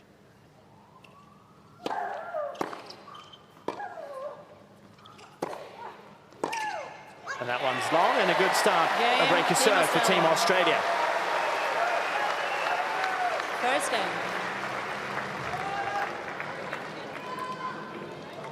And that's exactly what you want to do if you were Tomljanovic. Doesn't matter even if a few slices get thrown in. You just want to keep getting up on the ball, because even that slice, you don't want the ball to play you. No. You want to get up to it. Well, it would seem fairly obvious, Bojana, that Stevanovic, for her to do well at this level, she has to throw junk and mix it up and rely on a bit of court craft and speed. Oh, absolutely, and she won a few free points in that first game, but she just has to be careful that she doesn't start to get too predictable. I think when you're coming up against someone like Isla, who's world class and is a Grand Slam quarter-finalist, Isla's going to be all over it, and it was a great job from Isla just early on, just to shut that down. And now let's see how Stevanovic responds. Ayla Tomljanovic representing Team Australia to serve.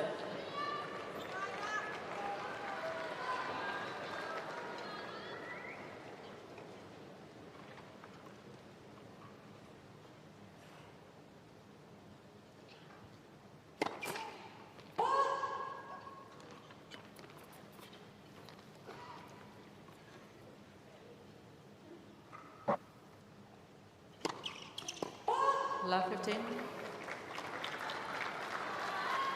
Well, for Isla, she missed the 2023 Australian summer swing due to knee surgery. She did make 2 main draw appearances in September in Guadalajara and at the US Open, then took another break.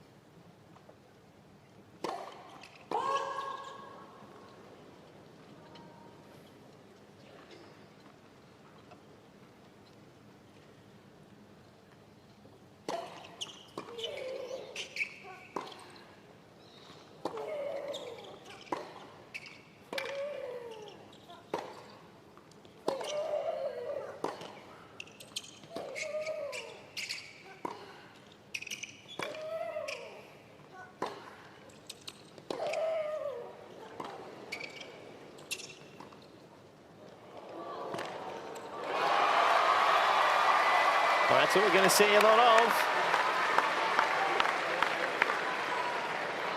Love 13. That's the only way that she can win points, is just to grind it out, manipulate the ball into all parts of the court. That time bringing Tomljanovic forward. Well played, love 30.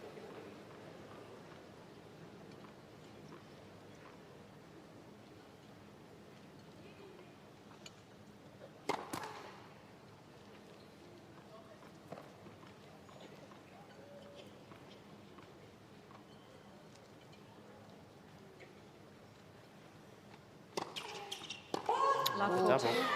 Brianna, from here, it looks like the ball toss on the first serve especially is very low and too far forward. Yeah, absolutely. Yeah, you're right there, aren't you, on the baseline? And it was from the very first serve when she missed that serve long, and she continues to miss it long. She needs to bring that ball toss a lot more back, so she's getting up to it as opposed to falling forward.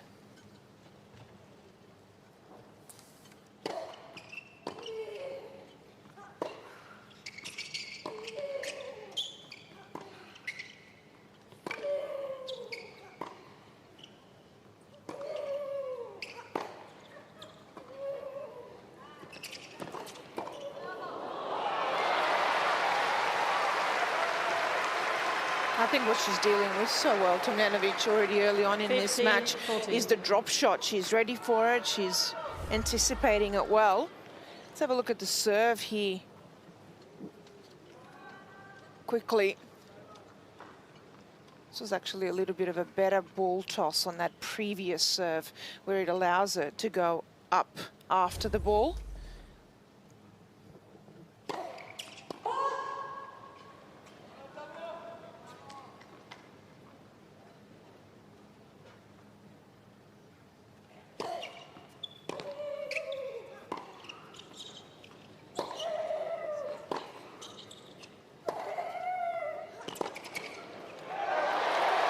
Wide. And it's a break back for Team Serbia. Is that called?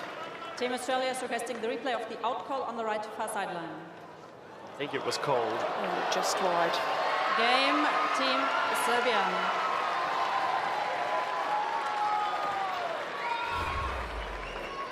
Bump with the fist. Just to finish off One game on. Isla's comeback, if you like. At the end of last year, it was in November that she restarted, and then she won a WTA 125 title in Florianopolis.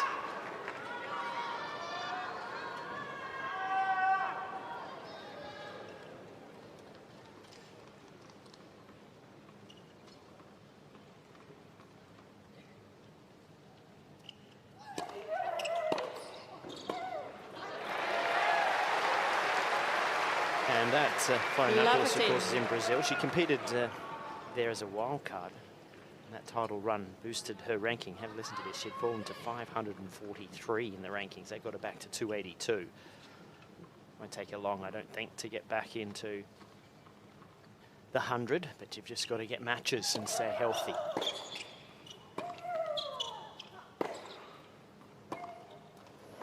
That's good. I think here, even if she loses some points or games, what will be important is not to back off. Continue being aggressive and play your game style. Don't allow Stevanovic to slice and dice and get you back off what you want to do. That can sometimes happen when you play players like that. Make a lot of unforced errors that you normally wouldn't, because you're just not getting the speed you used to. There's a foot fault called. That's the first one we've heard this week, yeah.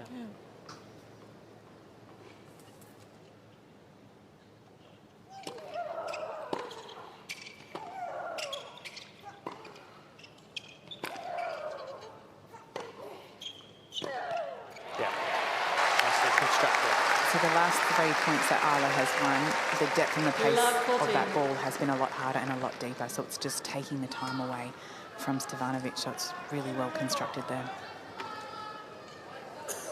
I just also think she needs to use the width of the court, which she did in that last point. If you keep going just hard and deep and straight through, then Stevanovic will just have that pace to work with.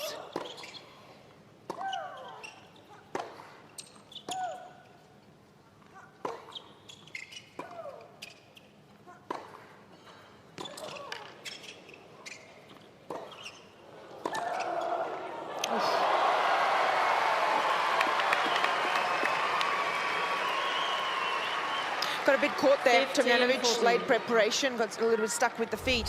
Why I say to use the width of the court is if Stevanovic just plants herself back a couple of metres back behind the baseline and uses the pace, then you'll also play her in. If you go through the service line and use the width of the court, you don't just spread the court, but she has to also cut off the angle and not just move horizontally.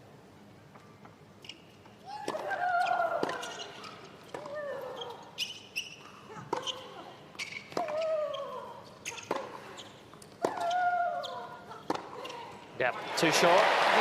Smacks away a winner, and there's another break for Tomljanovic. And Team Australia at 2-1 in the first set. Australia leads by 2 games to 1.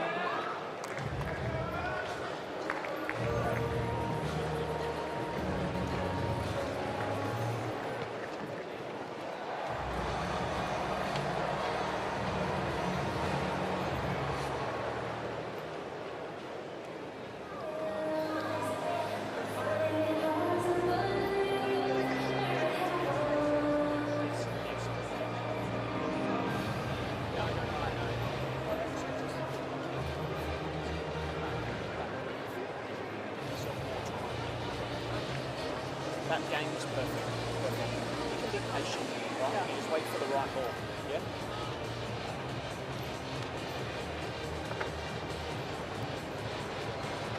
Finish your serve.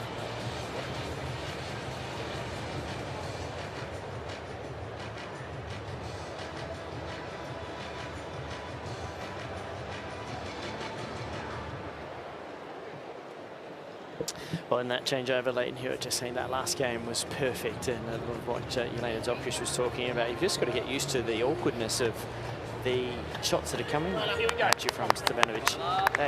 They're different. They're not as heavy.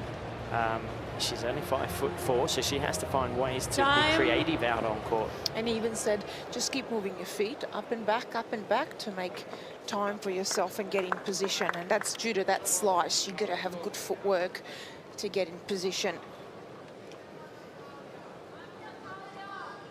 Seats quickly, please. Ladies and gentlemen, to my right, the players are ready. Next available seat, please. Thank you.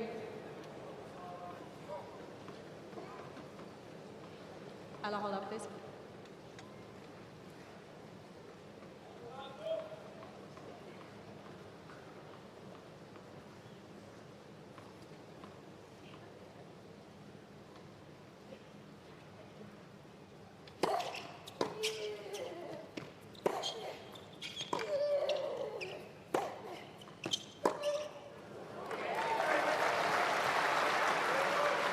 15 love. I actually think, Todd, that, like you said, the backhand slice is really good. It's more the forehand slice. She's thrown in a few, but you can't continue doing that, I think, off that side. The forehand's the problem. Yeah, it would indicate that she's not completely comfortable. You know she's not going to go rip the ball. It's certainly to change up pace and spin.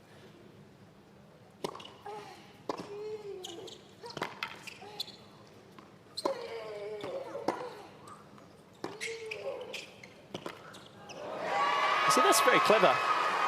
I mean, I got to say, I've not seen somebody like attack a second serve like that with a slice forehand, but it was very deliberate in the way that she cut it down short. Can you keep doing that though all the time? Oh, it's tough against these great, the bigger ball strikers. But here it is. Take a look at this. She really chops hard down on it. She knows she's going to hit it short. Cuts in. Look at the way it spins away.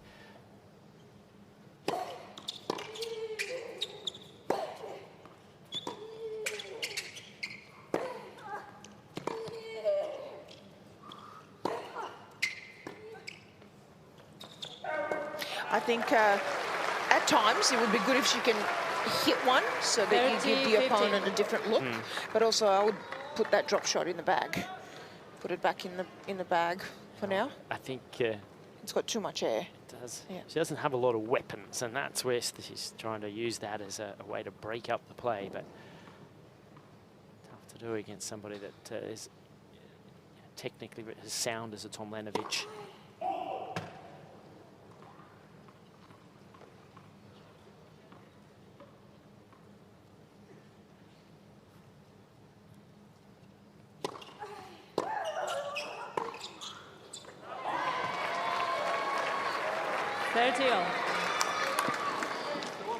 Just noticing that there is quite a bit of a windy sort of breeze out there. So in terms of when someone is hitting those slices that sit so low, the footwork is so important just to make sure you're really getting up to that ball.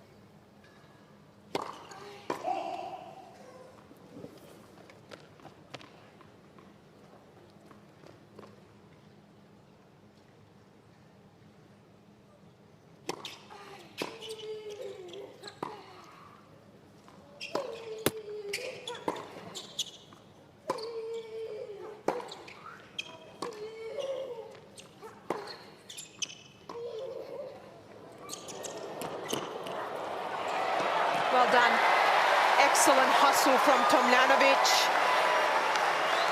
That was actually a better drop shot and there was more backspin on it and he died down. But Tomljanovic, I love the anticipation here.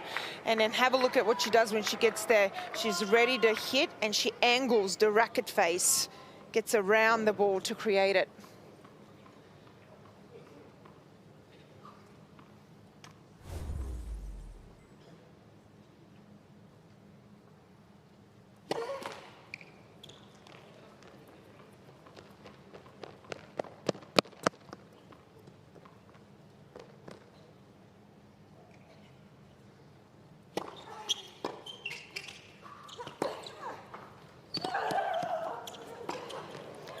And that's the width I was talking about. Team Australia. Draws Stevanovic out of the court, opens up the line and Team Australia leads by 3 games to 1. extends the lead.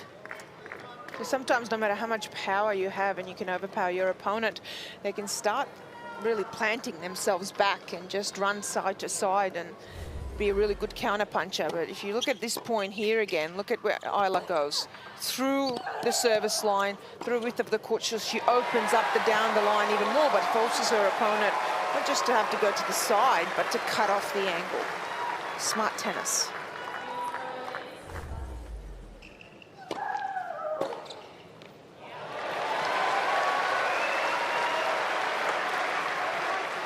Love 15.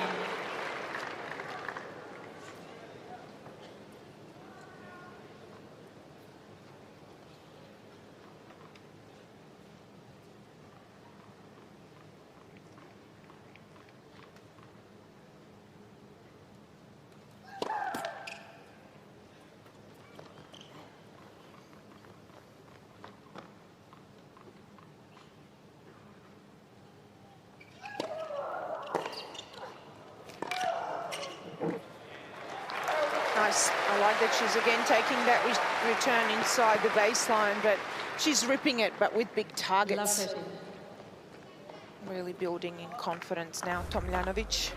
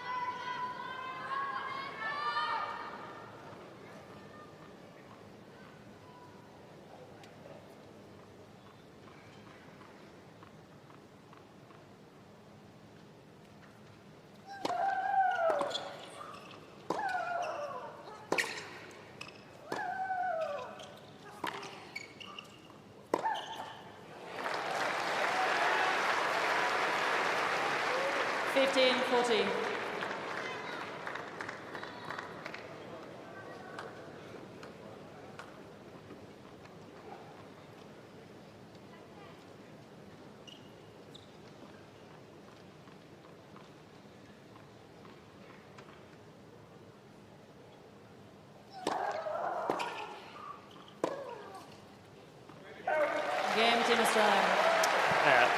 Cementing a serious lead here now is Tomljanovic. A double break for Team Australia. 4-1 opening set.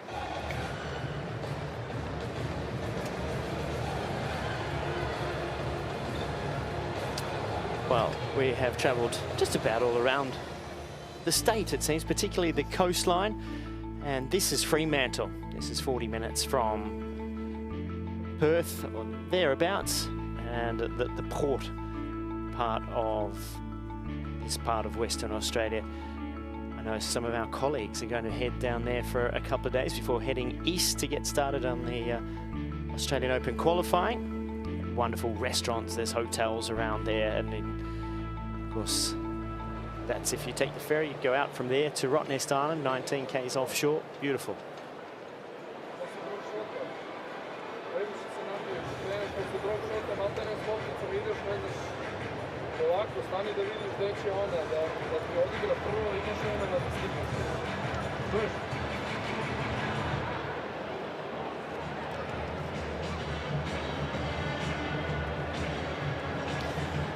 So, Australia in the box seat here in the second of the quarterfinals today here in Perth at the United Cup.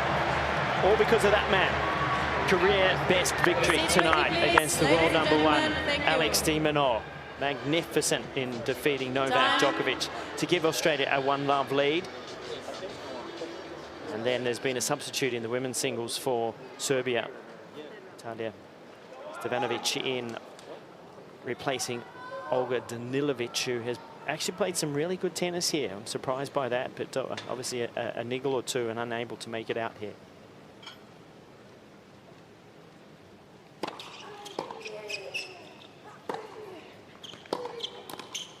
The official reasoning we were given for Danilovic's substitution was fatigue.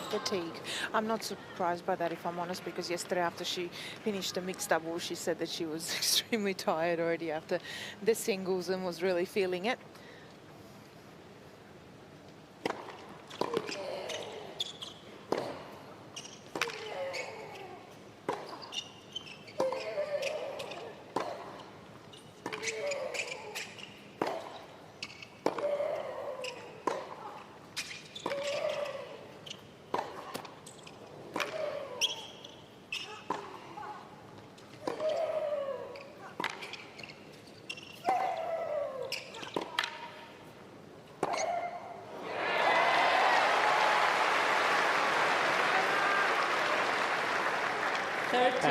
That's a perfect example of the trouble for Stevanovic, isn't it? Where she's a bit of a ball machine. She'll get the ball back to you all day long, but for her to find a way to win a point is difficult. And eventually she goes for the big backhand there, but it's wild.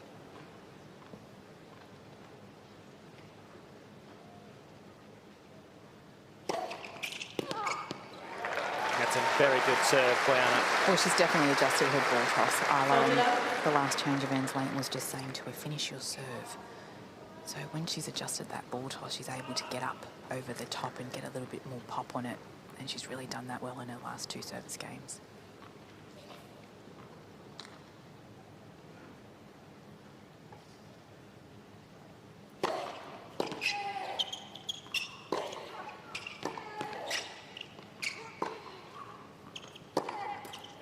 Game, Team Australia. Very quick hold to love. Team Australia leads 5 games to 1.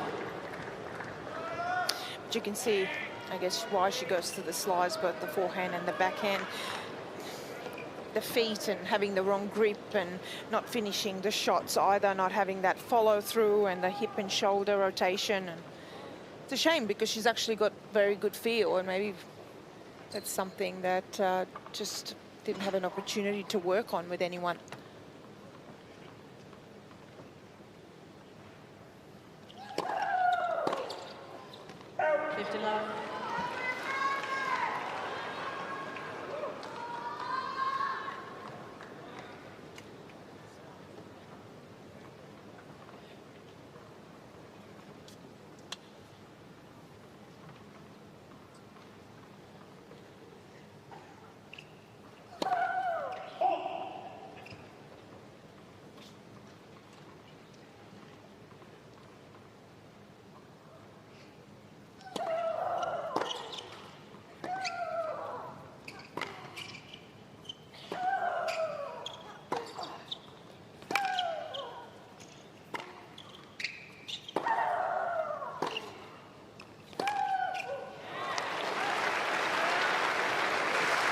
Well, Isla just continues to make Stevanovic work, doesn't she? She's just getting every ball back, whether she's right on that baseline or out wide. And, yeah, she's just getting her best ball and doing a really good job of zoning in. What I like from Isla is the realization that, okay, I'm not going to get overpowered here. I need good footwork on the slice and getting down low, but I can build the point. It's nice controlled play.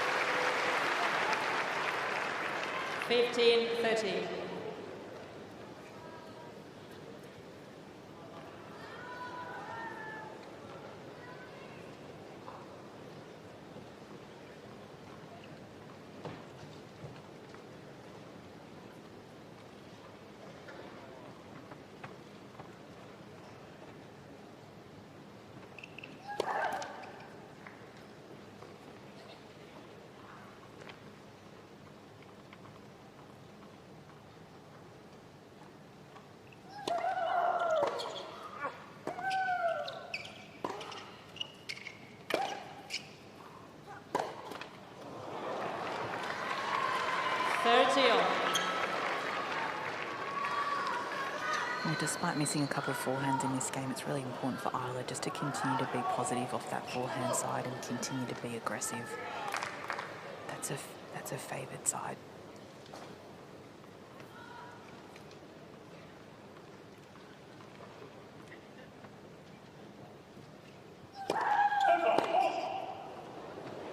Second foot fault called.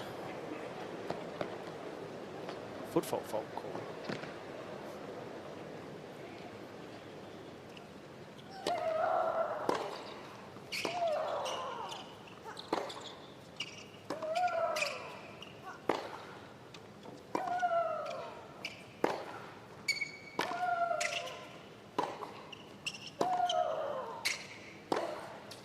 Nicely done. Back behind. Stevanovic was edging over to the left too early there. She thought the cross-court short one was coming, and Isla, out of the corner of her eye, saw her go and then just drives it through the line, and that brings up a set point for Australia.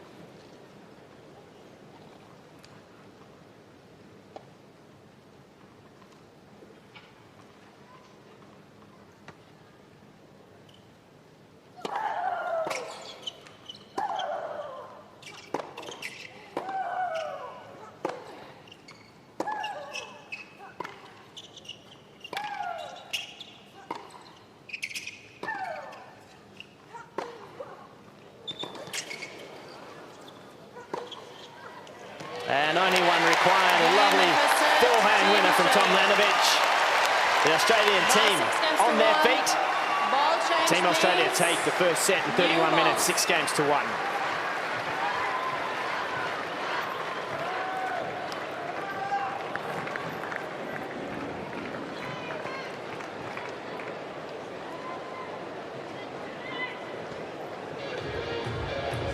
Let's take a look at their first set statistics there.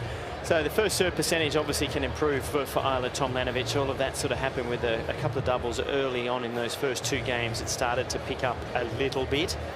But unforced errors, well, 12 from Stevanovic, and then have a look at the winners, just 1 winner. And that's not going to get the job done. It's very difficult for her with the game style that she possesses to beat some of the bigger, taller, stronger hitters in this game. So big ask for her to get this one back on track for Team Serbia. There's too many balls floating down through the middle, and then that's that sort of mix-up forehand that she has. But look, that one landing on the service line and gets dispatched as it should.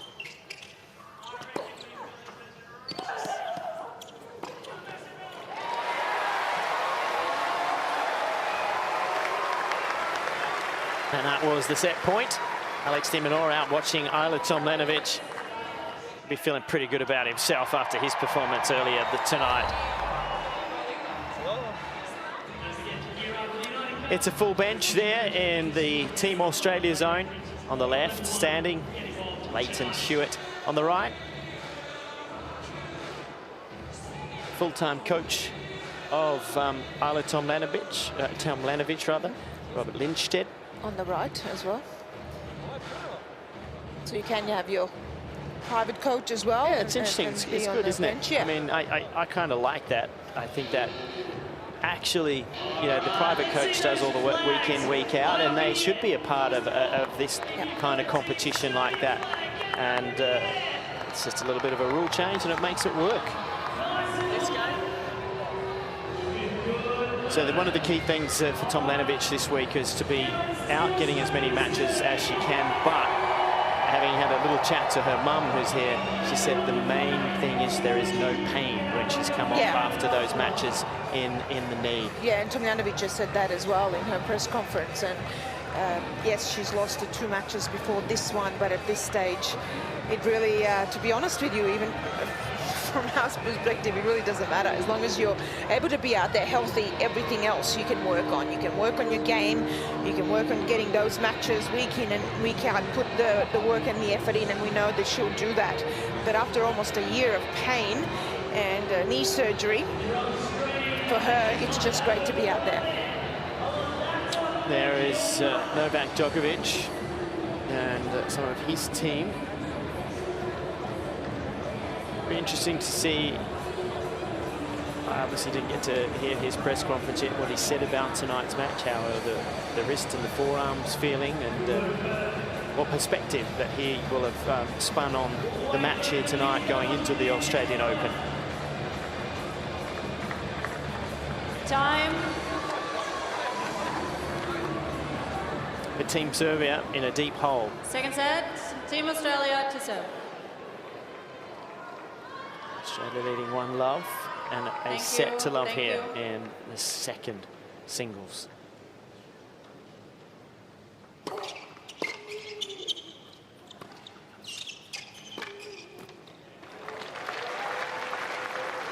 love.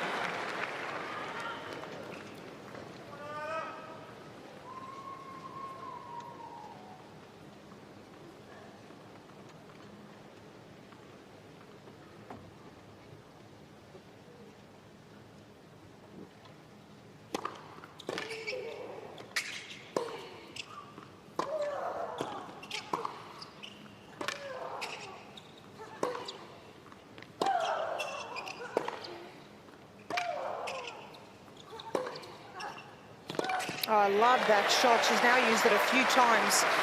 And you just take a little bit of pace off and use the width of the court when you don't just go central. And Todd, I like that she's actually zeroing in on the, look at it, the technique there, low to high. She's actually going to do Stevanovic forehand more because that slice is a little weaker off that side.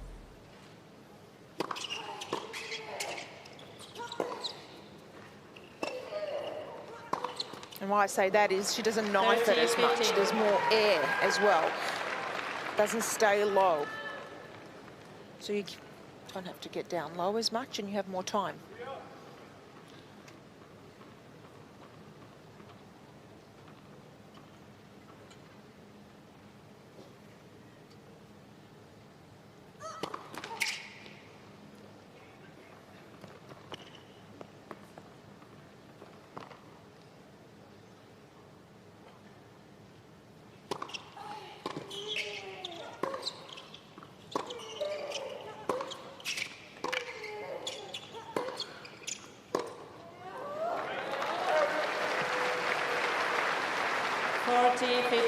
Stevanovic there, just after missing that last forehand, just gave a look to her team and shrugged those shoulders as if to say, I'm lost as to what I need to keep doing to win any points now.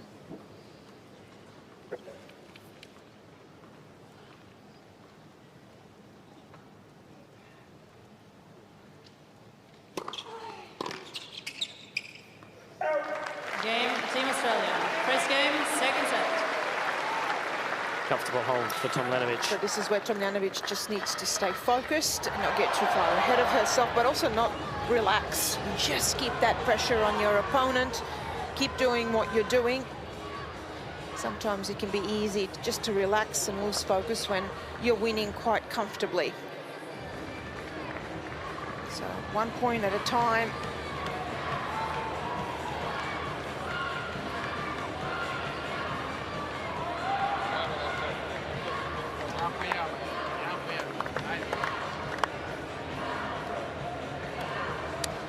And so, change of ends here. Team Australia in the prime seat, 6-1 in the opening set, 1 love and a hold of serve.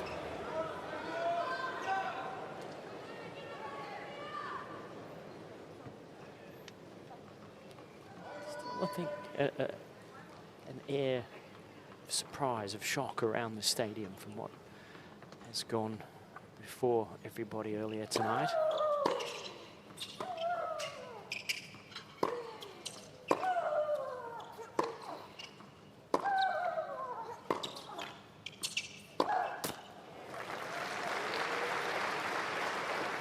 Love 15.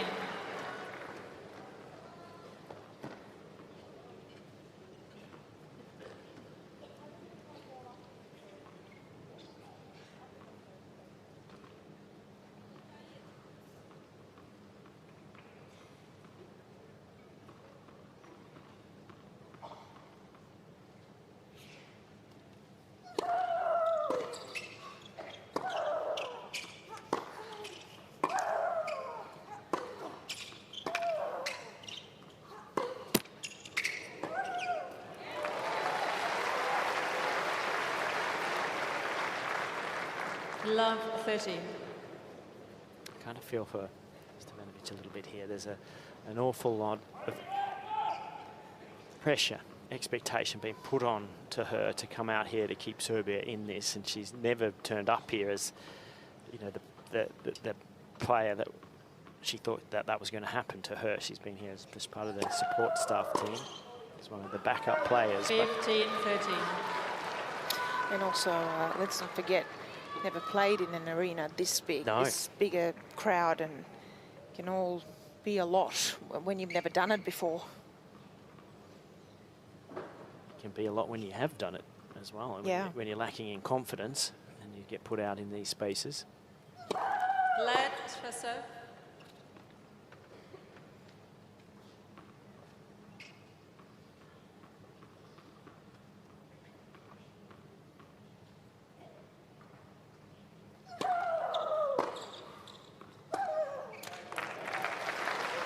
It's actually a really good opportunity too for Tomljanovic to be working on some parts of her game, because it's under pressure, and like the short cross-court forehand that you mentioned, Jelena, I think that's a really good shot to work more into her day-to-day repertoire. That return there, hit with height and heaviness through the centre, these are all things that are perfect. This is just what she needs in terms of her, I was going to say development, but recovery and moving into this new season. And to do it then against the better players under pressure. Sometimes you don't practice things in matches to get the chance.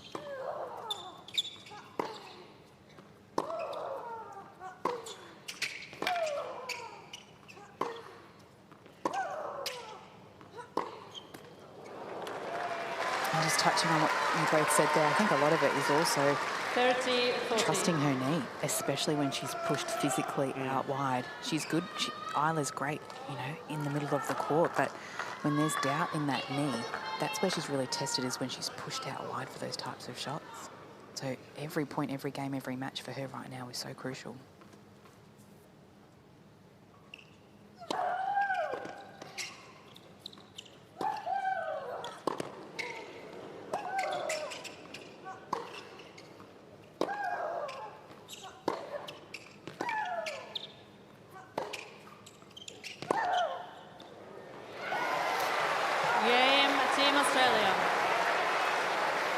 And there's the early break. Team Australia leads by 2 games to love. And I think this type of match, when I felt like she played actually some really good tennis, even though she lost the first 2 matches that she played here, but she played a top 20 and a top 10 player. So this one for me, is a really good one to kind of get a bit of that confidence. And once you get a win on the board, doesn't matter what the ranking is, it really does, it's something different. You can't get that through any kind of practice, and no matter how many sets you win in practice.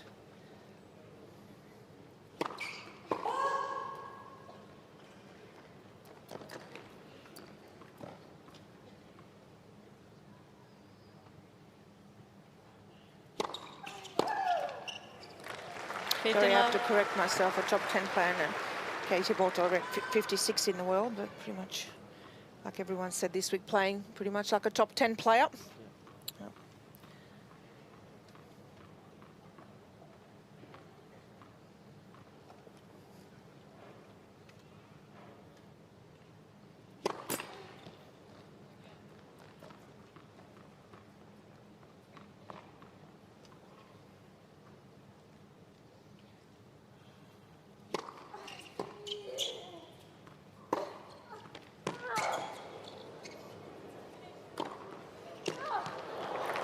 To say, Todd, I've been waiting for her to maybe make that move, come forward.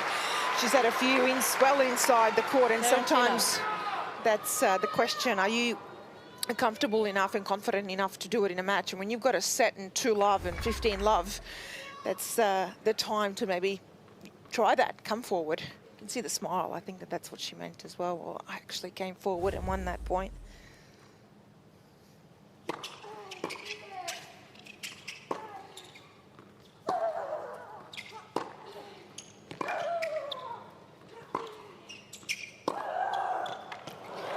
Wow, haven't seen that today. Well played. 30-15. The opening was there, but usually she would slice. Here she chose to hit over it. Did well.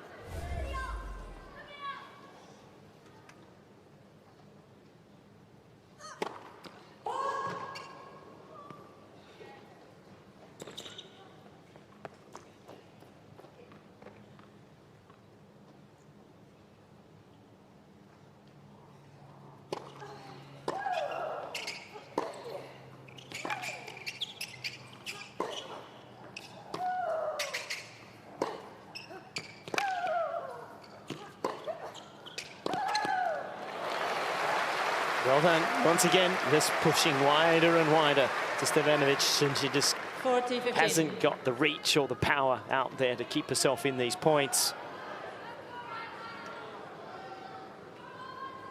And Isla's playing with pace, precision, and patience.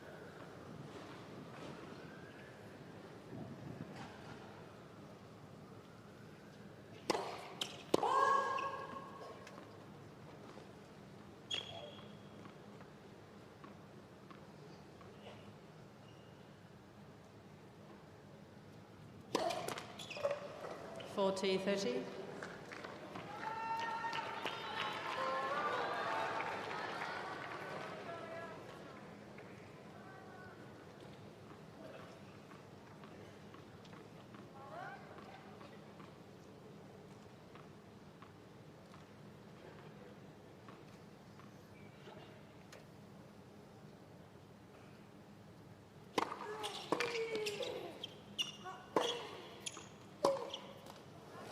Game, Team Australia. So Team Australia well on top. 6-1, Sri Love headed towards a semi-final, it would look like at this point.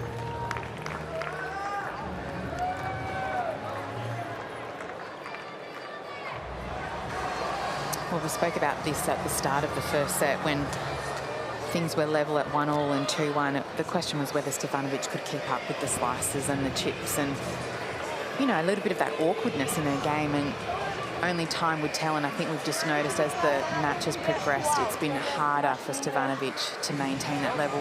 And that's credit to Isla. She's managed to just stay with Stevanovic and make her play, but also play her game. And I guess that's something for her to continue to work on, is up against these best players, what weapons will she possess? Well, kudos to Novak Djokovic. He's out watching his team member, trying to give as much support as he can.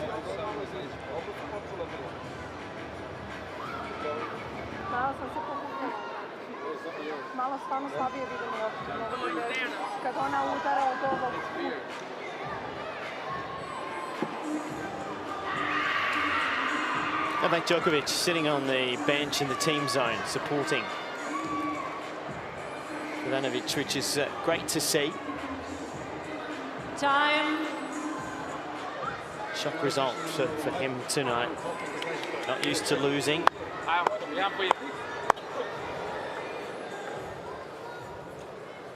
Penny, for your thoughts, Novak.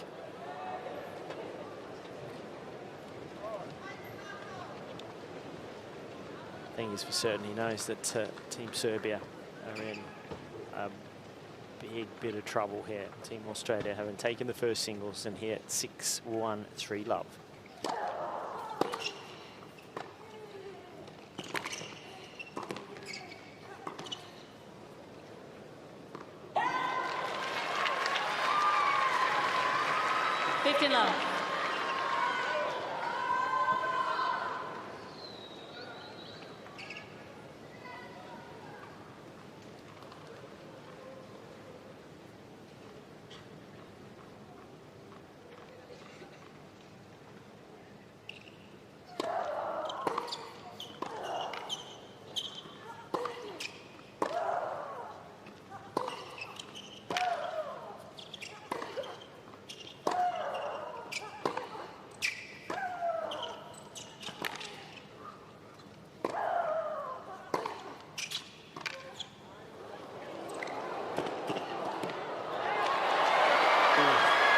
Set it up perfectly and then missed the backhand volley.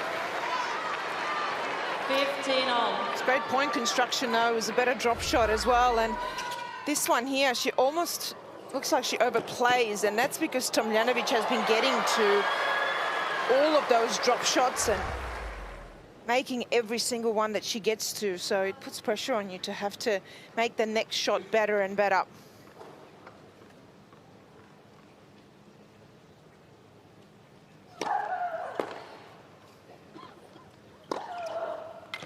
Oh yes, there's another backhand down the line.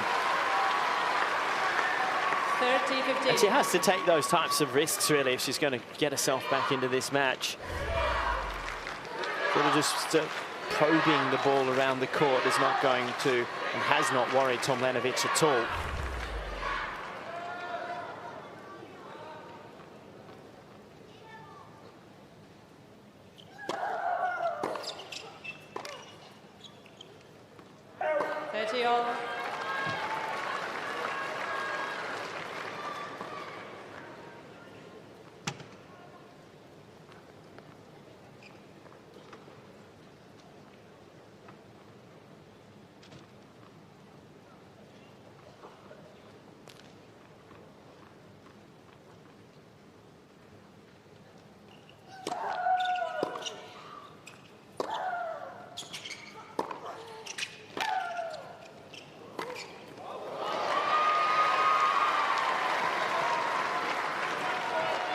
40-30.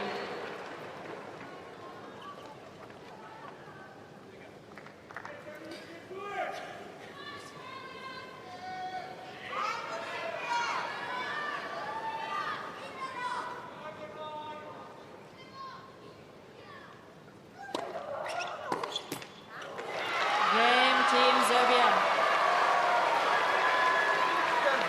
And on the board in the second set, and a nice Team Australia leads roar by and 3 round of games to 1. applause from the Serbian fans in the stands.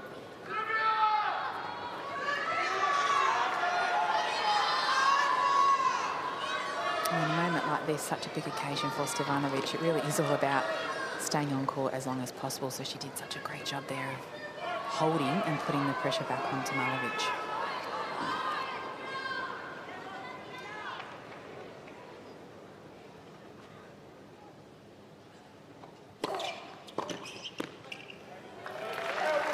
I really liked Todd for Tomljanovic there, that she's actually kept the focus, but also the physicality up there and the intensity, just like she had in the first set.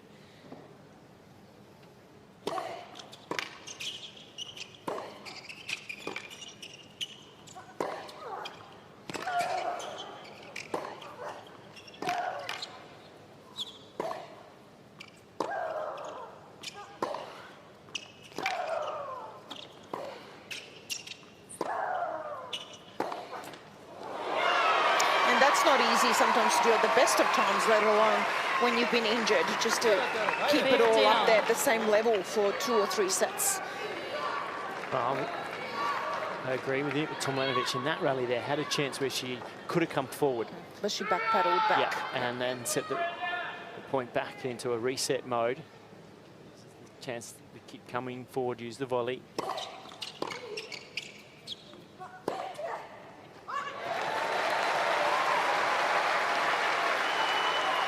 And I think when she comes back from that injury and hopefully stays healthy, that's for me the next thing for her. She's got such great ground strokes and is technically so sound that you got to start taking advantage of them, especially against better players. Start making that transition forward.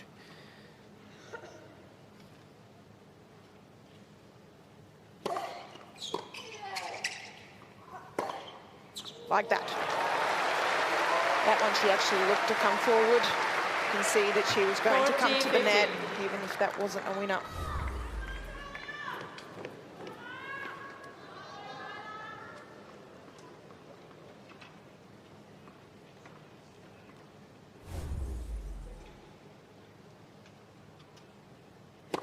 Left, Hassan.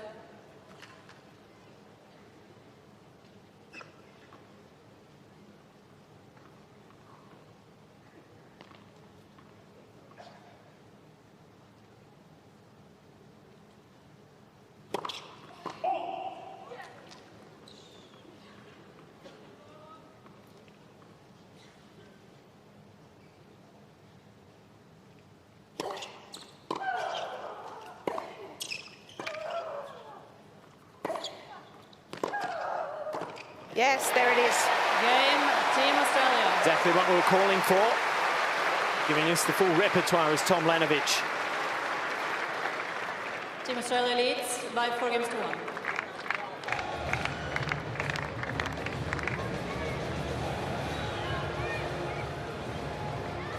Wow. It's usually around this time of the night. Once we clock off from work, you can think about having a glass of wine, and this is one of those areas that makes some of the magnificent wine. But it's also got the coastline, it's the Margaret River, and it is down the coast south of Perth. You can go trekking, there's all the caves, there's the waters, there is great surfing there, wonderful food, and as I mentioned, some of the best wineries in Australia, in that part of the world. But we are in Perth, in the heart of the city, and that's the RAC Arena, as night falls here on the final evening of tennis at the United Cup for 2024. The quarterfinal won by Poland earlier today, and Australia on their way, it would seem, to the semis in Sydney tomorrow.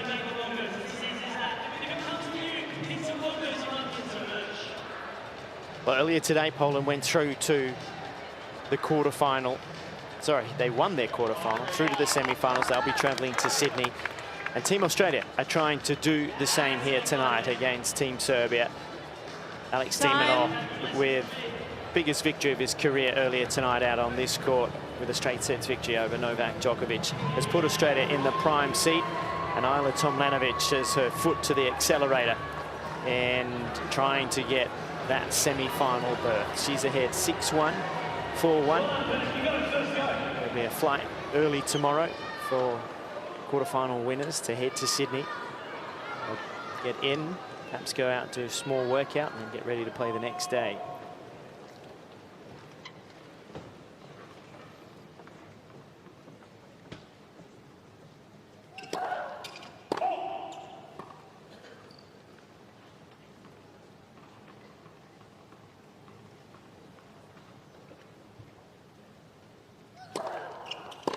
Love 15. So they get in. They'll get in tomorrow, Yelena. Yes. And so, but they'll get a day and a half off. Semi-final on Saturday. Yes, so they'll still have Friday off, so that's probably the day where you can just get that practicing, get used to the conditions a little bit in Sydney, have a bit of a break and get ready for Saturday.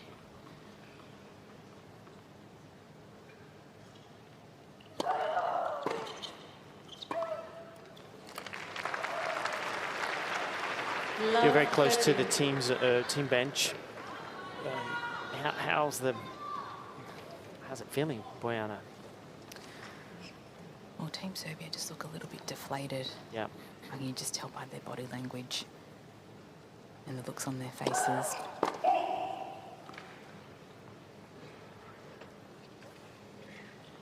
And the Aussies, I just feel like their energy's there. I mean, they're on the cusp of winning their way to the semi-final, so very different from both sides.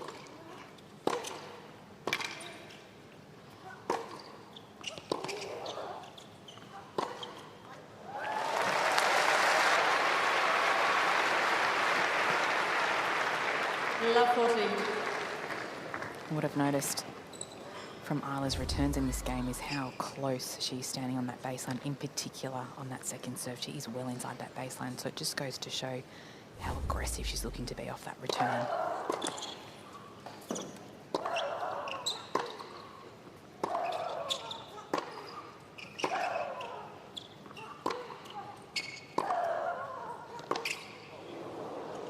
Oh. Well, she didn't mean that, that's for sure. It's all going in Australia's way.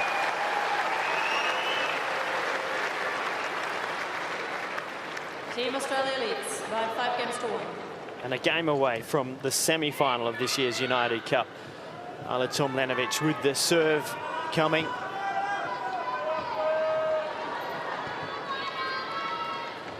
Now the match time just has ticked over the 1 hour mark.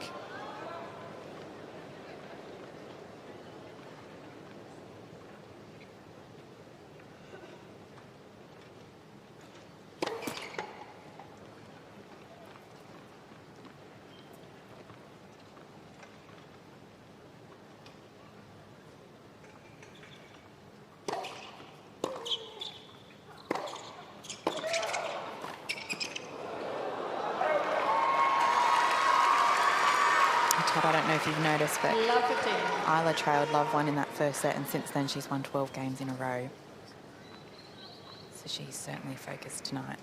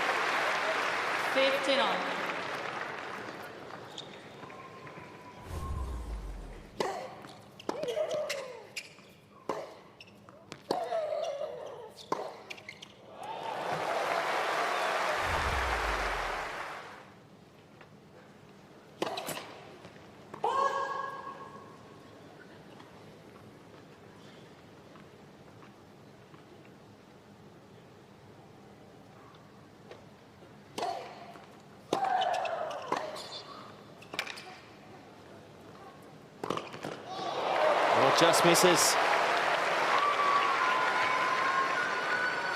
15-13.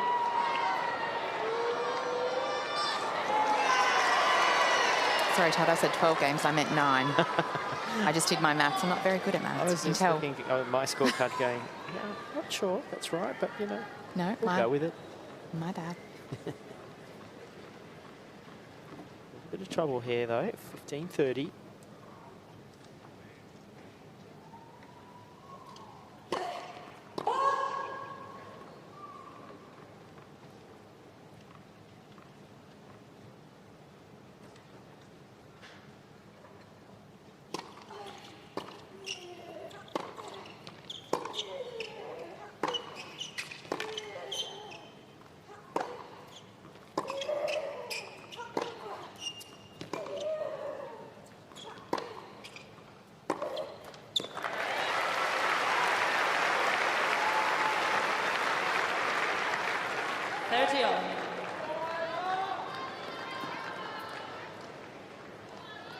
Tomljanovic just steadying everything there, making sure there was no unforced errors. Good spin, good height over the net. Draws it back to 30-all.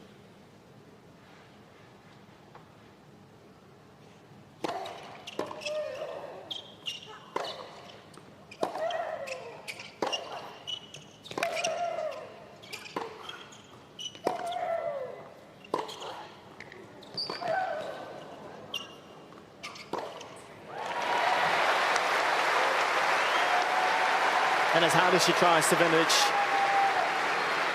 eventually she drops one a little too short, and it gives Tomljanovic the chance there to dispatch the forehand, which brings up a tie point for Team Australia.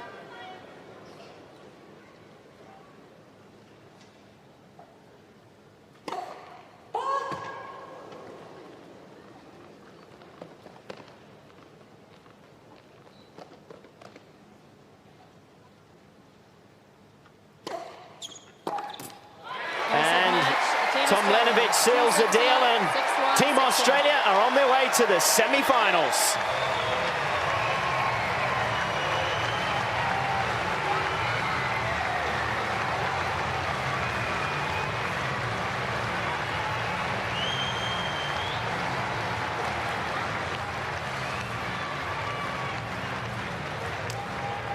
And Bojana, I mean, a result that we expected in a sense once that change had been made for Team Serbia, and well done to Natalia Stevanovic for coming out and putting up a terrific effort. She wasn't really, I don't think, thinking she would be out here tonight, but nevertheless, for Team Australia, it's an impressive victory for them.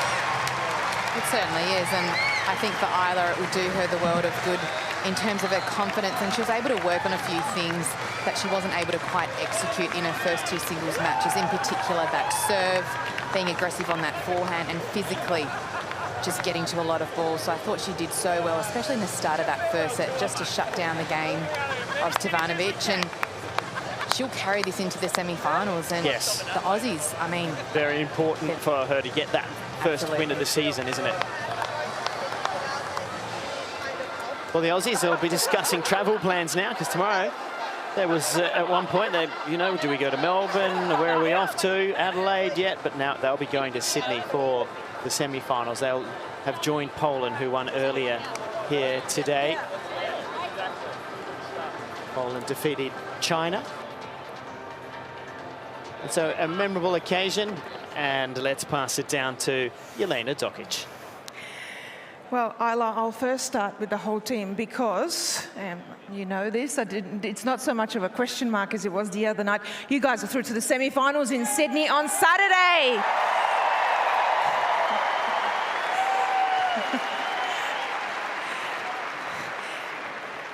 How does that sound?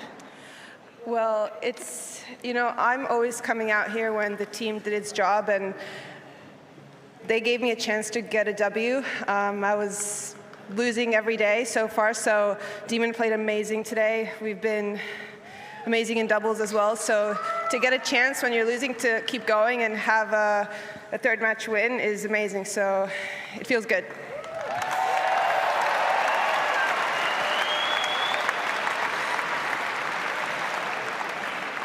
You might have lost those 2 singles matches, but you played great tennis. And your great fighting spirit came through, just like you did today. But tell me, how special is it to play, not just in front of the Australian crowd, but this is almost 14,000 people, and it's pretty full. How special was that to have all week, and especially today? Oh, it's awesome. You guys have been so great every time we played.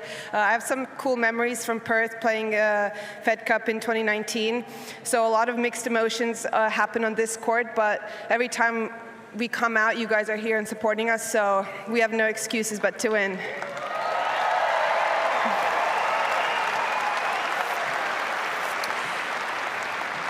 And how special is it to have these guys supporting you? This is a very different event. We don't have this every week of the year. In fact, this is the only time we have this, men, women together, captains, coaches. How special was it? Especially because last year you didn't play.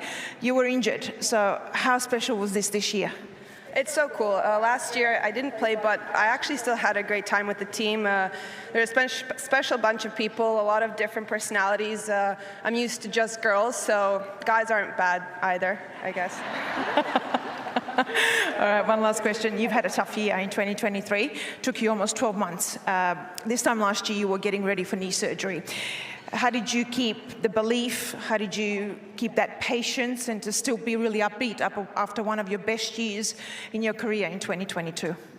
Ooh, it wasn't upbeat for a while, but I did have this thought in my head that come January 2024, I want to be fully ready, and anything before that is a bonus. So the fact that I'm here healthy, pain-free, and building on some matches before AO is really amazing. And yeah, it kind of feels more special when you go through something tough. Leighton, I know you're tired. It's been a long week. I'll just ask you quickly, you must be very proud of her, especially she's had a couple of tough opponents to face, but to still come out and be so positive, you must be very proud of her. Yeah, absolutely. She's been fantastic all week. And yeah, as you said, she had a really tough year last year being injured, and she wanted to come out and play really well in this event, and now to give herself an opportunity in the semi-finals in Sydney. So no, really proud of her effort all week, and she's got better and better with every match.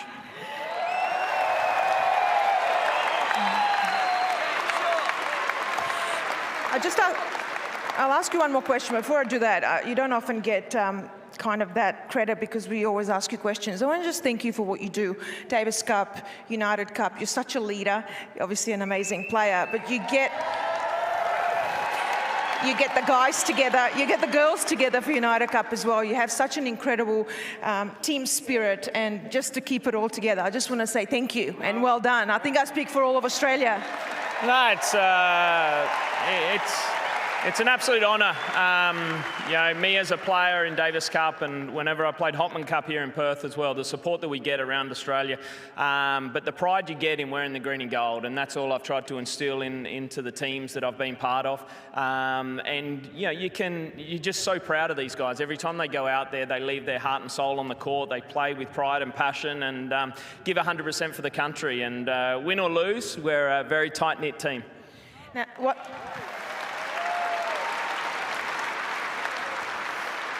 one last question before you go and celebrate a little bit. Tomorrow's travel day. Friday, you still have off as well to get ready before you play on Saturday. Does that change anything in the preparation? Will you maybe have a little drink today? I will, but they won't. I'm allowed. That's the best thing about being captain now and not player. Hey, I can celebrate mid-tournament, but no, you know, obviously they'll enjoy it tonight, and it'll be a very relaxed day tomorrow. And conditions in Ken Rosewell Arena in Sydney will be slightly different as well. So Friday will be about adjusting to that, and then preparation to have a crack at a semi-final. We'll be watching, we'll be cheering. Ladies and gentlemen, Team Australia, Isla Tomljanovic, congratulations!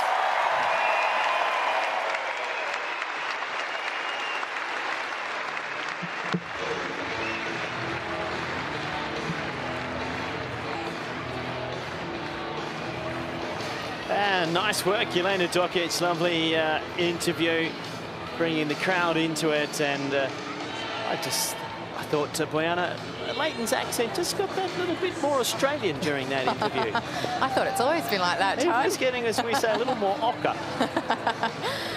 Oh no, it's great to hear from him. as well and just hear the insights of the team. And it sounds like they're all gelling well together. Isla touched on the different personalities, but isn't that what makes a team special? And, well, yes. And you get the opportunity to play within a team, which, you know, these tennis players don't get to do for 99% of the year. It's one of the great development tools of our sport too, is to get younger players together to help them with the older players. And you know, when you have that spirit of representing your country, it makes you better and it puts you under pressure that you don't have as an individual player. And if you can handle it, you can handle anything. And so Isla handled that well today. We'll take a look at the match summary. Still some work to do on the first serve though, Brianna. Well, look, I thought she adjusted really well, especially at the start of that first set when her ball toss was just a little bit too far forward. But I thought really from the first half of that first set right until the end, her serve improved immensely. And then, look, her forehand and her backhand winners, pretty on par with her unforced errors. But overall, I think it's just the win that will give Isla so much more confidence, especially leading into Sydney. Bit of relief, isn't it? Absolutely. It's just, it does the world of good. It doesn't really matter who you play.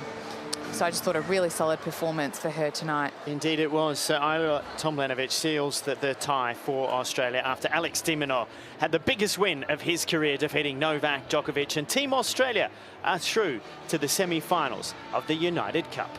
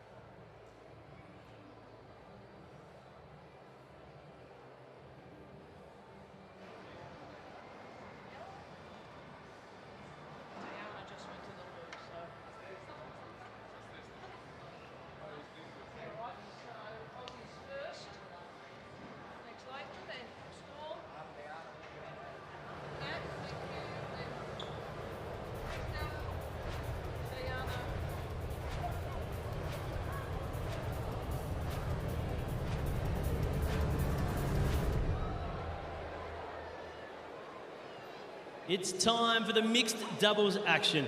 Representing Australia, led out by team captain Leighton Hewitt. It's Storm Hunter and Matthew Ebden.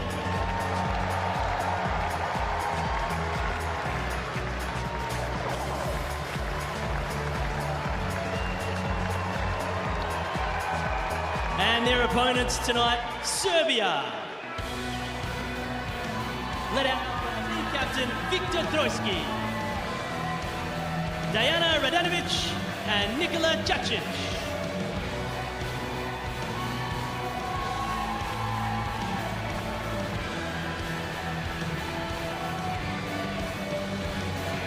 Happy crowd here in the main at RAC Arena in Perth because they've seen Australia confirm a spot through to the semi-finals courtesy of the 2 singles wins.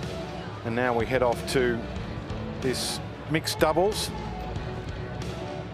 which won't contribute to the result, but it will contribute to the status, the bank balance, and the form line of these 2 in particular, the 2 Western Australians. And there was no way in the world they were going to be ejected from the seat playing in front of their home crowd. David Colbert alongside Jill Krabis and 2 popular figures, Matthew Ebden and Storm Hunter. There has been a change for Serbia, and it will be Dejana Radanovic and Nikola Čačić. So Diana coming in for Olga Danailovic, who didn't play the singles either, and Nikola, who's a doubles expert. Man on man, ladies and men, okay? So any question about anything? The towel boxes, you know, you have the sticker of the country there. Any questions? So Trey, please ask Team Serbia for... Oh, heads or tails, okay. Heads is called, okay, heads is called. Or then a picture together.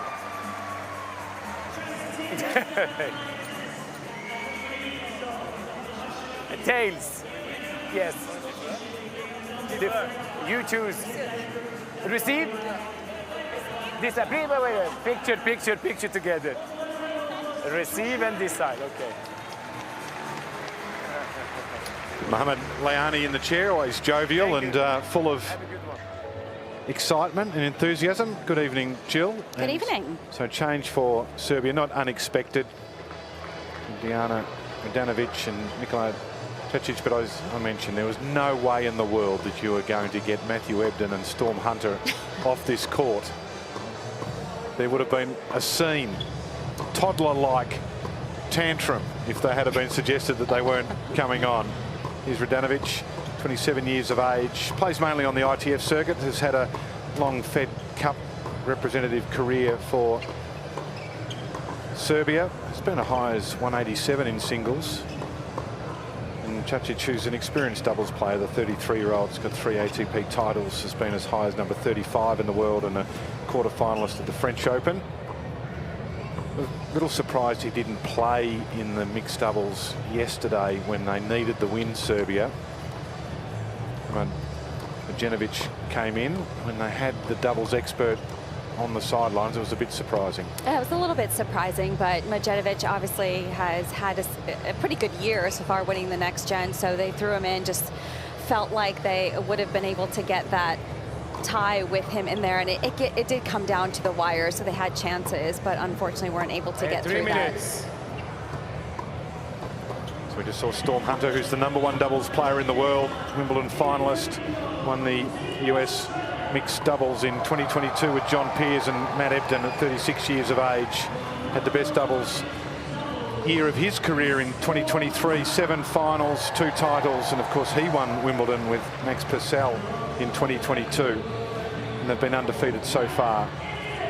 They defeated Katie Bolter and Neil Skupski, and then Rajiv Ram and Jessica Pegula, and importantly in that match they had to keep the US to 0 sets, and it was a bit tight a couple of occasions, and that meant that they qualified through to this quarter-final. They wouldn't have gone through as the runner-up, so they could have been out, so it came down to these 2 Australians. Catherine Whitaker's court side for us this evening, and late change for Serbia. Important for the Australians, though. You'd love to take a 3-love win into the semi-final. For sure, momentum is an unfathomable but very real thing in this sport, isn't it? And after those wins for Minaur and Tomljanovic, it feels like Australia have got just that. I mean, Poland on paper, the favourites for this tournament, but looking through the draws and how strong this mixed doubles team have looked, I don't know. I think Australia are the dark horses in this competition for the remainder, and they for sure want to keep up those winning habits tonight. Well, Poland will still be the favourites, of course. They've got such strong singles players in Hurkacz and Swiatek. They confirmed they won their spot through convincingly earlier today against China. They will play the winner of France and Norway. They're playing on Thursday in Sydney in their quarterfinal. The other quarterfinal is Greece and Germany.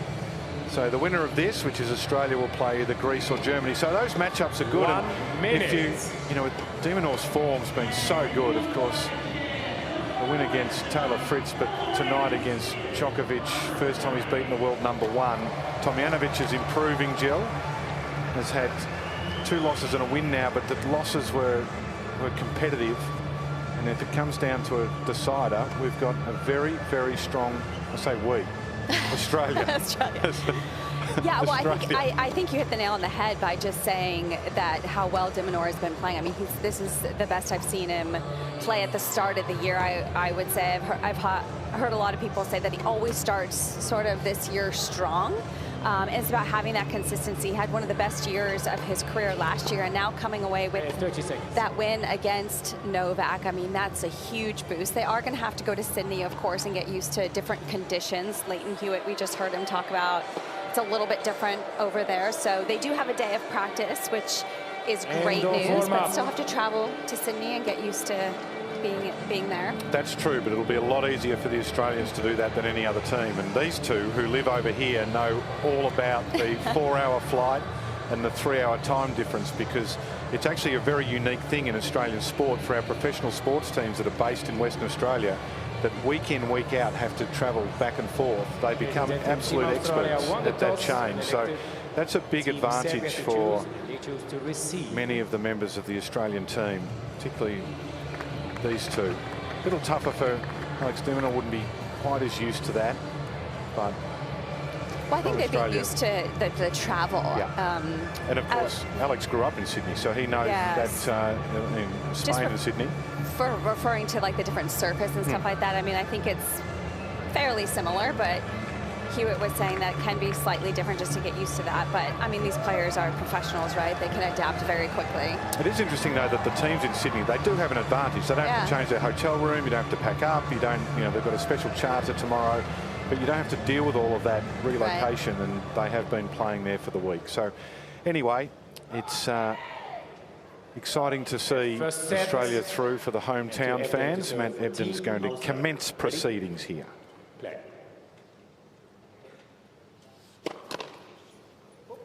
Please.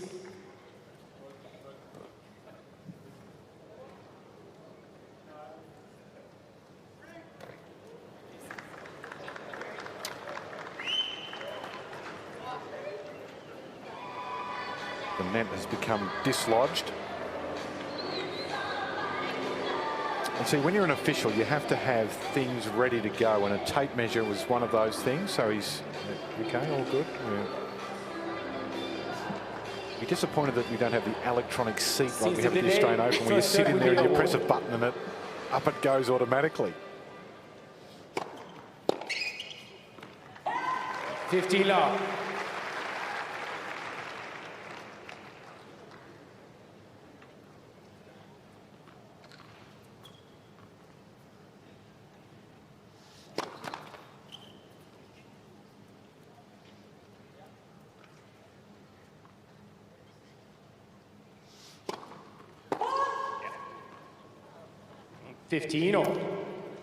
You mentioned Ebden and Hunter wanting to be out there. I mean, this is the time of the year that you want to get matches under your belt. Love that they are out there wanting to still play this match. They want to try and play the year together. Of course, it's an Olympic year, so I think that's in their sights. But it's always difficult, I think. They would not be very familiar with their opponents. And so a lot of these first few games is trying to understand patterns of your opponents, get used to how they hit the ball, what their strengths and weaknesses are. 40-15. The way Ebden played against the U.S. team the other night, I mean, that was outstanding. The way he was all over the court, so consistent, played one of the best matches.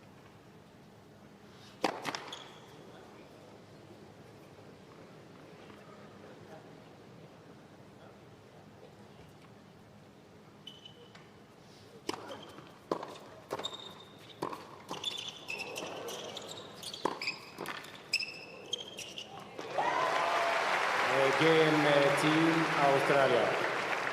First game. Yeah, it was good to see that announcement that they're planning to play all the Grand Slams, and based on having the entry, the Paris Olympic Games as well, it should be okay.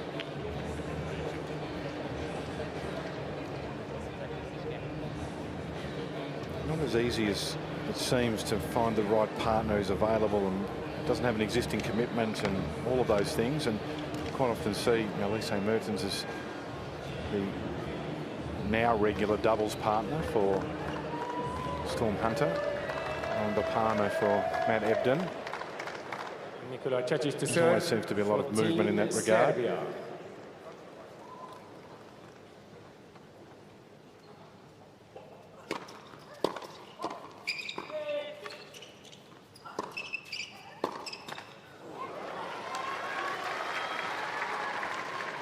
Love.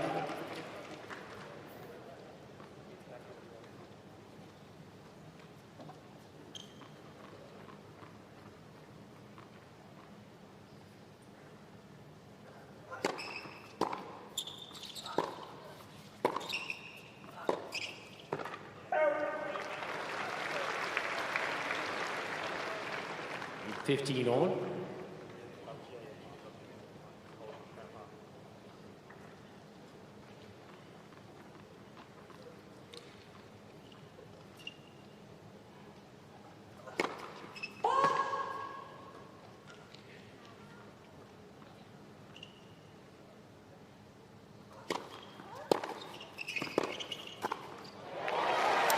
That's what Ebden is so good at. He's very active at the net. He's so close to the net as well, which makes these volleys so much easier. Don't have to have that huge swing. Just keeps that racket in front of him nice and short.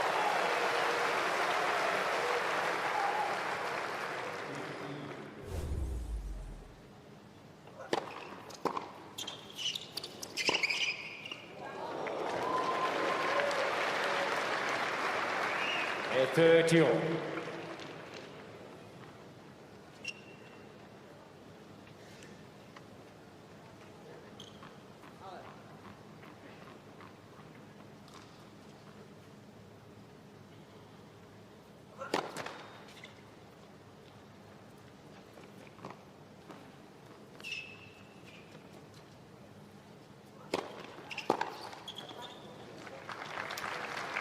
Just been diving into the entry of the Australian Open,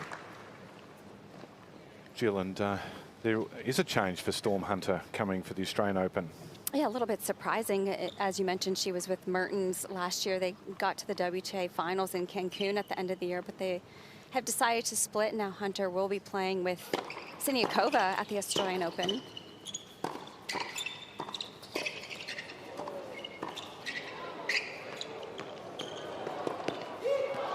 I don't have all of the double statistics with me, but Djokovic, didn't they win just about everything last year? Pretty much almost everything for many years. Yeah, but sometimes you just want that freshness, maybe. I was a little bit surprised when I heard that they weren't going to play together anymore, but there's been a few switches. So. Third for Team Australia.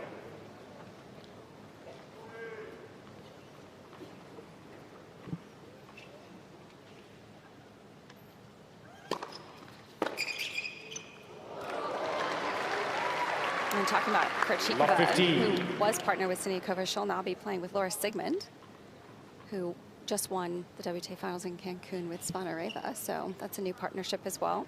Kind of feel sometimes that they just get all the balls in the air and throw them up and see who's closest and say, okay, that's who we're going to play with.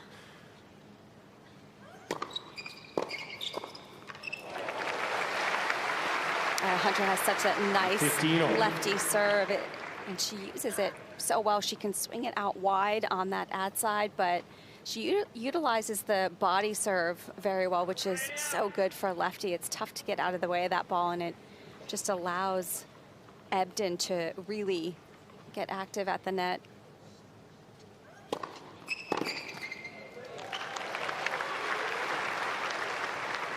At 13-15.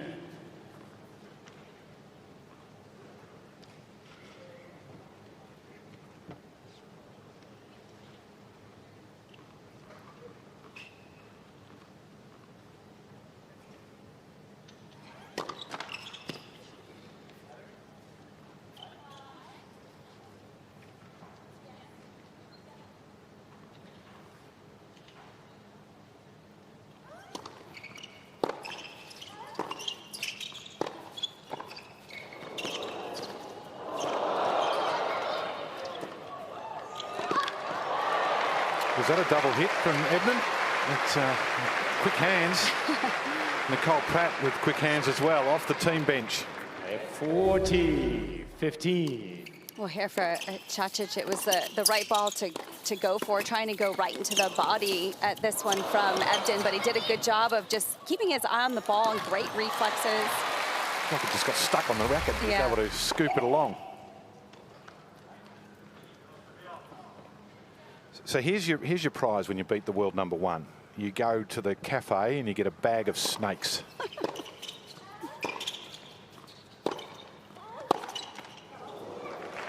They're lollies, by the way, if you're or sweets, candy. There's so many different ways to explain it. And he's not sharing them either. John Millman's next to him, and he's got the whole bag. Look at John's looking at them too. Oh, you know. Can you spare one? Alex, come on, please. I think he's trying to hide so no one sees him, but we're right on him. No. We have operatives everywhere. That's a nice slice return, just snuck by Ebden. Point. Just a reminder, deciding point here. So we get to juice gender to gender.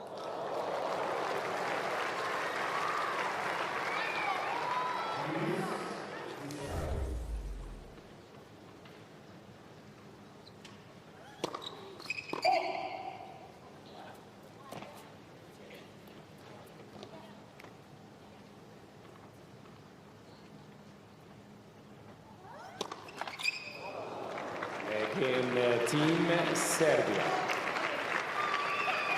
So Team Serbia get the break. They lead 2-1. Lead 2-1.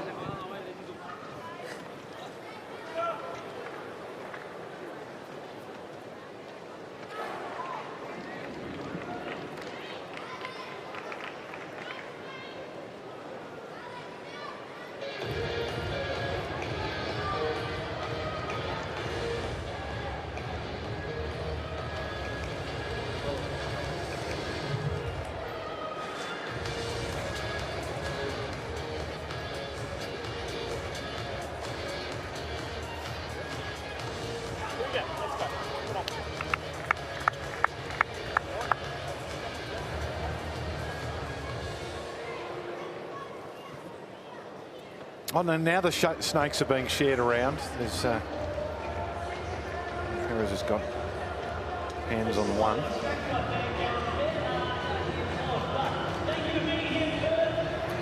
So one of the things the Australians do need to be mindful of here, we talked about at the start there, gone in with their top combination. Love to have a clean sweep as they head off to the semi-finals. But you can't let the guard down because the opposition, particularly with Hurkacz, such an formidable doubles player, and down an early break. To serve for Team Serbia.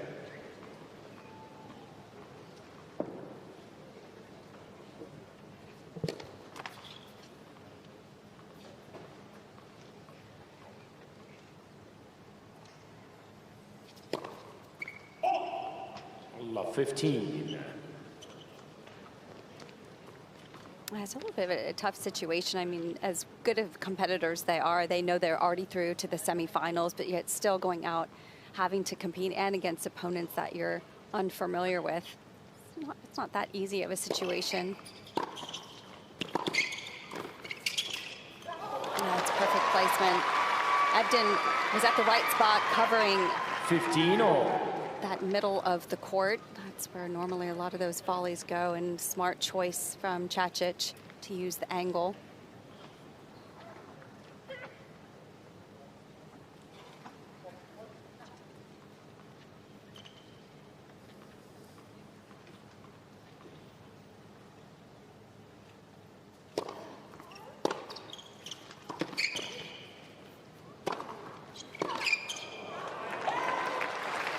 Again, that was where Ebden was impressive in both the ties so far, but particularly against the US, the overhead from any part of the court, really. Very comfortable with the aerial ball high into the lights. Doesn't seem to bother him.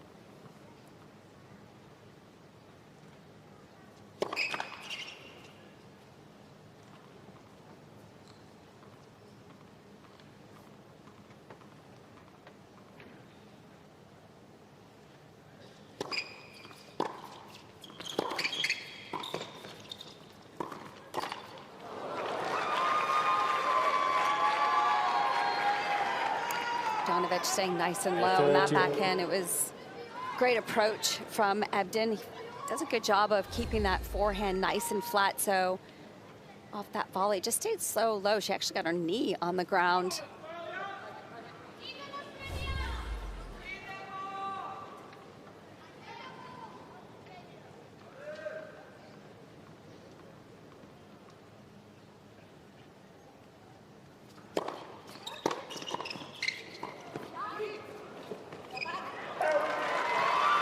So Hurkacz active at the net, effectively too.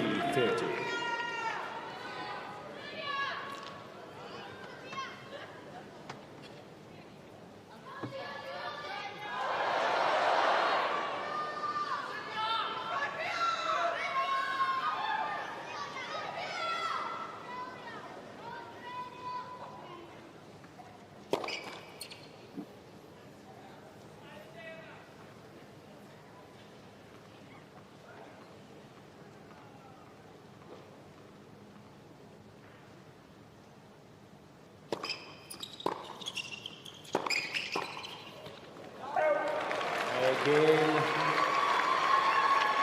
It's a fast start for Team Serbia. Catherine Whitaker's heading down towards the Team Serbia bench, and he's going to have a quick chat to Goran Ivanisevic. Yes, Goran, generous as ever with your time. Thanks for this. I've got to ask you, Novak, after that defeat, how was the debrief backstage? I think Alex played very well and very tactically smart. Yeah, he has a little problem with the wrist, but it's not. It's important that he's be ready in 10, 11 days. That's the most important thing. Yeah, 10 days to go. What do the next 10 days look like, and how much can you tell us about that wrist injury? For sure, he's going to take a couple of days off, and then we're going to start practicing slowly. But I don't think it's a big concern. He came here to play a few matches. He did. He played 3 very good matches. Okay, today was a little bit less good, but overall it was a good preparation, and that's what we need. He needs for Austria now. To play a few matches and to see the Quackers. Something like that. Go well, Goran. See you in Melbourne. Thank you. Well done, Catherine. 30 love. Fair to say that Goran's a reluctant interviewer, so well done.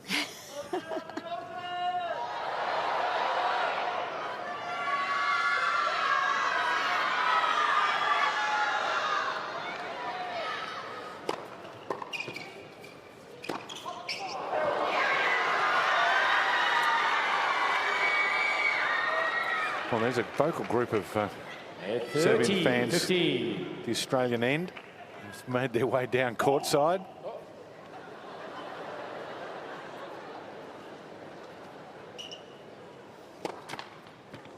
First service.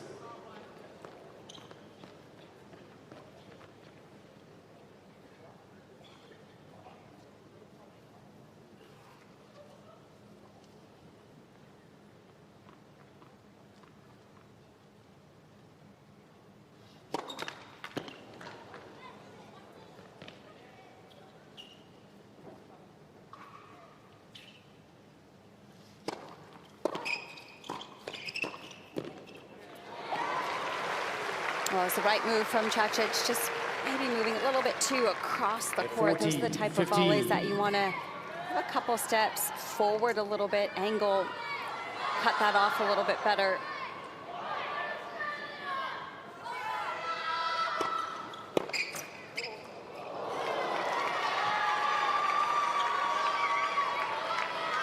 Layer 14, 30.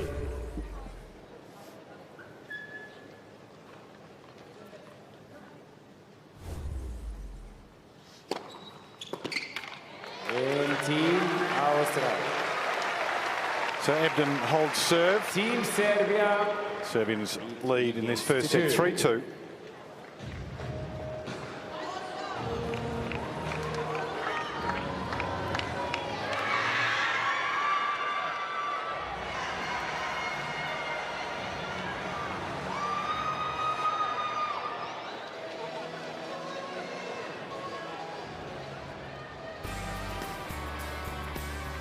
It's one of the most remote parts of Australia, and it's what makes it so popular, the Kimberleys region.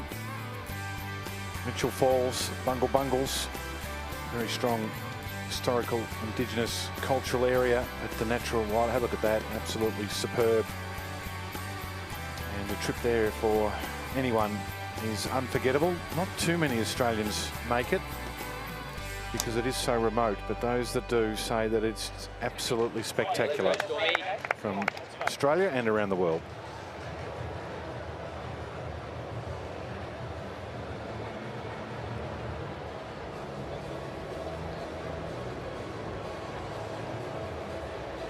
I understand, Jill, that you're going to play tourist tomorrow, and you're going to rival the best when it comes to a selfie with a quokka. I am very excited. You've been there, right? Yeah. I am very excited. Fantastic. I specifically changed my flight so I could go to the Rottnest Island tomorrow. You have to swim there. You a good swimmer? No, horrible. Okay. Why do I have to swim? They actually do have a swim from I'm actually kind of scared. Cottesloe to Fremantle. And the ferry will take you there. We'll have to talk. Unless you're going by helicopter, which is what a lot of the teams did. Yeah, I saw that. Yeah, Yelena went by helicopter, I think, too. But after our discussion yesterday about 15 love. The sharks in the water, I don't know if I want. Well, we were discussing at dinner last night the irriganji, which is the little jellyfish that mainly in the northern parts of Australia in the very warm water, but they are nasty critters.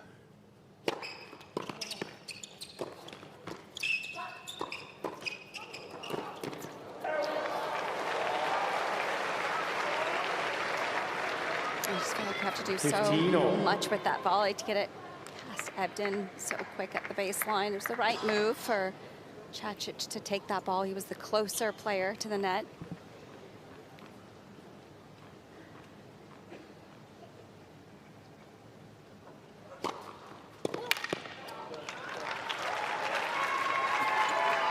Oh, 13-15.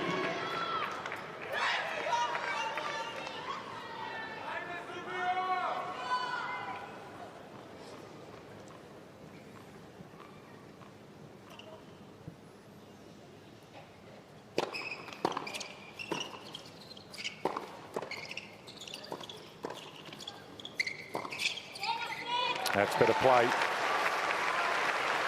Australians at the moment 9 unforced errors, and you kind of feel, given that they know that they've qualified already, that you have the physical involvement, and then you have the emotional and mental application, and physically 100% always, but sometimes just that emotional and mental application. It's not 10 out of 10 at the moment for the Australians.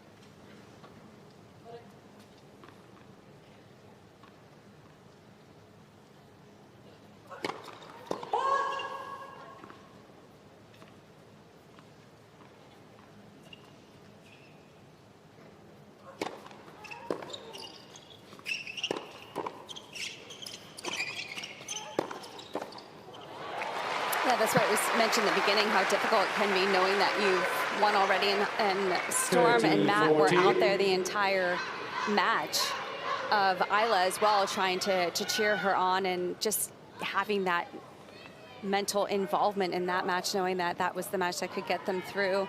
It takes a lot of energy, even though you're not maybe physically doing anything, but it does take a lot of emotional energy.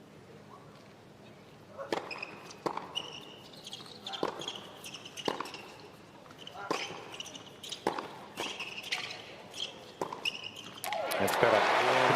Team Australia. So get the break back 3-all. It's a good point. It's nearly 6 hours since they arrived at the courts, about 3 p.m. local time. So it's one of the things that is unique to this competition, with it all happening on the same day, that they do have to arrive with the team, have the warm-up when it's available, be a teammate for 2 singles matches, and then 5 hours after all of that, you get your opportunity to take centre stage. 3-all.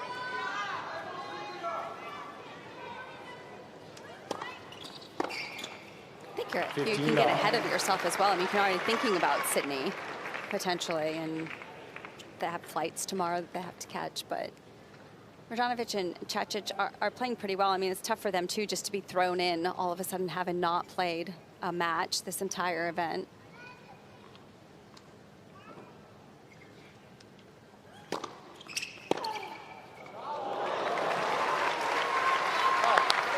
She's gotten that pass to Ebden a couple times 15-all.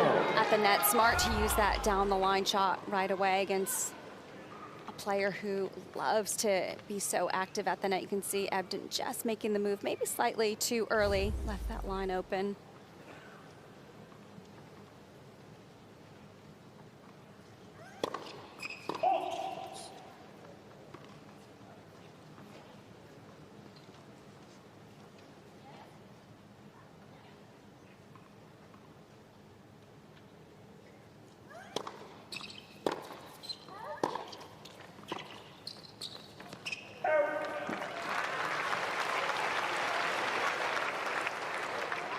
At 13-15.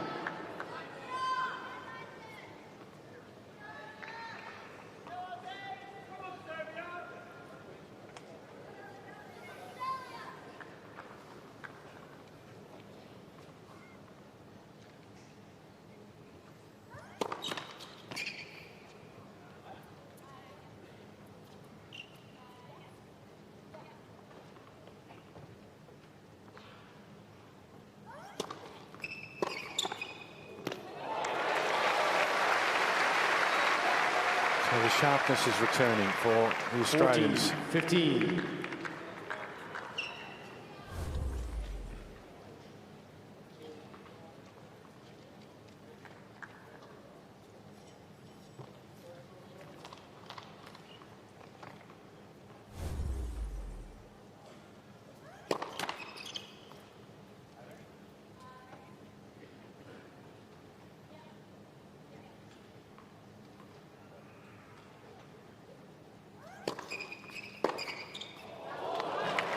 Not much you can do about that, though. Hurkacz's returning's been sharp. 14-13. Yeah, I think they can go down the line almost the majority of the time. I mean, they've gotten it past Ebden numerous times now, and just keep going there and keep him honest until he covers that line. It's been working every time so far for the Serbians.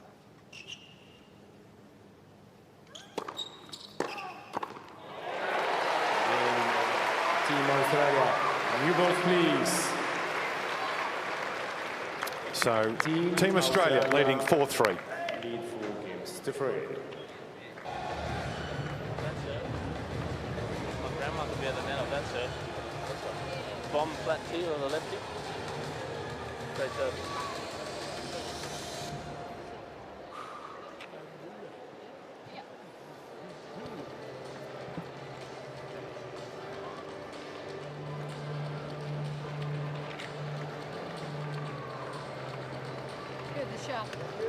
Yep. Keep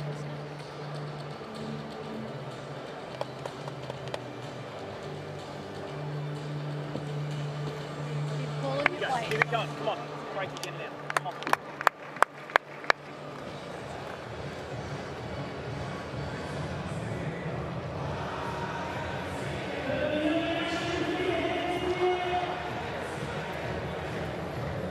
So the Australians won the last 3 games, 2 service holds and the break of Hurkacz.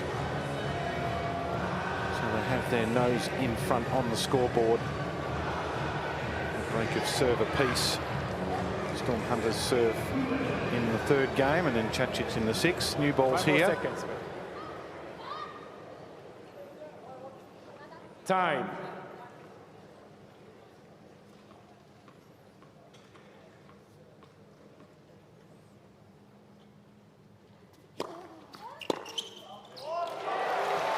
We heard the Australian team talking just a little bit on the sideline. Couldn't Lob quite 15. catch everything, but did hear Nicole and Pratt just mention a little bit, keep making the calls, planning the calls, and that just means, you know, have a clear game plan in mind on each point.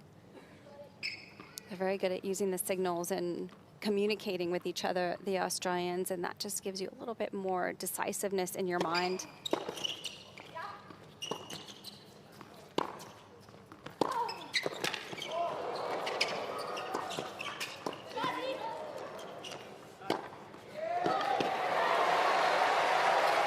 That was a great overhead from Matt Ebden. Well, that was a great example of the communication that we were just talking about. Lob 30. Ebden calling Hunter off that overhead immediately. And it's so important to say it early as well, just so there's no threat of Hunter getting involved. She just immediately closed the net and allowed Ebden to take that overhead.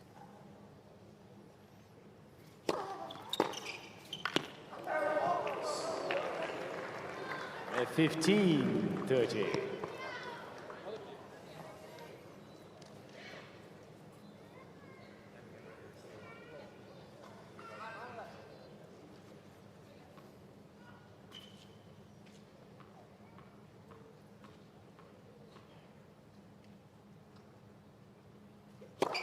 Net for service.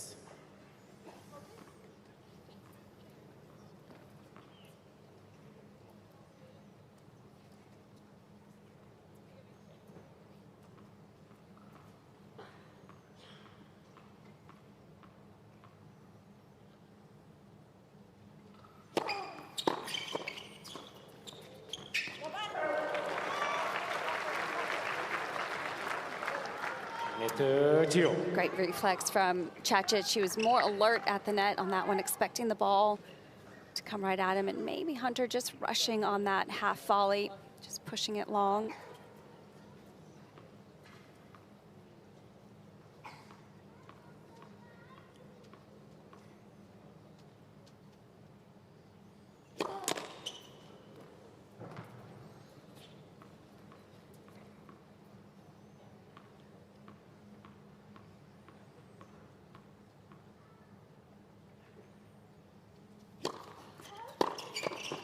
Touch. 40-30. Well, they've done well here, Team Serbia. They're in a bit of bother at 130 down. Managed to work their way back into this.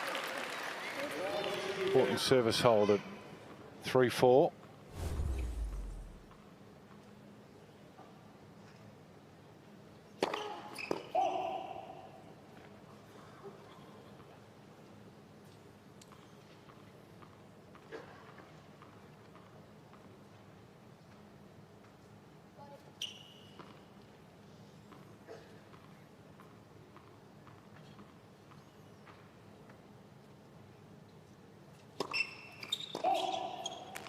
Deuce. Deciding point.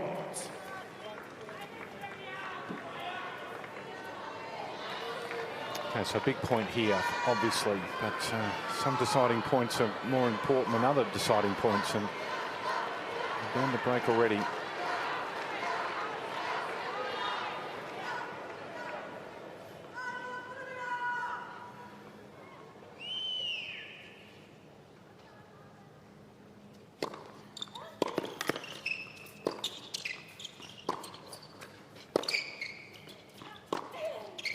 Got a game. Team Australia. The door was only just ajar. But Storm Hunter found a way past Cacic, who threw his head back because he knew that he'd committed to the middle. Team Australia. Well, it's interesting because off the return, he really hugged the sideline, expecting the return to go down the line, and so almost overcompensated on that next one, looking for the middle ball. It was great disguise from Hunter, just whipped that forehand at the last minute down the line.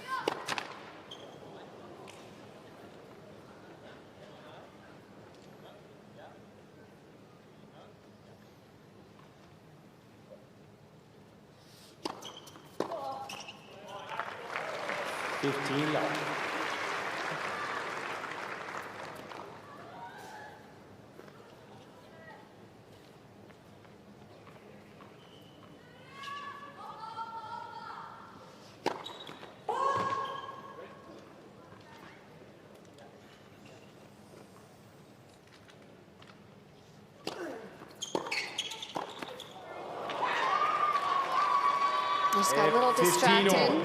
Hunter making a move with her racket for that volley and pulled it away at the last moment, so Ebden just getting a little distracted.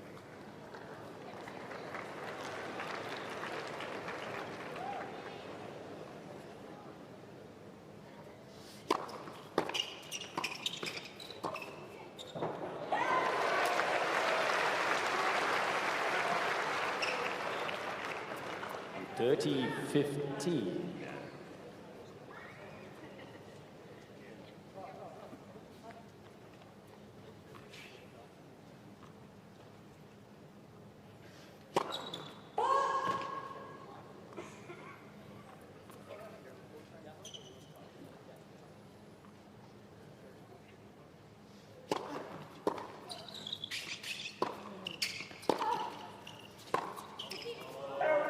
Oh, it's a good move by Cacic. Just got in the eyesight of Ebden, forcing him to go for a little bit too wide of an angle. 30. Sometimes it's just about that extra movement at the net. It might not even touch a ball, but just to get into the minds of your opponent.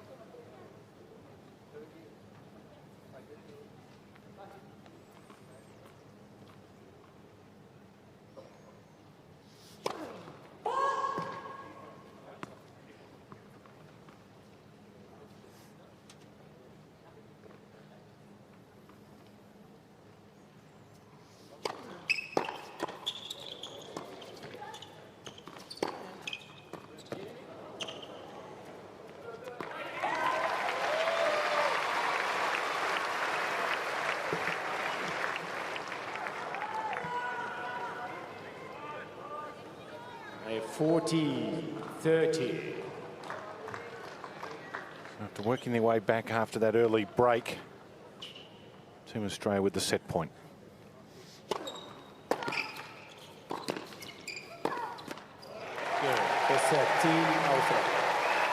So strong work from the Australians. A slow start, worked their way back into it, and they take the first set 6-3.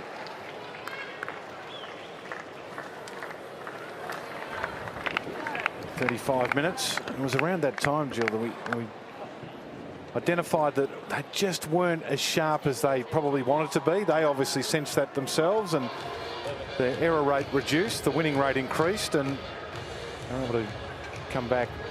Their unforced errors 13. That probably hasn't changed much since midway through the set. Yeah, you're absolutely right. I mean, that tells the story, I think, from just the first 3 or 4 games. And I think the Serbians started much stronger. I think they came out with a little bit more energy than the Australians. But I think Ebden and Hunter did a good job of getting a little bit more clear as that set went on, and just got a little bit more active. I think Ebden in particular started moving a little bit better, started moving more at the net, and just putting a little bit more pace behind his shots. But they showed good variety out there.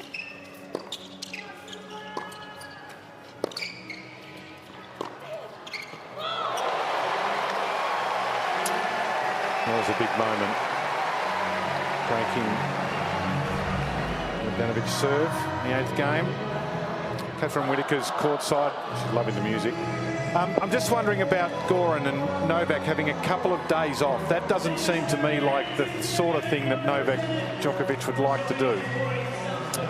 Yeah, it's difficult to tell, isn't it? You're always reading between the lines with comments like that. I got the impression Goran and Novak aren't too concerned, medium to long term. We've seen him recover from niggles like this just fine. He's the master of timing himself and his body to be ready when it needs to be.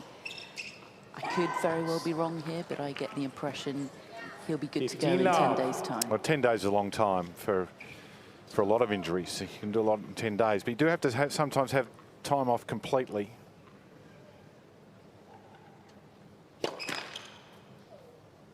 The reality is from Perth back across, it's a day off anyway, really. Yeah,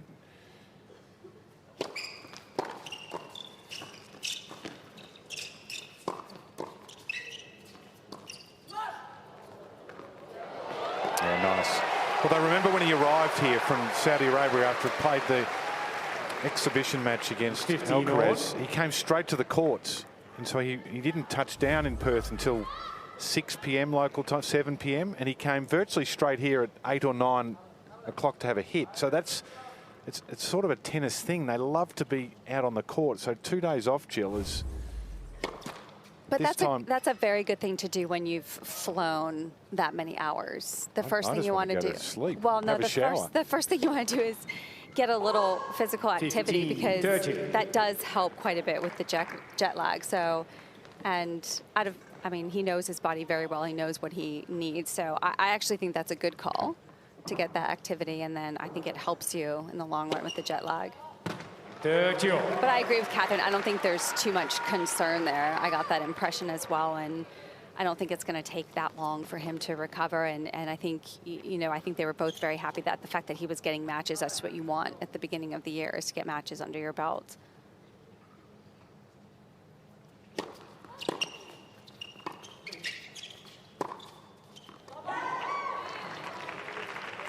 A 40-30.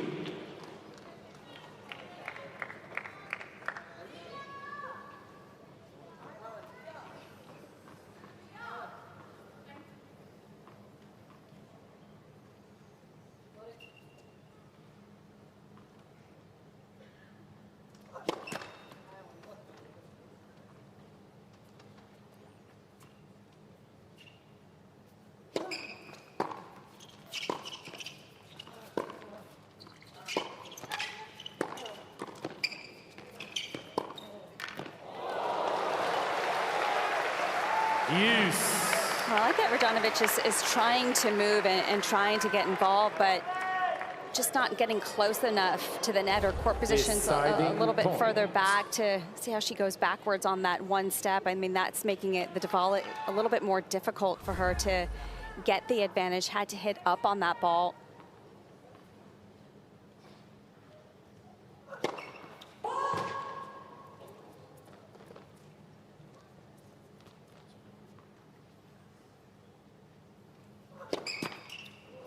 That was a disappointing way to finish his opening service game. First game. On the deciding point, Team Australia second set with the early break.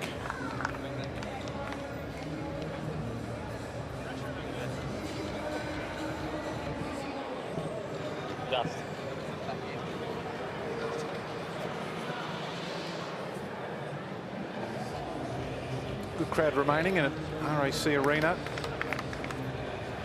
Just joining us, I've enjoyed some great Australian action.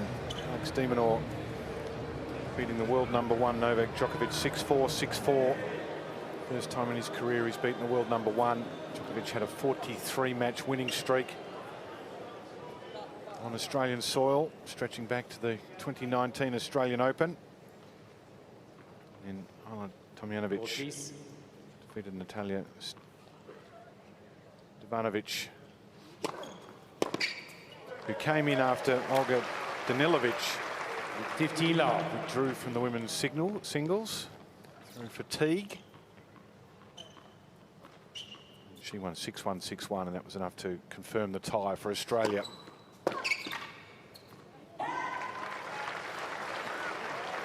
30 love.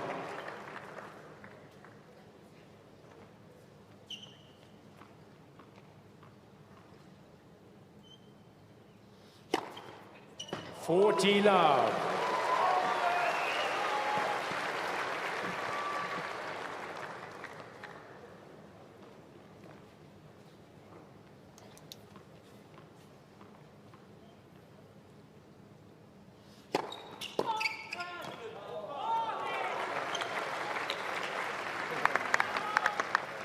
$40-15.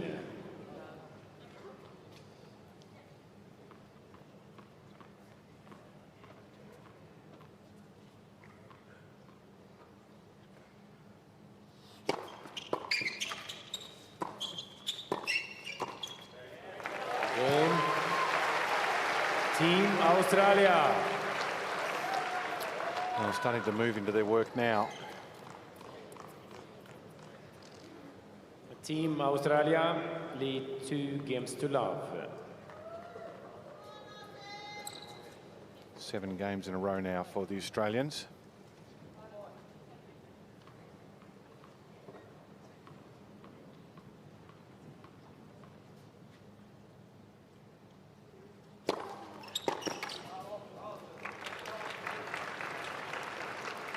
At 15 love.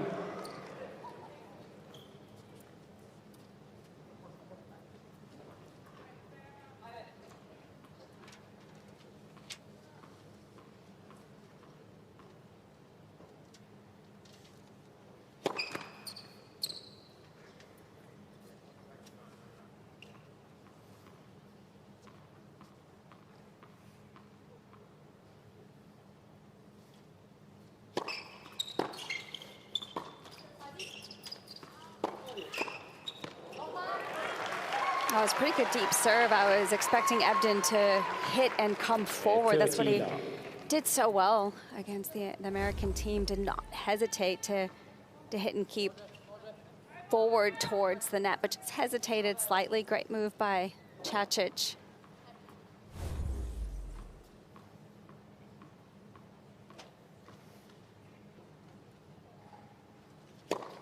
Net for service.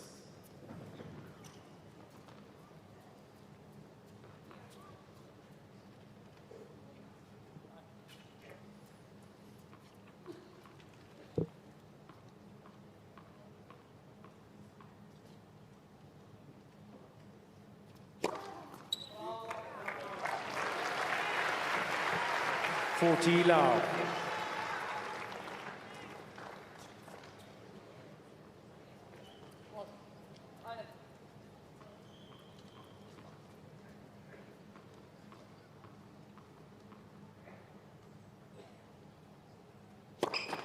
Net for service.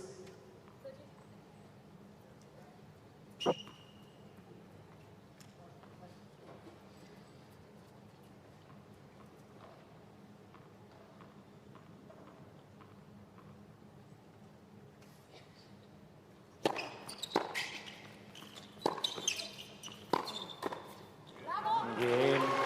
Team Serbia. So Team Serbia halt that winning run from the Australians. Team Australia the Australians lead 2 games to 1. Here with a break at 2-1.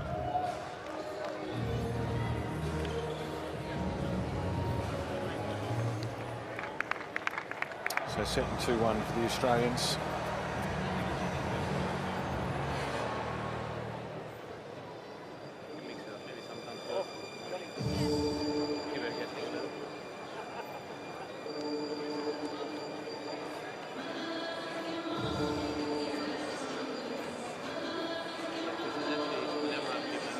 Dance captain of the Australian team is John Millman. He's just moving smoothly in the background there. I think it's getting Alex involved a little bit as well.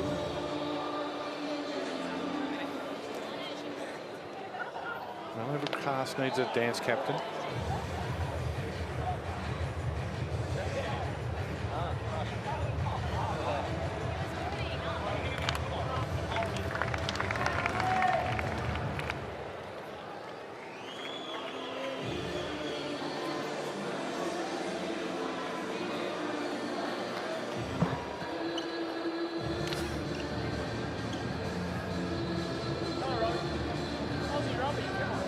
time.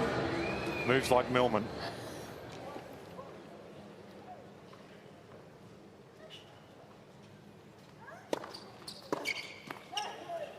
And 15 love. Good player to have on the team. He's always got happy disposition. Happy to sit and cheer for 6 hours non-stop. I don't think I've ever seen him in a bad mood. Always has such good energy.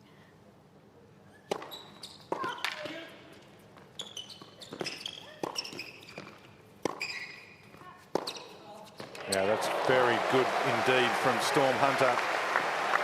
I think Czacic knew it as well. I think he was 30 love.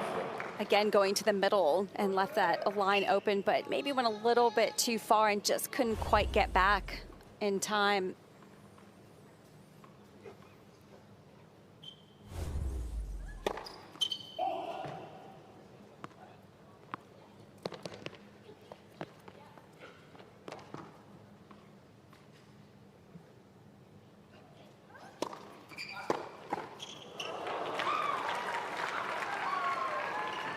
And 30-15. Still the right move from Ebden. Made the mistake, but still puts pressure on the Serbians. It's the right play. I think Czacic had a little bit more rotation on that ball, so it just dipped a little bit lower than Ebden expected.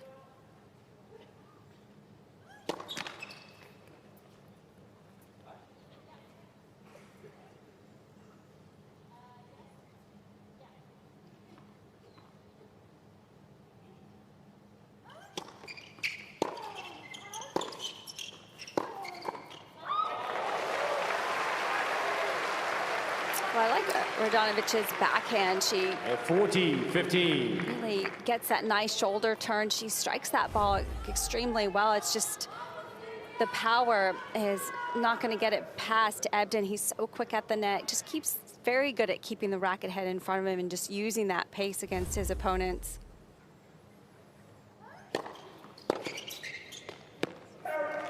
Again, team Australia.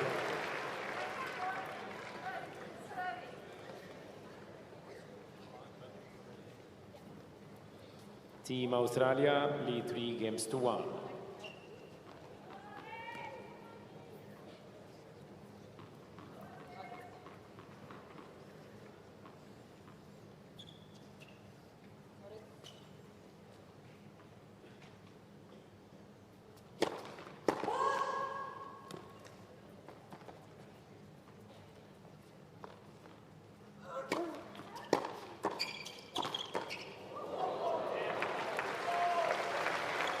Love 15.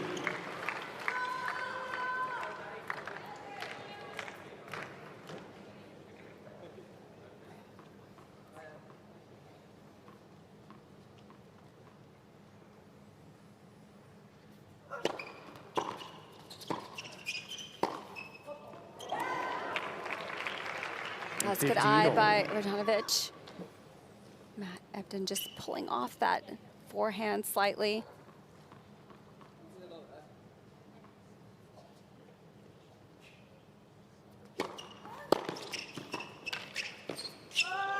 It's one of those little, it was like a magnet. It just was following him. I can't believe I didn't get out of the way. I moved back and it kept following. Just 15. had eyes. Have a look at this. Yeah, in cricket parlance, that's leg before. That's desperately wanted not going to referral. There. Look, Johnny Millman, you're out. Hey, you're gone. Get out. You got him.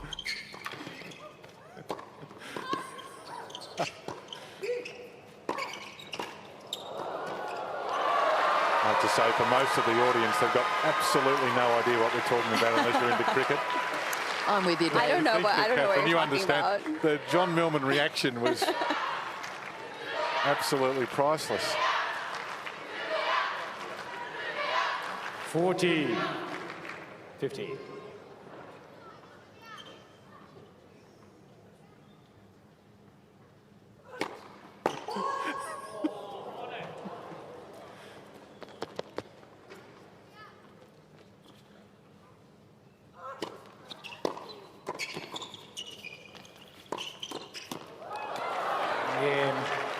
Team Serbia. Hurkacz holds serve. And, keeps them in this 3-2. Team Australia. 3 games to 2.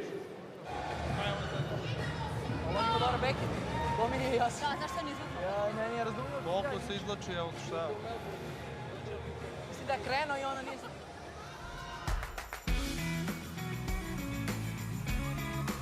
Kings Park. Jill, you went up there. You want to talk about yesterday. it? It was beautiful. It actually didn't take very long from the city. It was only about, I don't know, 25-minute walk, and I was standing right there where that memorial is. It's a beautiful view of the city. Did you march up Jacob's ladder? I did march up Jacob's ladder. Or did you just I did not sprint. Non-stop? But there were a lot of people that were making the effort. I was pretty impressed. You told me you just glided up there like a gazelle. The way you explained it yesterday, I thought it was going to be a lot longer, but it wasn't. It wasn't too long. Here's this reaction with Jane Millman playing cricket umpire, and he's even risen up off his feet. He said, "You are out." That is plumb in front. Off you go.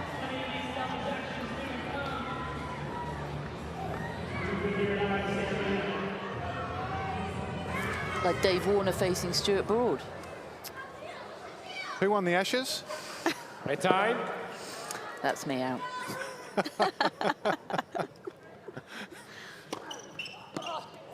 15 love.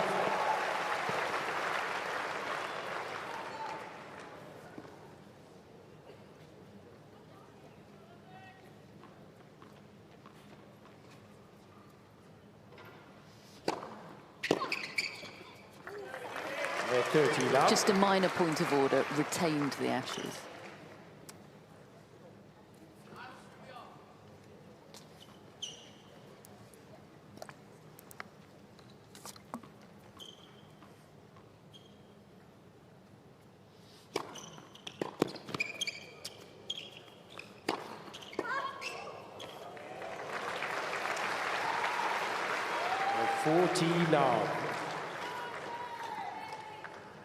Since the middle part of the first set, where the Australians were just a fraction sluggish, weren't they? 1-3 down. Everything improved from that point on.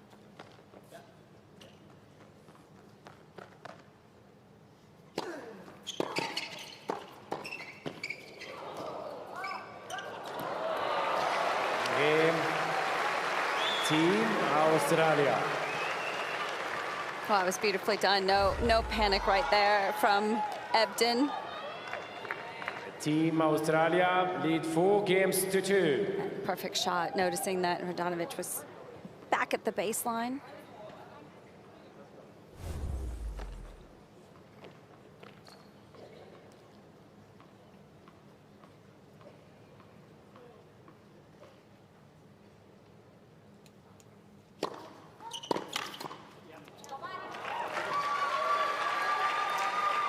And 15 love.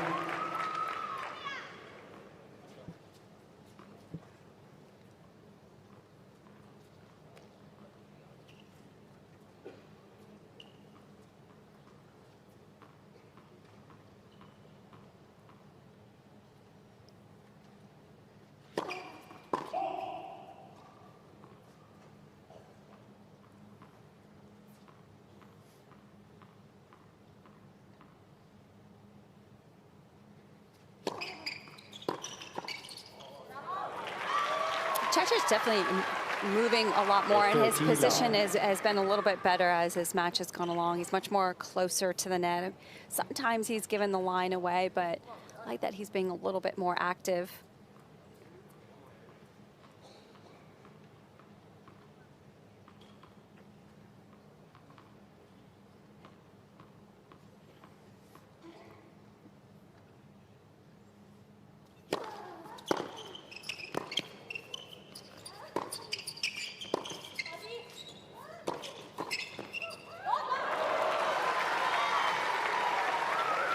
That's great rallying from Radanovic to the baseline, because a good big return from Hunter. And she warned Cecic that ball was going up, so he just took a couple steps to give him a little bit more room to react to that ball.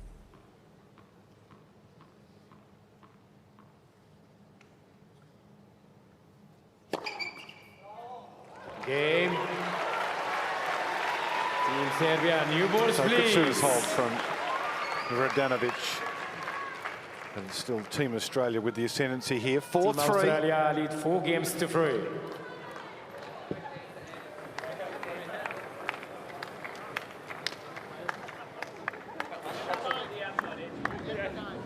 That's there. We lost one, I think.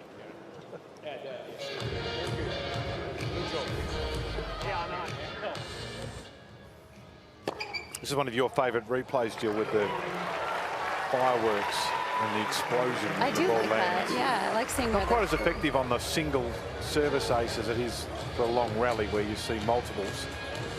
Yeah, because you get a sense of how much the players are spreading the court and the angles that they're able to produce. I think it just gives great insight to see the shot selections from the players and how much they're able to get their opponents on the move. I think it's great.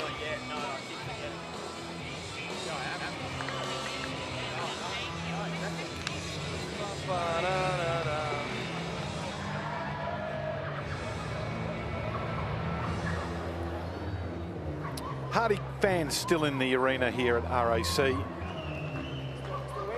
in Perth, and new balls here. They have the one service break in this set, came in the opening service game of Nikolai Time. Tacic. So Hunter serving 4-3.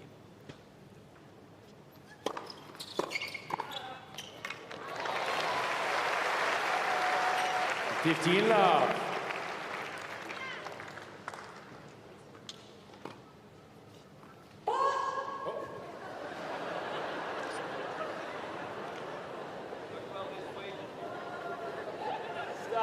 Is that a forecast or is it a retrospective fault?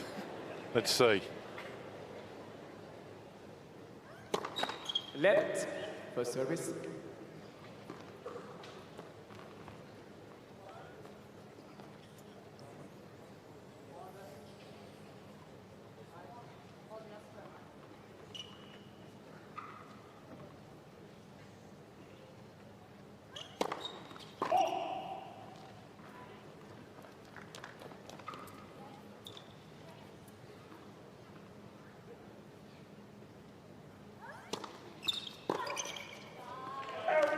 That's great serve. Lefty serve into the body. It's tough to take that one as a forehand because the ball just keeps following you. And she tried to get out of the way, but with that nice slice from Hunter, just kept going into the body.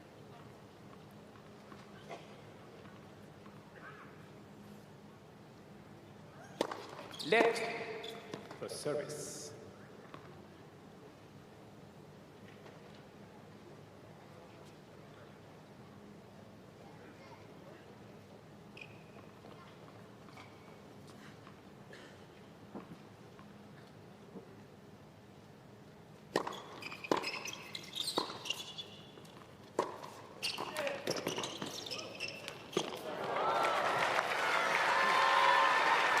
That's a really smart shot selection from Cacic. Wasn't that far from Evden, but he was so off balance that he wasn't able to get back into position. So just right deep down the middle, perfect placement.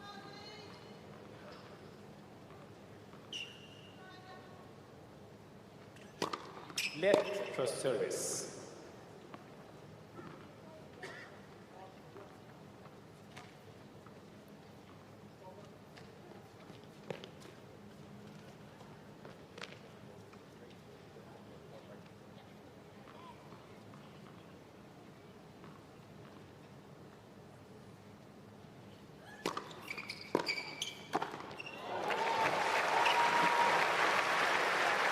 I like that changeup as well, because 14, now 15. Stevanovic is trying to protect that out wide serve and can leave that tee open for Hunter. So it was good recognition, good changeup from Hunter.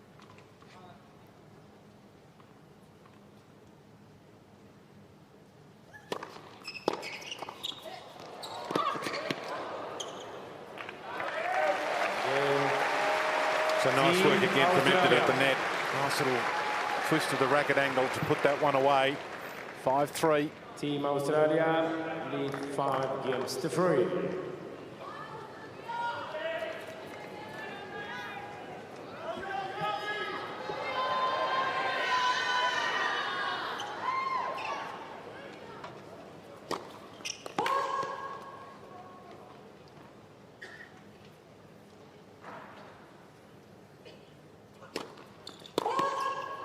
Love 15.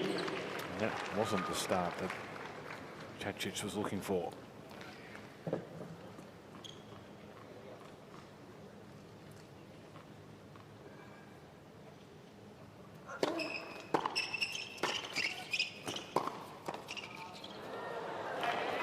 He was there just a little bit too much heaviness on that forehand from Ebden.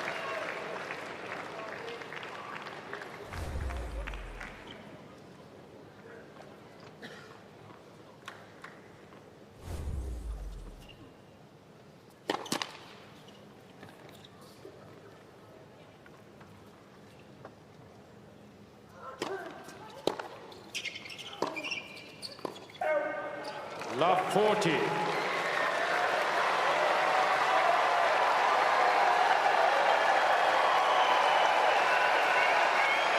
So 3 match points.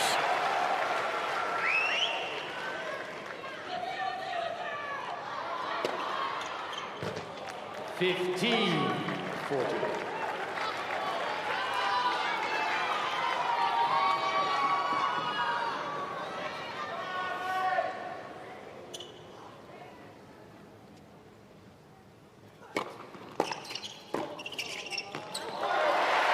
Second match, Team Australia. So it's a clean sweep for Australia. 6-3. They win the tie, they win the quarterfinal, and they head to Sydney for the semis with plenty of momentum. Storm Hunter and Matt Ebden, 6-3, 6-3.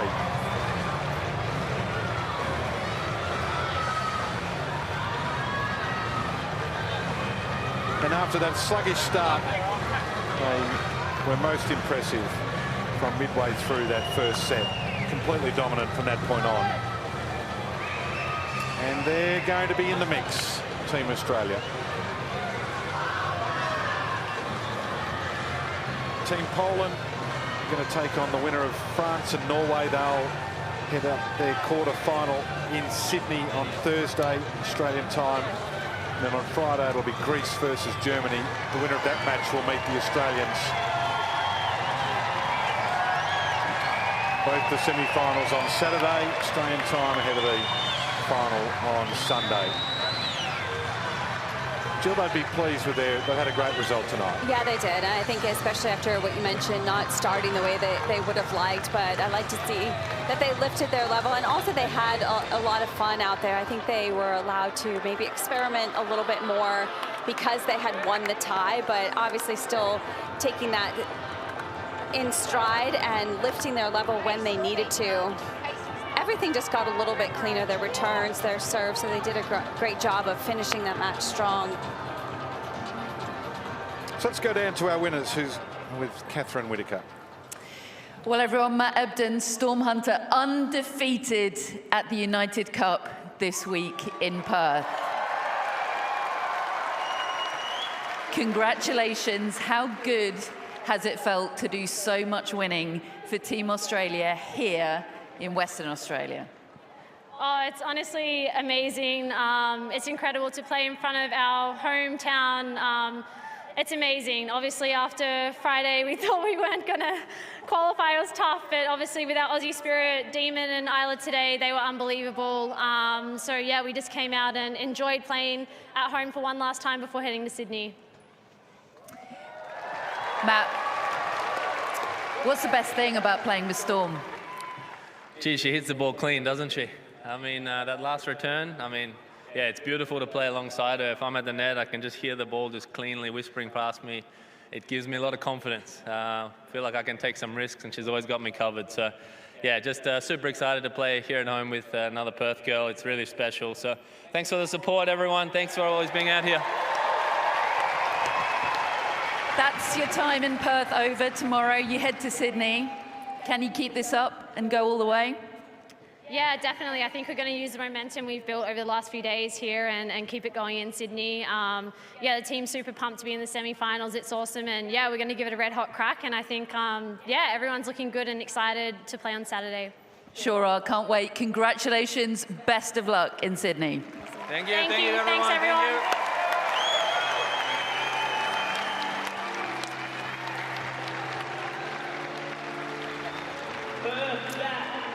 So savour the victory tonight, enjoy it. It's a special moment for them, and then regroup, go home, and packing the bags in itself will be a little point of reflection for them, because normally that happens at the end of the tournament, whether you either won or lost, but they'll be able to move on knowing that there's a big crowd in Sydney awaiting. Let's just recap the results of the day. So Alex de Minaur in that fantastic win over Novak Djokovic. The method of it, 6-4, 6-4, and then Tomljanovic against Stevanovic, 6-1, 6-1 for her first win of the tournament, and then Hunter and Ebden, as Catherine said, undefeated so far, 6-3, 6-3 to take the tile in a clean sweep.